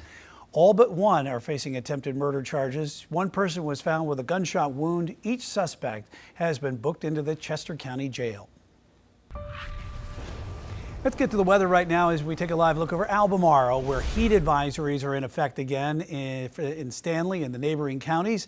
Temperatures in that part of the region feel like they're around 105 degrees today. Ooh, that is steamy. Chief Meteorologist Tara Lane joins us now in the Pinpoint Weather Center. And Tara, for the rest of us, it only feels like 100 degrees outside. Only feels like 100. It's only 91 outside of our studios right now. I know. Either way, it's hot. It's still humid, even though the humidity level is isn't quite as high as it was yesterday, and that's why we had those heat advisories that were a little more widespread and from over the weekend as well. And actually for tomorrow, we do not have any heat advisories in effect for the area. So it gives you a sign that, yeah, the humidity level coming down just a little bit, even though it will feel pretty much just as hot as today in terms of the actual highs and how it has been. I mean, over the past week or so, where we see these yellow boxes on the calendar here, these are actual highs from out of the airport in Charlotte each and every day so far this month. And that's where we're looking at above average readings. And so the average high this time of the year should only be around 89. We have been above that over at least the past week, including, of course, yesterday, record tying 97. In case you're wondering, is that the hottest we've been so far this year? And the answer is no.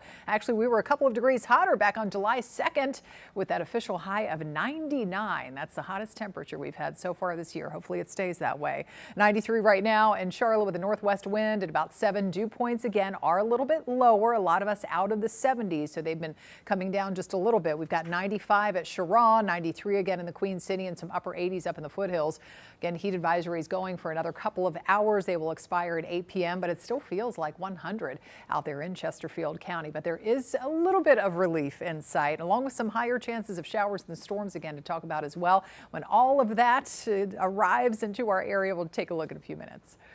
Tara, thanks. People in Hickory are cleaning up after heavy rain and strong winds toppled several trees overnight. The fire department responded close to 50 calls in just 1 hour.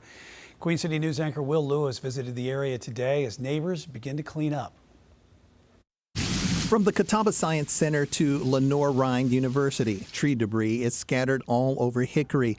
The first calls for help came in after 8 Monday night. We ran about 41 calls in about an hour and a half. Power lines down were a big number of the calls. We had trees that came down that took power lines, or we had trees that came down and landed on structures as well. Catawba Emergency Management shared some of the damage from the trees falling onto the homes. Fire crews say they checked on the homeowners to make sure they were safe. It was horrendous. The amount of lightning alone, it was like consecutive lightning. Betty Bogue had a tree come down in her yard, and then while on her walk, the Lenoir-Rhyne alum came across a huge tree blocking the main entrance to the university. I mean, that tree is old. You know, all these trees are pretty old. It's interesting how this tree came up, roots and all. The good news, so far no injuries have been reported. Just a lot of people working to save their home from trees left dangling, and emergency crews still offering a warning. We're still asking people to be cautious though. If they are out in the area and they see a power line down, tree down or something, just use exercise caution with that, because if there are power lines down in that tree, it could harm them if they're still energized. Much of the cleanup is done, but officials say some areas will take a bit longer. Will Lewis, Queen City News. Charlotte area transit officials say they lose up to $6.5 million in revenue due to unpaid fares. To combine that and to help with public safety, the North Carolina State Auditor is recommending that CATS install turnstiles at light rail stations. But as Queen City News reporter Matt Stell explains, everyone isn't on board with that idea, and some aren't sure if it would even work. Attention passengers. Failure to show valid proof of payment may result in a citation. But despite that friendly warning, North Carolina State Auditor Dave Bullock says fare enforcement on buses and trains is essentially non-existent in the city of Charlotte. At some point, there ought to be a mechanism to actually enforce the fares. Either that, or there needs to be a public policy of eliminating the fares altogether. In his final report regarding CATS's safety and security, which comes nearly a year after Irina Zarutska was killed on Charlotte's Blue Line, Bullock strongly recommends that CATS add turnstiles or gates to every light rail station. It's an idea that many have called unfeasible or too costly because of how the open-air platforms are built. What I've heard and feedback is that it's hard and difficult to do. Well, just because something's hard and difficult doesn't mean we shouldn't do it. Now, for instance, here at the Parkwood station in Noda, under the auditor's recommendations, CATS would have to add turnstiles or at least gates to at least one or two of these entrances to the open-air platform. Then CATS would also have to add fencing to keep fare evaders from easily hopping over. But that's just here at Parkwood. That would have to happen at every stop along the Blue Line. In the city of St. Louis, transit officials there are spending more than $50 million to add turnstiles and enclosed light rail platforms as part of safety upgrades.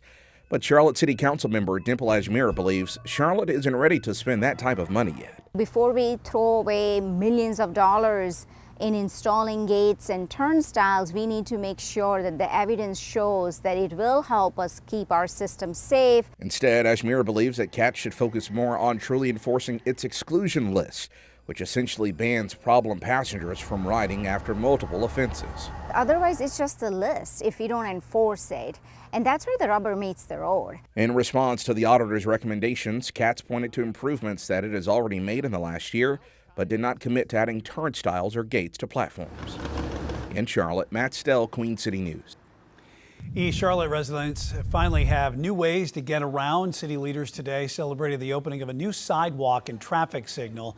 Crews also made improvements to the bus stop at the intersection of Harrisburg Road and Timbertop Lane. Officials tell us neighbors are already using the finished project. Already, since the sidewalk has been built, I have seen people walking. We have a lot of people who walk between this neighborhood or the neighborhood across the street to the Food Lion down the street.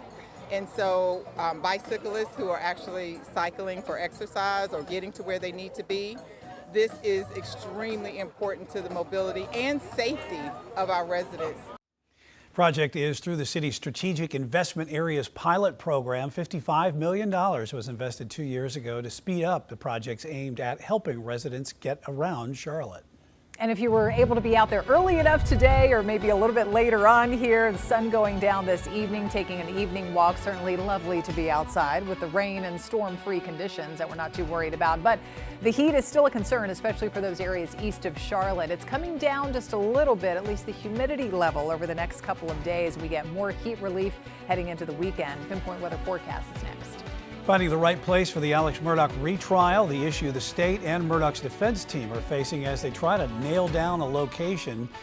And President Trump is throwing his support behind certain Carolina candidates before midterm elections. A look at how much he could influence the results. You're watching Queen City News, the most honored and the most local news in Charlotte.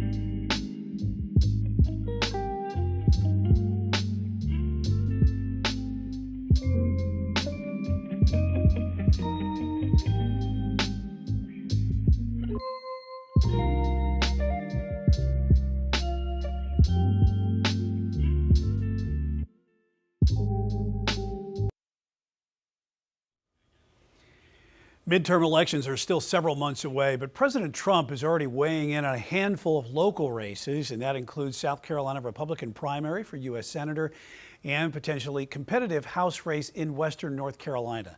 Chief Political Correspondent Andy Weber explains what impact the president could have. As voters prepare to head to the polls across the Carolinas, President Trump is making his picks. I think if the president lends his support and endorsement, that sends a cue or a signal to Republican base voters to say, this is the person that I'm throwing my support behind, and I want you to do the same. In Western North Carolina, State Rep Jennifer Balcom is the new Republican nominee for the 11th Congressional District, replacing incumbent Chuck Edwards, who dropped out following a U.S. House ethics investigation. Balcom will face Democrat Jamie Ager in November, and Balcom got the president's endorsement this week. Trump writing in a Truth Social post that she is a highly respected state rep, small business owner, civic leader, and dedicated to serving her community. The question is, do folks in the middle become, who don't have a high opinion of the president, is that something that backfires on them and they say, you know what, I'm not going to vote for the president or his party, I'm voting for the opposition? I think she's great. It's really an honor of her brother, and she's really a very smart woman. And in South Carolina, the president has endorsed Darlene Graham in the GOP runoff for a U.S. Senate seat.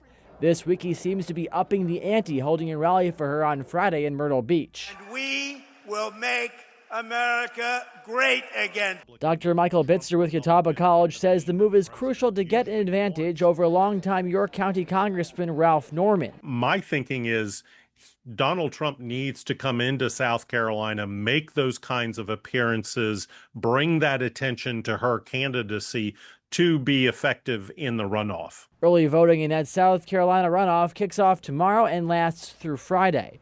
Andy Weber, Queen City News.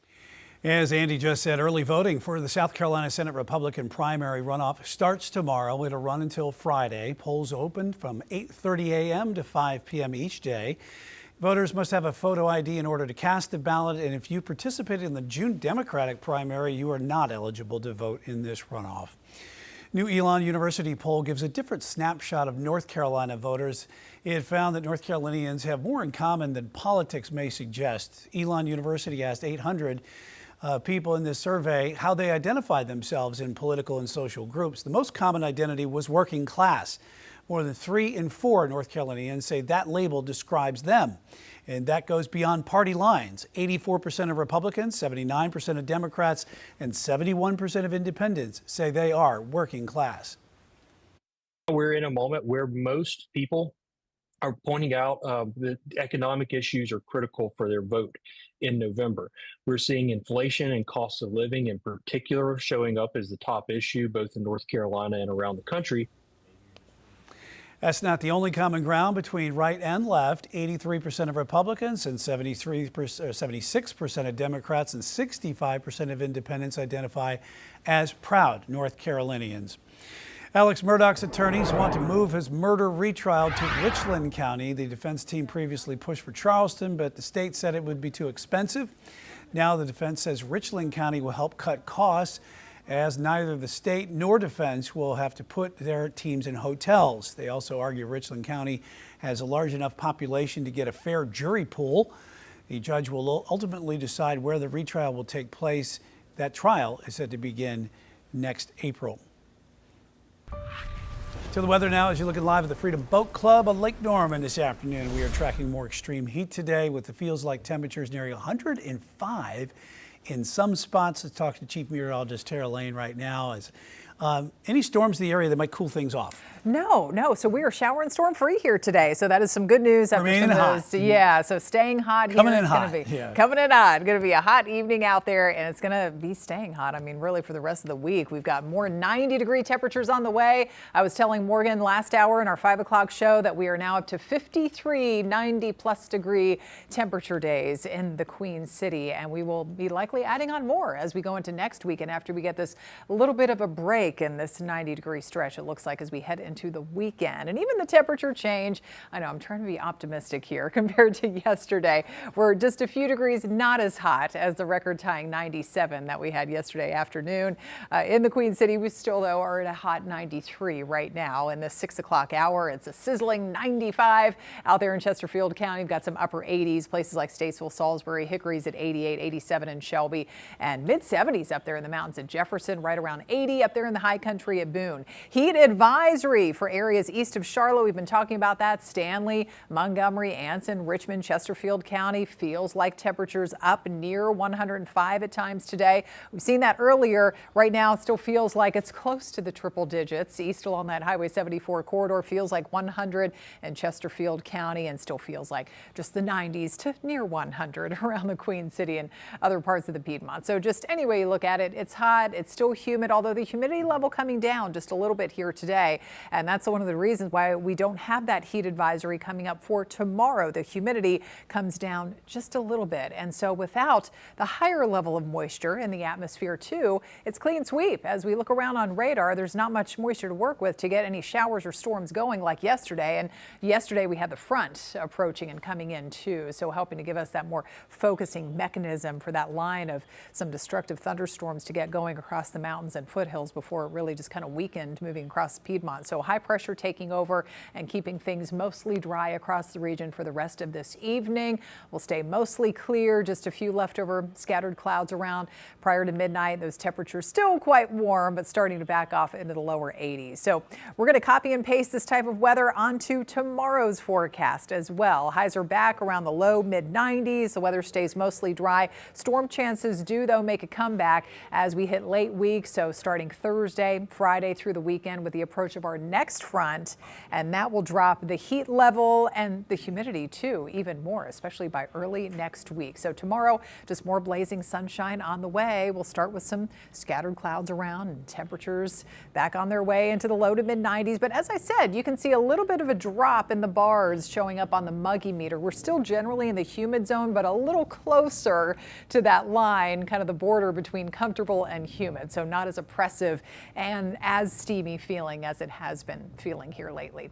All right, so Futurecast shows just some cloudiness around. We're just in and out of clouds into tomorrow morning, tomorrow afternoon. Tiny chance of an isolated spot shower, maybe a pop-up storm, especially east of Charlotte, but mostly dry if you do have some outside plans. Now by Thursday, this is when the rain chance returns for the mountains in the morning as that next front approaches. A couple of scattered showers possible. It's not going to be a washout of a day or anything, but by late afternoon and evening, we could start to see more areas of showers and storms getting going. Again, front moving in, hanging out across the region. Here's a look at Friday now. By Friday evening and going into the overnight here, we could have more widespread coverage of showers and storms with this wave of low pressure riding along that front. And then Saturday, again, couple of showers. Thunderstorm can't be ruled out, especially, of course, typical late afternoon and evening time frame. Sunday, especially in the afternoon, is looking a little bit drier at this point. And a quick check of the tropics. Things are still looking nice and quiet as we look across the Atlantic Ocean basin. So some good news there. And the 7-day forecast shows still more 90s on the way through the end of the week, but there's that little bit of heat relief, more seasonable temperatures returning for the weekend with highs backing off into the mid and upper 80s. Tara, thanks. A social media giant sued over child privacy and social media addiction concerns. The outcome, North Carolina and 28 other states are seeking in the trial against Meta. You're watching Queen City News, the most honored and the most local news in Charlotte.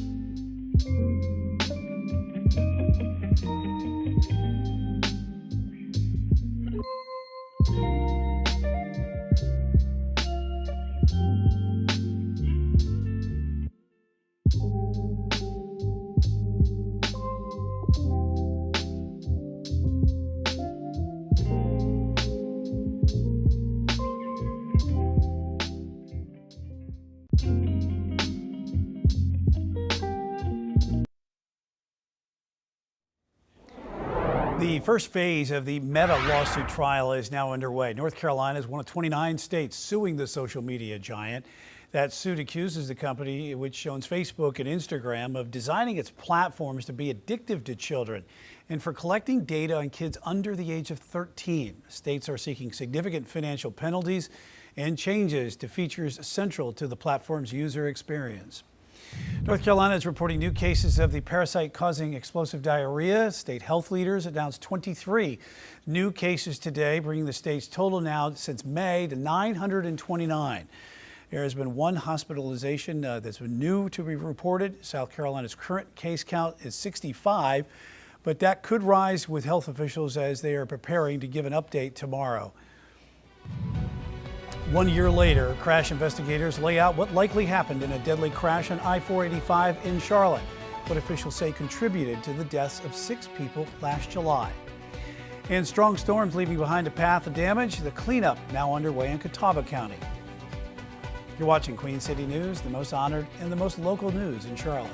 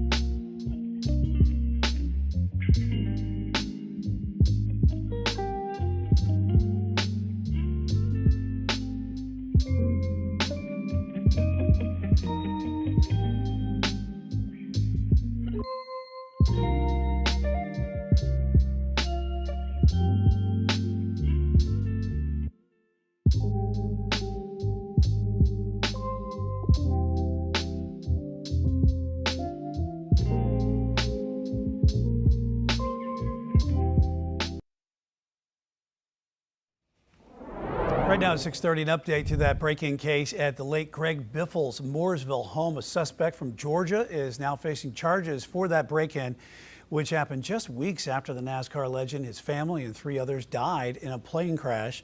Queen City News reporter Jen Cardone tells us how officials connected the suspect to the crime. It was a ring that Terrell Williams was found with when he was arrested in Georgia that officers were able to connect to memorabilia of Greg Biffle. Sheriff Darren Campbell says the Cobb County Sheriff's Office called his office July 29th and they were able to connect the dots. Looking at surveillance footage we got from police earlier this year, detectives say they executed about 24 search warrants and cell phone data. They say Williams's digital footprint places him at the Biffle residence the night of the January crime, but due to low light and infrared surveillance footage, they could not conclusively identify Williams from the video alone. The sheriff says Williams monitored news headlines and social media to find out when homeowners were likely away. We're told he used an RF detector to locate security cameras and wireless surveillance equipment while moving through the Biffle residence. Officials say the day after the burglary, he used stolen cash from the Biffles to buy a vehicle that they were able to connect using flock camera technology. I'm just glad that we're able to get a little bit of relief, I think is a good way to put it, and to get some of the valuable things back to their family. Sheriff Campbell says Williams is connected to other high-profile crimes, including a 2019 Charlotte break-in. In Georgia, he's connected to another home break-in where the victim was an owner of a Fortune 500 company. Investigators say Williams also had a stolen firearm that belonged to an officer from Western North Carolina who was in the hospital at the time. We're told Williams uses 6 to 7 aliases to stay under the radar. The sheriff says they're not even close to wrapping up this investigation and are looking into other suspects and charges connected to this case. Reporting in Statesville, Jen Cardone, Queen City News. NTSB crash investigators say speeding, cannabis impairment, and limited driving experience likely caused a deadly crash on I-485 last year. 6 people died in that crash, including a teen driver and 5 family members in another vehicle. In the final report released today, officials said the teen driver, who was likely impaired by cannabis, quickly approached another car in the middle lane and swerved into the right lane, colliding with a van. The 2 vehicles then collided with a large truck, which officials say was illegally parked for a non-emergency reason. The driver of the truck and 1 person in the van are the only survivors of the crash. To the weather now as we take a live look over Albemarle. Got some heat advisories in effect again for Stanley and neighboring counties. Temperatures feeling like 105 degrees today. Chief Meteorologist Tara Lane of the Pinpoint Weather Center. And Tara, it certainly feels like it outside. It feels really, really heavy and thick and steamy. Yes, it's hot, it's humid. We're used to that lately, especially over the past week. You look back at some of these temperatures here that I plotted on the calendar and where you see those yellow boxes. That shows us where we've had above normal temperatures, average being about 89 these days, including the record-tying 97 that we had yesterday. So definitely a hot stretch here. In fact, today marks 53 days in the Queen City that we've had 90-plus degree high temperatures. But in case you're wondering if 97 yesterday, is that the hottest it's been so far this year? And the answer is no. Actually, if you recall, back on July 2nd, we topped out at 99 in the Charlotte area. And hopefully that stays that way. Yeah, we've got some heat relief on the way, but not just yet. Today, of course, it's still hot. We've got 93 degrees in Charlotte, northwest wind at about 5 to 10. Dew points, though, have come down just a little bit. So that's why we didn't have as widespread of heat advisories issued for today. So the dangerous level of the heat backing off just a little bit, even though either way, I mean, 90s, 100, it's still hot outside and it's still humid. 91 in Concord, Monroe, Albemarle. We've got a hot 95 in Chesterfield County, the hotter spots there on the map, and only in the upper 70s up at the mountain. So heat advisory going until 8 p.m. for Stanley, Montgomery, Anson, Richmond County, Chesterfield County, with those feels-like temperatures up around 105. They were earlier today. Right now, it simply feels like 100 outside in the Chesterfield County area. But again, we do have a little more heat relief on the way, and that's going to come with some higher chances of showers and storms. When to expect all of that? That's said my Pinpoint weather forecast in a few minutes. Tara, thank you. People in Hickory are cleaning up after heavy rain and strong winds toppled several trees overnight. Fire department responded to close to 50 calls in just 1 hour. Queen City News anchor Will Lewis visited the area today as neighbors began the cleanup. From the Catawba Science Center to Lenoir-Rhyne University, tree debris is scattered all over Hickory. The first calls for help came in after 8 Monday night. We ran about 41 calls in about an hour and a half. Power lines down were a big number of the calls. We had trees that came down that took power lines, or we had trees that came down and landed on structures as well. Catawba Emergency Management shared some of the damage from the trees falling onto the homes. Fire crews say they checked on the homeowners to make sure they were safe. It was horrendous. The amount of lightning alone, it was like consecutive lightning. Betty Bogue had a tree come down in her yard, and then while on her walk, the Lenoir-Rhyne alum came across a huge tree blocking the main entrance to the university. I mean, that tree is old. You know, all these trees are pretty old. It's interesting how this tree came up, roots and all.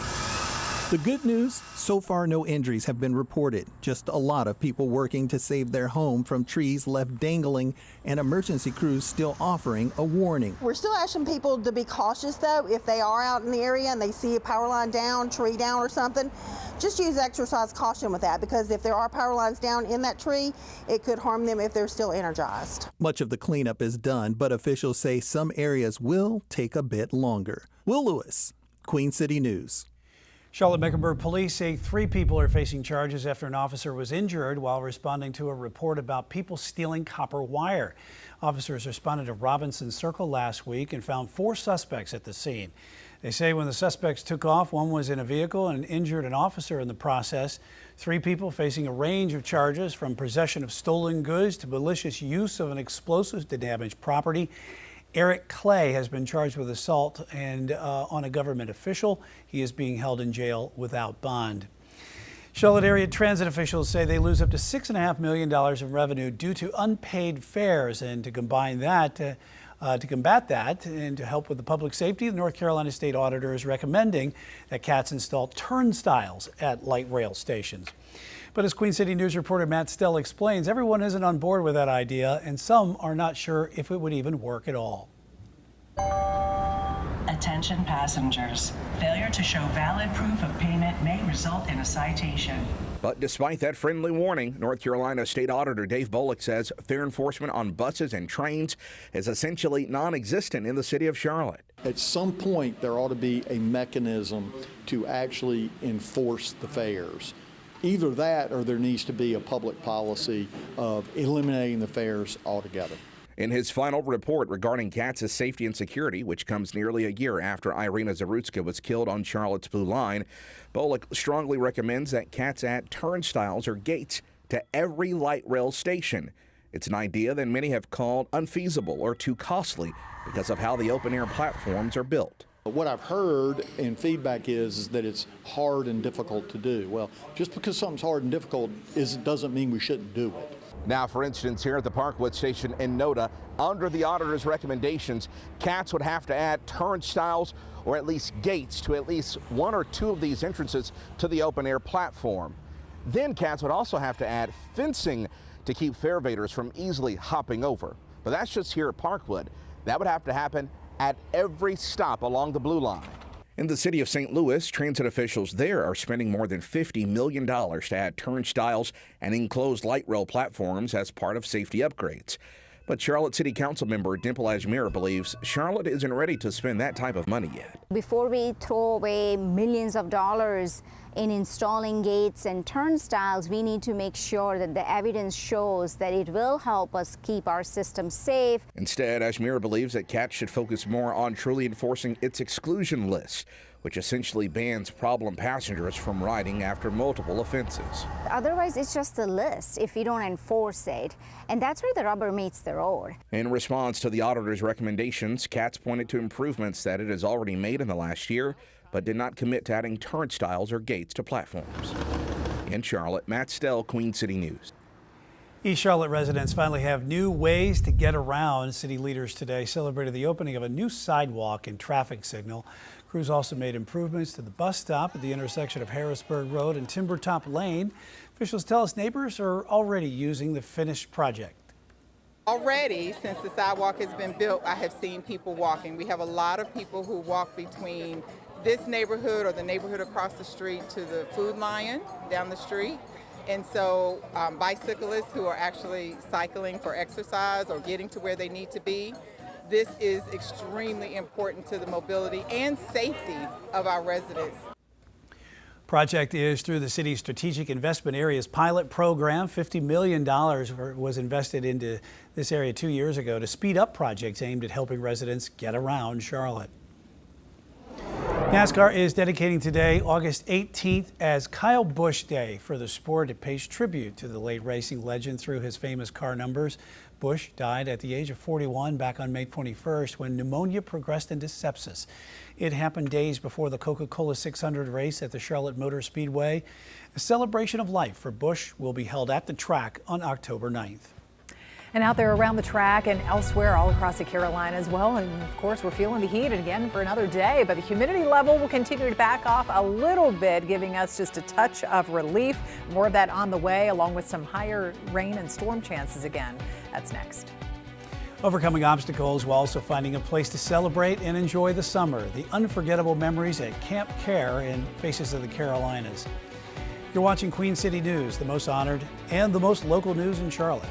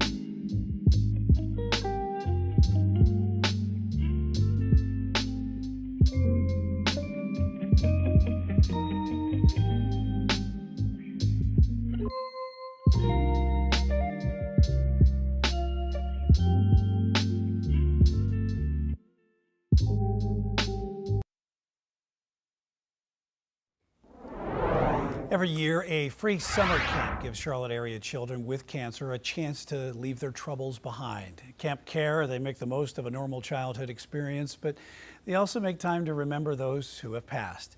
Queen City News storyteller John Lee has more in Faces of the Carolinas.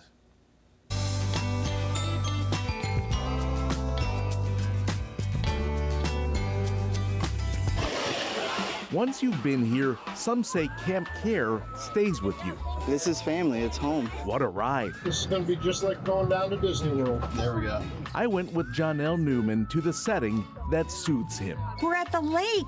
Every summer, Lake Lure lures people back to healing waters, connected by more than cancer. You did what? The CARE part of Camp Care stands for Cancer Ain't Really the End. Of course, a lot has changed here over the past 41 years, but the unwavering part is the sense of caring. And we always say we can't care about you. Jonelle, the camp counselor, is still learning. What is that called? Jonelle was diagnosed with leukemia at 9. 25 years ago, he went to Camp Care for the first time. It opened him up to friends he calls family.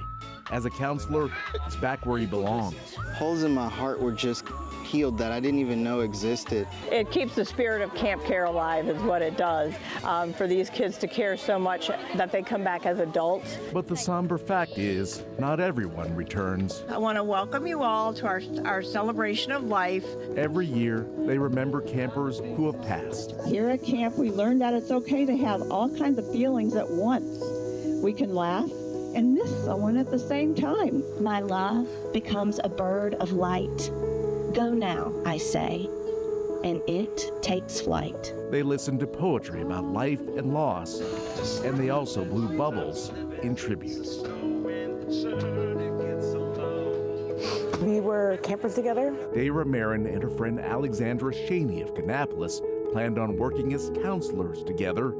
Sadly, Alexandra died of nerve cancer, just shy of 21. She had relapsed.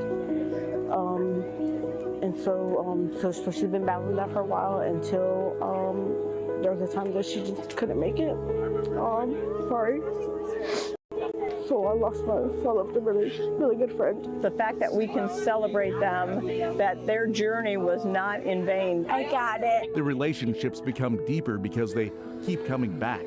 Evelyn Tew of Huntersville is here for the 6th year. I can't decide if I'm gonna get a rainbow one. She's making a memory bracelet. Ooh. After that, check this out. She made another memory, squeezing in some tubing on the lake. I never thought I would have such a great experience with people like myself that were cancer survivors. I think that was a cool opportunity. The lake sets the tone for both recreation and reflection. From the outside, it just looks like a normal camp, but to us, it's a family. Just don't ask which one the trapeze is. Oh, I know that's what that was called. No, that's the iceberg. Oh, yeah, you're right. There we go. At Lake Lure, John Lee, Queen City News. Camp Care also invites siblings of cancer survivors to come along. Let's get to the weather now as you're looking live at King Street in Boone tonight. Another scorching day with heat advisories in place for multiple counties across our viewing area. A little cooler in the mountains, but not too much. It's still pretty hot. Chief Meteorologist Tara Lane joining us right now as we're getting closer to maybe a cool down by the end of the week. Well, and it's all relative, of course. Yeah. I mean, we go from 90s to maybe mid to upper 80s as we head into the weekend, but that's going to come with a front, and that will increase the rain chances too by the end of the week and heading into the weekend too. Probably use it. For that. Yes, cool things off a little bit more like some of the showers did yesterday. We didn't want to see those destructive thunderstorms. Of course, we heard that a little bit ago from Will's report, and up there in Hickory and around Lenore Rhine, just all those scattered trees down and several reports of power outages. And we were seeing that yesterday. And Morganton too had some of that wind damage coming through last night, but we're without the chance of severe weather here tonight and without really any showers and storms to speak of as well.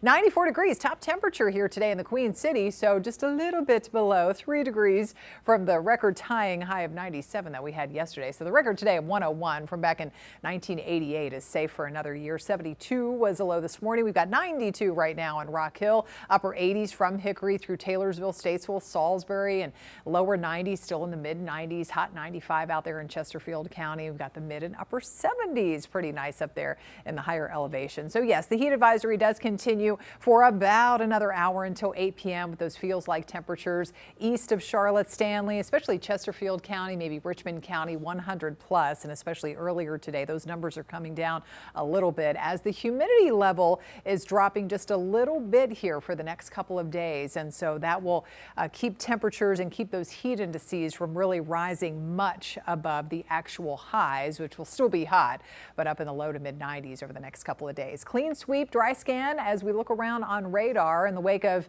last night's front. We've got that high pressure that's been taking over, so providing us with that drier air out there and mostly clear sky that will prevail into tonight while you're sleeping. So no worries about that and about any sort of thunderstorm activity or anything waking you up. Down to 60 in the morning, even some upper 50s around some of the highest elevations in the mountains. Lower 70s up around the foothills there, and low and mid 70s from the Queen City south and east to kick off the day. So warm, humid, we're used to that, but more blazing sunshine on the way for tomorrow. Temperatures right back up into the low and mid 90s. But again, on Futurecast, much like today, we're not really tracking a high threat of showers, thunderstorms here from the morning through the afternoon. Tiny chance of something isolated popping up maybe east of Charlotte. But if you have some outside plans tomorrow afternoon, maybe after work, still looking okay. Don't cancel anything. Now Thursday, you can see how that starts to change a little bit. That's when the next front starts its approach. And so even by the morning, a little bit of spotty rain can't be ruled out, especially up in the mountains. And then by late afternoon and evening, may have to watch for some clusters of storms to break out with that front moving in. Now Friday is when the rain and storm chance increases even more. That's going to be the best chance of more of the widespread coverage of the scattered downpours and storms, some of which could turn strong, possibly severe to wrap up the week. Saturday and Sunday, that front still hangs out, may stall over the area. and keep the shower chance going. But early next week, back to some dry conditions. And behind that front, we are tracking a return of that lower humidity and some drier air, at least for a couple of days. Mountain forecast starting a little foggy again early tomorrow, but drier for the afternoon. Thursday, Friday, Saturday. Watch for some scattered storms, especially on Friday, with those temperatures basically hovering in the 70s here later on in the week and heading into the weekend. And look at those lows dropping even a little more by early Sunday morning as we start to dry out a little bit. Mid and upper 50s for you all. Not bad up there in the high country. But tomorrow we're still just feeling the heat. Lower 80s for the mountains, low, mid, even some upper 90s across the Piedmont there, and heading east out toward the Sandhills. 7-day forecast shows we'll wrap up the week just a touch, well, not as hot for Friday. Those highs around 90, and then we're back in the 80s at least for a few days through the weekend and heading into the first part of next week. Tara, thanks. More children are heading back to the classroom unvaccinated. Why doctors are concerned this could lead to a bigger problem. You're watching Queen City News, the most honored and the most local news in Charlotte.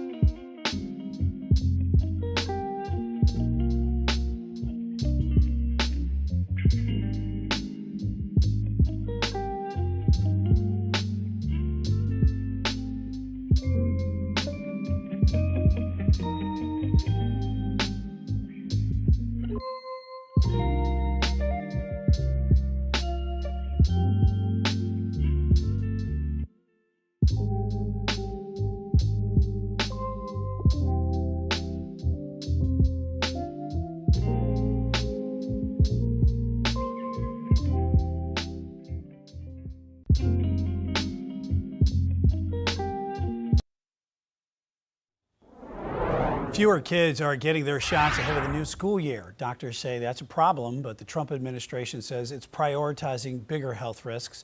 New CDC data shows vaccine exceptions are among the kindergartners hit a record high of 4.2% last year. Reports released comes a week after President Trump signed an executive order changing the childhood vaccination schedule. Medical groups point to resurgent diseases like the measles, with only 92% of kids getting the MMR vaccine last year, and that is below the 95% threshold to maintain herd immunity. Don't really have herd immunity for anything anymore, and so you got to build the immunity in your own little personal herd. That's your family. I wouldn't tell you to do something for your child that I haven't already done for myself or for my own child. The Department of Health is pushing back against that criticism, claiming obesity is a much bigger issue and fighting ultra-processed foods is the top priority for now. Charlotte-Mecklenburg Schools Transportation Team launching an enhanced bus tracking app. It is called the Alpha Portal, and it's for families who rely on the bus for their students. Some of the new features include live bus tracking, arrival notifications, route alerts, and more. Tonight on Queen City News at 10, our Caroline Boyer will have more details on the app and the district's back-to-school preparations. South Carolina Department of Social Services is launching the Healthy Food SC Project. It's a 2-year initiative to help households receiving SNAP benefits make healthier choices. U.S. Department of Agriculture approved the program. Candy and sweetened drinks like energy drinks and soda will be excluded from the list of eligible foods under SNAP. South Carolina will update the definition of SNAP-eligible foods starting August 31st. You're watching Queen City News, the most honored and the most local news in Charlotte.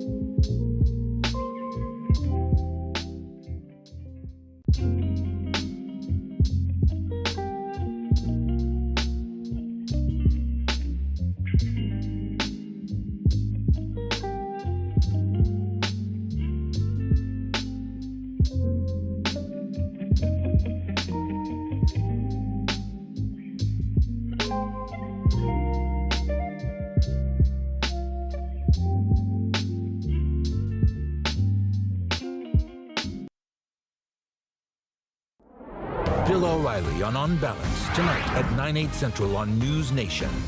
Tonight, Katie Pavlich goes inside the heart-pounding world of professional bull riding with an all-access pass in Nashville. Go behind the scenes, plus hear from country music star Alexis Wilkins. Katie Pavlich tonight, 10/9 Central on News Nation. To find News Nation, go to newsnationnow.com. Staying dry here this evening, mostly clear conditions, lots of sunshine. Still hot outside. We still got 93 degrees outside of our studios.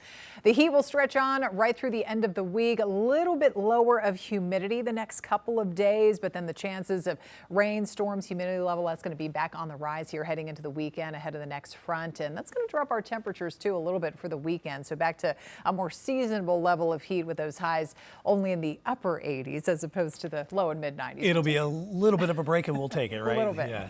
All right. Thanks for joining us tonight at 6. We hope to see you back here at 10 o'clock for Queen City News at 10.